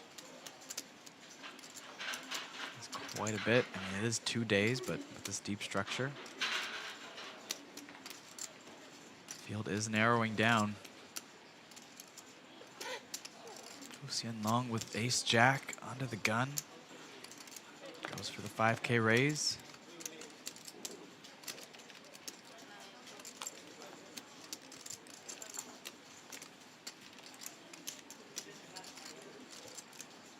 Oh, you know Jun Seok wants to get involved. Would be poor timing.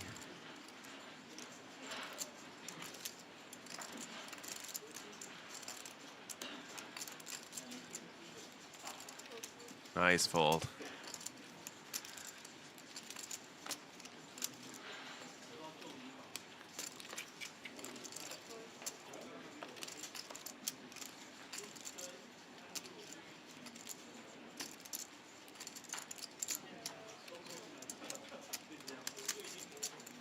And rags for Eric Seidel in the big blind.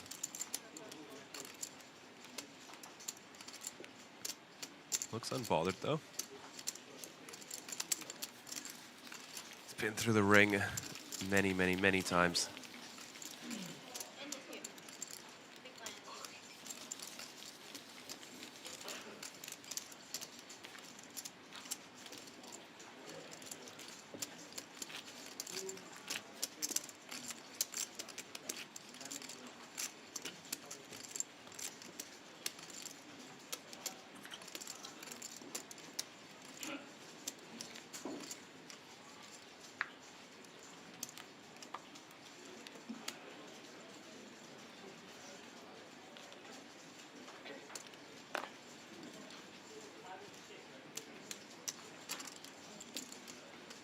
sixes for Joseph under the gun. Really making their way around this table. Yeah. Third or fourth time we're seeing this hand today.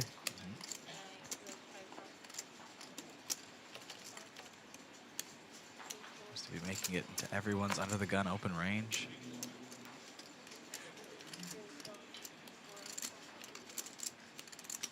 Even King Queen quickly hits the muck there. Ace 10 suited for Seidel. I doubt that one is going to be folded.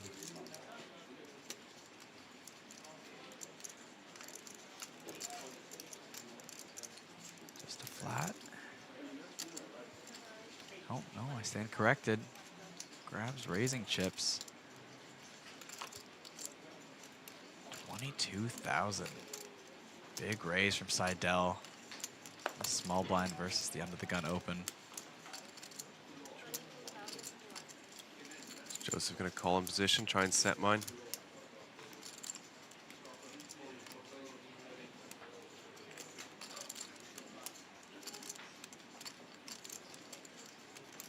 Both players fairly deep stacked. Yes, he is. Joseph has really been going after it. He's not afraid to get in the mix, not afraid to put his stack at risk. Wants to continue building. Here we go, 50K out there. Queen 7-3. Only one heart for Eric Seidel. Backdoor flush draw, 2 spades. Either player with a spade.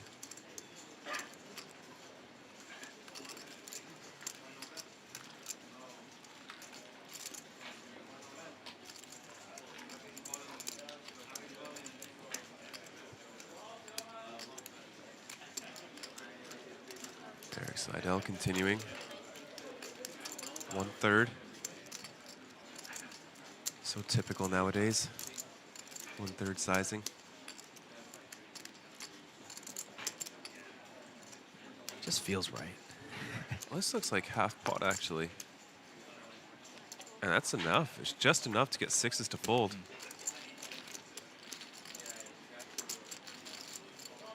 Big pot for Seidel. Very patient on this table.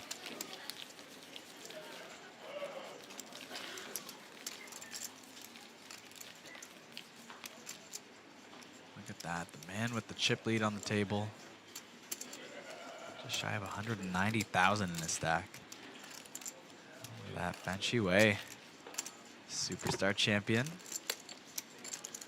Owner of Over Bankroll Coaching. And one of the most aggressive poker players in the world. Probably the most aggressive Taiwanese player. Has made a deep run in the main event. The first APT Mega Lion. Made that final table against Punat Punsri, where he famously 5 or 6 bet jammed ace-5 off into Punat's pocket aces, who eventually went on to win it. A very tough competitor.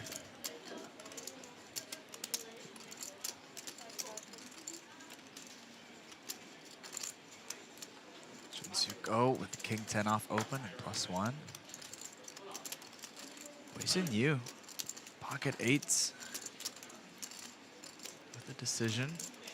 Eyeing his opponent's stack. Noticing he's pretty short.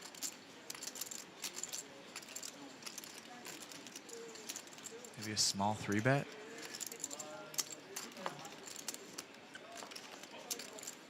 And not that small, 15,000. 3x the open, +2. Yeah, essentially just looking to fold out Jun Suk's bottom of range. He knows he's opening wide and kick out everybody behind. Yeah.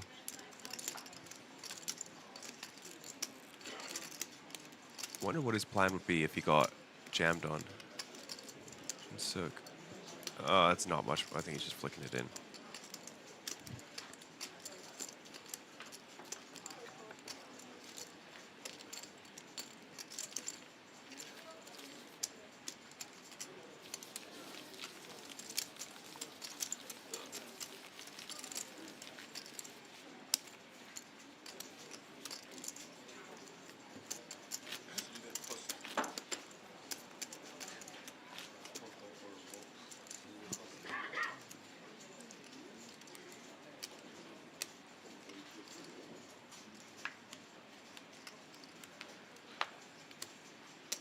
Yeah, Finalone was Andy Stacks over here, joining us once again for an APT Taipei. I don't think G-Man is going to fly out for a tournament series. He can just sit at a home game in LA and win millions in a single night playing cash.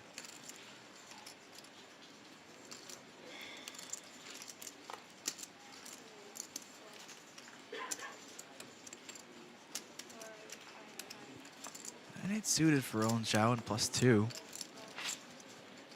Pretty enough hand to open.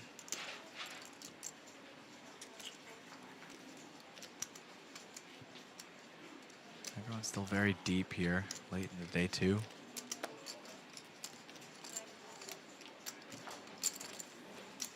An ace-3 of hearts for David in the big blind. Just has 34K in his stack. Not a bad spot to defend.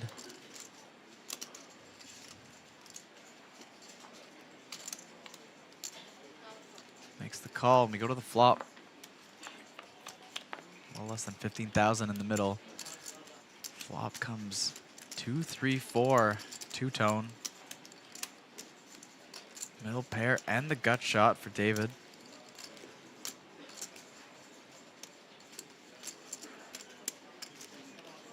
We'll face a C-bet from Zhao.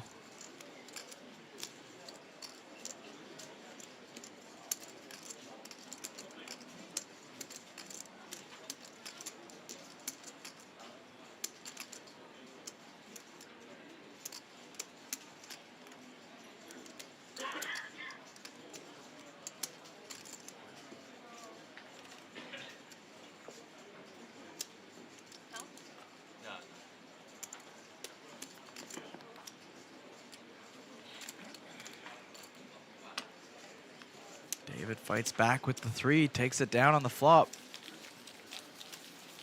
Chips back up to starting stack. Even though we are late into day 2, still good for 21 big blinds.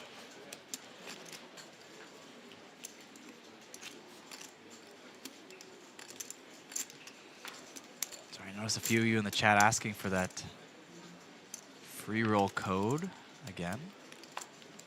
Free-roll code is, let me double check I got the right day here, all in time. Could pin it so you guys could see it.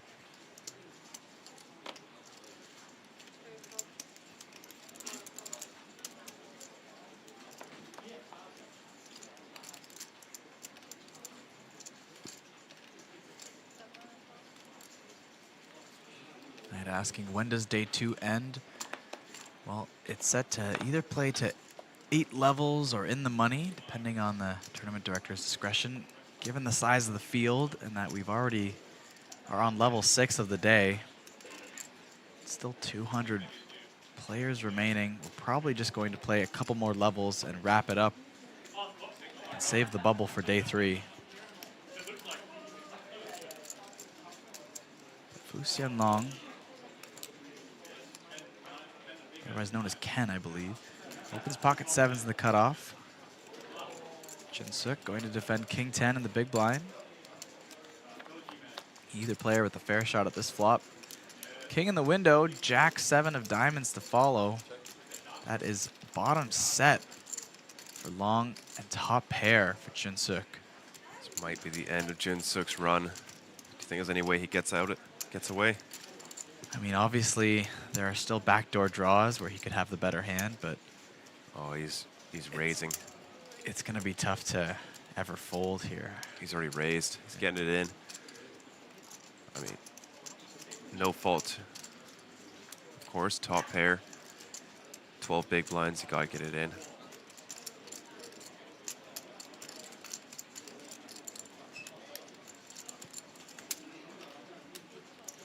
Oops, that's the trap.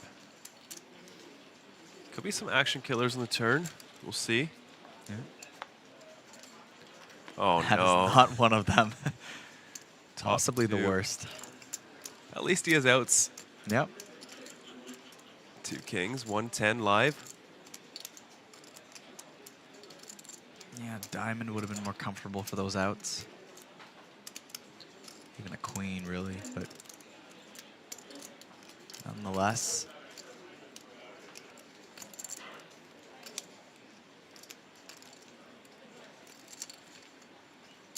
So he's leaving 5K behind.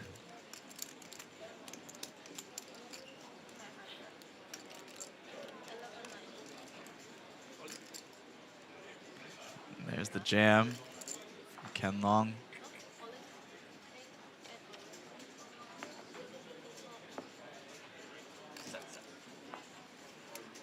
And yes, a setup indeed.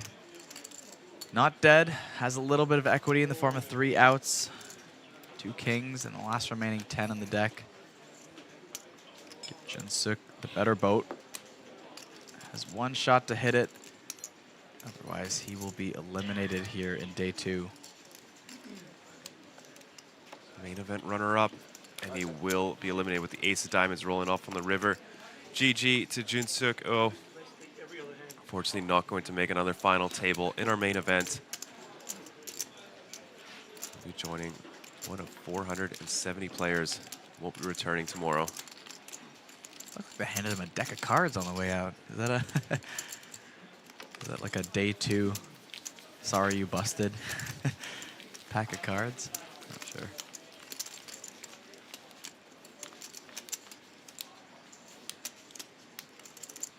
I think it's just the phone for payouts. Oh, maybe it looked like a... It did a bit, didn't it? I don't think it was a phone, but who knows, maybe.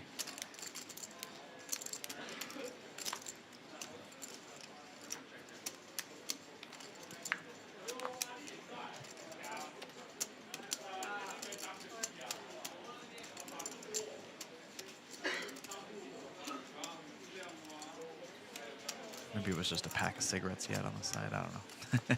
Perhaps, yeah. Could have been. Pocket 10s for Joseph in the cutoff. Looks like we're finally starting to see some hands. It's been a bit slow card-wise on this table. Not the player's fault. They've definitely been trying to find the spots for some action.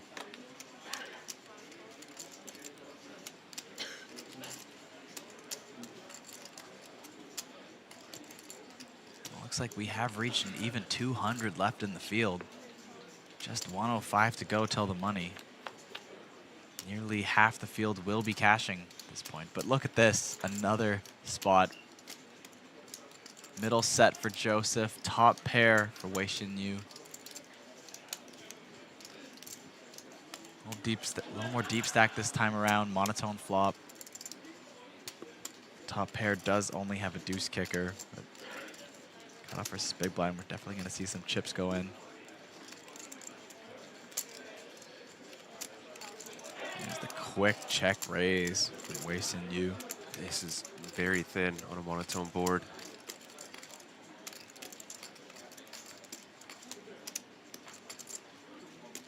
It's just a click. Looks like it's too small. Is it? No, he went from 5K to 10.3. Just a call with the 10s. Joseph in position, 96% equity, 4 clubs. Decent card to see.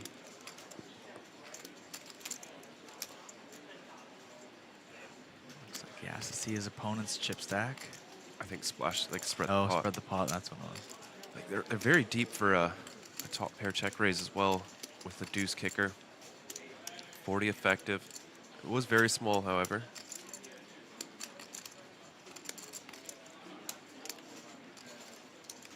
Three SPR. How big does he go? Just 11,000. Not looking to play for stacks.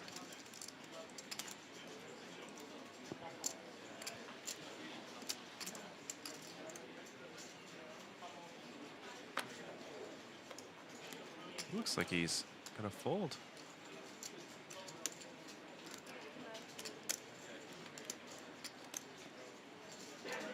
Whoa.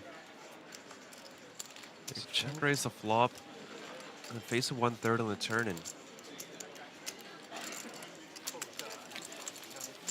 Maybe just realizes that, you know, maybe check raised a little bit light, and then once you're called and then bet against on that turn, it just feels like maybe a little bit of a misstep, and you kind of overvalued your hand, and now you're being played back at, and you go, oh, I've gotten into trouble here. It kind of feels like you're just bluffing with the queen at that point.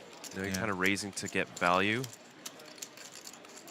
Well, then to not even call 1/3 on the turn, but it's a good read. Yeah. Doesn't cost him much. Gets to get away from middle set.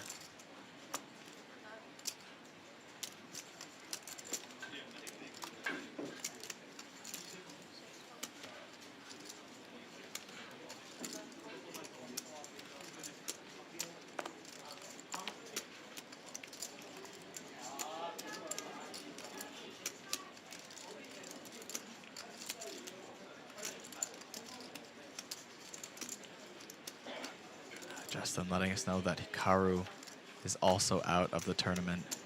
Just 3 ladies left. But look at this. The hands are starting to fly out of this deck, as we've been talking about how soft this card distribution has been on this table. Fu Xianlong, King, Queen, and +2. Joseph with the Ace Queen suited. Not even a 3-bet, just going to flat.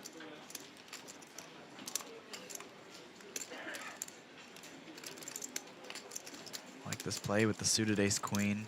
Lots of playability post flop.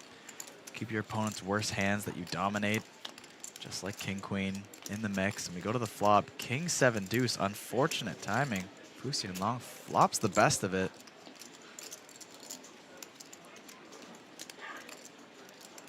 One of the driest boards you can get. Completely separated. Monotone flop, or sorry, rainbow flop. Quite the opposite.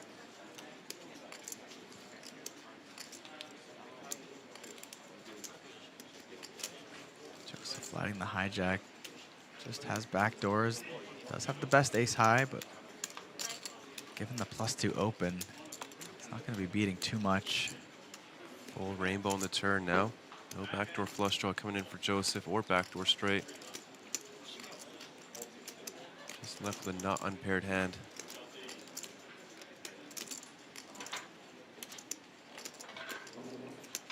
Yeah, losing all pocket pairs. King, maybe beating some Ace-X, Ace-Jack, Ace-10. But do those hands ever fire here on the turn? But it is checked. Fu Xianlong.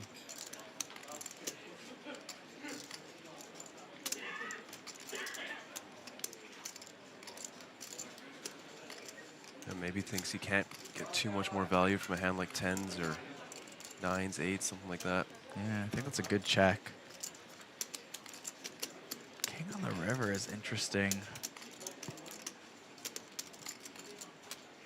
I think Joseph has enough pocket pairs. If he does face a bet that Ace Queen maybe doesn't call. Yeah.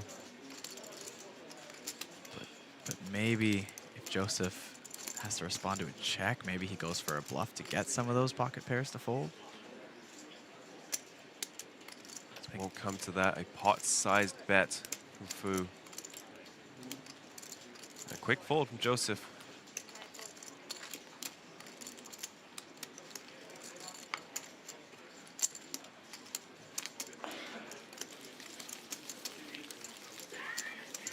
Ken Long back up to 100K in chips.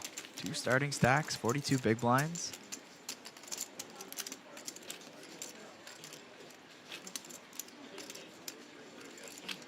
Great to see that in their top third of the field.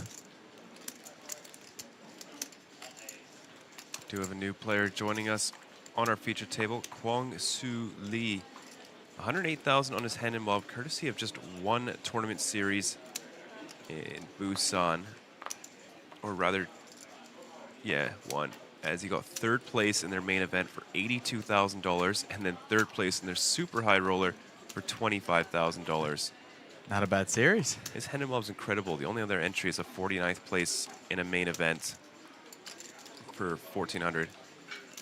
Just 2 final tables and a deep run in a main. He also has the same name as a very famous actor in South Korea. Maybe it's the same guy. He looks quite a bit older than this guy does. Fair. But Ken Long with Ace-King suited and +1. Gonna look for back-to-back pots Look at this action. Unfortunately, with the same hand, Rule and Zhao in the small blind with ace-king. Quick 3-bet. 21,000. Goes very big. Not quite as big as Seidel went with his 3-bet, but still up there. Back over to Fu. How does he want to play this? Some variety. Could be inclined to flat if he thinks Rulin has a lot of bluffs it wants to keep in. Could 4-bet small. Could just rip this in.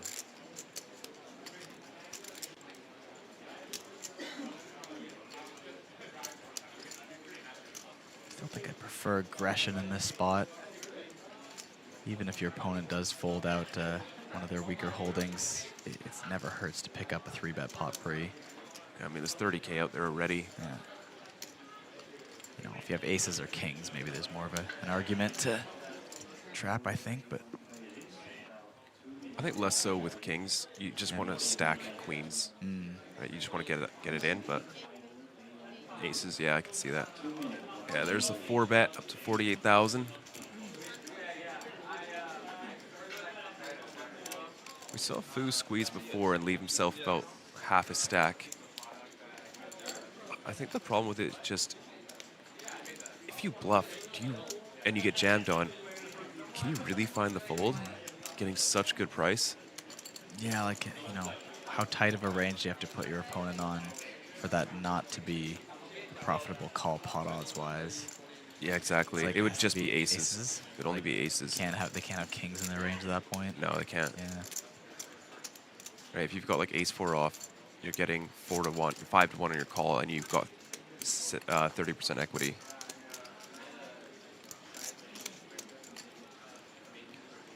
Yeah, so for cash games, you generally don't put in more than a quarter of your stack in a 4-bet. Whoa! Ace-king offsuit hits the muck. Look at that, Fu, with just a click. Wow. Pick up that pot. That's massive. Not totally unreasonable. You did get 4-bet from early position, and we haven't seen a single 4-bet bluff today. No. So this is a range of ace-king, aces, and kings, which ace-king is doing horrific against. Yeah. And you got to remember, too, we've seen some looser aggression on the stream, but not a lot of it's gotten a showdown. And because most people have not been picking up a lot of strong holdings, it appears like the table is actually playing kind of tight. So if you're just sitting at that table, you don't think people are really getting super aggressive, getting out of line. You don't see the ranges that we see on the screen. I mean, and we're getting close to the money as well. We're 101 players off.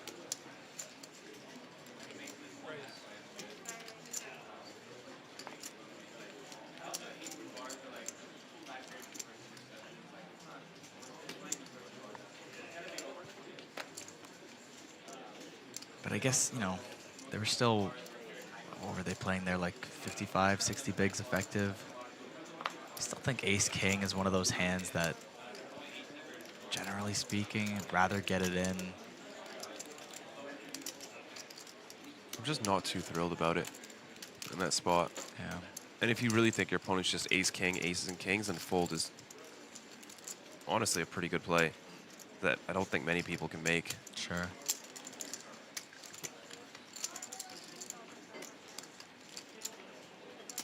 Sometimes folding is a weapon.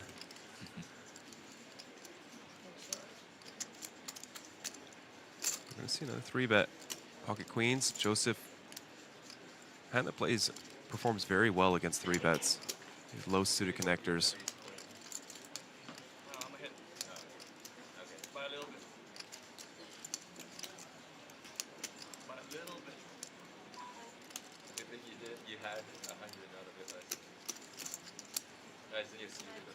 Yeah, there we go. Get in there, Joseph. 37.8K in the middle. And does flop a pair.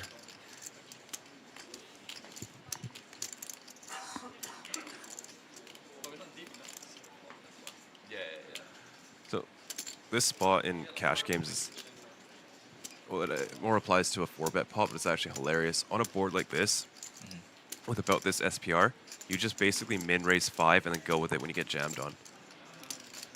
And I thought this is just it's so funny. What? Okay. You just have the equity once you've min raised, and you get to clear out all their ace-X.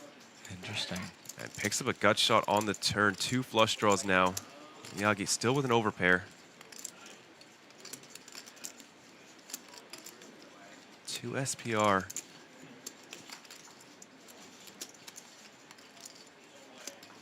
A lot of bad rivers for Miyagi. It's quite uncomfortable to bet out of position. Oh, he's gonna make it cheap. 18.5 from Miyagi. Giving Joseph almost direct odds to make this call. 20K into 80K. Has 20% equity. If you count in the implied odds, you know, his 5, 4, 6 outs are very disguised. It's not unreasonable to think there's a lot of implied equity here, and he does make the call. Could also be ahead of a hand like Ace King of Diamonds. Ace of Diamonds on the river. Miyagi does not want to see that card. If he checks, it'll be very interesting to see if Joseph wants to bluff. Oh, Miyagi's reaching.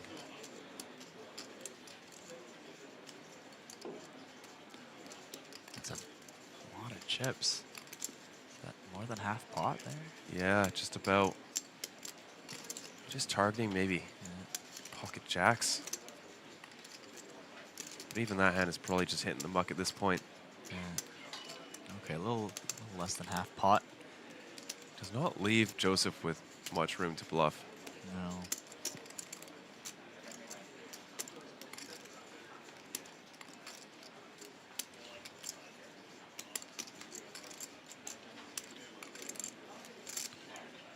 I mean, when it goes bet, bet, bet like this, it feels like aces. Will fold. Miyagi picking up a monster pot up to 197,000.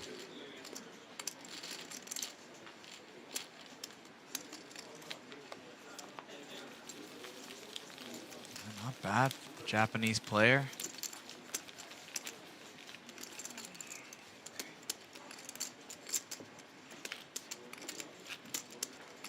Solid 4 starting stacks to work with. Just 99 eliminations to go till the money. Starting to ramp up a bit. The pressure of that in the money bubble approaching.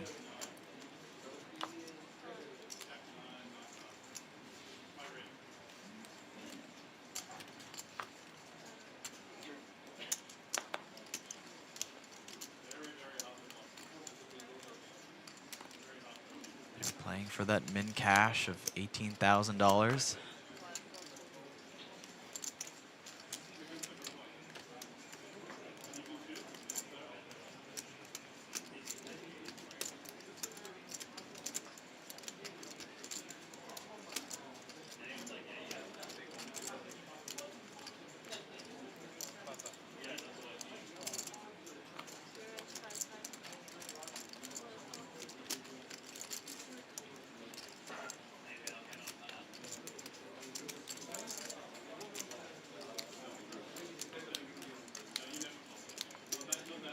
Getting close to the bubble. Miyagi with a big stack. King 10 off. Not completely unreasonable to flat. Don't think most players are quite comfortable flatting so wide.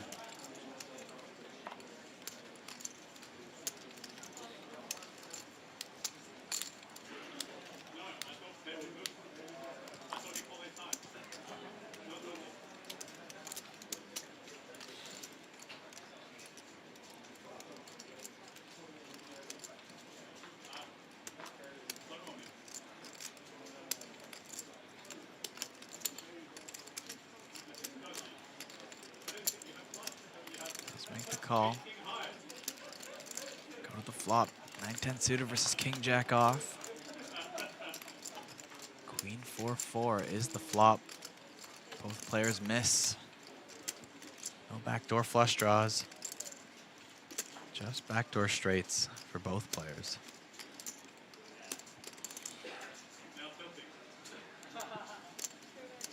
Ken Long does block king, queen, queen, jack.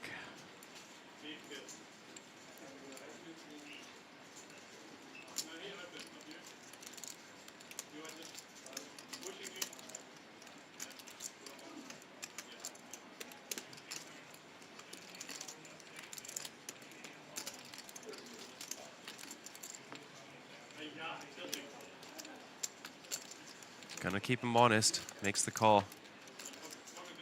7 of hearts. Huge break on the turn.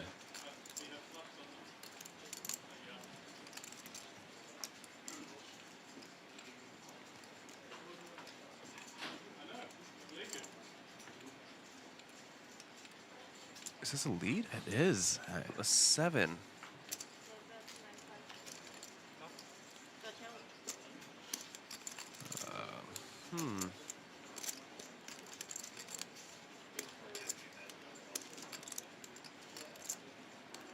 I'm wondering what interaction he perceives the 7 to have with his range. Maybe this is just straight up street poker. Thinks his opponent will fold an ace high to this. But does bluff with the best of it.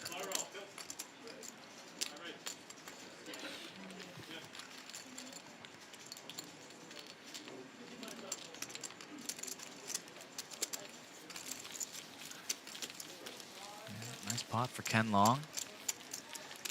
Shipping up to 138,000.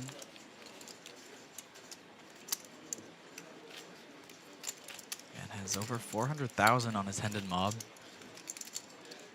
Fairly notable, just 34 results. Big chunk of that coming from a third place finish in a super high roller in April. Ending him about 73,000.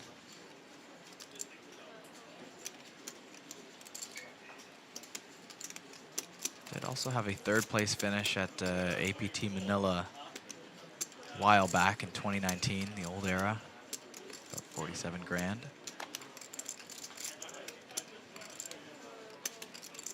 I guess one of the newer players at the table, Kwang Soo Lee. He's queen suited and +1.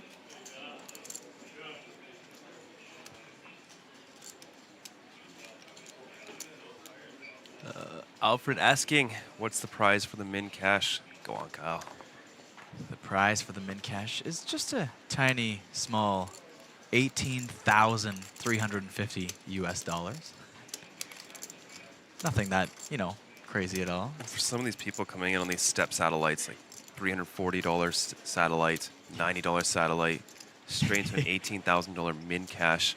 And from there, 1.2 million up top. Still see Dylan Foster in the back, locked in. Yeah, that $90 step satellite would be, what is that, 200 times your buy? For the min cash? Yeah. Yeah. 200 times your buy-in for a min cash. Absolutely wild.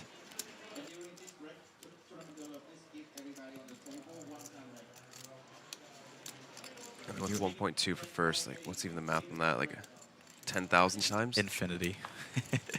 You have just found a way to, you found a money loop glitch in the matrix at that point. A cool little fact from Justin. You and Lee at this table both qualified via the $350 satellite. Oh, wow. There we go. So, you know, for them, a min cash is, you can't even call it a min cash. It's like a tournament win at that point for a $350 buy-in.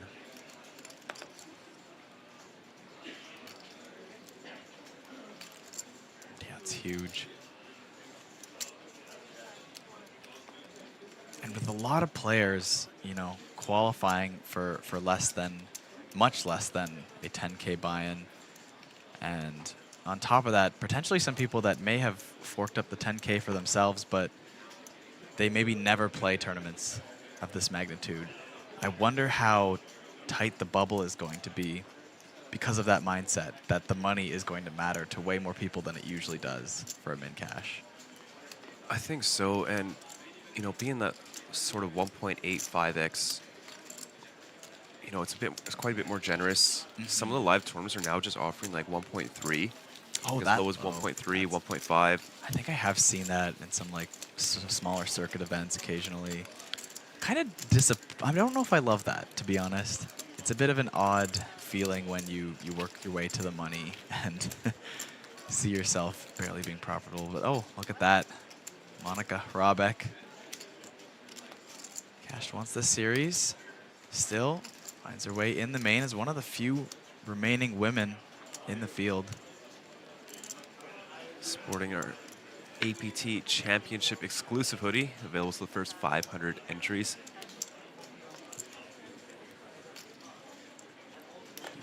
Yeah, folding aces in the bubble, definitely not unheard of. We even saw it on a final table on GG, where somebody folded aces pre-flop, facing like a three-way all-in or something. I can't remember the specifics. Ended up working out very well for them. Here we go, Miyagi getting in the mix once again. 5.4K. Eric Seidel, quite card dead. I know the fans wanted to see him, but unfortunately, due to card distribution, not much for him. And I mean, he took some loose spots we saw earlier. But even that, you know, to take some loose spots, you still want to have some blockers, something that can still have some playability against your opponents. And he hasn't even had too much of that. All right, we could see something brewing. Pocket sevens make the call, and now pocket eights for Joseph.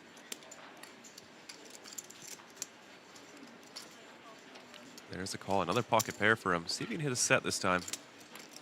Did once already with the tens. Go three ways to the flop.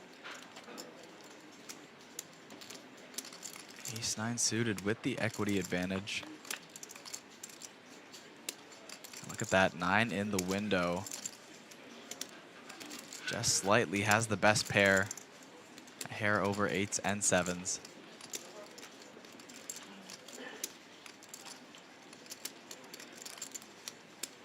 Couple backdoors for the 8s and 7s as well on this board. It also wouldn't look like it would feature too much of the +2 opening range, so. Interested to see if we do see a bet. Does Miyagi go for the check raise? Yeah. Quite a vulnerable hand. Does benefit from folding out something like Jack-10. Fu with the worst of it. Thinks the 7s are best, wants to protect. 8.4 thousand.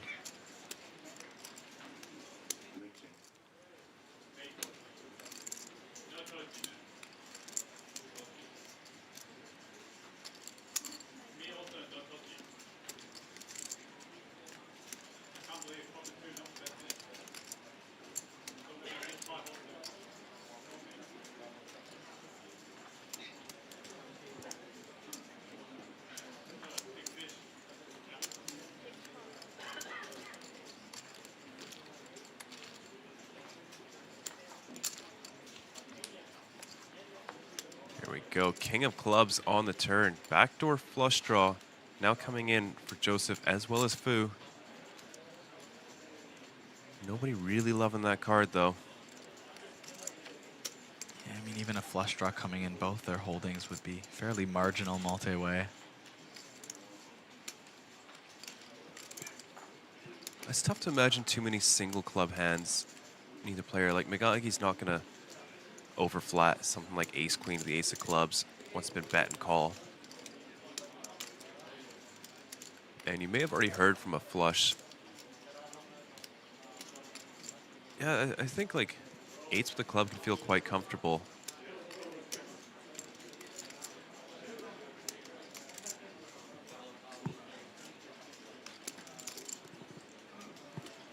Check, check, check, off to the river. It's the Queen of Hearts. Miyagi gets the check mark. Nobody too incentivized to bet. Maybe Fu or Joseph wants to turn their hand into a bluff. A little bit tough after the turn is checked through.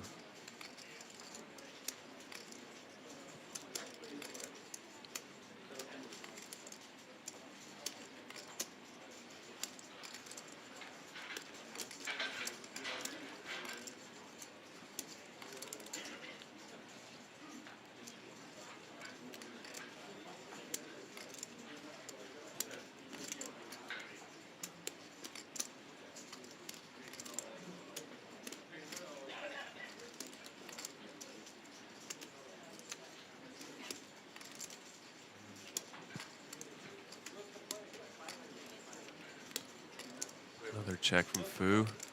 Last chance for a bluff.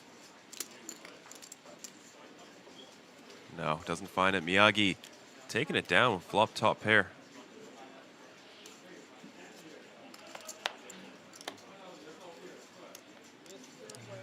We'll see just how close that hand was.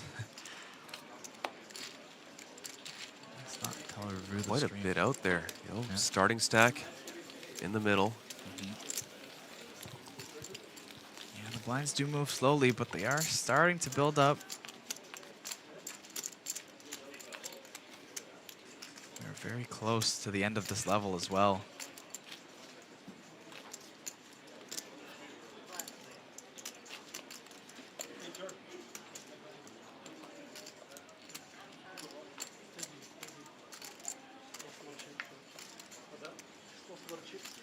Blind increase is very reasonable. Will only be going up to 1.53K.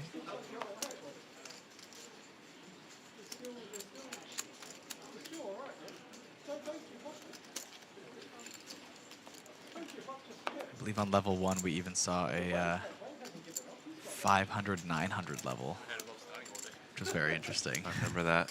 Yeah. Or on day 1 if I said level 1, but.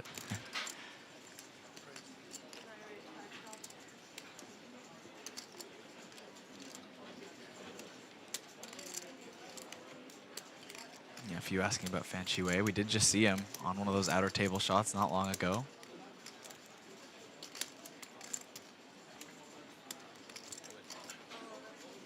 And yes, Justin in chat reminding us that it is a dinner break coming up at the end of this level. So there will be a long break. But also, if you're watching the stream, actually, let's get this hand first. Look at that, David. Ace, queen off. Yeah, gets a nice spot to pick up an extra 2 blinds. Joseph with a wide open in the cutoff. Great spot for him. Well, I mean, nothing to see here, right? Joseph just folds this. There we go. But yeah, back to what you're saying. Yeah, we have the dinner break coming up, which is a longer, full 75-minute break. But we do have some extra content for you guys. There's going to be a sort of hand analysis going on. We're going to be breaking down a couple key select hands from the day. Yeah, and feel free to pop some questions in the chat when we do this, folks. We'll be live and we'll be answering your questions. Yeah, I believe it will be, is it Henry Envider out there? Yes. Dinner break, yes. So the two of them have a bit of a live segment. Live questions will be going. It's a new thing we're trying out. Try to provide a little bit of extra entertainment for you guys on the stream. I think it should be pretty exciting, so. And yes, someone asking, is it going to restart after dinner break? Definitely. We are not done with the day just yet. Lots of main event to go. Can't end that early. At least 2 levels coming up after dinner of 75 minutes each, so that's still another 2.5 hours. And then depending on where the field gets to, it is possible that the tournament director would make a decision to play into the money, but we'd have to see quite a few eliminations by that point to get there. Yeah, I reckon if we're close to like, 110, but I don't see it. Yeah, even that's pretty, yeah, that's like probably the furthest it would be, like 15 off the money. And even that's still quite a bit, because that's going to make for a long bubble, and it's going to go on for, possibly hours, that bubble. Wei gets a cheap steal. Luckily, Rulin sitting there with a 10-3 off. Not much he can do.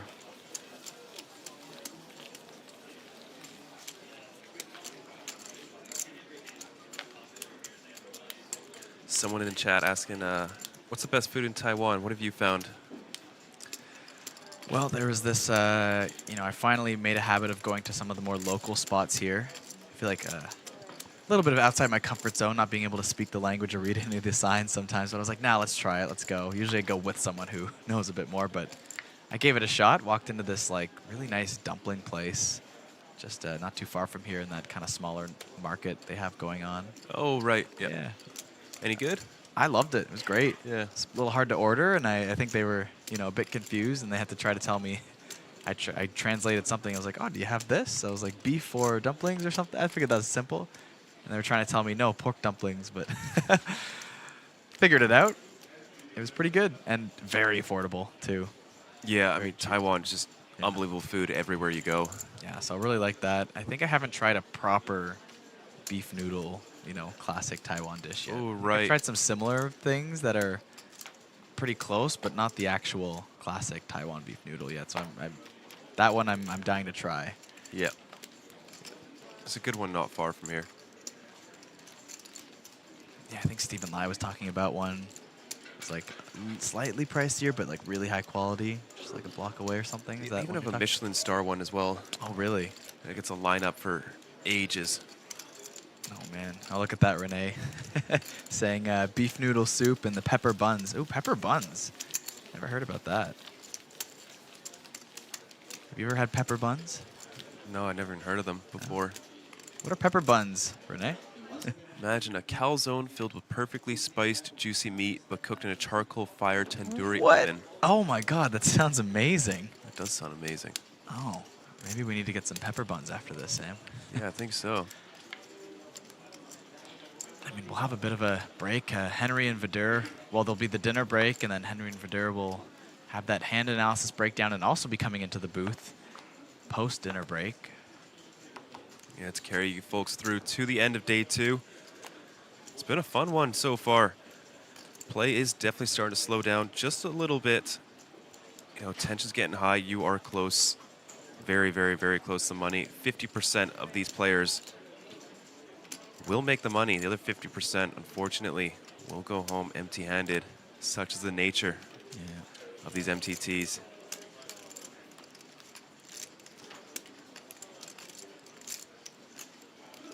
Long with the under the gun open, getting through so far, but Seidel with an ace in the big blind.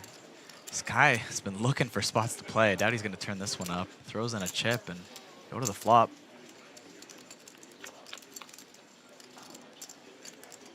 Ace 6-6, top pair for Seidel with the big blind defend versus the under the gun open.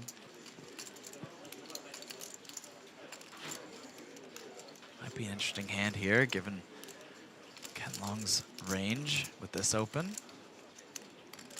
Does have a couple back doors to rely on for some double barrels. I'm sure we'll see a pretty standard small C-bet.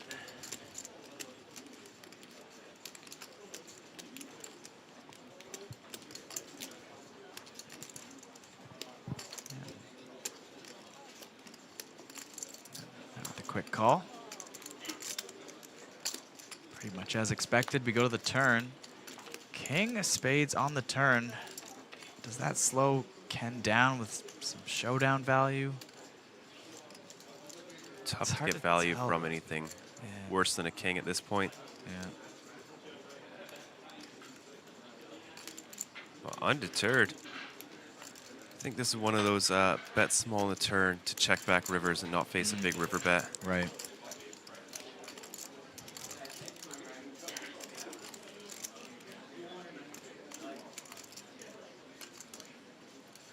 Well, thank you, Justin, for joining us up until now.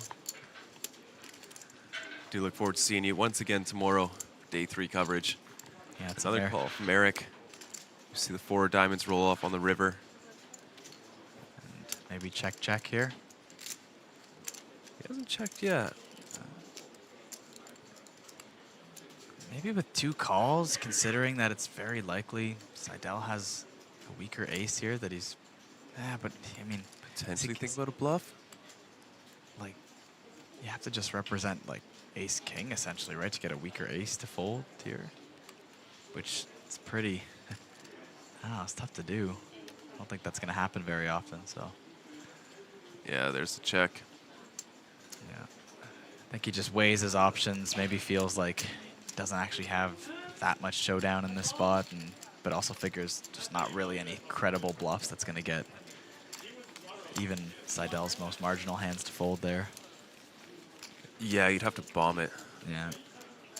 Do you really want to bomb it with a decent 47 big blind stack? Yes. Getting close to the money? No, definitely not. A kid, of course, but... Yeah. if you do want to check who has been eliminated or who is still in, head on over to apt.poker. All the information is there, but unfortunately Punat did have a very rough day yesterday. Soft bubble to superstar. Didn't last long in day one either. So no, Punat is no longer in the main event.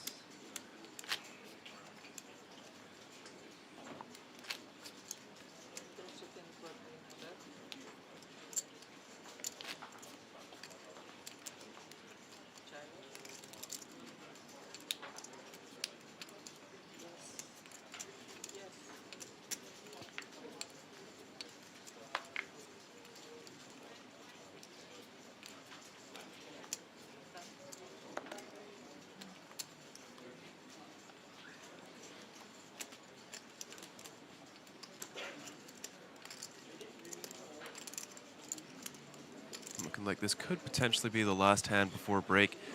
Don't go anywhere when we do have the break, as Kyle did point out. We will have Vidur and Kyle and Henry answering some questions and reviewing a couple of key hands that we did see over the last 6 hours of play.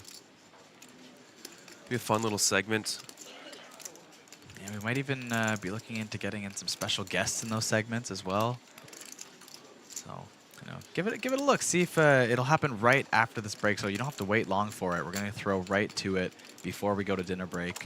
It's going to be some interesting stuff. First time we've ever done it, so definitely worth peeping.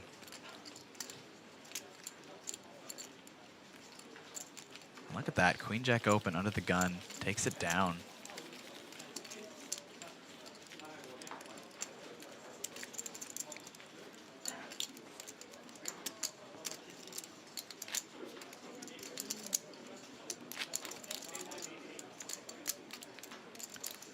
Yeah, we did lose Abraham Seaspin not too long ago. It is weird to see him out day 2. He usually just starts on day 3 with the on-live qualifiers.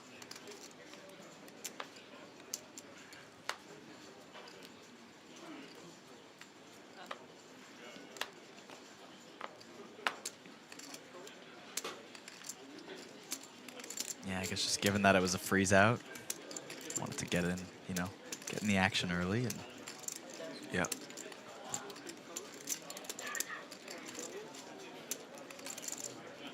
Fortunately, to his detriment this time around.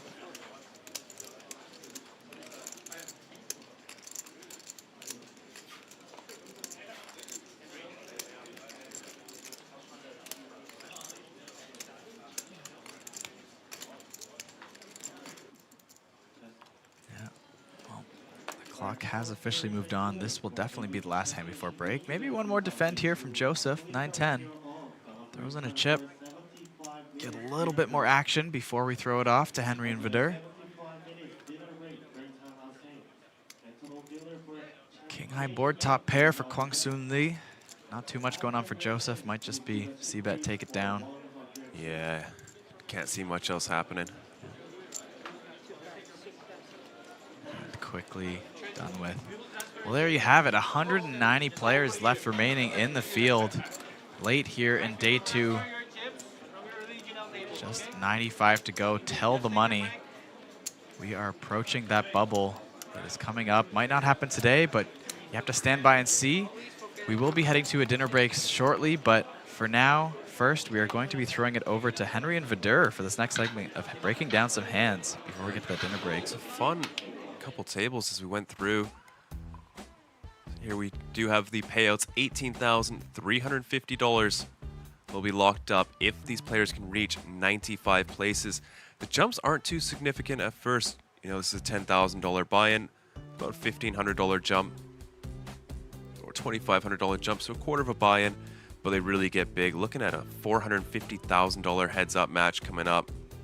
Oh, unfortunately, I think I do see in the chat that C-Spin has been eliminated as well. Oh, tough beat, tough beat. Usually he's running deep in these ones, obviously.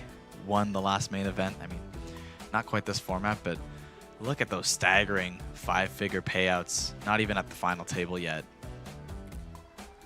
Yeah, we get up to the final table. Only 9th place will not be receiving $100,000. Just shy. And look at that, Kyle, as I was talking about earlier, $450,000 heads-up match.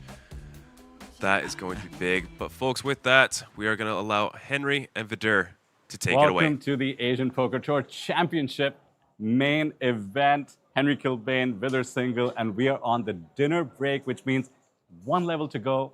Henry, this is what it's been about. We're down to 190 players, about 100 players away from being in the money. First off, the coverage today has been super fun, some with you, some with Sam and Kyle. What do you think of what we saw here at day 2? Well, I think the major difference that I've noted from like a strategy point of view is people are really respecting the fact that this is a freeze out. Yep. A lot of like small 3-bets have been happening on the stream, and they've been super effective byproduct of the fact that people are kind of aware, okay, if I take a speculative hand out of position, lose a few chips, all of a sudden I'm potentially out of the tournament and I can't re-enter. So it's been interesting to kind of see the people who've been playing a little bit more aggressively, because they seem to be the ones that are building up stacks, and the people that have been playing on the more passive side, they just seem to be getting run over. And perhaps that fear of not being able to re-enter is just really playing on their mind. Especially the stakes. This is, after all, the inaugural $10,000 it's pretty reason. Yeah, I mean, listen, it's been really fun to see the mix of, let's just call them recreational regulars, high rollers, super sickos, sharks, I won't say whales, but you know, it's a mix. This is what the main event is about. We have satellite winners, we have online qualifiers. We have people showing up and just putting down the 10K. So this is a special segment that we're doing, and I'm looking forward to doing the first one with you, Henry. We're going to go through some of the top hands from the stream today. I'm excited to show you the very first one, because that's the one you were not in the booth for. Let's take a look at this situation that happened. Now, this is yours, our friend who does the live reporting sometimes, also a top player from the Netherlands. And he was on the table with Chia, who was the chip leader coming into day 2, on his immediate left. So he had the second biggest stack. Chia had Jack-9 off with the big stack. So we see him open the hijack, and it goes around, and the flop comes queen high. Not much connection, as you can see. We can see the gut shot over here, middle pair over here. Now, what do you think you do with the massive chip lead? Fire into 2 players, obviously. Well, I think the way that Chia's built a stack on day 1 is probably a byproduct of just like being very aggressive. Absolutely. Gear 6 only, never slowing down, not even for traffic lights. So even in like a multi-way dynamic where perhaps you'd expect him to maybe slow down a little bit. You know, look at nine of the diamonds, stacks. yeah.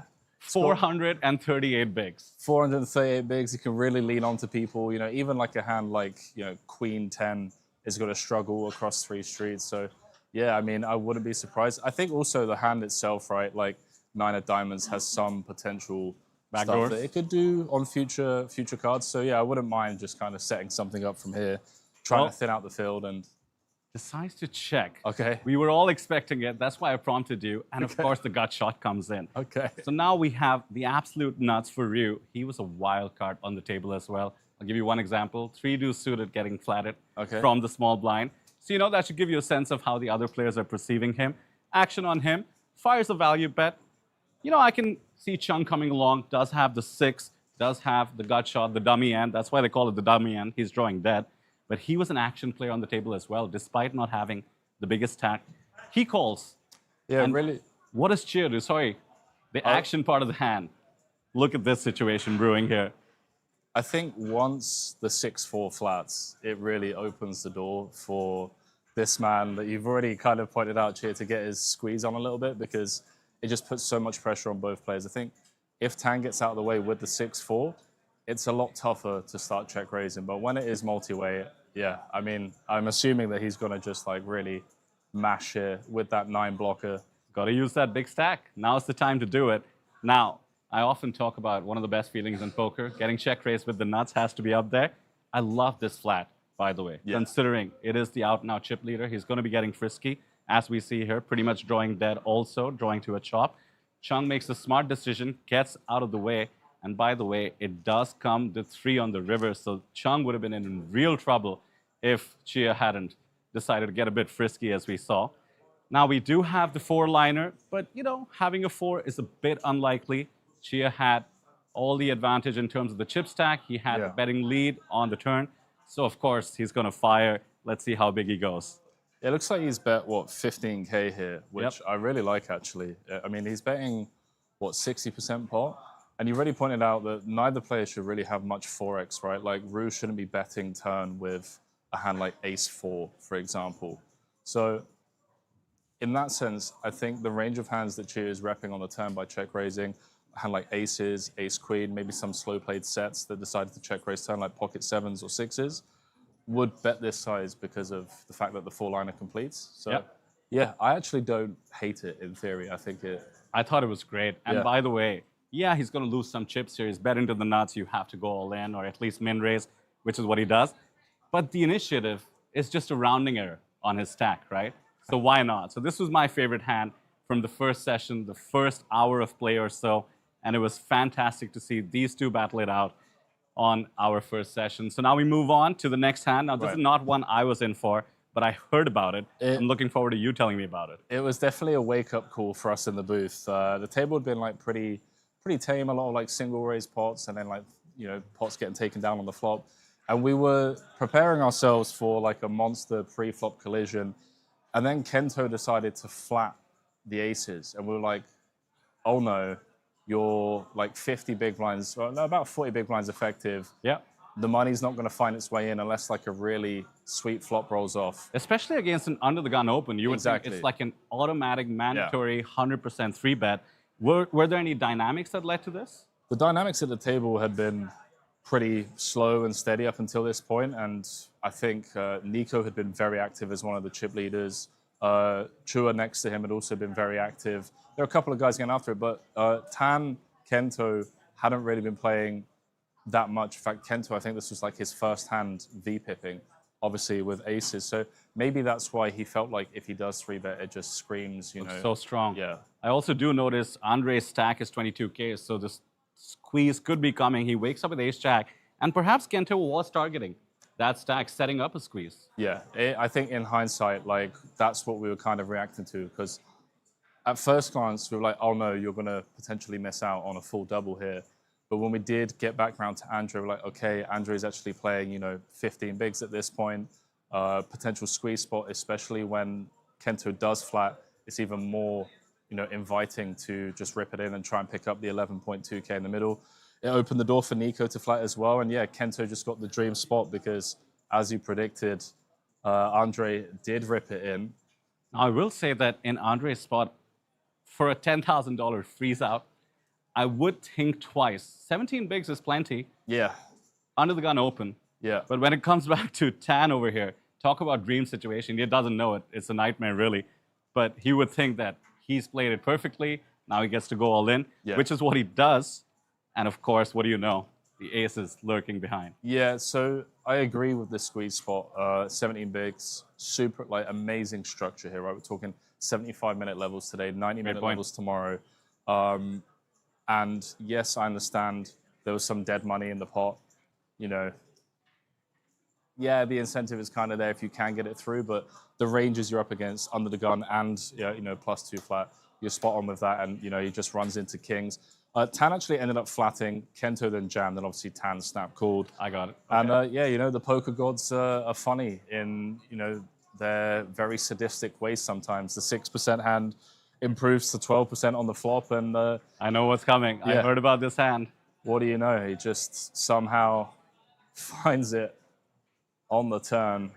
Smash. Just like that. Hulk smash. Goes from out the tournament 94% now, of the this time. reaction, first off, that's not how I would be behaving after drilling the turn like that and pretty much guaranteeing a triple up. I mean, this guy is something else. Yeah, so Andre, who had like such a roller coaster feature table as well, like he came in with 50K, dropped down to 17K, chipped up to like, what was it, 25K, then gets this triple up spot. Kento wins small, like he ends up winning like, what, 5 bigs. Yeah. So yeah, brutal development for him, aces against kings, and yeah, Tan obviously the man on the receiving end from both. And I hate to do this, by the way. Go on. If he had 3-bet pre-flop, I said the same. He'd be all in against kings. I said the same. You know, we're not to be results-oriented in poker, especially tournament poker, especially at this level. Yeah. But that's the way the cookie crumbles. I mean, you're loving the fact that the guy puts it in with 6%, right? So that's true. But maybe not in the, you know, the 10K championship event. You're like, okay, this is the time I want to hold. This is probably my favorite hand of my stint. So the dynamic here, this is about, I want to say, 30 minutes or so after Kento just lost with the aces, right? Okay, he didn't lose chips, like he chipped up small, but instead of playing as you pointed out, like a 120K stack. He's still playing like a 60K stack. So in terms of Joanda, I think Joanda's career was built off of live reads. It was built off of just like understanding game flow and where players are at emotionally and really leveraging that. So I am curious as to whether that was on Joanda's mind here throughout this hand, that, okay, this guy's steaming, he's under the, he's opening under the gun, and he's just trying to make a move on me. I mean, first off, I would expect a 3-bet here because he does have ace-queen. He's relatively short stacked at 20 bigs. And taking into account all the factors you said, where he thinks Kento might be opening a tad looser, 3-bet +1, look strong, get the hand over with. If you get called, you have ace-queen. Fair enough. Well, I think if you're a Joanda fan, you would have preferred him 3-betting because he would have then managed to get away from the 4-bet. Ends up flatting, which I kind of like. I mean, it protects your flatting range, right? Like you want to have some strong ace-x in there so that you can navigate ace-high textures. And also just really respecting the under the gun open as well. Profiling the player perhaps a little bit. Yeah, and Kento had been really tight. Let's not forget, like the only hand Kento had shown up with at Showdown was aces up until this point. So we get the ace-king-6 flop, and it's just, disaster. I mean, already I'm thinking it's over. 1.5 SPR, you got to think, you're essentially thinking in John's shoes, you're trapping whatever the under the gun range is. Ace-king, of course, pretty much the only hand that should be beating you here. So how do you expect this pot to proceed before we get to what actually happened? Well, the sizing multi-way, I'm actually a fan of. I think heads up probably lean a little bit more towards betting bigger. But not only have we got top two, we got king of spades in hand. So we just have this board completely nothing to protect. Right. And you're looking to get value from obviously spade draws, despite having a blocker. But aces and kings are still going to be a big part of at least one of the opponent's ranges. Like if you can keep in a hand like King Jack of Hearts for one street for 3.5K, you're printing. Whereas if he comes out betting half pot, maybe King Jack of Hearts just finds the fold, So really like the sizing multi-way. Obviously, Joanda can't go anywhere. He's got effectively top pair, top kicker on this board. He's getting an amazing price, and also that queen of spades, which he thinks is working for him. I also got to think about when this king comes in on the turn. I remember thinking this may be the only card that lets Joanda get away. Yeah. Do you think that's a reasonable statement? Well, queen of spades, I guess, working against us a little bit, blocking king, queen of spades. So I guess it came down to whether John thought Kento would fire into two people with a king. And I guess that's the question, whether he would or not. I mean, potentially, right? You want to try and retain the betting lead at some frequency with some of your king X, but I agree. I don't think he should have that many kings that fire multi-way, especially when Joanda has flat from +1. But the question that I'm asking myself here in Joanda's shoes is Kento still value betting ace-jack, ace-10 on this turn, or is he trying to like pot control, get to a river kind of thing? So that's kind of the spot that I was like trying to put myself in. And also I was asking, is Kento sick enough based on what we've seen? He's been very, very tight. Is he going to try and leverage his image to take a hand like Jack 10 suited, Queen Jack, and triple off here on a board where he just perceived it to be stronger for his range, right? Right. And I'm sure, leading up to this, Joanda went through all of the emotions, but ultimately, I think just falling onto the fact that, okay, this guy just lost aces against kings. I want to just make my life easy right now. I don't want to play a guessing game on the river. Obviously, he just gets snapped, and he just gets shown the bad news that he's drawing to one out for a chop. So many times you're going to be just crushing the ace-10 suited, ace-jack suited. That would be part of even Kento's value range. Yeah. He is betting half pot with the absolute nut full house pretty much. Yeah. So he's capable of having all kinds of holdings, it turns out. And I love the resigned expression by Joanda. He's been there, he's seen it all, he's done it all in poker, a Hall of Famer. Mind you, sad to see him go. We can't help but root to keep those poker legends around, but that's the name of the game. No. It's fair for everyone, and that was all she wrote. It's incredible to see the likes of, Joanda here playing an event like the championship, 10K freezeout, a format that he loves. Obviously, it is the purest form of no limit hold'em tournaments. I think what we've seen today and what we've seen, in terms of the success that we've had in this event, it's just going to be a domino effect from here on out. And the likes of John and other legends and potential legends in the making, Kento Naso picking up a nice pot there. Yeah, I mean, whoever goes on to win this in the end is going to make a name for themselves. That's automatically, and nobody ever forgets the first winner of an event like this. Sure. So this is certainly, we're looking out at the room right now, and certainly there are going to be some legends crowned. So 190 players remaining. I think we're about 95 off the money. 95 off the money. There we go. So half the field, the dreams will be dead. The other half very much alive. We will be cutting right to the table in about a minute. Last frame for the day, as we call it. We're 2 levels. Yeah, we're jumping in. 2 levels, 75 minutes apiece, 2.5 hours of play. One last comment from you. What do you think about the longer levels and what that does to sort of the stamina required to get deep into this main? Yeah, I mean, on break, you want to be getting some fresh air. You want to be staying caffeinated, hydrated, keeping yourself well fed. You know, it's a 5-day tournament. If you've got aspirations to actually go on and win this, yeah, make sure, you know, when you bag day 2 for day 3, you're getting a good night's sleep in, waking up early, getting a good breakfast kind of thing. And yeah, good luck. It really is a marathon, not a sprint. And with the levels, as you pointed out, increasing to 90 minutes tomorrow just gives that all the more playability coming into day 3. So that's something that I think people are going to kind of keep an eye on later on in the evening. Absolutely. It's a one-of-a-kind event. We're so excited to cut right back to the action. Stick around, watch the last 2.5 hours with us. And with that, Henry and I will jump into the booth. We'll see you right here tomorrow.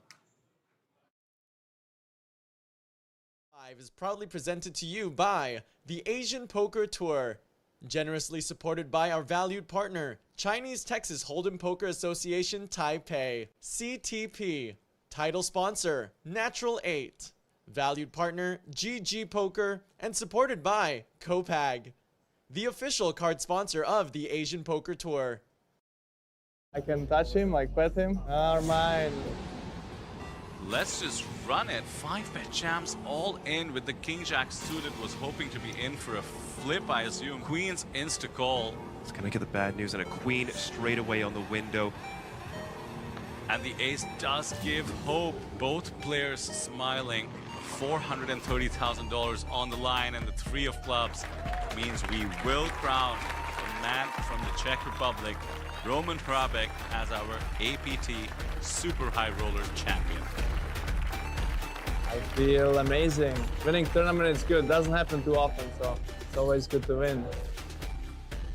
It was a little bit of a roller coaster. I lost quite some chips at the beginning, but the key hand was when I hit the set with pocket 6s. His opponent, very capable, very aggressive. 6 of clubs on the turn. Disaster for Hikaru. Was no reason to think her pocket queens is no longer good. All in announced. And there's the call. She's gonna get the bad news. We'll be down to just 35,000 in chips. My wife is playing poker as well, so we travel together, play poker. So thank you for supporting me and coming along for the trips. Thanks for everyone who support and watch and yeah.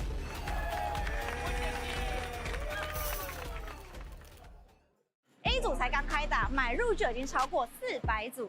我说的不是普通的比赛，而是 APT Championship 国家杯。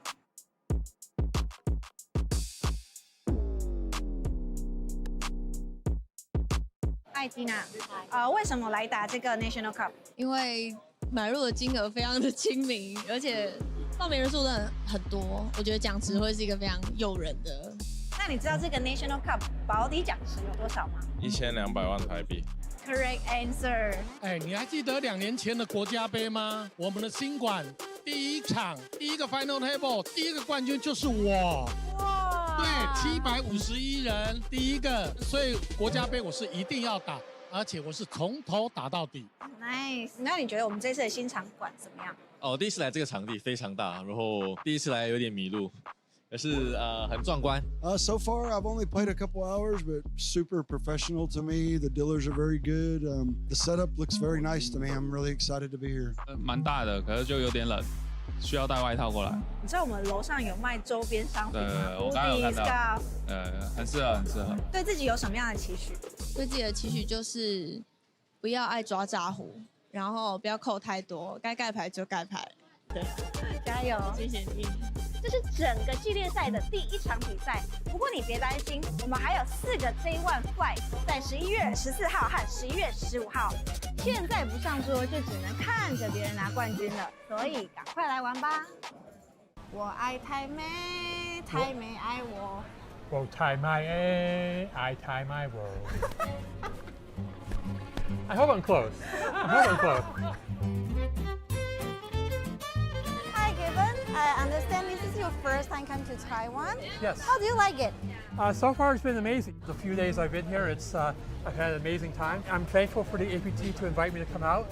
This place is we call Night Market, which is very popular all over the Taiwan. So we're gonna take you go to get some traditional Taiwan food. Okay. Are you ready? I'm ready. Let's go. I don't want to give you something too strong in the beginning. Okay. Otherwise, you're gonna like stop eat anything. So let's go for Taiwan beer. Taiwan beer. Okay. Yeah. For you, one for me. Cheers.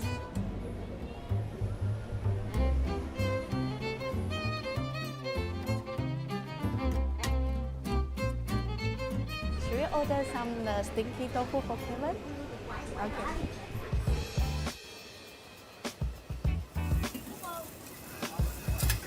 Can you use the chopstick? No, no, definitely spoon guy. You want to see me do chopsticks? Okay. All right. Well, yeah, we gotta do that. We will put in the third one. Okay. Third one. Then use this finger. Just hold it. Yeah, you get it. Okay. Let me. You want to see me try this? Yeah. Gotta be careful. Wow. There we go. Good job. Thank him. Yep. That's the tofu, the stinky tofu. It doesn't smell stinky, but I can smell something for sure. This one is veg with the oyster with the egg mixed together, then put a sauce. Okay. All right. I'll just. There we go.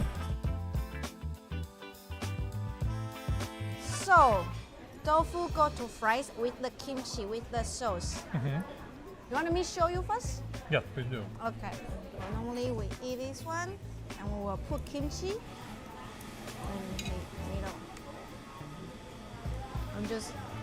It just like smells something, but actually put in your mouth, it's very tasty.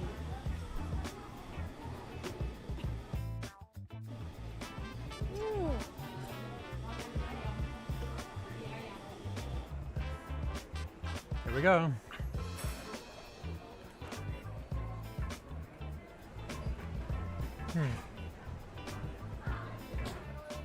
It's not as bad as I thought. It doesn't smell. This doesn't smell bad, which is good. I just wish I could give it a better description because I don't have one. It should taste like something, and I just can't think of what it is. It tastes like sticky tofu. There you go. There you go. Pork rice, oyster omelet, stinky tofu. Pork rice, number 1, by a mile. Then oyster omelet, very tasty. Stinky tofu, not as tasty as the other two, but it's okay. Cheers. Cheers.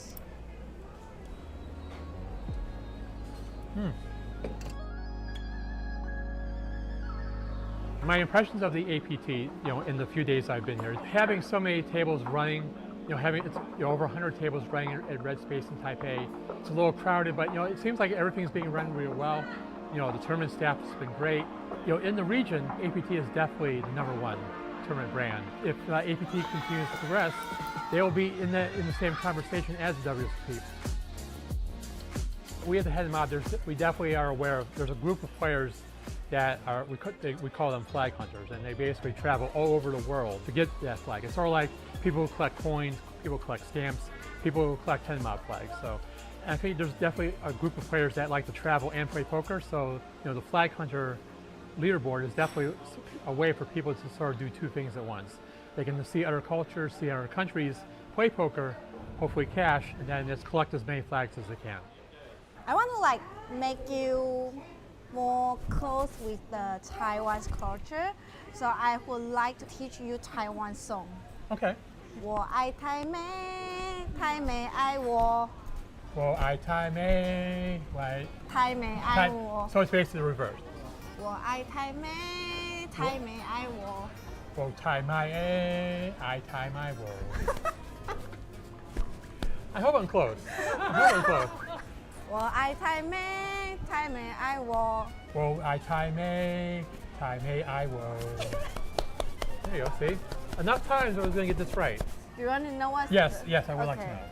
So, 我 means me. I means love. Mhm. 台妹 means Taiwanese girl. I love Taiwanese Okay. girl. Okay. And the last word is 台妹爱我. The Taiwanese girl love me. Oh, okay. I'll see if I can get one that will love me. For sure. 我爱台美，台美爱我。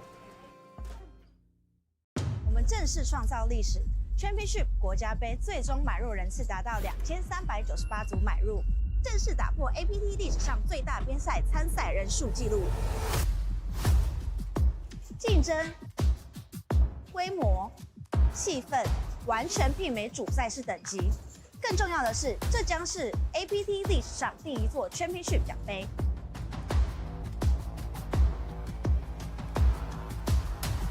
现在心情希望可以往前面更多的名次前进越好。Getting this Lion Trophy, that would be a lifetime experience. I'm not rushing into anything, just take one hand at a time. So let's see how far we can go. 希望那个心态上会可能比其他对手好一点，打好自己的牌，然后好好享受吧。所以就希望这一次，真的就希望这一次，希望这一次。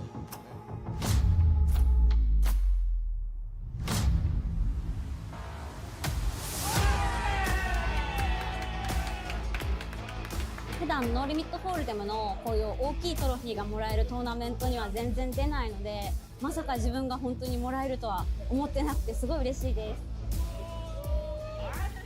この金額帯のトーナメントだと割とこうアマチュアの人がこう固まってるイメージだったんですけども、普通に顔見たことあるようなプロの人とかも出ていて、本当に人気のトーナメントで注目されているものなんだなっていうのを参加しながらそう身に染みて感じました。もう本当にただラッキーで流れが良かったと思います。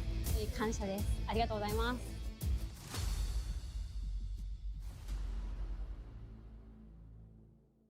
Did you know we have women's events at the APT every single day? すごい、本当? It is sugoi. Let's go find out why women's events are just so popular here at the APT. 私はレディースイベントがそもそもすごく好きで、他の男性とやるトーナメントと違って私がレディースなんでレディースの気持ちがちょっと分かりやすいかなと思ってレディースに出るのが好きです。 You only played the women's event. Why is that? I actually find it friendlier. I don't know, there's less pressure, I guess. APT はいろんなルールのトーナメント、レディースを毎日やるのはもちろんですし、こうルールが特殊な他の大会にはないトーナメント、面白いトーナメントがたくさんあるので需要が高まってるんじゃないかなって思います。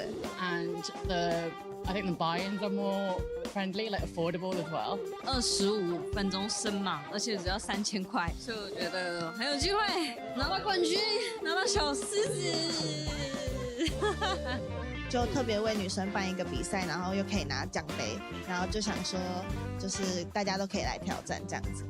As you now know, we have women's events running every single day here at APTC, but the highlight will be the Women's Championship event.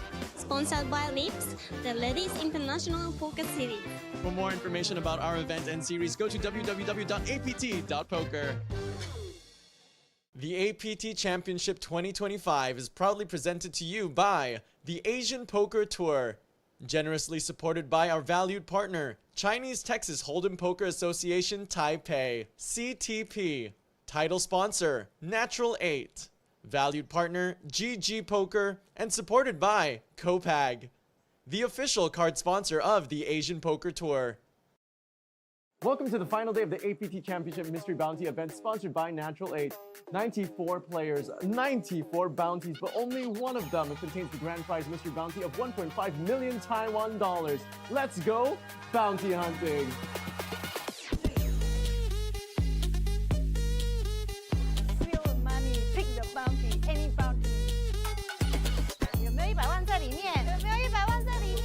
Where is the big one? Ay, can I answer it?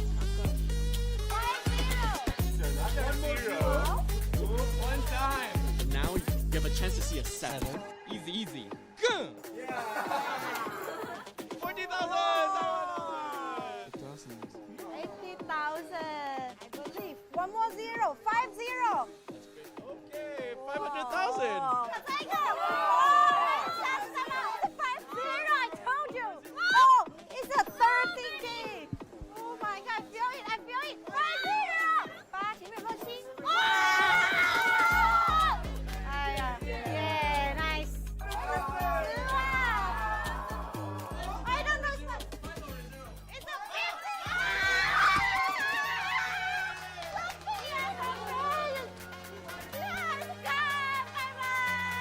So, how do you feel now? Very happy. Is it your first APT bounty, right? It's actually my first time making the money in a mystery bounty. My second ever mystery bounty tournament. I feel great. I won the 2 biggest bounties in the tournament and a lot of smaller ones, the trophy and the main event seat. So very happy. Breaking news! The inaugural Natural8 Cup Championship freezeout event has exceeded its guarantee, raising the prize pool to a whopping 39 million Taiwan dollars. That's over 1.2 million USD. What drew you to play the Natural8 Cup Championship freezeout event? Well, it's a freeze out, which I think is super fun. I always like freeze outs because it doesn't give people like me a chance to be in for 12 bullets. You know, a little healthier for the bankroll, you know? It's also got a really deep structure, which is super fun, and a ton of money up top. So what could be better, you know? You only have one buy-in, so that kind of makes the game different. You can't just shove it all in and gamble, and you really have to, every chip matters. 打 freezeout 就可能就多一点技术，然後就可以自己小心一點啊，要去學啊。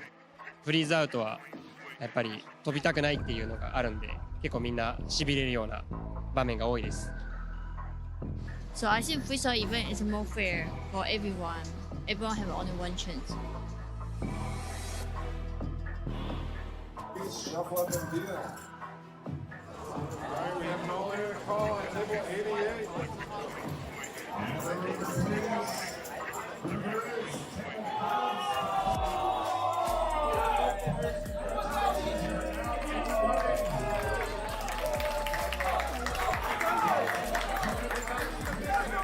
Stay tuned for the final table action live on Saturday, November 22nd to find out who bags the top prize of 7.5 million Taiwan dollars and the brand new APT Championship trophy. That oh my God, he's ripped it. And he set goal. Hi guys, my name's JP Rantsu, and I just won the Natural8 Cup Championship. Here we are, off to a flop. Flop is ace, ace, queen. Ready the turn. It's the 10 of spades. Folks, please give up your runner-up of the Natural8 Cup Championship freezeout is Rob Halling. And give it up for your champion from New Zealand. It is JP Rounds. I can't believe how lucky I was. I'm so grateful to be in Taiwan and playing poker in the first place, let alone winning a tournament. So that on top of everything else just means the world to me. Robert has top pair. John Peter has an opener to the nuts on both sides. With 3 spades out there, but Babu has just turned a set, a piece for everybody. And Robert with 0% equity, hitting out 700,000. And I know the small blind was a very aggressive player, so I decided to call my jaw and hoping if I broke that I could bluff the river and not expecting the button to have much. But to my surprise, the button actually overcaught. And at this stage, I was a bit in shambles. And it comes the 7. John Peter makes the straight. And the small blind checked, and I bet $2 million for value. Full stack of grays, that's 2 mil. And luckily the button called me and my hand was good. What a comeback here by JP. Hand million crossed. And that hand gave me the chip lead going to 300. This year and last year have been a little bit difficult for poker for me. I'm really finding myself and the difference between poker life and normal life routine. And I'd like to say thank you and I love you to all my friends and family back home because I know there'll be a lot of you guys watching, so I'm happy that I could make you guys proud and I really do feel the love and support.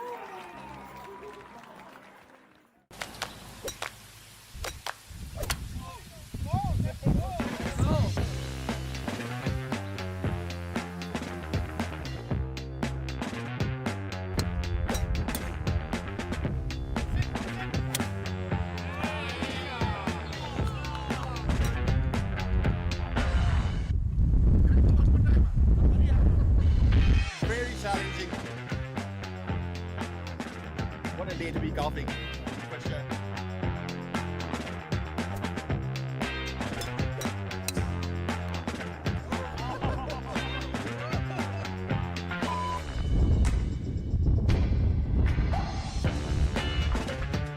Total score of the team.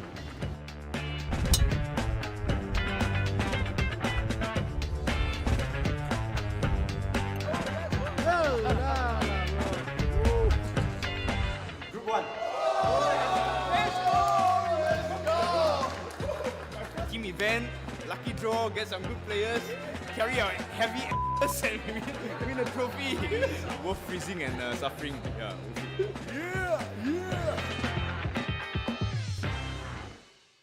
The APT Championship 2025 is proudly presented to you by the Asian Poker Tour, generously supported by our valued partner, Chinese Texas Hold'em Poker Association Taipei, CTP, title sponsor, Natural8, valued partner, GG Poker, and supported by Copag, the official card sponsor of the Asian Poker Tour.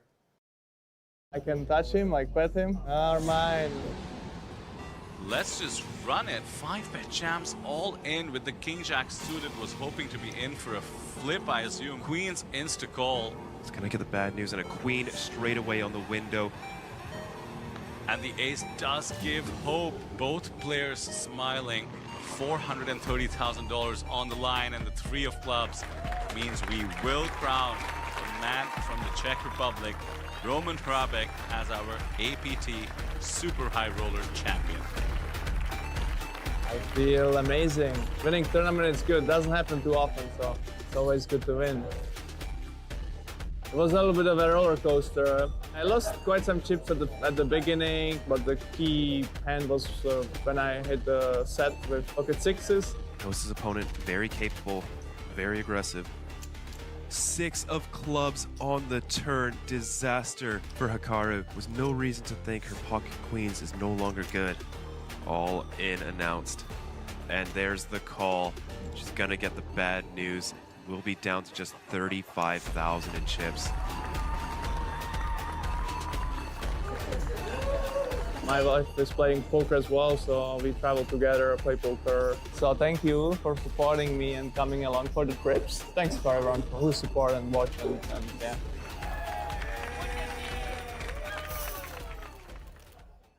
A 组才刚开打，买入就已经超过400组。我说的不是普通的比赛，而是 APT Championship 国家杯。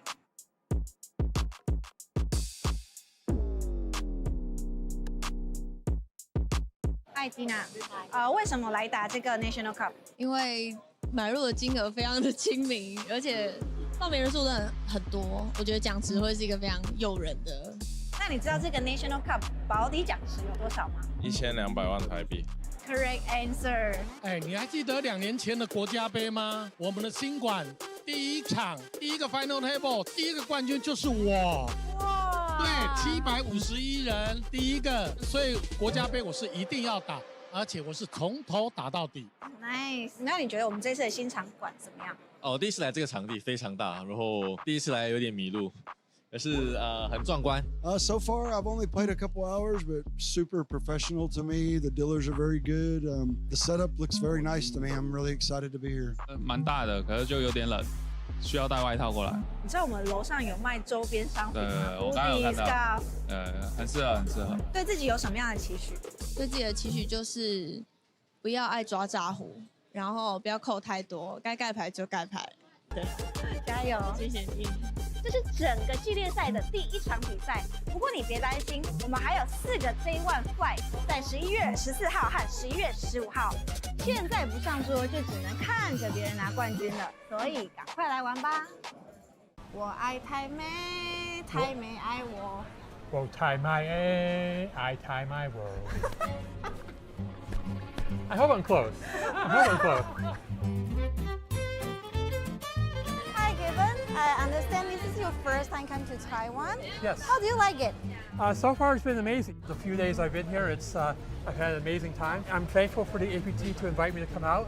This place is we call Night Market, which is very popular all over Taiwan. So we're gonna take you go to get some traditional Taiwan food. Okay. Are you ready? I'm ready. Let's go. I don't want to give you something too strong in the beginning. Okay. Otherwise, you're gonna like stop eat anything. So let's go for Taiwan beer. Taiwan beer. Okay. Yeah. For you, one for me. Cheers.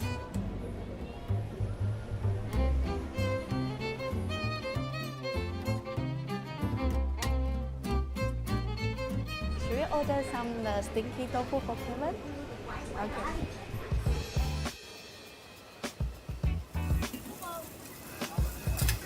Can you use the chopstick? No, that's definitely spoon guy. You want to see me do chopsticks? Okay. All right. Well, yeah, we gotta do that. We will put in the third one. Okay. Third one. Then use this finger. Just hold it. Yeah, you get it. Okay. Let me. You want to see me try this? Yeah. Yeah. Be careful. Wow. There we go. Very good job. Thank him. Yep. That's the tofu, the stinky tofu. It doesn't smell stinky, but I can smell something for sure. This one is veg with the oyster with the egg mixed together, then put a sauce. Okay. All right. I'll just. There we go. So, tofu go to fries with the kimchi with the sauce. You want me to show you first? Yes, please do. Okay. Well, normally we eat this one, and we will put kimchi in the middle. It just like smells something, but actually put in your mouth, it's very tasty.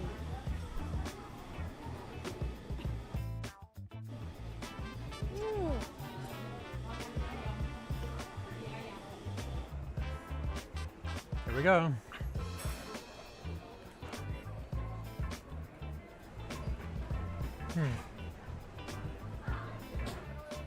It's not as bad as I thought. It doesn't smell. This doesn't smell bad, which is good. I just wish I could give it a better description because I don't have one. It should taste like something, and I just can't think of what it is. It tastes like sticky tofu. There you go. There you go. Pork rice, oyster omelet, stinky tofu. Pork rice, number one, by a mile. Then oyster omelet, very tasty. Stinky tofu, not as tasty as the other two, but it's okay. Cheers. Cheers.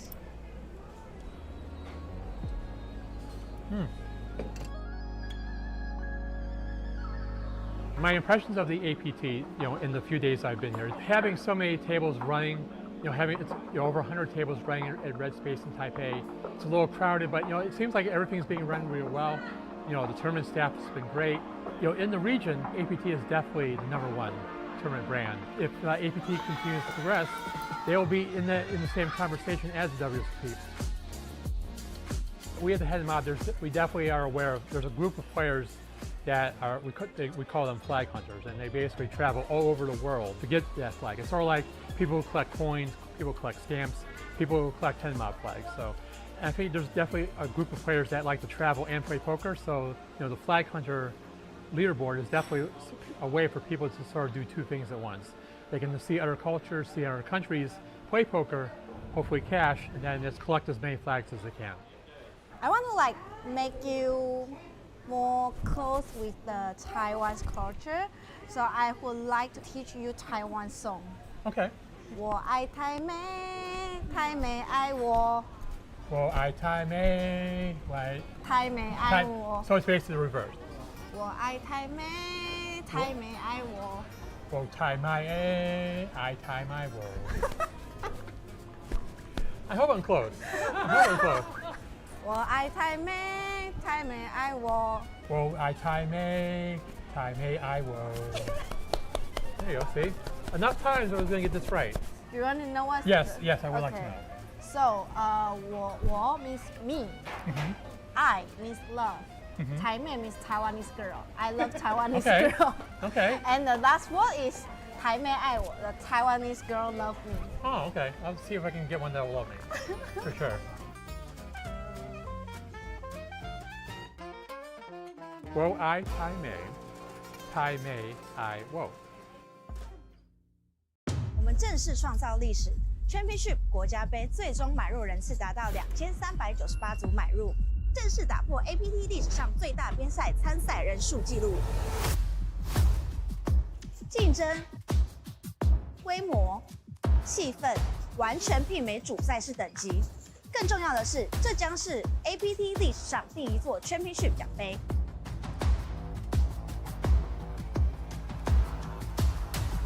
现在心情希望可以往前面更多的名次前进越好。Getting this Lion Trophy, that would be a lifetime experience for me. I'm not rushing into anything, just take one hand at a time. So let's see how far we can go. 希望那个心态上会可能比其他对手好一点，打好自己的牌，然后好好享受吧。所以就希望这一次，真的就希望这一次，希望这一次。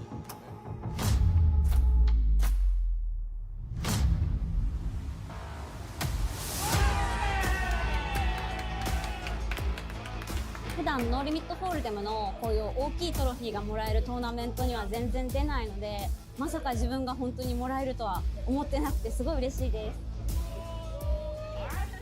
この金額帯のトーナメントだと割とこうアマチュアの人がこう固まってるイメージだったんですけども、普通に顔見たことあるようなプロの人とかも出ていて、本当に人気のトーナメントで注目されているものなんだなっていうのを参加しながらそう身に染みて感じました。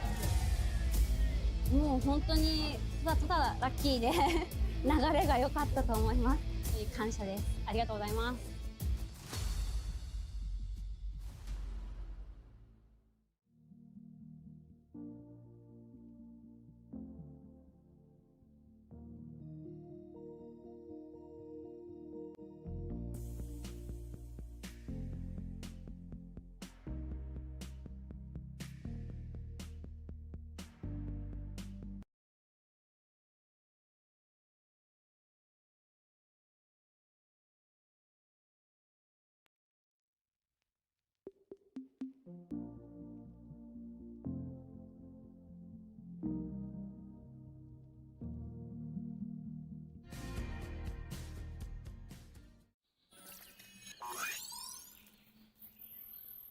Welcome to Asia's largest online poker room. Our next generation poker software is now initiating.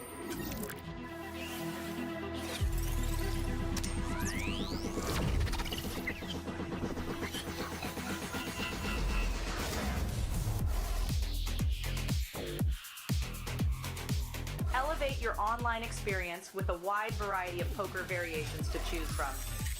Get fully immersed with fun and social features.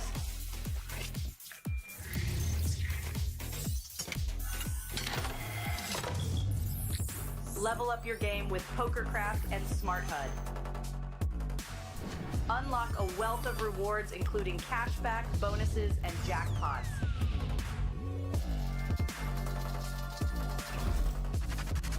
Join world-class poker tournaments featuring some of the world's most renowned brands and the largest guaranteed prize pools in the world.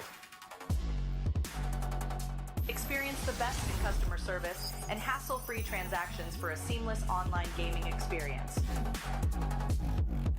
With online poker available on all your devices, you'll be able to play your favorite games anytime, anywhere.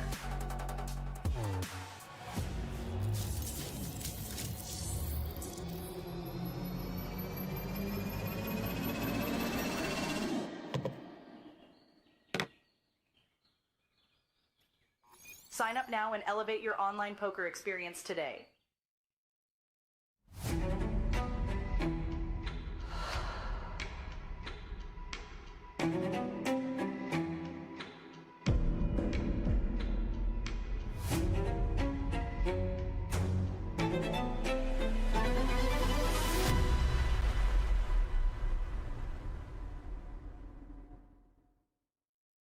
We are here at day 2 of the APT Championship Main Event, and I am here with a pro from Thailand, Tay Pachara.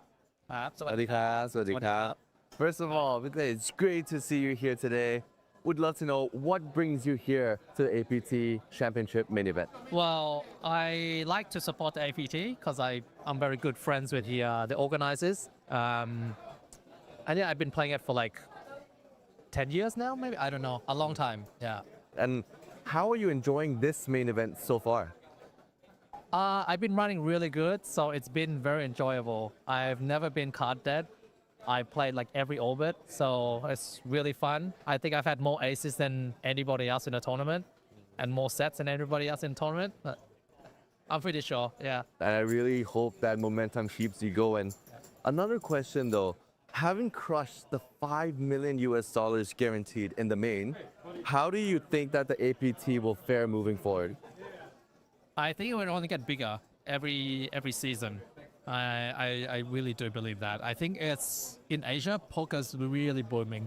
Day Pachara for all of you. Best of luck to you for the rest of the main event. Thank you, thank you. 这不是扑克，あれは PLO チャンピオンシップだよ。エキサフォールデムじゃないの。扑克是2张牌，不是4张牌。ルビー、何言ってるか全然わかんないよ。ルビーちゃん，完全听不懂你在说什么。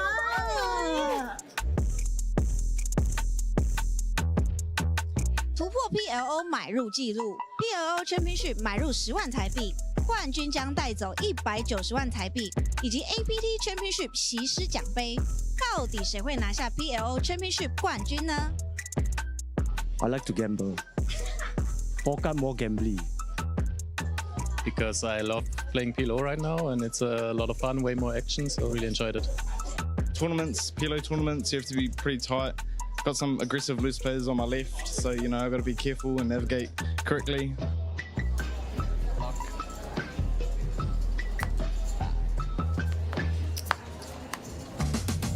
I feel good, overwhelmed. Like right now, even still like my brain cannot process like what's going on. I felt when I was dealt the big pot hand, even before that hand, when I saw the flop, I had the feeling that it will come lah.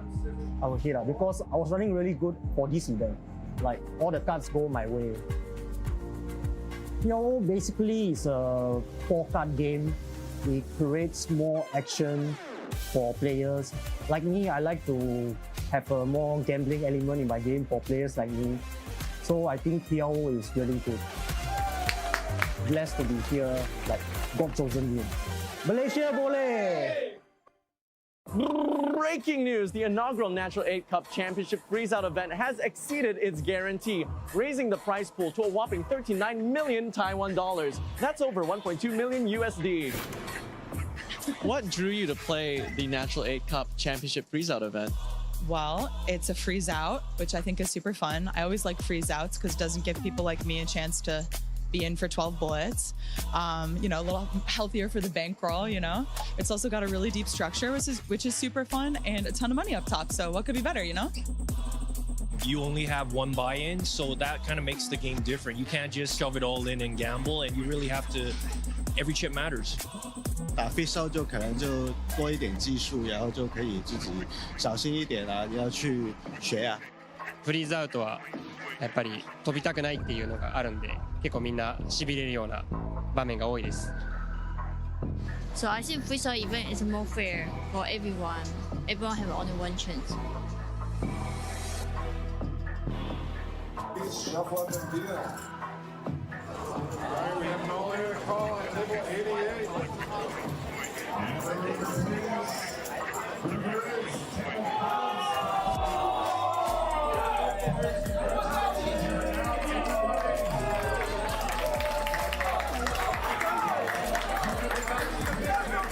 Stay tuned for the final table action live on Saturday, November 22nd to find out who bags the top prize of 7.5 million Taiwan dollars and the brand new APT Championship trophy. Hi everyone, I am still here in the day 2 of APT Championship Main Event with Monica Rebeck. How are you enjoying this series so far? So far, I've been enjoying it very much. I think I've never played such a good structure. I was the most surprised seeing the level 500, 900 right after the level 400, 800, which just speaks how deep the structure is. I would say that people play quite cautiously, at least at my tables. People are taking their time. They're not really like crazy as much as in the side events. I think everybody's respecting the buy-in, but it's very enjoyable. If I won $1.2 million, I would buy a dog. What? That oh my was. God, he's ripped it. And he said goal. Hi guys, my name's JP Rantsu, and I just won the Natural 8 Cup Championship. Here we are, off to a flop. Flop is ace, ace, queen. Ready to turn. It's the 10 of spades. Folks, please give up your runner-up of the Natural 8 Cup Championship freeze-out is Rob Holling. And give it up for your champion from New Zealand. It is JP Rounds. I can't believe how lucky I was. I'm so grateful to be in Taiwan and playing poker in the first place, let alone winning a tournament. So that on top of everything else just means the world to me. Robert has top pair. John Peter has an opener to the nuts on both sides. With 3 spades out there, but Babu has just turned a set, a piece for everybody. Robert with 0% equity, hitting out 700,000. And I know the small blind was a very aggressive player, so I decided to call my jaw and hoping if I broke that I could bluff the river and not expecting the button to have much. But to my surprise, the button actually overcalled. And at this stage, I was a bit in shambles. And it comes the 7. John Peter makes the straight. And the small blind checked, and I bet $2 million for value. Full stack of grays, that's 2 mil. And luckily the button called me and my hand was good. What a comeback here by JP. 10 million crossed. And that hand gave me the chip lead going to 300. This year and last year have been a little bit difficult for poker for me. I'm really finding myself and the difference between poker life and normal life routine. And I'd like to say thank you and I love you to all my friends and family back home, because I know there'll be a lot of you guys watching, so I'm happy that I could make you guys proud, and I really do feel the love and support. I can touch him, like pet him. Mine. Let's just run it. 5-bet champs all in with the king jack suited. Was hoping to be in for a flip, I assume. Queen's insta call. It's gonna get the bad news, and a queen straight away on the window. And the ace does give hope. Both players smiling. $430,000 on the line, and the 3 of clubs means we will crown the man from the Czech Republic, Roman Hrabek, as our APT Super High Roller champion. I feel amazing. Winning tournament is good. Doesn't happen too often, so it's always good to win. It was a little bit of a roller coaster. I lost quite some chips at the beginning, but the key hand was when I hit the set with pocket sixes. Knows his opponent, very capable, very aggressive. 6 of clubs on the turn. Disaster for Hikaru. Was no reason to think her pocket queens is no longer good. All in announced.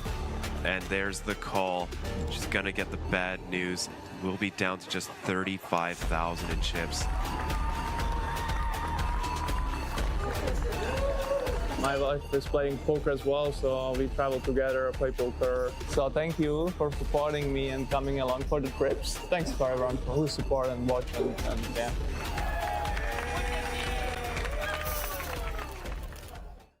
当警察你赚比较多钱，还是当职业扑克选手你赚比较多钱？大家好，我是 Polly， 我来自台湾。那现在是位全职牌手，另外我还有在做扑克的 YouTube。那有兴趣的话，可以到我的频道看一下。我们听说你有一个很有趣的背景，你可以跟大家稍微讲一下吗？就是我过去曾是一名警察，但是因为就是后来接触到扑克，然后觉得扑克这个游戏就是非常的有趣，然后又出一些成绩，那就是在今年初的时候就是辞职，然后成为全职牌手。可以告诉我们说，为什么你决定从事警察这个行业？又是什么原因让你辞去警察这个工作呢？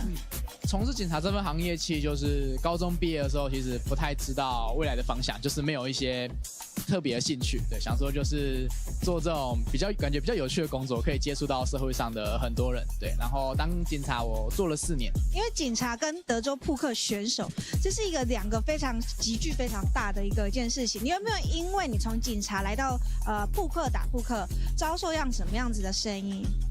当然就是连在我的频道下面，就是会看到一些留言说，就是为什么我不好好当警察，要来打德州扑克？对，但我觉得就是每个人追求不一样吧。我觉得在扑克上比较可以得到一些就自我实现上的认同。如果得到好的成绩，我会觉得很有成就感。那这个成就感是我在警察工作上面比较体会不到的。那在你当警察跟全职扑克牌手，有没有最相近的地方？最相近的地方嘛，我觉得这两个相差蛮大的，但是我觉得两个工作都需要对自己的要求很高吧。那你觉得相差最多的地方是什么？那一定是那个自由度的问题啊，因为扑克牌手大家最知道就是我们过生活比较自由，对，但是相对的也要求自己的自律，无论是就对自己身体的照顾，还是学习大牌上，就是我们需要非常多的自律。对，那以前在公部门上班就比较像被人管着的感觉，对，就是可能需要的特质就不太一样这样。那再问最后一个问题。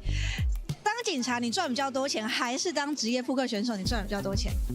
以期望值来说的话，应该是当职业牌手比较赚钱，但是因为扑克的波动就是很大嘛，对，所以就是我们不会去设定说每个月要赚多少钱，那就是持续精进自己的牌技，然后把牌打好，然后收入就是我们自然会来的东西，这样。那期许你在扑克选手这条路上有一个光明的前景，祝你好运。好，谢谢。I got fired and I decided to go all in on poker.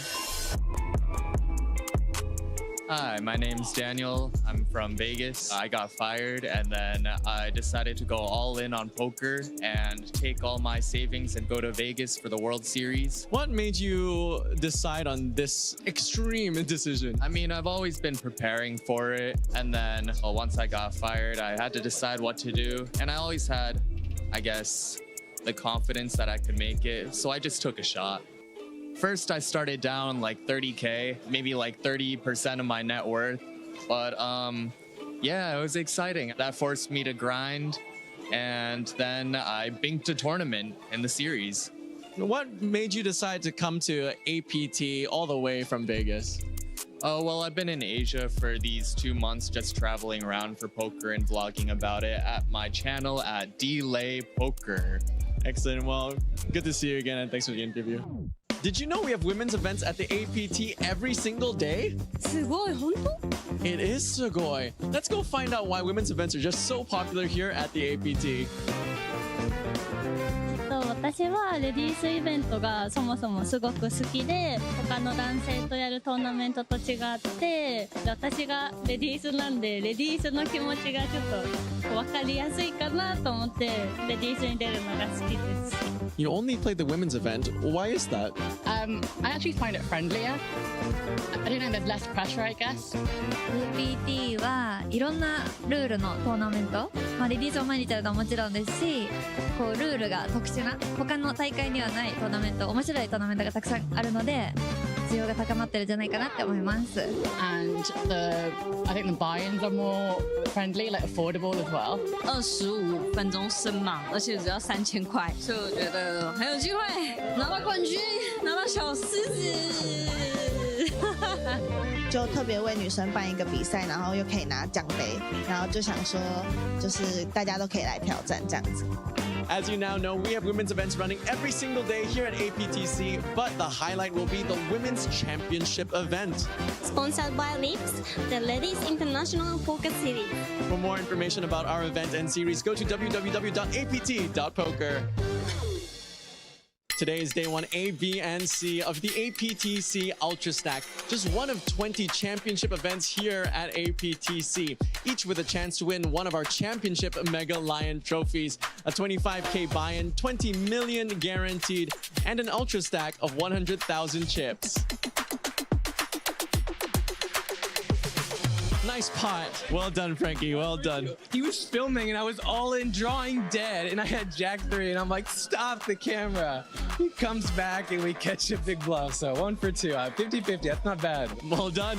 What drew you to play the Ultra Stack event today, Frankie? I feel really comfortable playing the Ultra Stack for my buy-in for field size and right away had 3x starting stack. Got about 3.5 now. So I think it was a good decision. Miss Fawn, what is a famous actress from Thailand doing here? I'm playing Ultra Stack and trying to get in the money. It's not just Ultra Stack, it's Ultra Stack Championship. Can you see the trophy? It's newer style. The big one is really heavy, but I would like to grab it home anyway. Let's go. Welcome back to the APT. What keeps bringing you back series after series after series? Just the fun player pool, the good arrangements, and even other top pros have come from the other country, and I look forward to battling with them. Well, some of my friends just told me how good the Asian Poker Tour was, so I thought I'd come down and experience it for myself. There's so many tournaments on, it just seems a really good service. And even though we had 3 flights yesterday, we still have 3 more flights today. Day 1, D, E, and F. For more information, go to apt.poker. 안녕하세요, 이경병이에요. 드디어 울트라 스택 이겼습니다.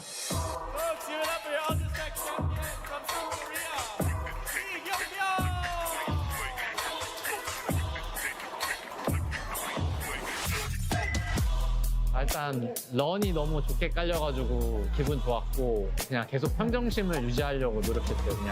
그냥 계속 게임에 집중했어요.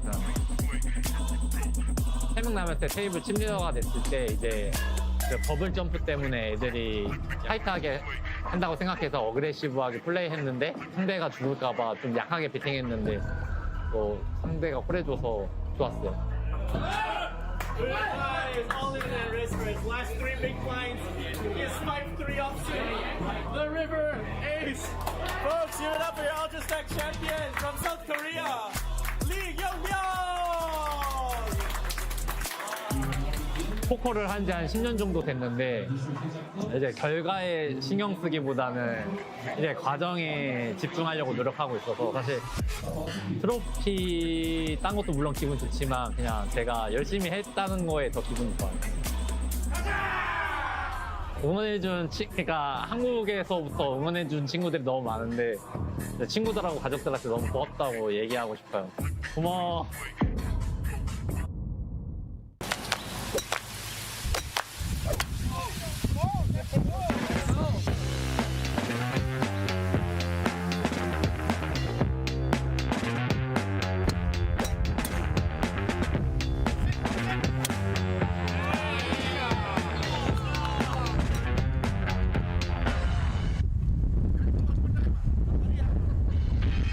Challenging. What a day to be golfing, for sure.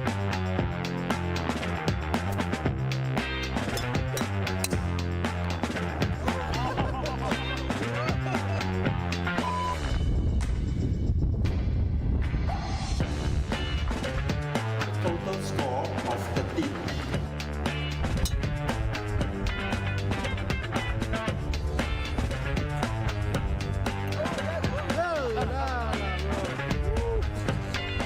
Group 1. Team event, lucky draw, get some good players, carry out heavy ass and win a trophy. Both freezing and suffering. Yeah.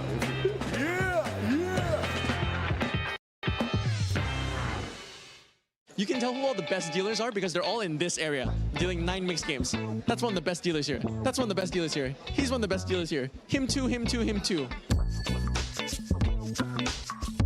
And welcome to the Mixed Game Championships. Can you name all 9 variants you're playing today? I think there's Hold'em, PLO. 7 deals, triple draw. Use the 7 single, triple, no limit hold'em, limit hold'em, PLO, PLO high-low, stud, stud high-low. What else? 我也记不得，没事。7 out of 9 not bad. 8 out of 9 is not bad. 9 out of 9. I counted 9. And which one is your favorite variant? I like stud high-low. Just try and make a straight. I don't know, ace, deuce, 3, 4, 5. You scoop everything. Deuce 7 triple. You have 5 cards. Deuce to 7. The nuts is 7, 5, 4, 3 deuce. You have 3 rounds of drawing. You can draw each 3, and your target is to make the lowest hand possible, like the nuts. Usually 8 low or 9 low is pretty good in this game, so I have to draw as low as possible. Yeah. Bet. Keep betting. As a no-limit hold'em player, why are you playing the mixed game? I just love playing cards. It's interesting to me. Let's say I don't play any mixed games. Why should I play mixed games? Keep playing hold'em is too boring. Play every day and same pattern, nothing special. But mixed game, you can play 9 games at different style at different game. 就是尝试一下不同的游戏嘛，就会有新的启发。会多聪明，对不对？OK， 好，谢谢你，祝你好运。其实他们都比我更资深，而且每一个玩家都其实具有很强的侵略性，玩得非常非常好。那我要建立马量的时候，其实非常不容易。我非常非常的紧张，晚上甚至睡不好，我还失眠直到起来。当我来到现场会场的时候，我就是很专注的在每手牌，慢慢把马量建立起来之后，我可以打得比较轻松，有更多的容错率，尽力去努力，还是需要一点点运气。对。其实很高兴，因为我在台湾参加很多的赛事，那赢下这座事实，我觉得比我其他赛事都更有成就感。这个是我第一个狮子奖杯，它对我来说意义蛮重大的。除了给我自己的一个礼物之外，那我最主要是给家人，因为他们支持我去从事这个挑战，去参加这个赛事。第二个是我要谢谢教我 Miss Game 的朋友们，我们从不会到会，那每天晚上的练习一点一点的进步，才会有我现在的这个技术，那可以跟这些外国的职业玩家去做同场竞技。谢谢。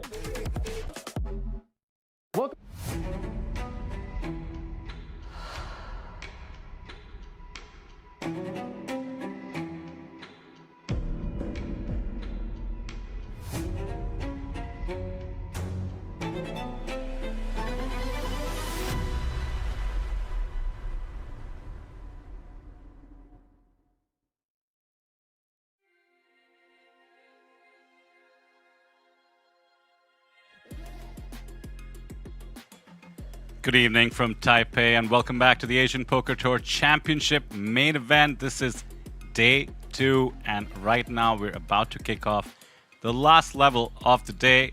Players coming back from the dinner break. We're down to about 190 players with 95 of them making the money. We have about half the players in the field nervous about not making it to the next stage, the first milestone.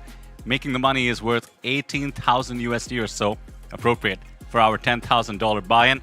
Of course, all eyes will eventually be on that astounding $1.2 million for first place. My name is Vidar Singhal, joined in the booth by Henry Kilbane. Henry, we did discuss this a little bit right before the break. The players must be nervous. They've had a long grind today. But what do you think their mindset is coming into this final session before the end of the day? I mean, personally, for me, ITM 50%, I think, is the stage of the tournament where, you know, the best of the best really rise to the top. Cream always rises. I think this is a stage where you see the elite players separate themselves from the good players. This is where you become a great player. You set yourself up for a deep run, not a min cash.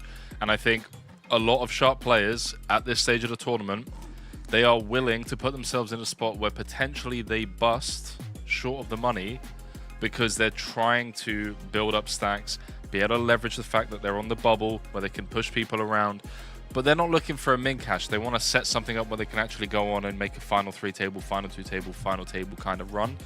So I'm going to be very curious to kind of see as we get towards the end of the day, you know, let's say not this level, but the last level of the night. I want to see who starts making adjustments too soon, like who starts taking their foot off the gas a little bit too early, who starts playing a little bit too passively, because I think those are the players that are going to get eaten up by the more aggressive opponents. A couple of great points, sir, and I want to add that unlikely we make it to the money, considering we do have about 100 players before we do that. 2 levels, fantastic deep structure. We just saw their average big blinds 60. A little bit of day 3 ICM, do you think? It is no small feat to make it to day 3 of this unique, one-of-a-kind, first-of-its-kind main event. I think the amateurs, we have satellite winners, we have online qualifiers. You know, the ones who are not trying to go for that biggest tag possible might have a little bit of day 3 ICM. Yeah, for sure. I mean, a couple of things change, obviously. Day 3, we're going to make it into the money. Day 3 blind level increases to 90 minutes, so just that extra 15 minutes per level of playability. And with that in mind, I mean, what ends up happening is, I think the value of your stack kind of increases, right? Because it's not as expensive per orbit. It just gives you a little bit more time to just wait out the other short stacks if the min cash is on your mind, and I think it was Kyle in our group chat who pointed out, you know, some of these online qualifiers have satellited into this event for as little as $90. So an $18,000 min cash, that's pretty effing big, you know. You're It's in like here for $90. Shipping a $90 tournament Yeah, might not exactly. get you Yeah. $18,000. Exactly. And listen, ICM depends on bankrolls, man. Just depends how people are seeing what that min cash means to them. I certainly have been guilty of a similar understanding of the game when I was playing a huge event, shot taking perhaps, satelliting in. And I expect all those dynamics to start playing out right around this level, whether we call it that fake day 3 ICM as we're calling it, or perhaps the actual ICM of making the money. Every elimination does bring you closer to the dream, and I think people are starting to notice. And right away, we do see 189, so within hand number 1 on our feature table, we've had somebody bust in the outer tables, almost exactly at the 50% spot in terms of ITM. And speaking of the feature table, this one is stacked. Bit of a deja vu from the 50K, mind you. Stephen O'Dwyer comes back to our feature table on the final table yesterday, and look at that, Vincent Huang, New Zealand's finest, in the mix with Jack 9 off defending. He is no stranger to these stakes. Oh yeah, made the final table of that 50K. It's pretty unfortunate, all things considered. He had a healthy stack at one point. Flopping best here, gonna pill for at least one street. And yeah, this is this is a pretty brutal table to have. You know, Finger, Vincent, Steve-O. There are definitely easier pickings out there.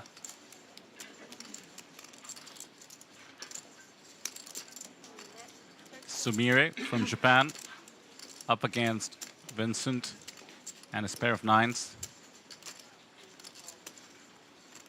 This bet for about 50% is unlikely to get the job done. Yeah, he does come along, gotta respect the bluff there.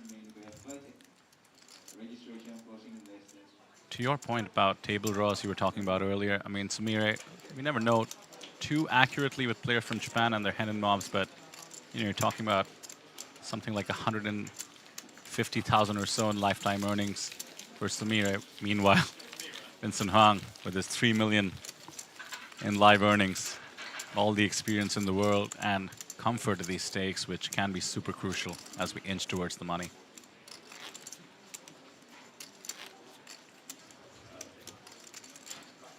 What's your attitude in these situations? Are you subtly avoiding the well-known regs?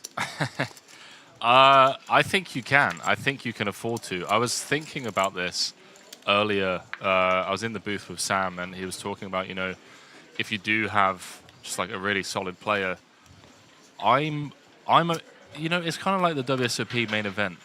I'm okay if I've got like Patrick Leonard at my table.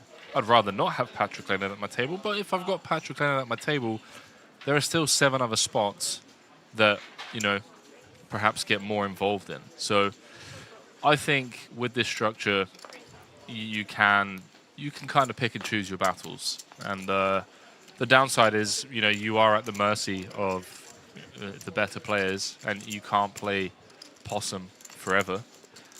There is going to be a time where you do have to kind of face off with these better opponents. But navigating day 1, when you're super deep stacked, you really can just pick the fights that you want to fight.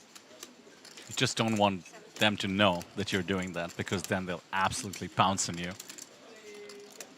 Prey on weakness. No weakness here. Pocket aces. Benjamin Wu has caught a pair. The toll must be paid for now. 5 outs, 4 of them live. Rough situation developing, and my goodness, how do they do it? Oh boy. I mean, 26.5 in the middle. Surely Benjamin's going to get a full double here. He's coming with lead. Or perhaps this is the way that he doesn't get the full double. Because I'm assuming his lead is small, which it is, 8k into 26, so sub-third pot, if Hori just flat calls. Which is looking likely. There we go. Oof, both flush draws break out.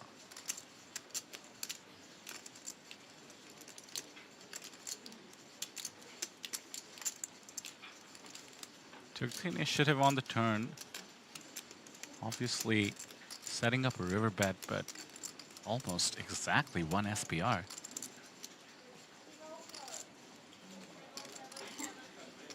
Oh, he's pretty much gone for all of it. I like the fact that he's gone polar here.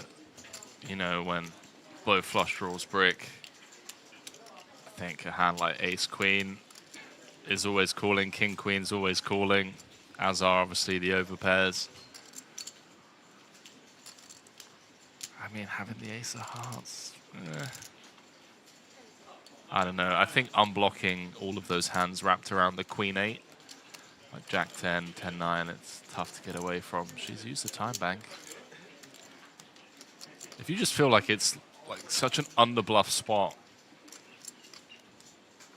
then maybe you find the fold, but is it? I mean, I don't know what population's doing, and I'm not surprised to see her make the call. All but a double up for Benjamin. Super tough beat there. Absolutely drills the turn. Yeah, you mentioned underbluffed. I think this line of check calling the flop, leading the turn when the middle card pairs, does take some advanced bluffing. 8 players as we are across the field. 7 nationalities on our table. Love to see it. So we begin this session on our feature table with pretty much a double up for Benjamin Wu from the United States. Much more comfortable now at 125k.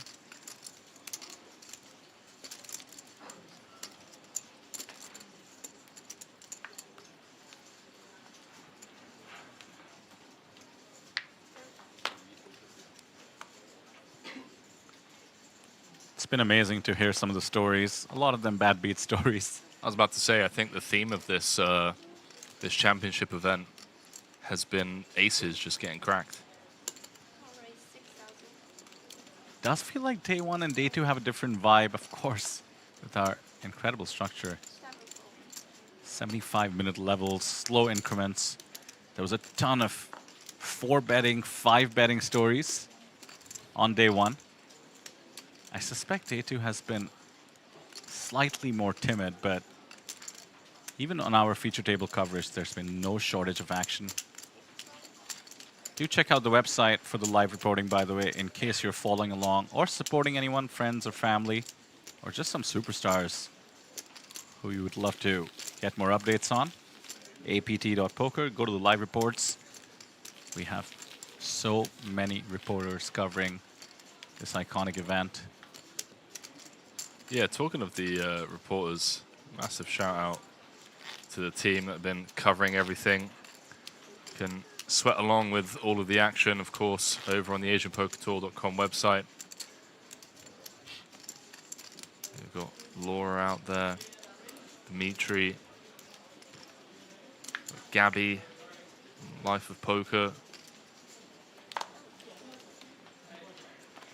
Had a nice little interview with Kev Math. The legend. Yeah, the legend. He really is a legend. I even said that to him. I was like, you know, the term gets thrown around somewhat loosely in our industry. I managed to sit down with him, I was having a chat, and then Miles came over, saw us both, and grabbed a quick interview with us. It was nice to chat with him. Miles from the live reporting team. That's right. Yeah, Kevin Mathers, in case those of you in the chat don't know.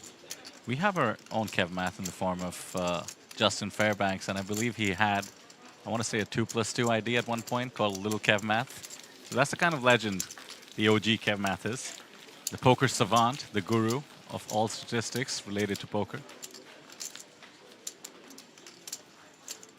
Amazing to see him here. We did have a quick video playing before we came back to the feature table as well. Elfin and Kevmath went out to a Taiwanese night market. You've been to one of those? I have been to Taiwanese night market. Elfin took me to one. Yeah? Ate anything good? Yeah. Yeah, I don't recall. It was just a case of me and a couple of friends in Elfin, and she was just like, right, we need to get this, we need to get this, we need to get this, and yeah, we enjoyed it. Yeah, it was good fun. To tell you how civilized Taiwanese night markets are, they shut at 10 p.m. I feel like they shut down really early over here, everything. Like, the restaurants close at like 9 o'clock. The room service at the hotel closes at 10. I'm like, what do you mean it closes at 10?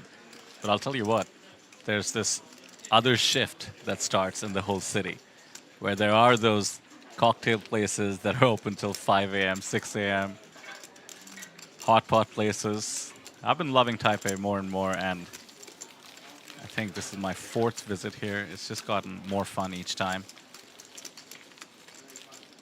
Quick plug, perhaps, for the fact that we are back in April and November in 2026. Full schedule is out. Pretty much repeating what we did in 2025, which is to say the championship in November.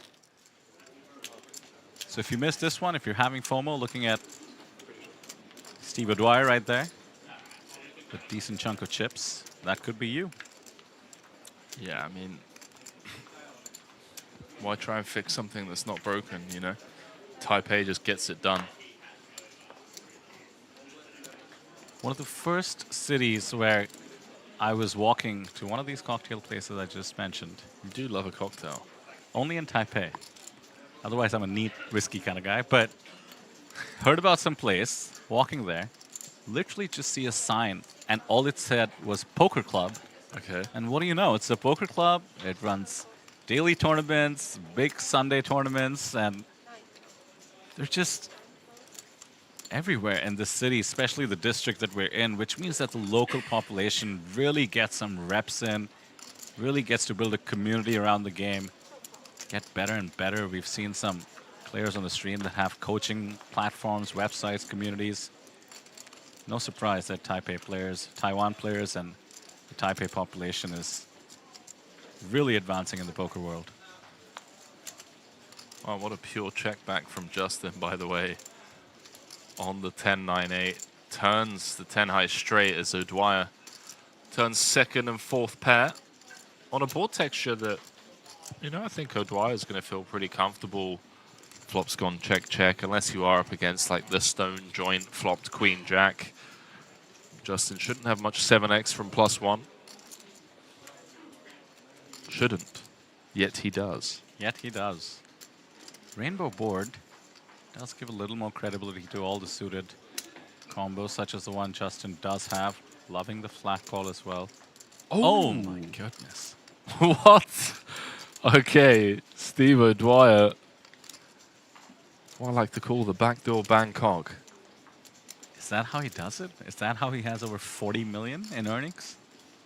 Listen, I've seen Steve on the receiving end of some grim hands. I did once get Steve O'Dwyer, though, in my first ever 25K, so... I remember that. Yeah. I remember that. I love him, but at the same time, I got Steve-O'd, you know? Justin's just about to get Steve-O'd as well. So funnily enough, I remember watching you, and you found the fold. Now the question is, how much does Justin pay? How about 2x pot? Goodness. How about 2x pot? Dwyer just piecing him up with the 2x pot on the river. Justin with the snap call. I wouldn't have minded seeing Justin take a little bit of time to think that one through. Maybe a bit results oriented on mine, but against 2x pot, I mean, take your time, throw in a time bank, you know, it's a tough spot. The thing is, when you under-rep a hand, I just don't think you think about it. Fair. You know, obviously, I agree with you. You do have 30 seconds to act on the decision, time banks for a reason, but if you know you're always calling, no matter how much you think about it, can't blame him. The sizing, the absolute worst news. And I think O'Dwyer had the same mindset as you, where Queen Jack are perhaps checking behind. Justin could be pretty nutted. Obviously, 7's in his range as well. And with the extra polarization, maybe could have made some weaker calls. So we have a force all of a sudden on this feature table. Steve O'Dwyer crosses 300K. This is not the best news for everybody else. Steve O'Dwyer and Vincent Huang pretty much tied for the chip lead. Over 110 bigs for Steven, 120 for Vincent.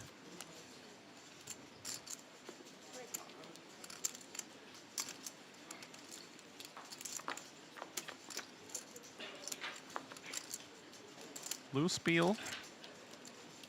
Y from Hong Kong whiffs the board.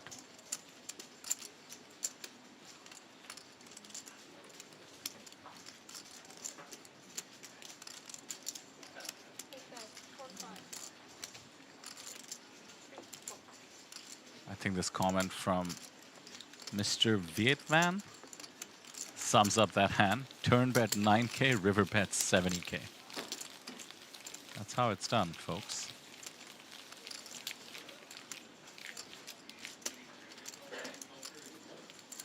Just a reminder, 90-minute levels tomorrow, 75 at the moment. Changes the game slightly. We're also playing 8 max. Ranges can adjust. 19 bigs, the shortest stack.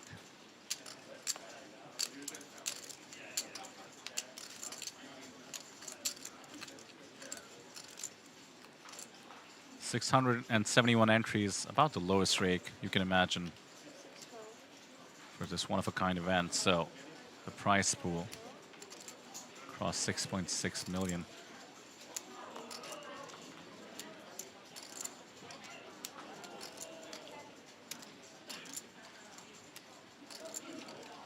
Tempting with the baby suited connector, and now the suited one-gapper. Not so baby, but not so strong either. Martin Finger, a consummate pro. Certainly one of the strongest players on this table. Most experienced, along with some of the super high rollers we mentioned. Steve O'Dwyer, one of them, opens it up with 8-7 off.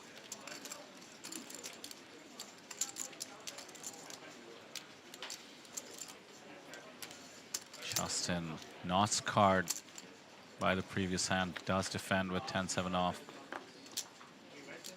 Low board for them to fight for. An extremely positive board for the 8-7 off.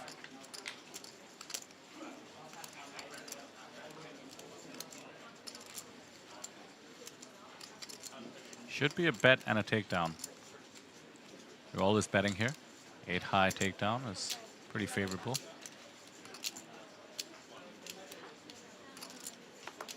This is why you're getting the better hand to fold. 65% equity hits the muck. Momentum, to say the least.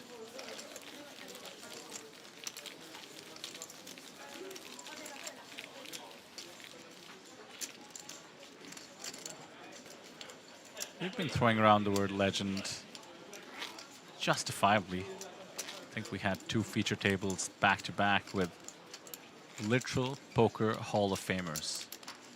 That's not just a metaphor. They're in the Poker Hall of Fame. John Chuanda, Eric Seidel. But I think a couple of players here are, frankly, legends in the making.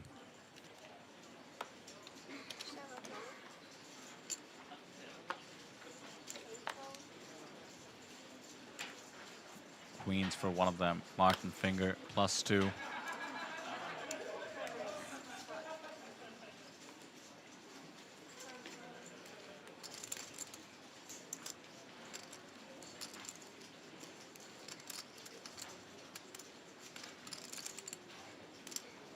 Tens for Steve O'Dwyer. Is this liftoff? Indeed, it is. There's the 3-bet.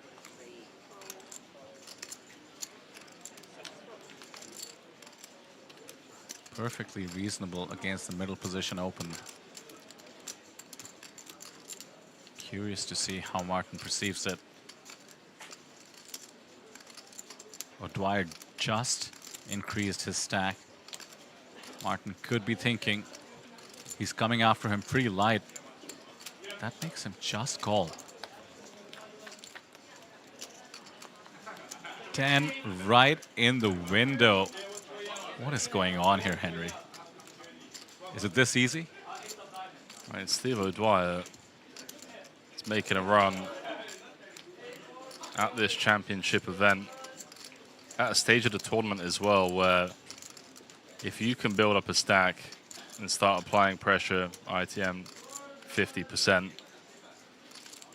where everyone's trying to sneak their way in. The good news for Finger is that there is an ace out there. The other good news is he does have live outs. King or a queen gets the job done. Look at the size of that continue, targeting the aces, perhaps hands such as a pair and a straight draw. Hands that Martin has to continue with, or so it would seem. As it happens, Martin does have a pair and a straight draw. And does he want to continue? Look at the stacks as well. If Martin makes the call, he'll have 138k, and he just lets it go. Nice lay down there from Finger. Unfortunate to get out flopped, you know. It comes like 7-7-3.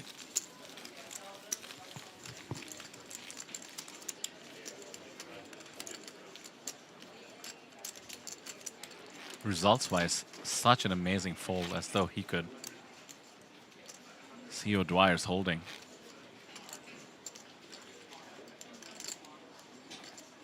I think we'd see appeal by a lot of players there, just to not get exploited, but that's the thing.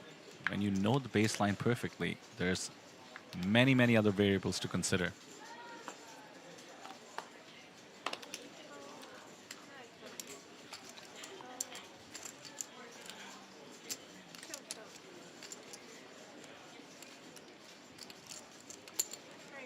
Thinking about how tough this table is too, and what I was cheekily calling day 3 ICM, I think there's an element of waiting for a table change as well.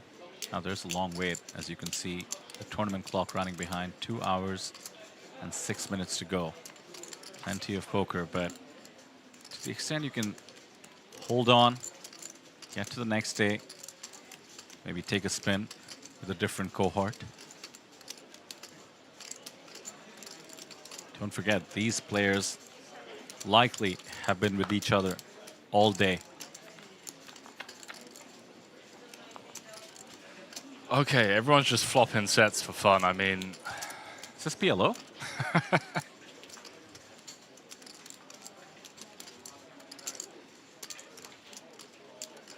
How many people we got watching now? 750 players. People talking about the Queen's fold. Good fold versus the big size. When Chung saying the size was greedy. Somebody's saying it was an easy fold. I promise you it wasn't. No greed here from Vincent, or perhaps you could say quite the opposite, that flat calling and setting the trap is greedy. Trying to give his opponent as much rope as possible. Pesky 8 of diamonds on the turn. Pesky, I like that. Perfect word for it. The ace of diamonds just got folded. We'll be looking on keenly. Oh my goodness, how are they doing this? What is going on? The Queen 9 and the King 7-5, besting the flopped set. the poker gods right now, they're just like, okay lads, day 2, couple more levels, let's just, you know, let's make it as entertaining as possible with this cast of characters. We already saw O'Dwyer piece someone up with the 2x pot river bet. That was special.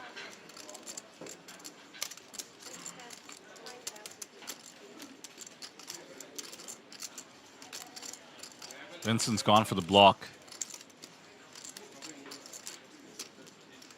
And Y would do well to raise it here. Just decides to call, does not want to risk being up against a flush. Doesn't think he's getting paid by worse. Can't say I disagree too much, but does let Vincent get away with setting his own price on the river. That's what the pros do. Managed to lose the minimum. Well played by both. Took the stab, multi-way with the queen line, rewarded for his bravery.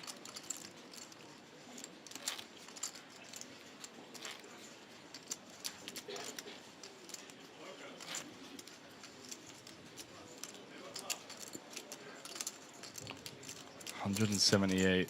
Gonna keep my finger on the pulse of that filled clock as we tick our way down. It would not surprise me if the pace of play really starts to just grind down to a bit of a halt towards the end of the night. There's always the day 2 bagging Instagram equity. Yeah, there really is.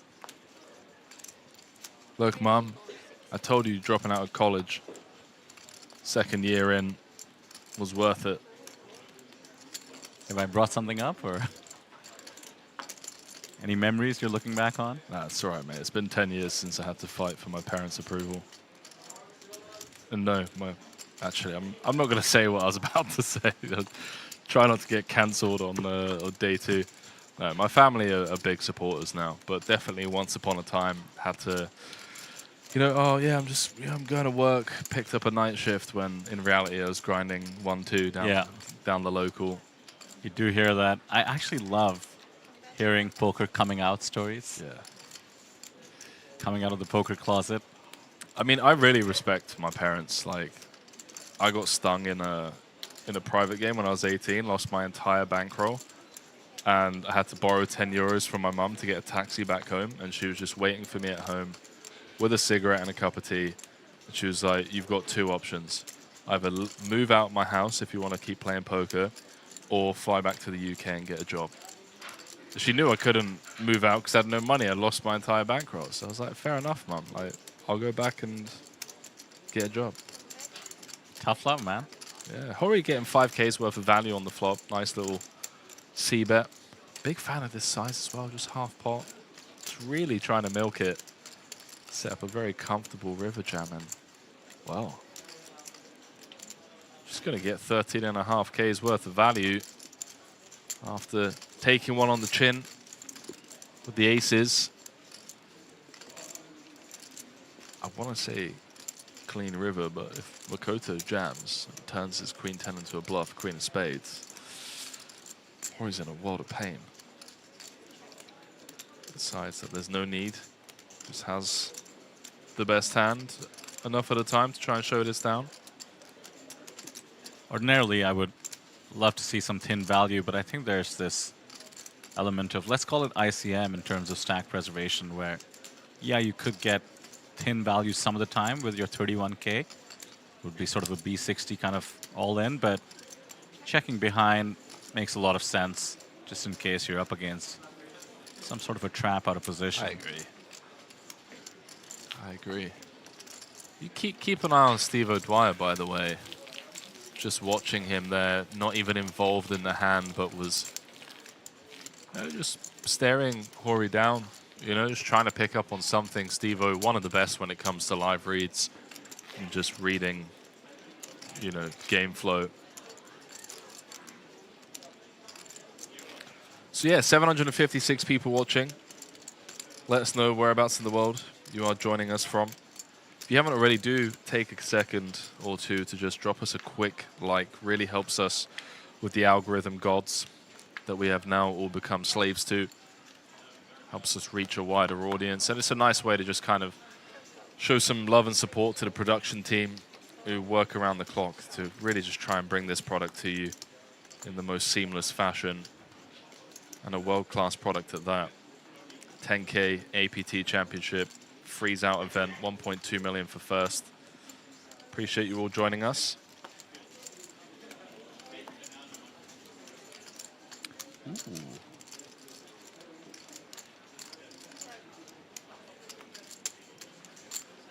Strong hand in the big. Deceptive too. King would be tough. Queen on the other hand. Happy days. That's a fun flop. Yeah, note the jack of clubs as well. 60% of the royal. It's been snap checked in flow. And Benjamin will continue. Let's see the sizing. Half pot. Benjamin stack is one that gets a lot of leverage. As soon as this is called, to the extent it's not check raised, you can start setting up those turn sizings that imply a river jam. There's the ace, domination, rotation, re-rotation. What do you even call this? The rotation. Sounds like a broken DJ set. Remix.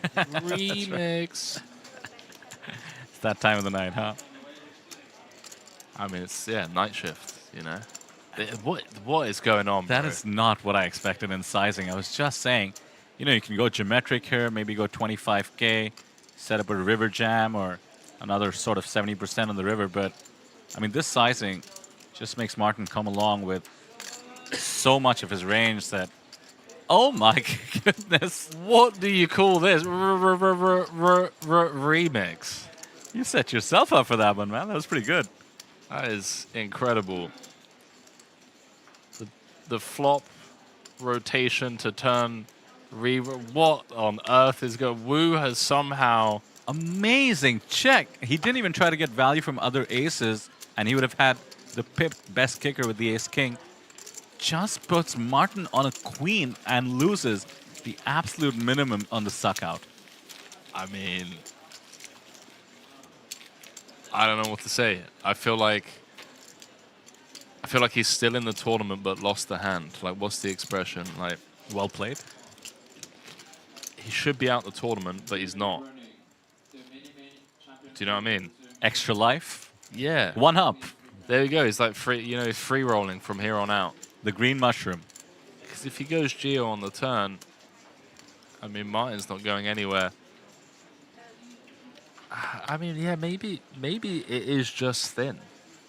But when we bet that small on the turn, you bet 1/3 on the turn, Martin can still have Jack X.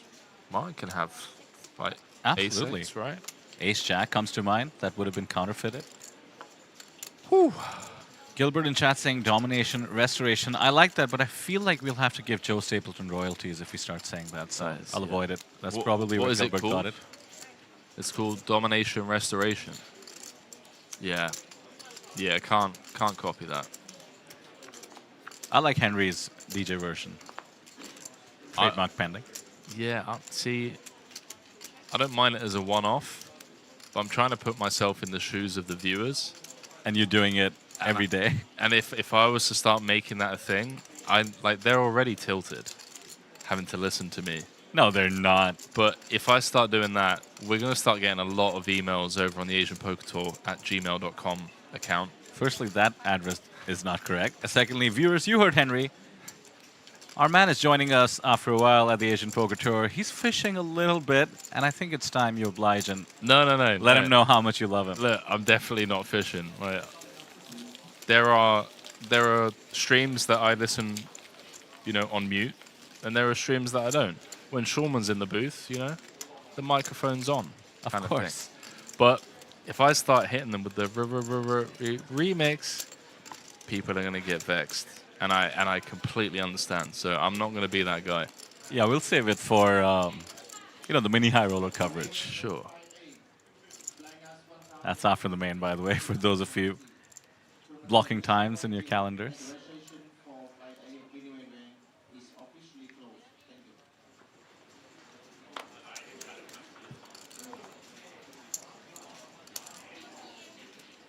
This is one of those hands that has to be tempting in any other tournament, just from a game flow perspective. Suited King X, you can get pretty frisky, but this is not the time for it, especially with these high caliber players waiting behind you.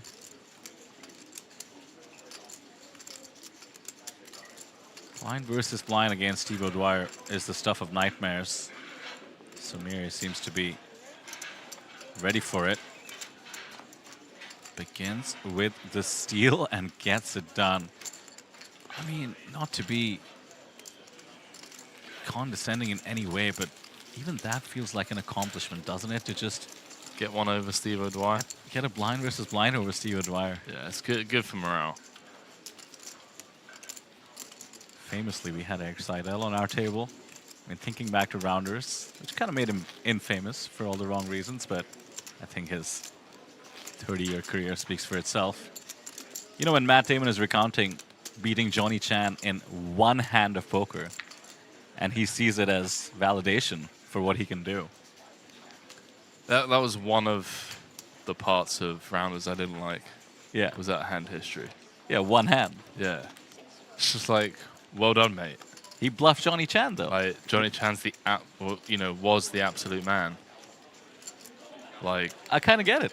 Yeah. I kind of do get it, though. Like, if you bluff your hero, I think, you know, it is possible to see them as infallible, and the surge of confidence and validation that you can get, you never know. Might take you to Vegas and the Bloody Mirage.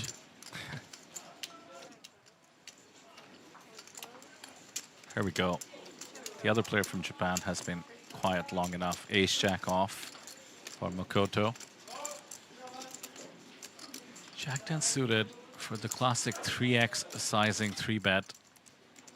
Shouldn't be defendable at this stack depth, I feel. Don't have enough behind to realize.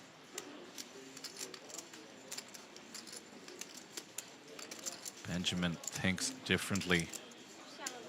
Does come along. I don't love this, I have to say.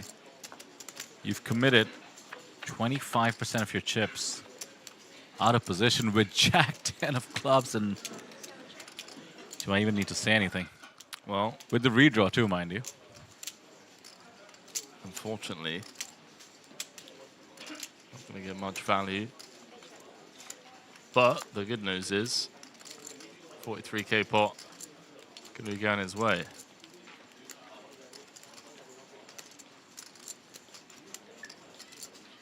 What hashtag are we using this series, by the way, Vidor? I know you're up to date with all of that stuff.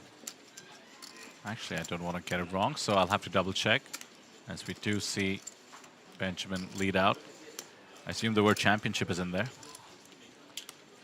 If not, I do have a couple of notes for marketing.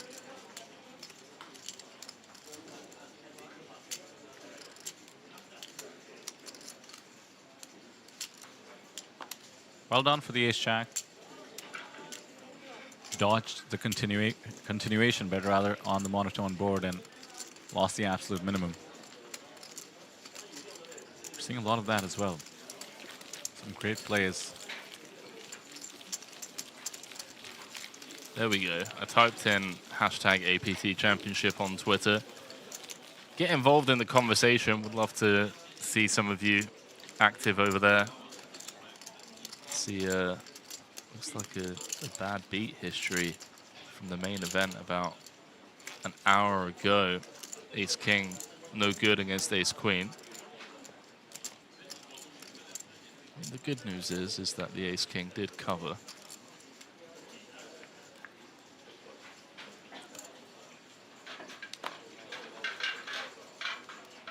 Yeah, I really like to see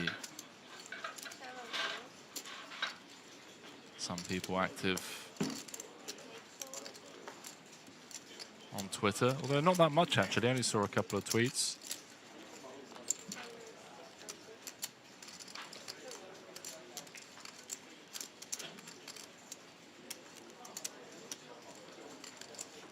Pocket 10s in the small, 33 bigs.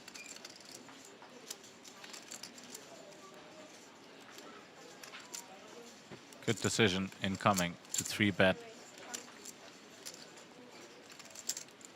Against the cutoff range, I think King-Jack should be decently high up in that open but fold to a 3-bet range. There we go. Fair's fair. So we came back with 190, right? Yeah.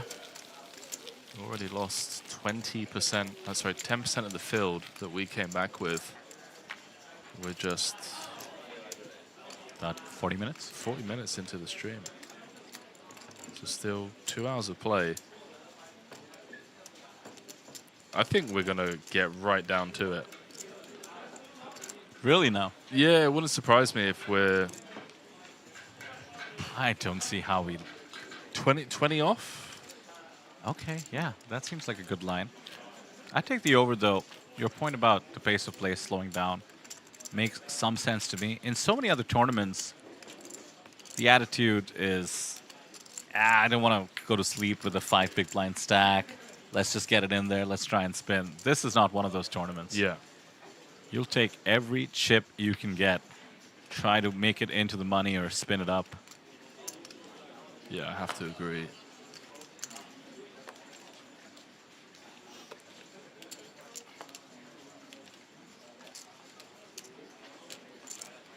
Queen Jack off is within Martin's open range, it turns out, from +2. Middle position. Doesn't get any resistance until Vincent.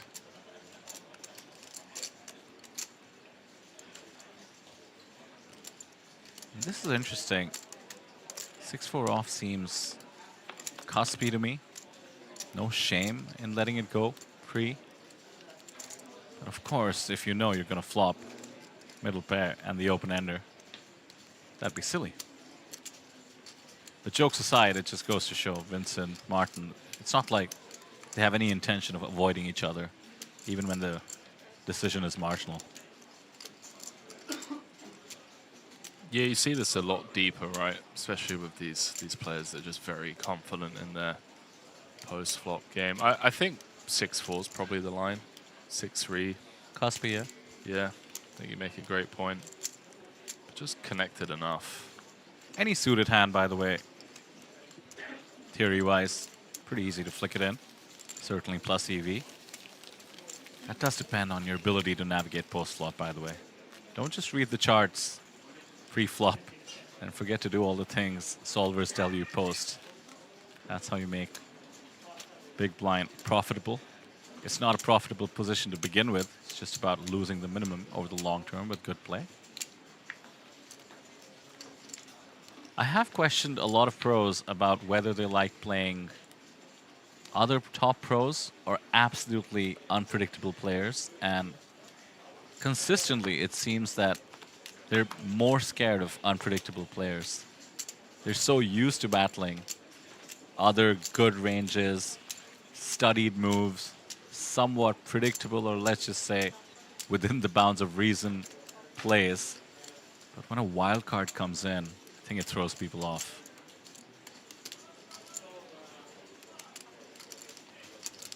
I've always struggled myself because I feel like I end up playing a bit of a guessing game. Case in point, today, you know, the frame that I had with Sam, there were a couple of spots where it just felt like, okay, this is just like a standard, you know, C-bet spot, or player X is going to do this, and then you just, yeah. You know, good luck figuring out what the randomizer's going to randomize. Poker is deceptively difficult. The levels to the game are never ending.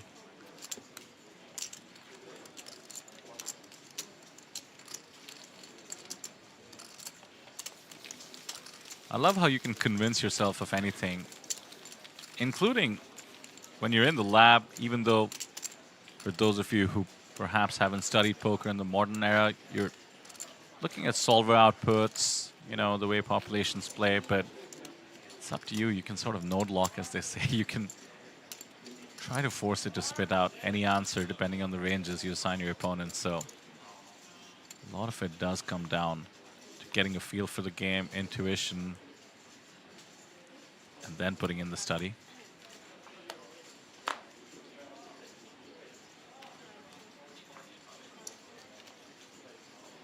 Aces for Steve O'Dwyer feels almost unfair. That being said, there has been a pattern of them not holding up. Come on. Come on. 10-4 though. Won't be fighting back. Time to see what the blinds have to offer. And the nut low versus the nuts. It does feel like in every major tournament there is a theme. The theme being that ace has been getting cracked, but maybe just being a bit results oriented today. But we have seen it twice flashbacks to, you know, the dirty diaper as well. The 3 deuce kind of went, you know, famous. There are a couple of series that I've covered where like hands like ace queen have been the boogeyman. Although ace queen, you know, yeah, gets you in trouble more often than not, I feel like. Shout out to the great Doyle Brunson. Hated ace queen. The dirty diaper, by the way, did you ever figure out why it's called that? No. I had a guess. Go on. Because you're supposed to throw it away. Nice. I like that. That's strong.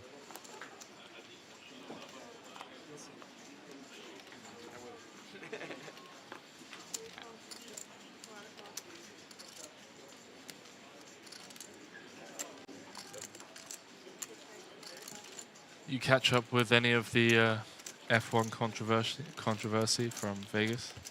No, not sure what you're talking about. Well, if I'm not mistaken, Norris, who's currently leading the championship, came second. Verstappen won, so Verstappen managed to pick up 7 points on Norris.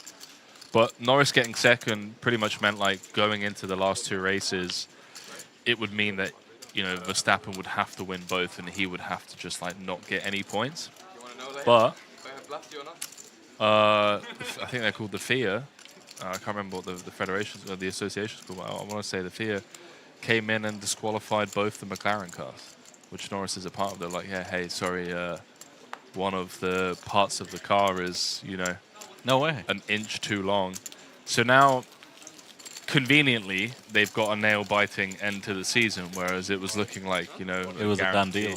It felt like it, yeah. I mean, very unlikely that Norris doesn't score points and, you know, Verstappen wins both, right? So feel free to correct me if I'm wrong, by the way, chat, but yeah. I've been following only the poker controversies these days, and there's too many for my liking, but fortunately, if you're like me and slightly addicted to the platform now known as X, it is unavoidable. But that does sound exciting. Gotta love the drama. You do. I mean, from an entertainment point of view, it's what the fans want. But yeah, if you look at the F1 standings now, there's only 24 points difference between Verstappen and Norris. And tell me, how much do you get for a win? 25 points. Oh, so one win gets it. So had Norris had the 18 points, he would have been on 408. He would have had, you know, a 42-point lead. So practically has to, you know, insurmountable, yeah. Whereas now Verstappen is tied with Piastri, who also would have picked up points. He's also part of the McLaren team. So if I have to break it down in poker terms, we had a 20-1 chip lead, and the tournament director came and just said, give him half your stack. Yeah, pretty much, dude. That's a great way. COC saying, I think Norris will still win the champion. It would be nice to see him win, yeah. Would be nice. Callum J said, love the commentary, guys. When's Pocket Carl's back in the booth? Pocket Carl's has earned himself the evening off. Very deserved evening off. Trying to do just a nice, even rotation over, you know, days 2, 3, and 4. I want to keep the team fresh. You know, I think one of the things that I underestimated doing commentary was just how tiring it can be. You know, you're calling the hands of 8 players versus when you play, you're normally just like focused on your hand. You're not involved all of the time. So, yeah, Pocket Carl's is taking the evening off and hopefully going to ship a tournament tonight. I think he's going to jump in some of the hypers. Callum said, well deserved. Tell him right to Callum says hi if you see him. Will do, mate. Will do. I'll tell you one thing. Kyle told me he was the king of Atomic Pineapple right as we began the coverage for this series. Every time he'd brick something, he'd be like, but I'm waiting for the Atomic Pineapple. And what do you know? The guy goes and cashes it. Made it look easy. And by the way, I went by the table. He was getting everybody yelling, pineapple, pineapple. Yeah. No, he's great morale. Got a lot of love for Carl. I think he has a bright future in the poker industry. Bright future for Vincent here. Flop top pair and a flush draw. Turns the flush. O'Dwyer with rags. Finger, middle pair, open-ender.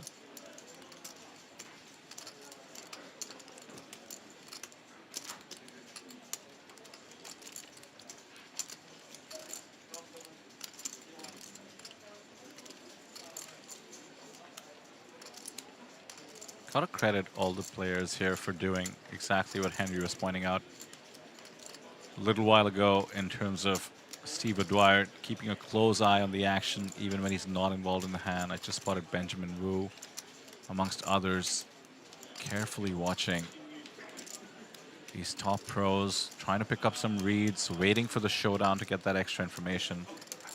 We might just get a showdown here, mind you. 2 pairs now for Finger.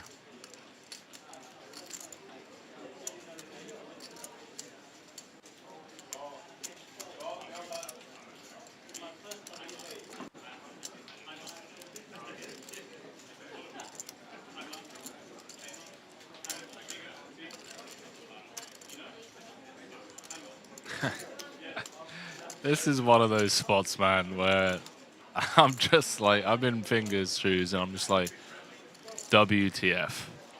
Single raise pot, check, check, check, flop, check, check, check, turn. Now on this board, the initial raiser is firing out 18k, 2/3 pot. Just like, how, bro? Pocket eights, precisely. Right, exactly. Or a checked flush, as it turns out. Exactly, like king, queen, ace, king, queen 9 suited. It's a rather precarious spot as well, because you've also got O'Dwyer behind, who could very easily have a 3 hit. I think like a 3 maybe blocks. But there you go. I mean, Martin just also somewhat similarly confused. And it feels like a spot where you just always get shown the goods. It feels like such an underbluff spot. Well, you're getting pot odds to try and speculate. Turns out that 3-1 was tempting, but Vincent on the right side of things and takes the chip lead in the form of 129 bigs. These stacks are dangerous. 166 players in the field, so what do we need here? 60 eliminations. Pardon me, 70 eliminations. With the number of tables we have going on, I think the shorter stacks are going to start feeling that pinch, that relentless pressure from the big stacks, and the 2 biggest stacks on our table happen to have the most experience, especially at these stakes.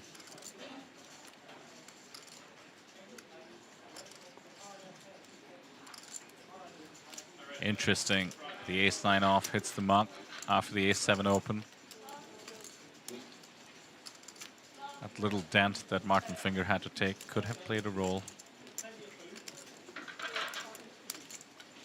Could be a bit more gun-shy than ordinarily.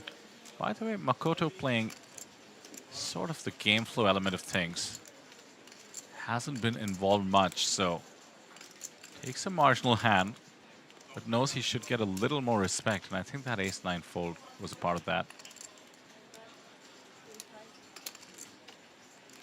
Great board to continuation bet, ace of clubs to boot. Takes this one down, but I think it'll put a little pep in his step. These pickups are monumental to your mental game at this stage of the tournament. For those of you who've ever run deep in any tournament really, especially one that has such a large field, such a large prize pool, you'll understand how important it is to pick up a pot here and there to stay centered.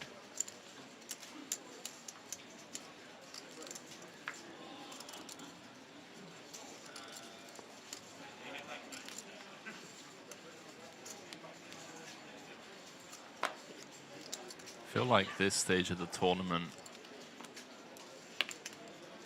is the time to really try and dig deep if you can. Drink some cold water, maybe run and splash the face, do whatever it is you need to do. And the guys have been grinding all of day one, came in here 11 o'clock this morning, bright and early. You know, we're 11 hours into the day, some fatigue setting in. Especially post-dinner break, if you had like a heavy meal. You get a bit of an energy crash. Just be able to stay focused when everyone's game starts to go from their A game to their B game, perhaps even to their C&D game in the later hours of the night.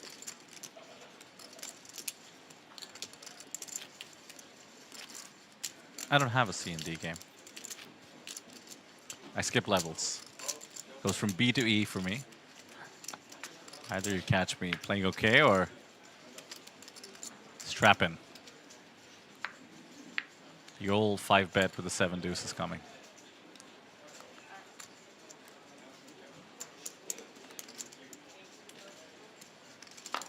Welcome side. The hooks. Hooks, is it? Hockey sticks? Both? Hooks. Hooks? Yeah. Hockey sticks is 7s, right? Yeah, except I just remembered why I got confused, because I'm from India and we play field hockey when we say hockey, and that looks exactly like field hockey sticks. Olympic sport, don't judge it. It's not just for the girls. The ace-5 suited, flat calls in the cutoff. This is a very much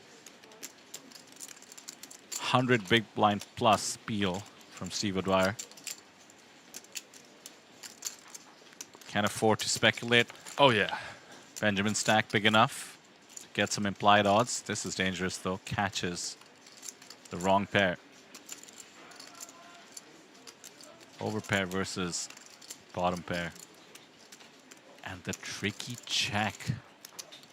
Benjamin not wanting to play for stacks, but I'm very curious in case Steve does decide to put some chips into the middle. Exactly what he's doing. 1/3 pot. Was the plan here to check raise or check call? Check raising is a bit dicey. Under the gun open, Steve-O has all of the sets. Also just has combo draws that have tons of equity against us. So he's playing it like a check call. The flush does come in. Can't love it. His hand is very strong. SPR is 3.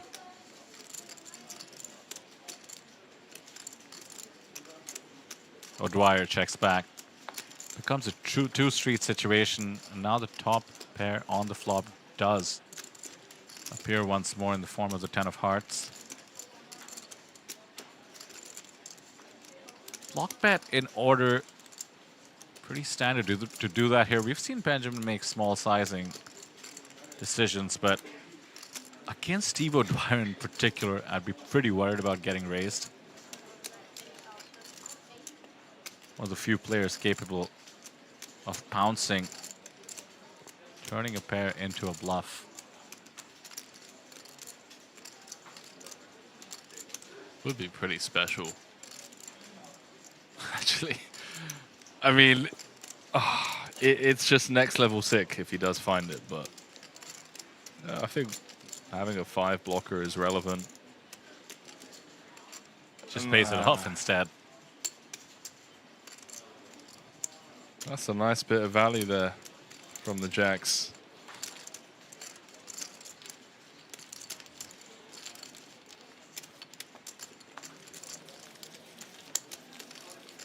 Benjamin from the US, no spring chicken. Over $250,000 in lifetime earnings. This is a whole different level though. Did have an astounding finish for over $160,000 about a year ago. Obviously has done well to get this far. No APT scores yet, so seems to be joining us for this marquee event.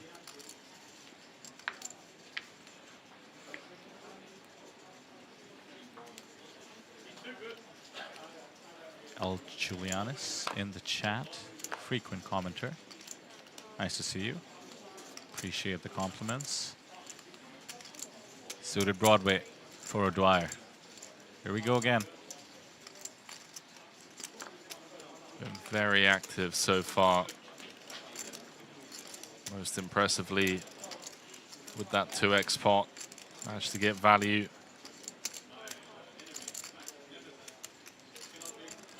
It was just a cooler, but it's one of those ones where, you know, some people don't get the 2x pot in. They only bet like B75 on the river.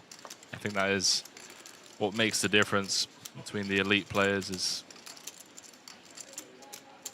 their ability to extract the max. It's, well, I mean, what is there to say, really? Once again, with the redraw to the Royal, really hoping we see a couple more cards just to see a Royal on the stream, but as it stands, he's flopped the second nuts. He is firing. The pocket fours shouldn't really be able to stand the heat.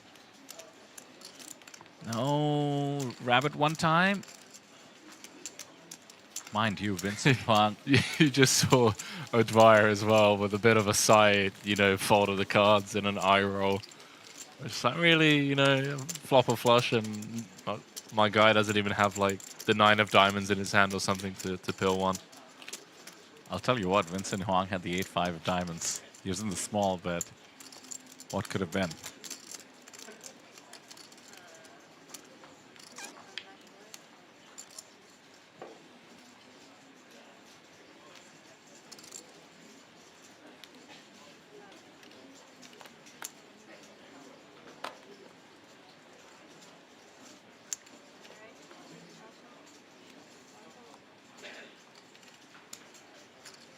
Just spotted a bit out of focus on one of the outer tables.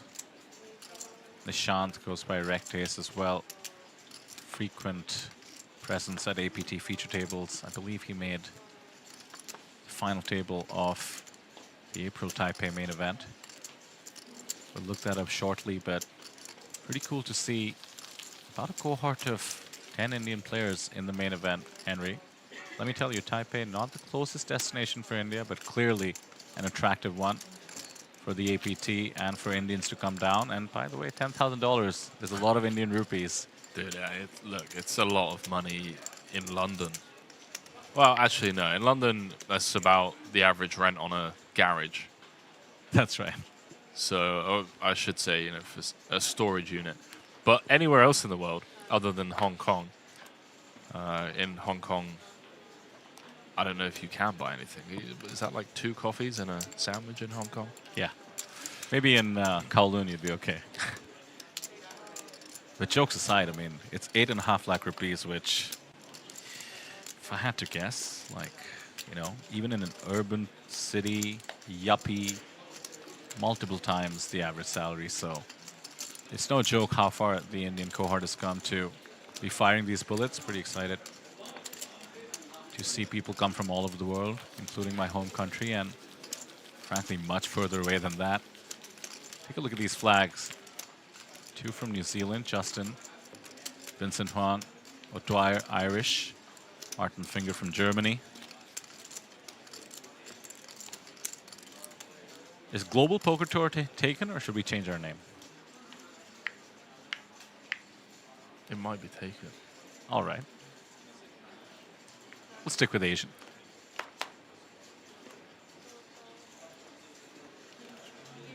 In case you're joining us for just the main event, haven't been alongside for the rest of the series, take a look behind Steve O'Dwyer when we cut back to him. Those are the APT Championship Lions. 20 of them given out this series, but the event we're playing, the main event, is what it's all about. There's only 1 gold APT Championship Lion. That is the one you want. Only 1 person will have it, in fact, until we come back next November. Our original APT trophies actually have a trophy of their own. They won Best Trophy.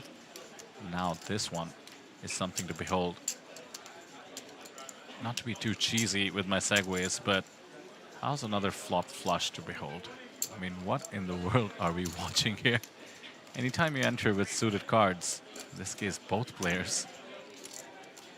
What are the odds of the amount of flop flushes we've seen in the, like, I feel bad for these guys. They're not playing Ultimate Texas Hold'em, because we'd be just winning all the bonus money right now. Martingaling.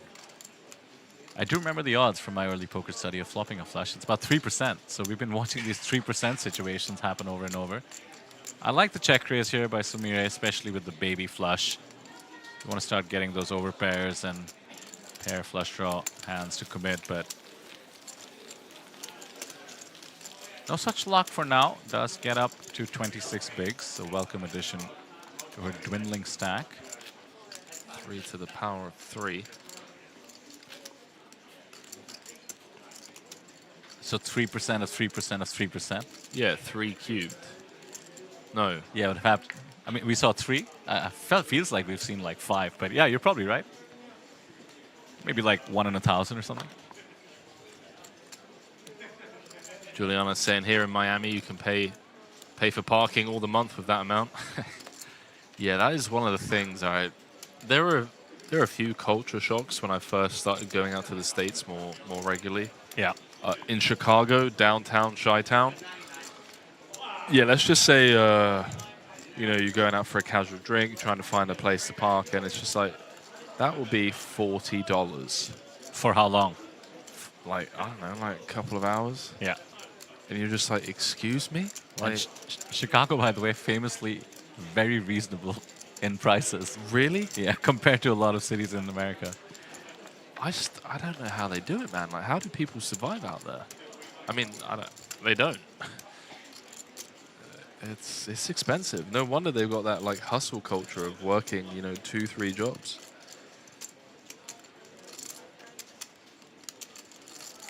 Yeah, it's expensive out there. It's one of the few places in the world where I'm like, maybe we cook from home tonight.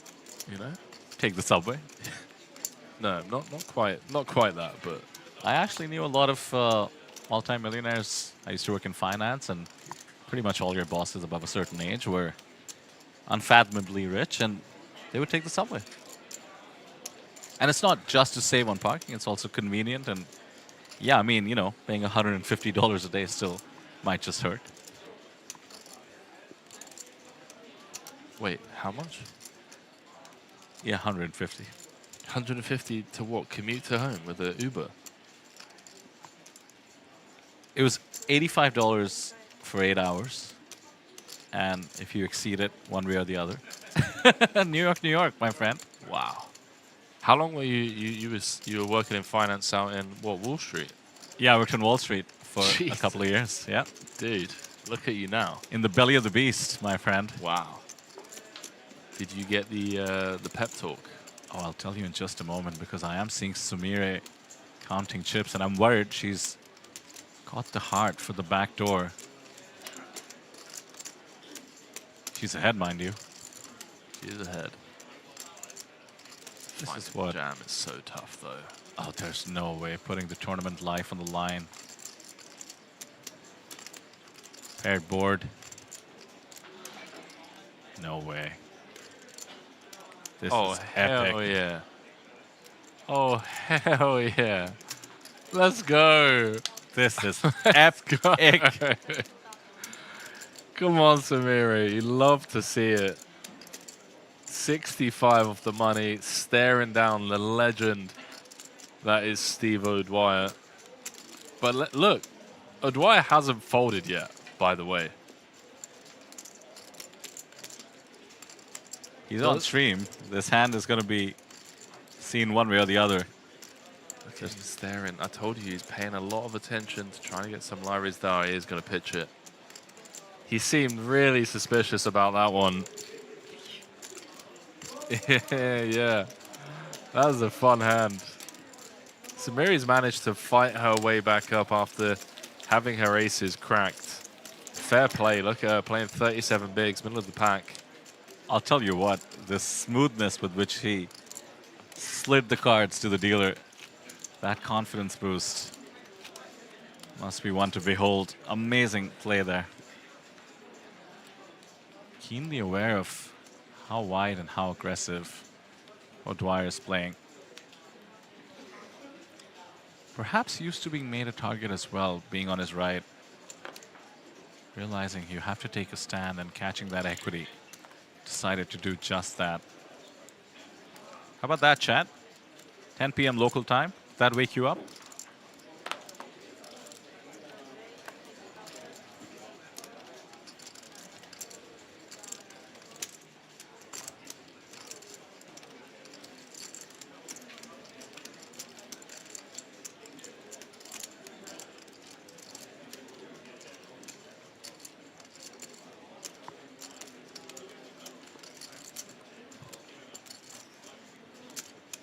I said Chicago is very cheap compared to Miami.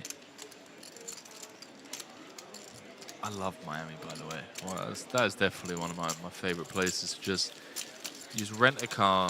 You just get on the road, man. Just drive. It's beautiful. Yeah? Yeah. Where did you go to? Key West or something? Yeah, exactly. Nice. That's beautiful.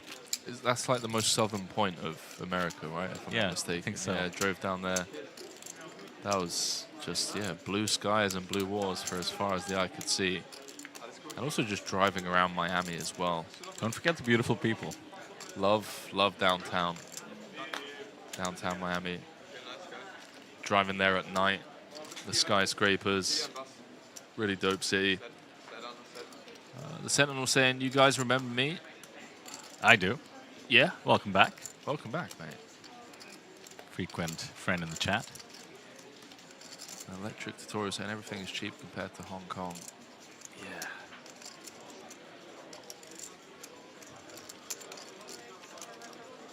So I worked at an investment bank that bought Lehman Brothers right after the financial crisis. So half the people I worked with used to work at Lehman Brothers, and some of the stories, man. Some of the stories I cannot even explain.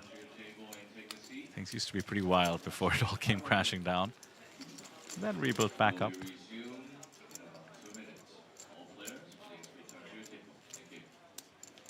Didn't hate it, by the way. To each their own. Exciting place to start a career, but clearly I had more eclectic interests. I didn't have my mom threaten me or anything, but just felt the calling inside. I mean, I was going to say, like, surely Wall Street is the dream of many parents for their True. children. That sounds like the type of job that, you know, a parent would potentially brag about their children to other aunties. Absolutely. Oh, Vidal's working. Oh, where's he working? In finance? Oh, local bank? No. No, not at all. America. Oh, America. Whereabouts in America? Wall Street, my friend. Suck on that. What's your son doing? Ah, you know? Yeah. I know how it works. Yeah, I enjoyed that for a while. I knew that was happening at the back. Can't blame the parents either. I understand. We're traditional.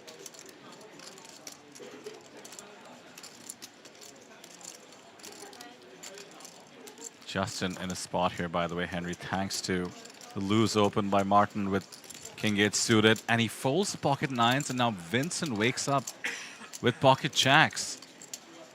Just to recap, Martin opened +2, goes 2.2 bigs with a King 8 suited. Ace Queen in the hijack, 3 bets to 5.2 bigs. The pocket nines has to fold in the small. And now the time bank with the pocket jacks in the big. He's not folding, I'll tell you that. Really loving this feature table. We've been spoiled for this action at the end of the night. Someone whacked the finger in Finger's face. Wow. Oh my goodness, I take it all back. I mean, Sumire. I feel like it's 4-bet or fold, right? Like flatting just surely isn't a thing. Yeah, you got to be worried about what Martin will do behind you. Could have sworn, I could have sworn a small 4-bet was coming, a feeler, you know, testing Sumiri's stack. But credit being given.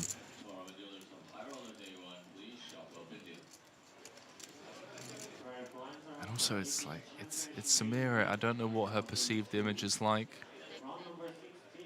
but she's happily showing off. Yeah. By the stack. way, yeah. Finger asking for. Oh yeah, you want to see my big chips? There you go, buddy. So comfortable, leans back. She's been fantastic. I mean, she's got a couple of savage bluffs through.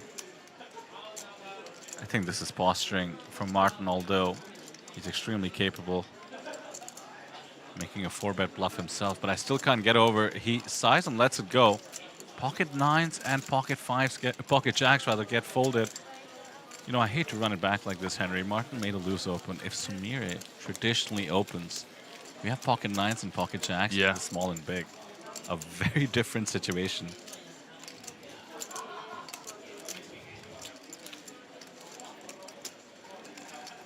Crazy stuff here at the end of day 2. She's doing really well. Love to see it. You can see the tournament clock, 1 hour and 13 minutes till the end of the day.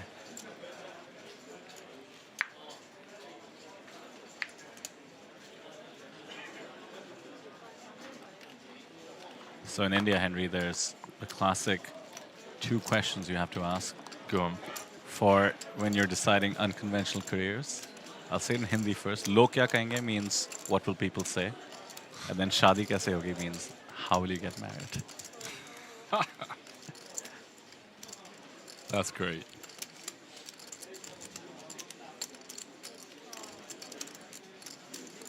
Yeah, I think it's the same worldwide. Maybe not, but fewer arranged marriages in other countries. I sure. have to say. Yeah, sure. But I was going to say, I think the generation of the parents, that is a big jam. 33 bigs. I'm not sure how I feel about that. I mean, I guess the first limp is never a trap. Yeah, there's a little bit of that, but you are rolling the dice. I mean, maybe for most people in the world, but Vincent's going to be balanced. This is going to be very balanced, yeah. And we've got 33 bigs, very healthy stack, 55 off the money. And I feel like 3.5x achieves the same thing as 33 bigs, or 4x, so... I don't think Vincent's folding. Maybe 7s he might let go, but 8s onwards, so you're not getting too many better hands to fold, flipping against some of the traps. He'd do well to be a bit more cautious, but that is that end of day kind of decision making, you know. I think with a little more time, he might perceive it differently. A reasonable question in the chat I want to address, by the way. Today will end till ITM is being asked. Well, the plan was that we either play 8 levels, of which we're on the 8th today, or if the bubble is achieved. So I think safe to say it's going to be the 8 levels. 1 hour and about 10 minutes to go.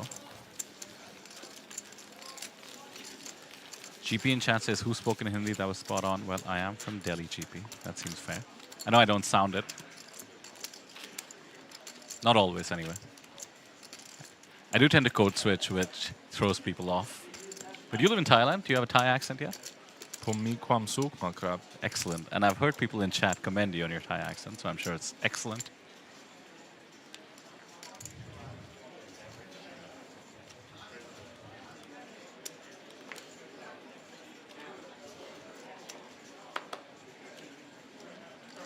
Pocket jacks for the Japanese sensation, dare I say. UTG.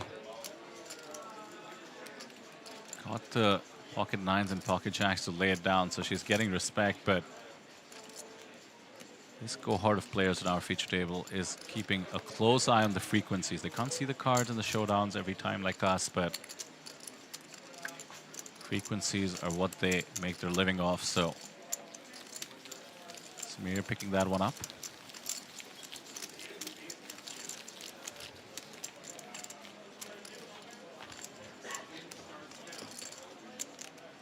Approaching 150 here in terms of the field size. 8 players a table, so 19 tables running. When you start getting to that, hey, we only need a couple of eliminations per table phase, I think you do start to see it impact the decision making.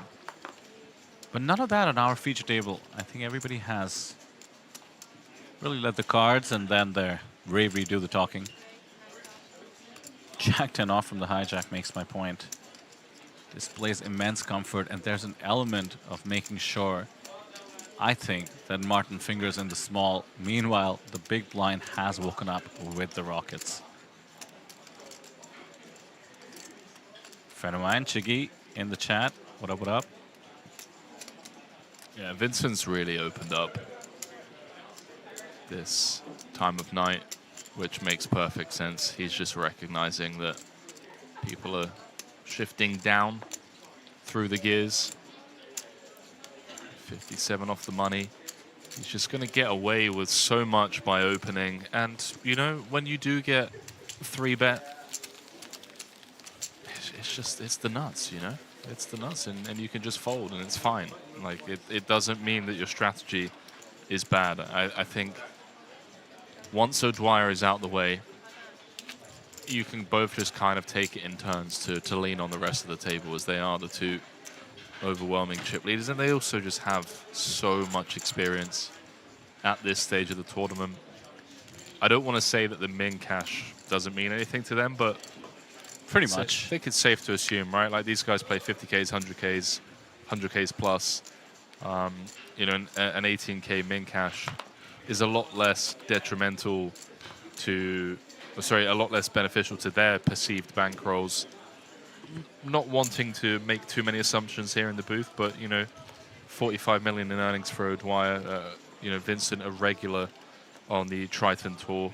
You know, averaging around $1 million in buying per series. So when that is the case, and that, you know, financial pressure isn't as much of a burden as to perhaps someone who's qualified into this event for $90, that 18K could be quite the bankroll booster.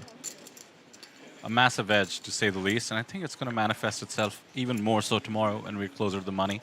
So these guys are sort of just gearing up. You always want to keep increasing your stack, that's obvious, but it matters differently at different stages, and I think this is where they'll love having a heap of chips to put a ton of pressure.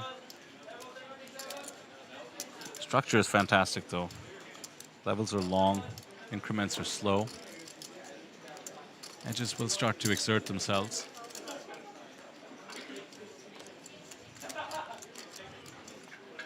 And just a reminder, both Steve O'Dwyer and Vincent Hong on our final table for the 50K.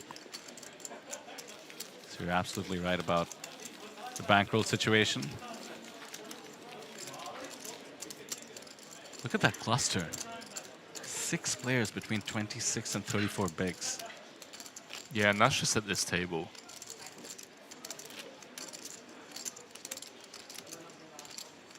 Let's have a look at the updates.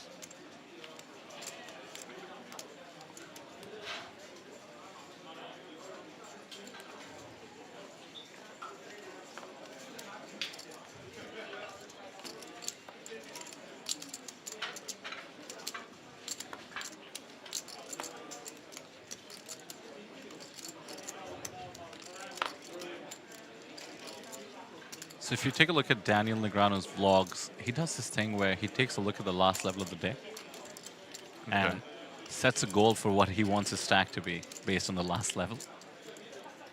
Okay, so big blind 4K, what would he want? Like 200K, 50 bigs? 50 bigs sounds about right. Going into day 3, we probably hit the bubble a couple of levels into the start of day tomorrow. We need to get some action down, my man. I think we hit the bubble first level. Okay. It's a 90-minute clock. So when we pause for hand, it's first level? Yeah. All right. Sandwich bet? Okay. Yeah, you got yourself a sandwich, bro. I hope so. A free sandwich is the tastiest sandwich. Because I also... I got a free sandwich today from Kyle. It's glorious. Because there is also that start of day carnage that just always seems to happen. Like people sit down and they're like, okay, I need to win the tournament right now. I mean, we're locked for the bet, but I do agree with you. That being said, in my head, this tournament is special. I mean, if you had to make a marginal decision between inching your way into the money in this one versus trying to go for the spin up, I think some of our qualifiers might choose the former.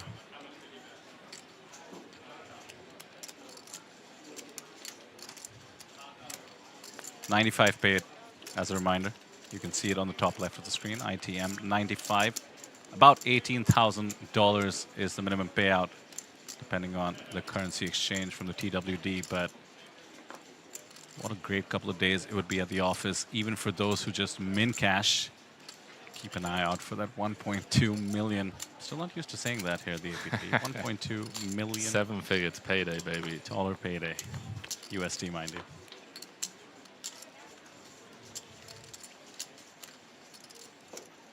Is this a troll, Alfred, in chat? Oh, he's deleted it. What was the troll? I just saw the question saying something along the lines of, how do you think the Asian Poker Tour can attract more world-class players to come and play? Then I think he saw the feature table and deleted the question. Fair enough. Fair play. Listen, I respect anyone that's willing to kind of just recognize, you know, their mistake and you know, takes balls.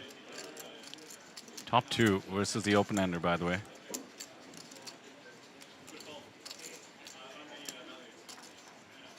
Check call seems in order. Think back to the hands we've seen from Makoto. By the way, he did open the ace-7. I mentioned it was sort of game flow oriented. He hadn't played anything in a while. Then 3-bet the aces. This table has been playing long before they joined us on the feature table, so there are going to be reads abound on each other.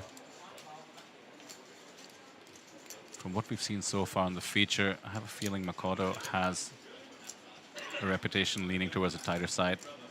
Top two remains very clean with the 4 of spades. So in comes a turn barrel for pure value.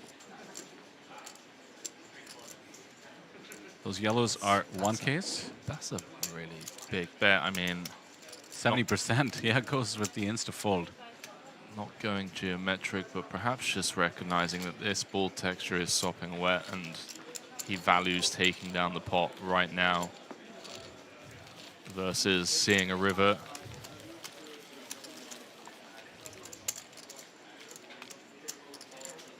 That is the kind of thinking that I think separates, those who can really afford to take some variance thanks to their bankrolls or attitude towards the tournament. A smaller size bet. Could have gotten some more chips into the middle with the ace-9.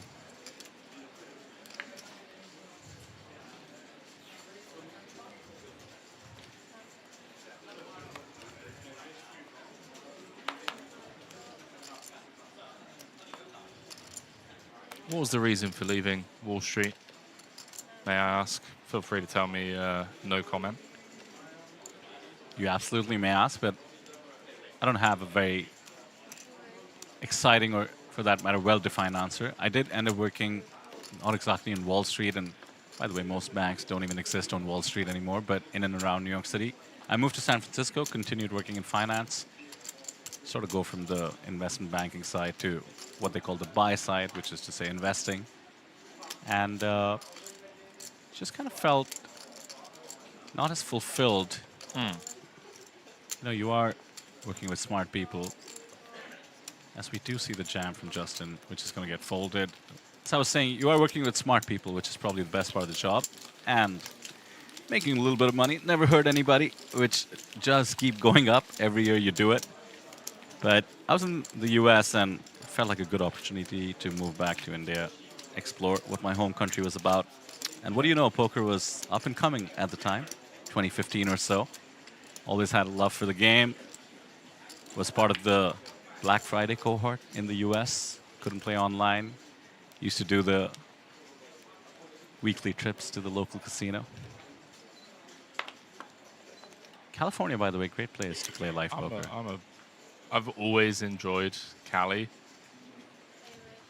And it's always been kind of funny because most Americans hate on California. But as a non-American from the outside looking in, it's lovely. It's just, yeah, amazing food, great weather. But yeah, I don't know enough about the place to know why it's like hated on. But hey, let the haters hate. While living there, there was no reason to hate on it. It's absolutely gorgeous, great people. San Francisco is Northern California. The weather is deceptive, and there's one extremely overused saying that I'm going to educate you on right now. Go on. The coldest winter I ever spent was a summer in San Francisco by Mark Twain. And watch what's happening here, mind you. It's getting cold out there. Not to get too nostalgic, the 10-8 just absolutely flops it. This has been the feature table of flops. Flop flushes, now flop nut straights. A lot of flop sets as well. It's very much been a TV table kind of table. Note the check back to realize with the gut shot for the chop and the ace high.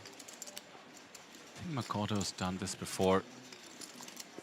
C-bet frequency, maybe not as high as some of the others. Benjamin is trying to build a pot. He loves the 50%.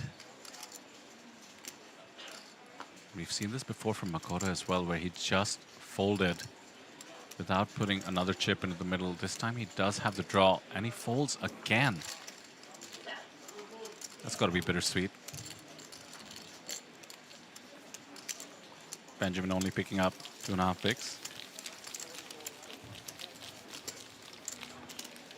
50 off the money, my man. 50 off the money. That was annoyingly quick, right after we settle in the bet, but exciting time for the players, by the way. Like I said, I think we should have about 18 tables running, so yeah, you can start, you know, standing up, taking a look at stacks.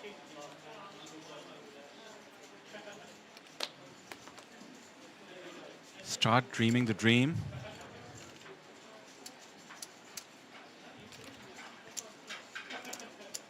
Do you want to comment on an interesting input here by Alfred? In fact, in finance, he says, and investing poker is highly regarded. Absolutely. And not so much even in terms of, you know, people playing home games and such. You do hear about the VC world coming quite adjacent to poker. Phil Hellmuth, in fact, lives in Northern California as well, and he plays a lot of home games with the billionaire VC boys, and he's brought them into the poker world, and I think the poker world is all the better for it. Alan Keating also, surprise, surprise, chummy with a lot. But actually, in my interview for my job, we discussed poker, and I think it had a big role to play in me getting the role. More on that in a moment, as we have yet another exciting flops. Note the diamonds, by the way. Ace of diamonds for Steven. Jack of diamonds for Makoto with the open-ender. These two can be playing a big pot with this flop. Depends how aggressively Makoto wants to play this draw, right? Big blind range against someone who we can expect to be opening wider than most at this stage of the tournament. O'Dwyer, one of the chip leaders at the table, 50 off the money, can apply a ton of pressure. Makoto just coming with check call with the 2 overs open-ender. And I assume O'Dwyer's going to have value on his mind. I mean, top. I think this was the kind of hand you can check raise quite often. The Jack of diamonds for added backup. Blocking queens, jacks. Gonna get a lot of folds from all the 2 overs that don't connect. However, now that he's check called and an undercard to the board is opened, there's the much bigger barrel. And now you're just miserable, right? 25% of the stack being asked for. There's no way you can fold with this much equity, but just it depends how you want to approach this tournament. It feels like a fold. I mean, we're getting, what, 2-1 on a call, 33% equity. Let's see, we've got 28. You're right. Lets it go. Tough to get paid if you hit. Yeah, also like stack preservation. Some reverse implied odds, some of our outs are tainted, right? Like King of Spades rolls off, 8 of diamonds rolls off. And we just get cooked by a flush, so I can get behind it.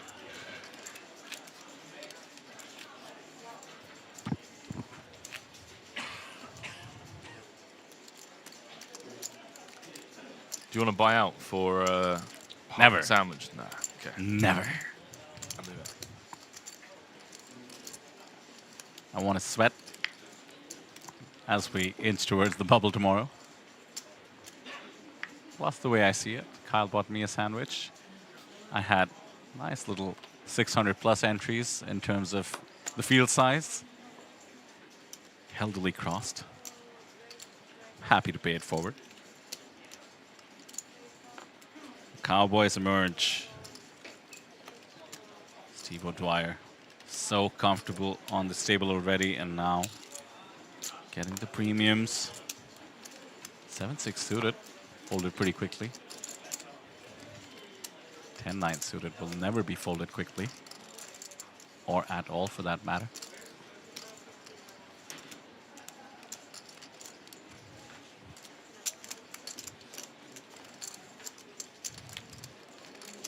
case we haven't mentioned it, Martin Finger, one of the top pros from Germany. There's the open ender. He's approaching 9 million on his hand and mob.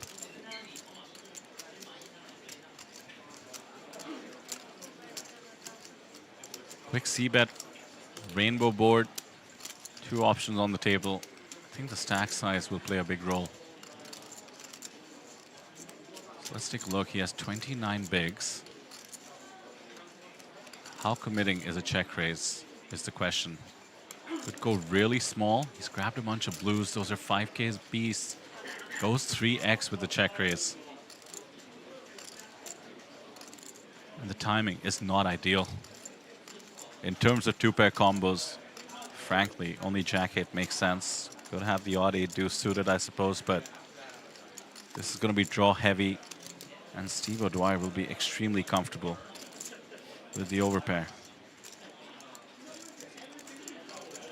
Just comes with flat. I love this. There are going to be... oh my, what is happening at this feature table? We've only been here for an hour and a half, and it's just been big hand after big hand. Sets, flushes, full houses against straights, and now the turn straight after check raising flop against the overpair. Goes small, the underbet.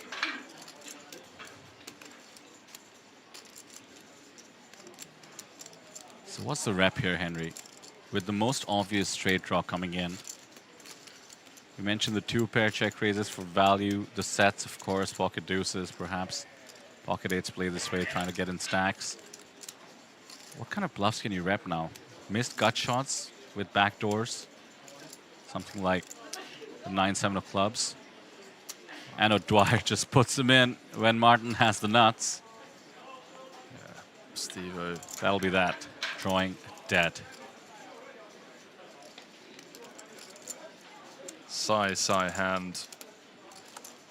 Puts it in. The river, just a formality. 10 of spades and they chop it up. Took me a moment, but you're right. There's always outs. You can always get a duplicate. Steve was like, can we speed this up? I'm drawing dead. And the dealer's just doing her job, waiting for the production crew. But Finger, who had been trending in the wrong direction, some self-inflicted damage on his part. But Poker Gods with a very favorable turn. Big blind against +1. Doubles up to 256. And, well, O'Dwyer no longer chip leader at the table. They taketh and they giveth. Just depends which side you are. These two even in stacks. And now a clear chip leader on the table in the form of Vincent Huang, who looks on. Certainly doesn't need to go that way, but the 3 most experienced players on our table are dominating the leaderboard. Martin Finger now climbs up to 2nd.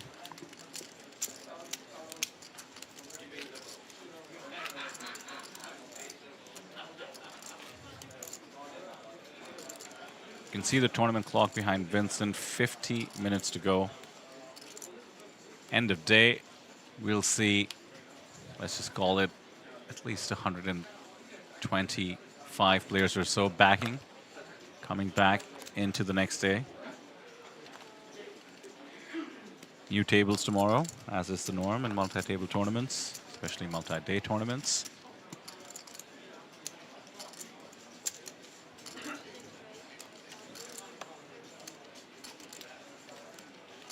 When we did our new segment, by the way, with these few hands that we discussed. I enjoyed that. I didn't know it was live, by the way, so good job I didn't drop like an F-bomb. I did enjoy that as well, and I think we were duped on purpose about whether it was live or not. We did think we would jump into the booth right after, but I had fun, and it was cool to see some of the hands I missed from the coverage when you were in the booth.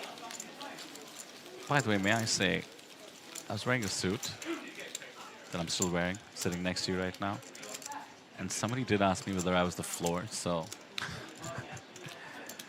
You know, the insecurities are a little high right now, but that aside, you were talking about what the right strategy is coming in to tomorrow in terms of what you do tonight at the end of the day to the extent you bag. Good night's sleep is obvious. Hopefully the food has been healthy. Any other pro tips?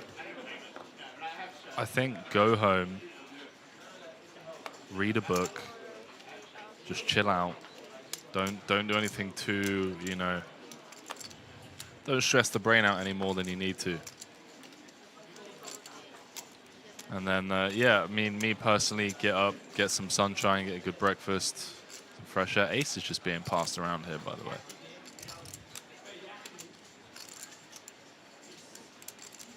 The worst hand, pretty much, you can have against aces, ace-deuce.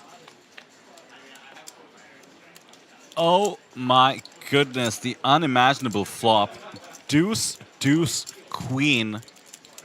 In all my years, and perhaps all yours, have you ever seen any frame like this? Flop after flop is just action. And Steve O'Dwyer is about to bust Justin, surely. Yeah, this has been one of the most action-packed frames that we've had in a very long time. See how Steve-O opts to play this. I mean, is it one of those where... No, he's reaching for check-raising chips. I was going to say, is it just one of those where we stack, you know, king-queen, ace-queen, kings and aces anyways, so we can just check-call?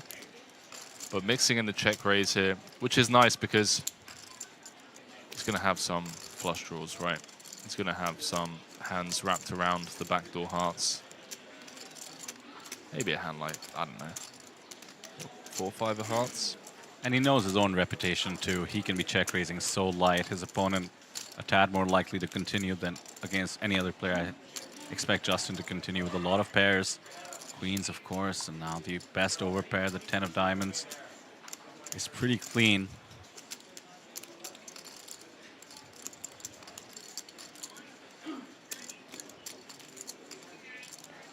GG's aces. The chat agrees.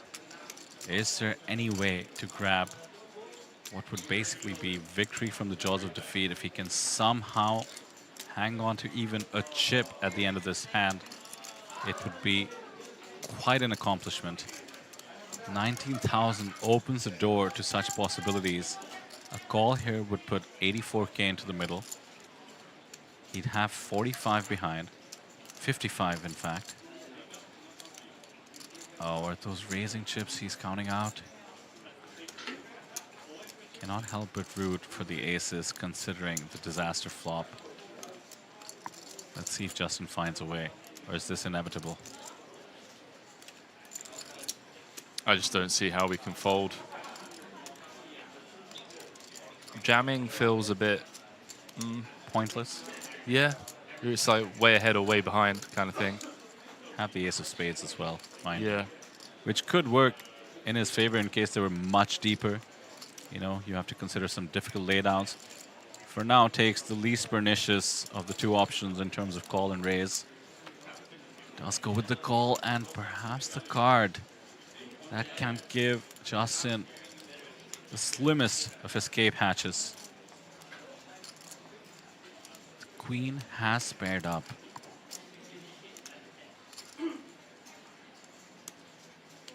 O'Dwyer checks. Yeah, I mean, you've got an ace blocking aces. It's just so likely that your opponent has a queen. Or pocket kings. I mean, kings is the one, and aces is the one that you kick yourself that you don't get value from. Justin deciding whether to effectively value on himself with the aces. I wouldn't blame him, but he does find the check. That river saving Justin a few chips, but the flop, of course, cost him to begin with. Yeah. Getting away with it somehow. Steve on the back of having his kings cracked by finger.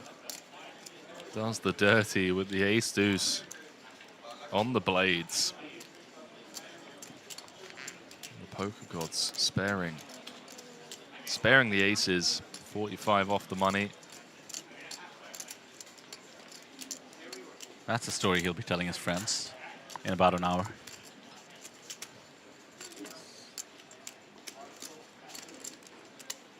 Talk about second lives and one-ups. What could have been on that flop? Tournament poker is not for the weak-hearted, especially with the $10,000 buy-in. But the risk and reward also.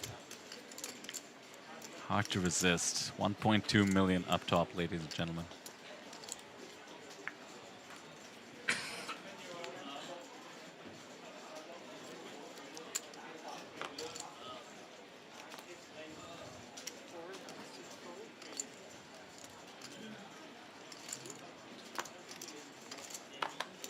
Do note that he's been reduced to 13 bigs.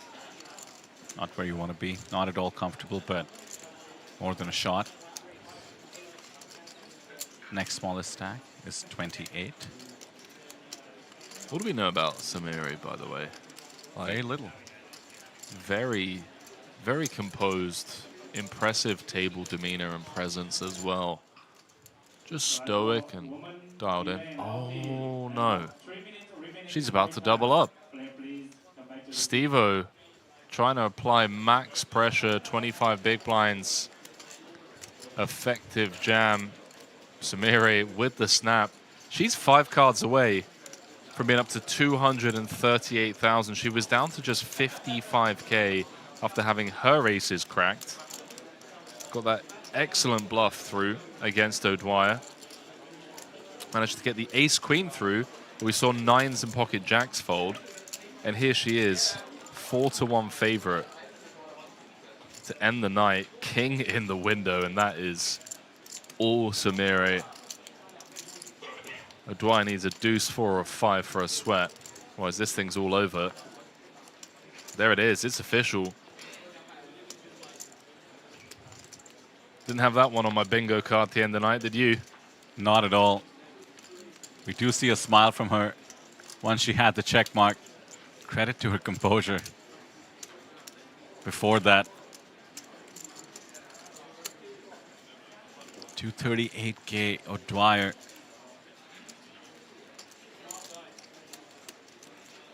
Lost with the kings, then outflops the aces, then just goes for max pressure. And Samira was absolutely top of range. Loved how quickly she got her chips into the middle too. Just couldn't wait to get it in there. I know I hem and haw about the potential flip. Yeah. Before I get the good news of the ace-5. No, she was like, high five the dealer, let's go. Really excited. I love that as well. I think that's very telling. Yeah. Very telling. Like, not scared. I know, look, she's got ace-king, 25 bigs, button against small blind.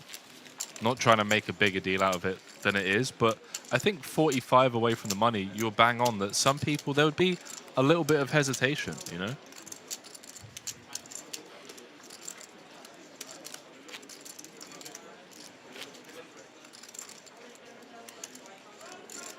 Yeah, as I mentioned with the Japanese players, sometimes the hand and mobs not so accurate. One of the cultural quirks about how poker works in Japan, fair enough, but looking at her hand and mob, I see $40,000. Even combining some other sources, gets you up to maybe the 6-figure mark in terms of lifetime earnings live. But her play suggests a whole different caliber. Or perhaps immense natural talent and composure for the game. Ace-Deuce makes another appearance. Suited variety. Pocket Jacks makes another appearance. UTG +1. This is getting flatted, it looks like. That time of the evening, perhaps, not to mention the stack sizes. Vincent, very much the outright chip leader on this table. Second in chips has ace-4, Martin Finger.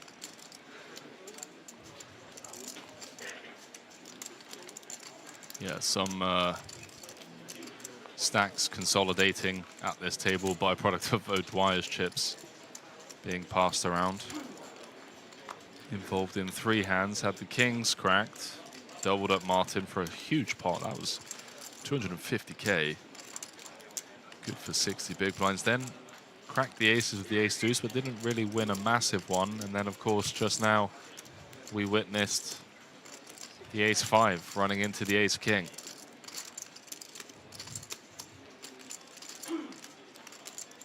Unfortunate, to state the obvious. That shove is just going to work maybe 94% of the time.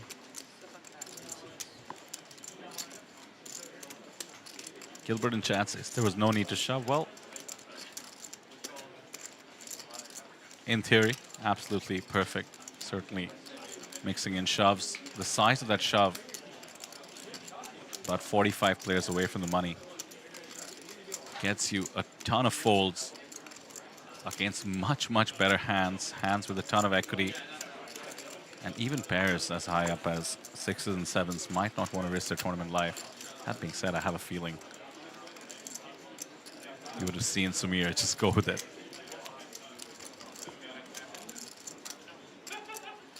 Pot brewing here. Vincent has upped the stakes, using that monster stack to put the monster pressure. The jacks were hiding with the flat +1 pre-flop. When you're under-repped, you do tend to be willing to commit a bit more. First the time bank.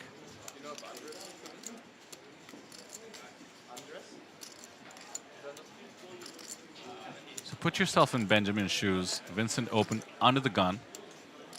Pretty common to check 10 high boards in terms of balancing your checking range with overpairs, and that's exactly what Vincent is saying he has.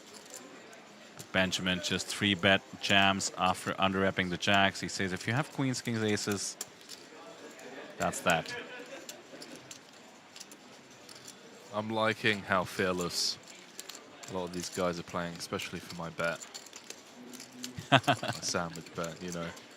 Just makes it all the more likely that we get down to the money by the end of the first level of day 3. Just 45 away from being ITM in this record-breaking APT Championship. $18,000 min cash, 1.2 million for first. Would you believe what the APT has achieved in the last 3 years? Poker in Asia really is booming, and it's here to stay. So excited. You know how like in other major series around the world we talk about like, oh, X amount of bracelets, you know, X amount of EPT titles. 5 years from now, I wonder which legends will have carved their names into APT history. We'll count lions. Yeah, exactly. Like people who we don't even necessarily know up until this point. It's young, up-and-coming Asian circuit grinders.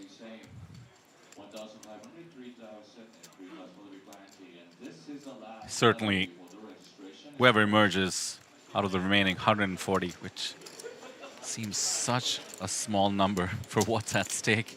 You look around and depending on your stack, you have somewhere between a 1 and 140, perhaps a bit more, at the 1.2 million. Legends being made around us.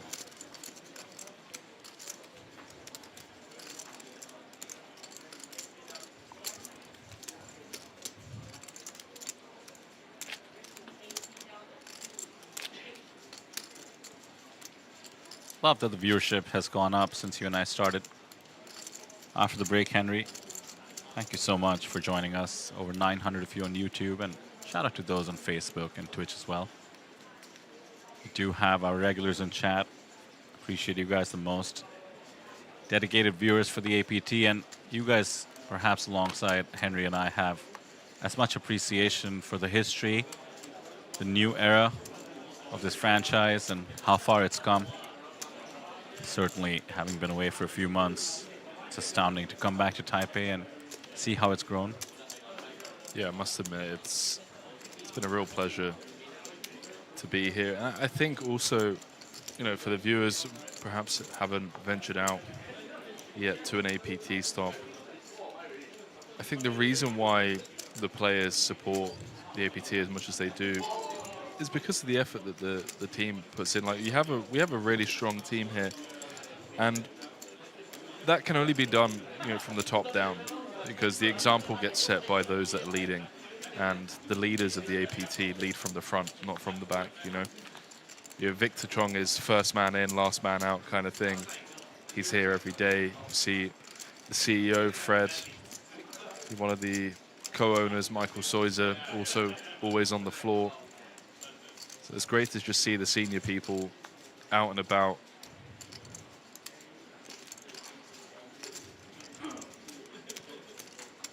I'll give a huge shout out to the floor staff, the dealers. Yeah. I'll tell you what, Henry. Production team behind the scenes. Of course. Most appreciated for us in the booth, of course.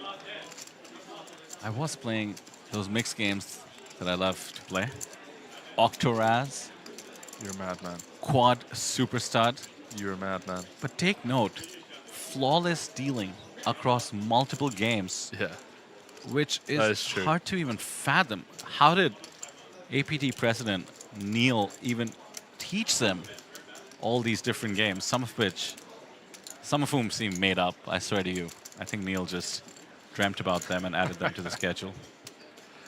Yeah, it's pretty incredible, the ones that he's been coming up with. And shout out to, you know, Fred and the team for giving him the autonomy, if you will, to just allow him the carte blanche experiment. Yeah.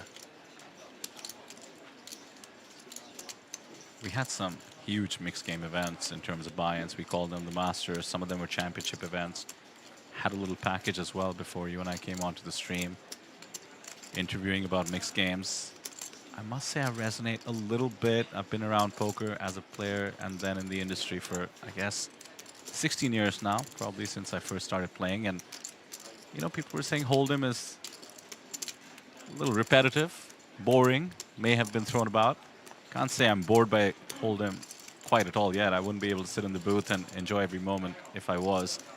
But mixed games do take you back to that early feeling. Sick value bet here by Benjamin. Absolutely. Betting 75% pot. Knew exactly where he was at. Vincent can't get away from it. Big lick. Unfortunate connection on the turn with that 9 of diamonds. You used the big lick, huh? I don't know what you're talking about, mate. Oh, yeah. Good point. But look at this consolidation at the top of the chip counts. It was the Vincent and Steve O'Dwyer show for a very long time. They were the runaway chip leaders, and well, the rest of the table kind of been ganging up on them. Seems like everybody has had a chance to get a few chips off the bigger stacks. Justin, though,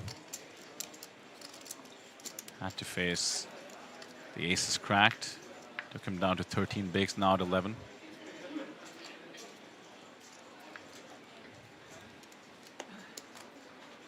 Gilbert pointing out that they all have fallen under, let's see, 75 bigs, the largest stack, yeah, 299K, so very different situation than where we started, but 75 bigs is plenty at this stage of the tournament.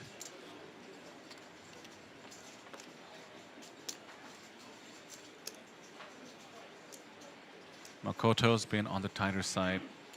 Wouldn't surprise me to not see him peel with the 6-5. Samir has ace queen again, takes that one down, respecting the +1 open.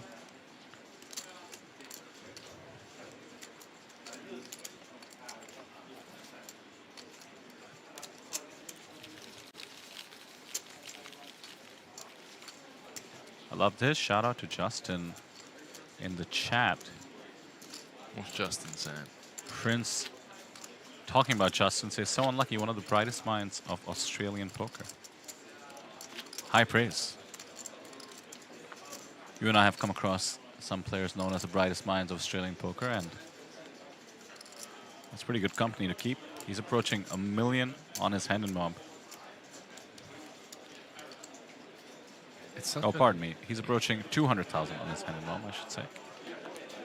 Such an endearing way to pay compliments to someone as well. It's like one of the brightest minds. It's, you know, I like that. I'm gonna try and use that one myself.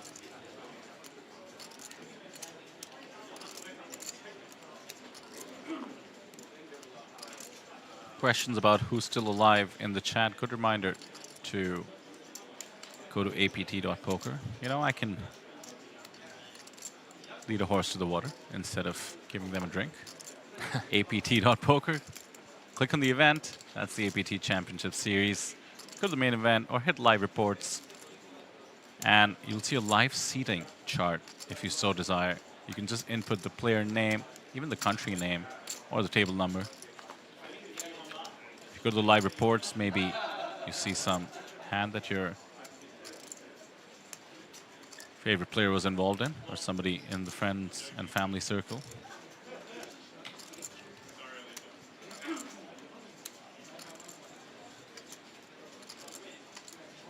Don't think the table hasn't noticed Makoto's tendencies. This is what they make a living off. Martin Finger checks behind with the ace. A stab here could get it done. Yeah, he's reaching. Got shot in 2 overs as backup. Would love the pickup.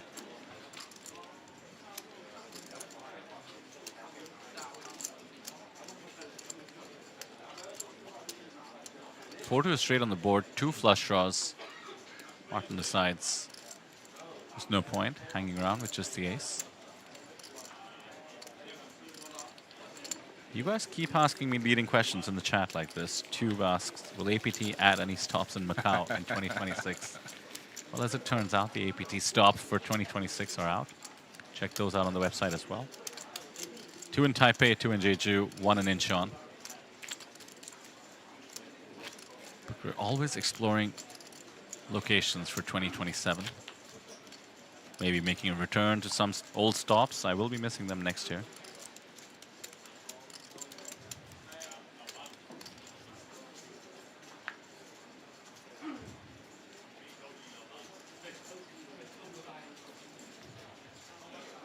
I'm buzzing. Buzzing for tomorrow. Looks like we're going to come back about 40 off the money. I think your bet's looking pretty good, my friend. 40 off the money, 40 bust outs. It's like, what, 40% of the field in level 1? I think I'm going to owe you a 7-Eleven sandwich. I think your side's looking pretty good. Nah, so come on. You're trying to get more action down against me. No, Double or nothing? We set a good line. We'll have some eliminations perhaps before we end the day, although I suspect that slows down a bit as well. Pocket queens now. Ooh, 8's hitting the mark. Nice and tidy. I think the last 3-bet we saw from him was aces, now queens. Don't think O'Dwyer hasn't noticed, but he does have Jack-10 suited. O'Dwyer's just had enough, man. He's like, hang on, like, I was playing 360k like 45 minutes ago. What the hell's going on? Easy to level yourself and think that people are at it.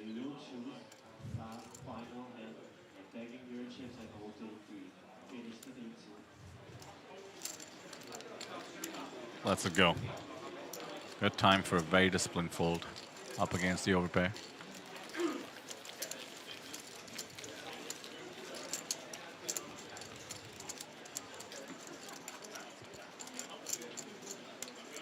Do you want to point out how Kit Lo from Hong Kong has been in maybe 1 pot? Yeah. Card distribution has played the biggest role, but I think over the last half an hour at least, it's been a sparse presence, and I actually want to commend him for it. It takes a lot of discipline. Not easy to sit by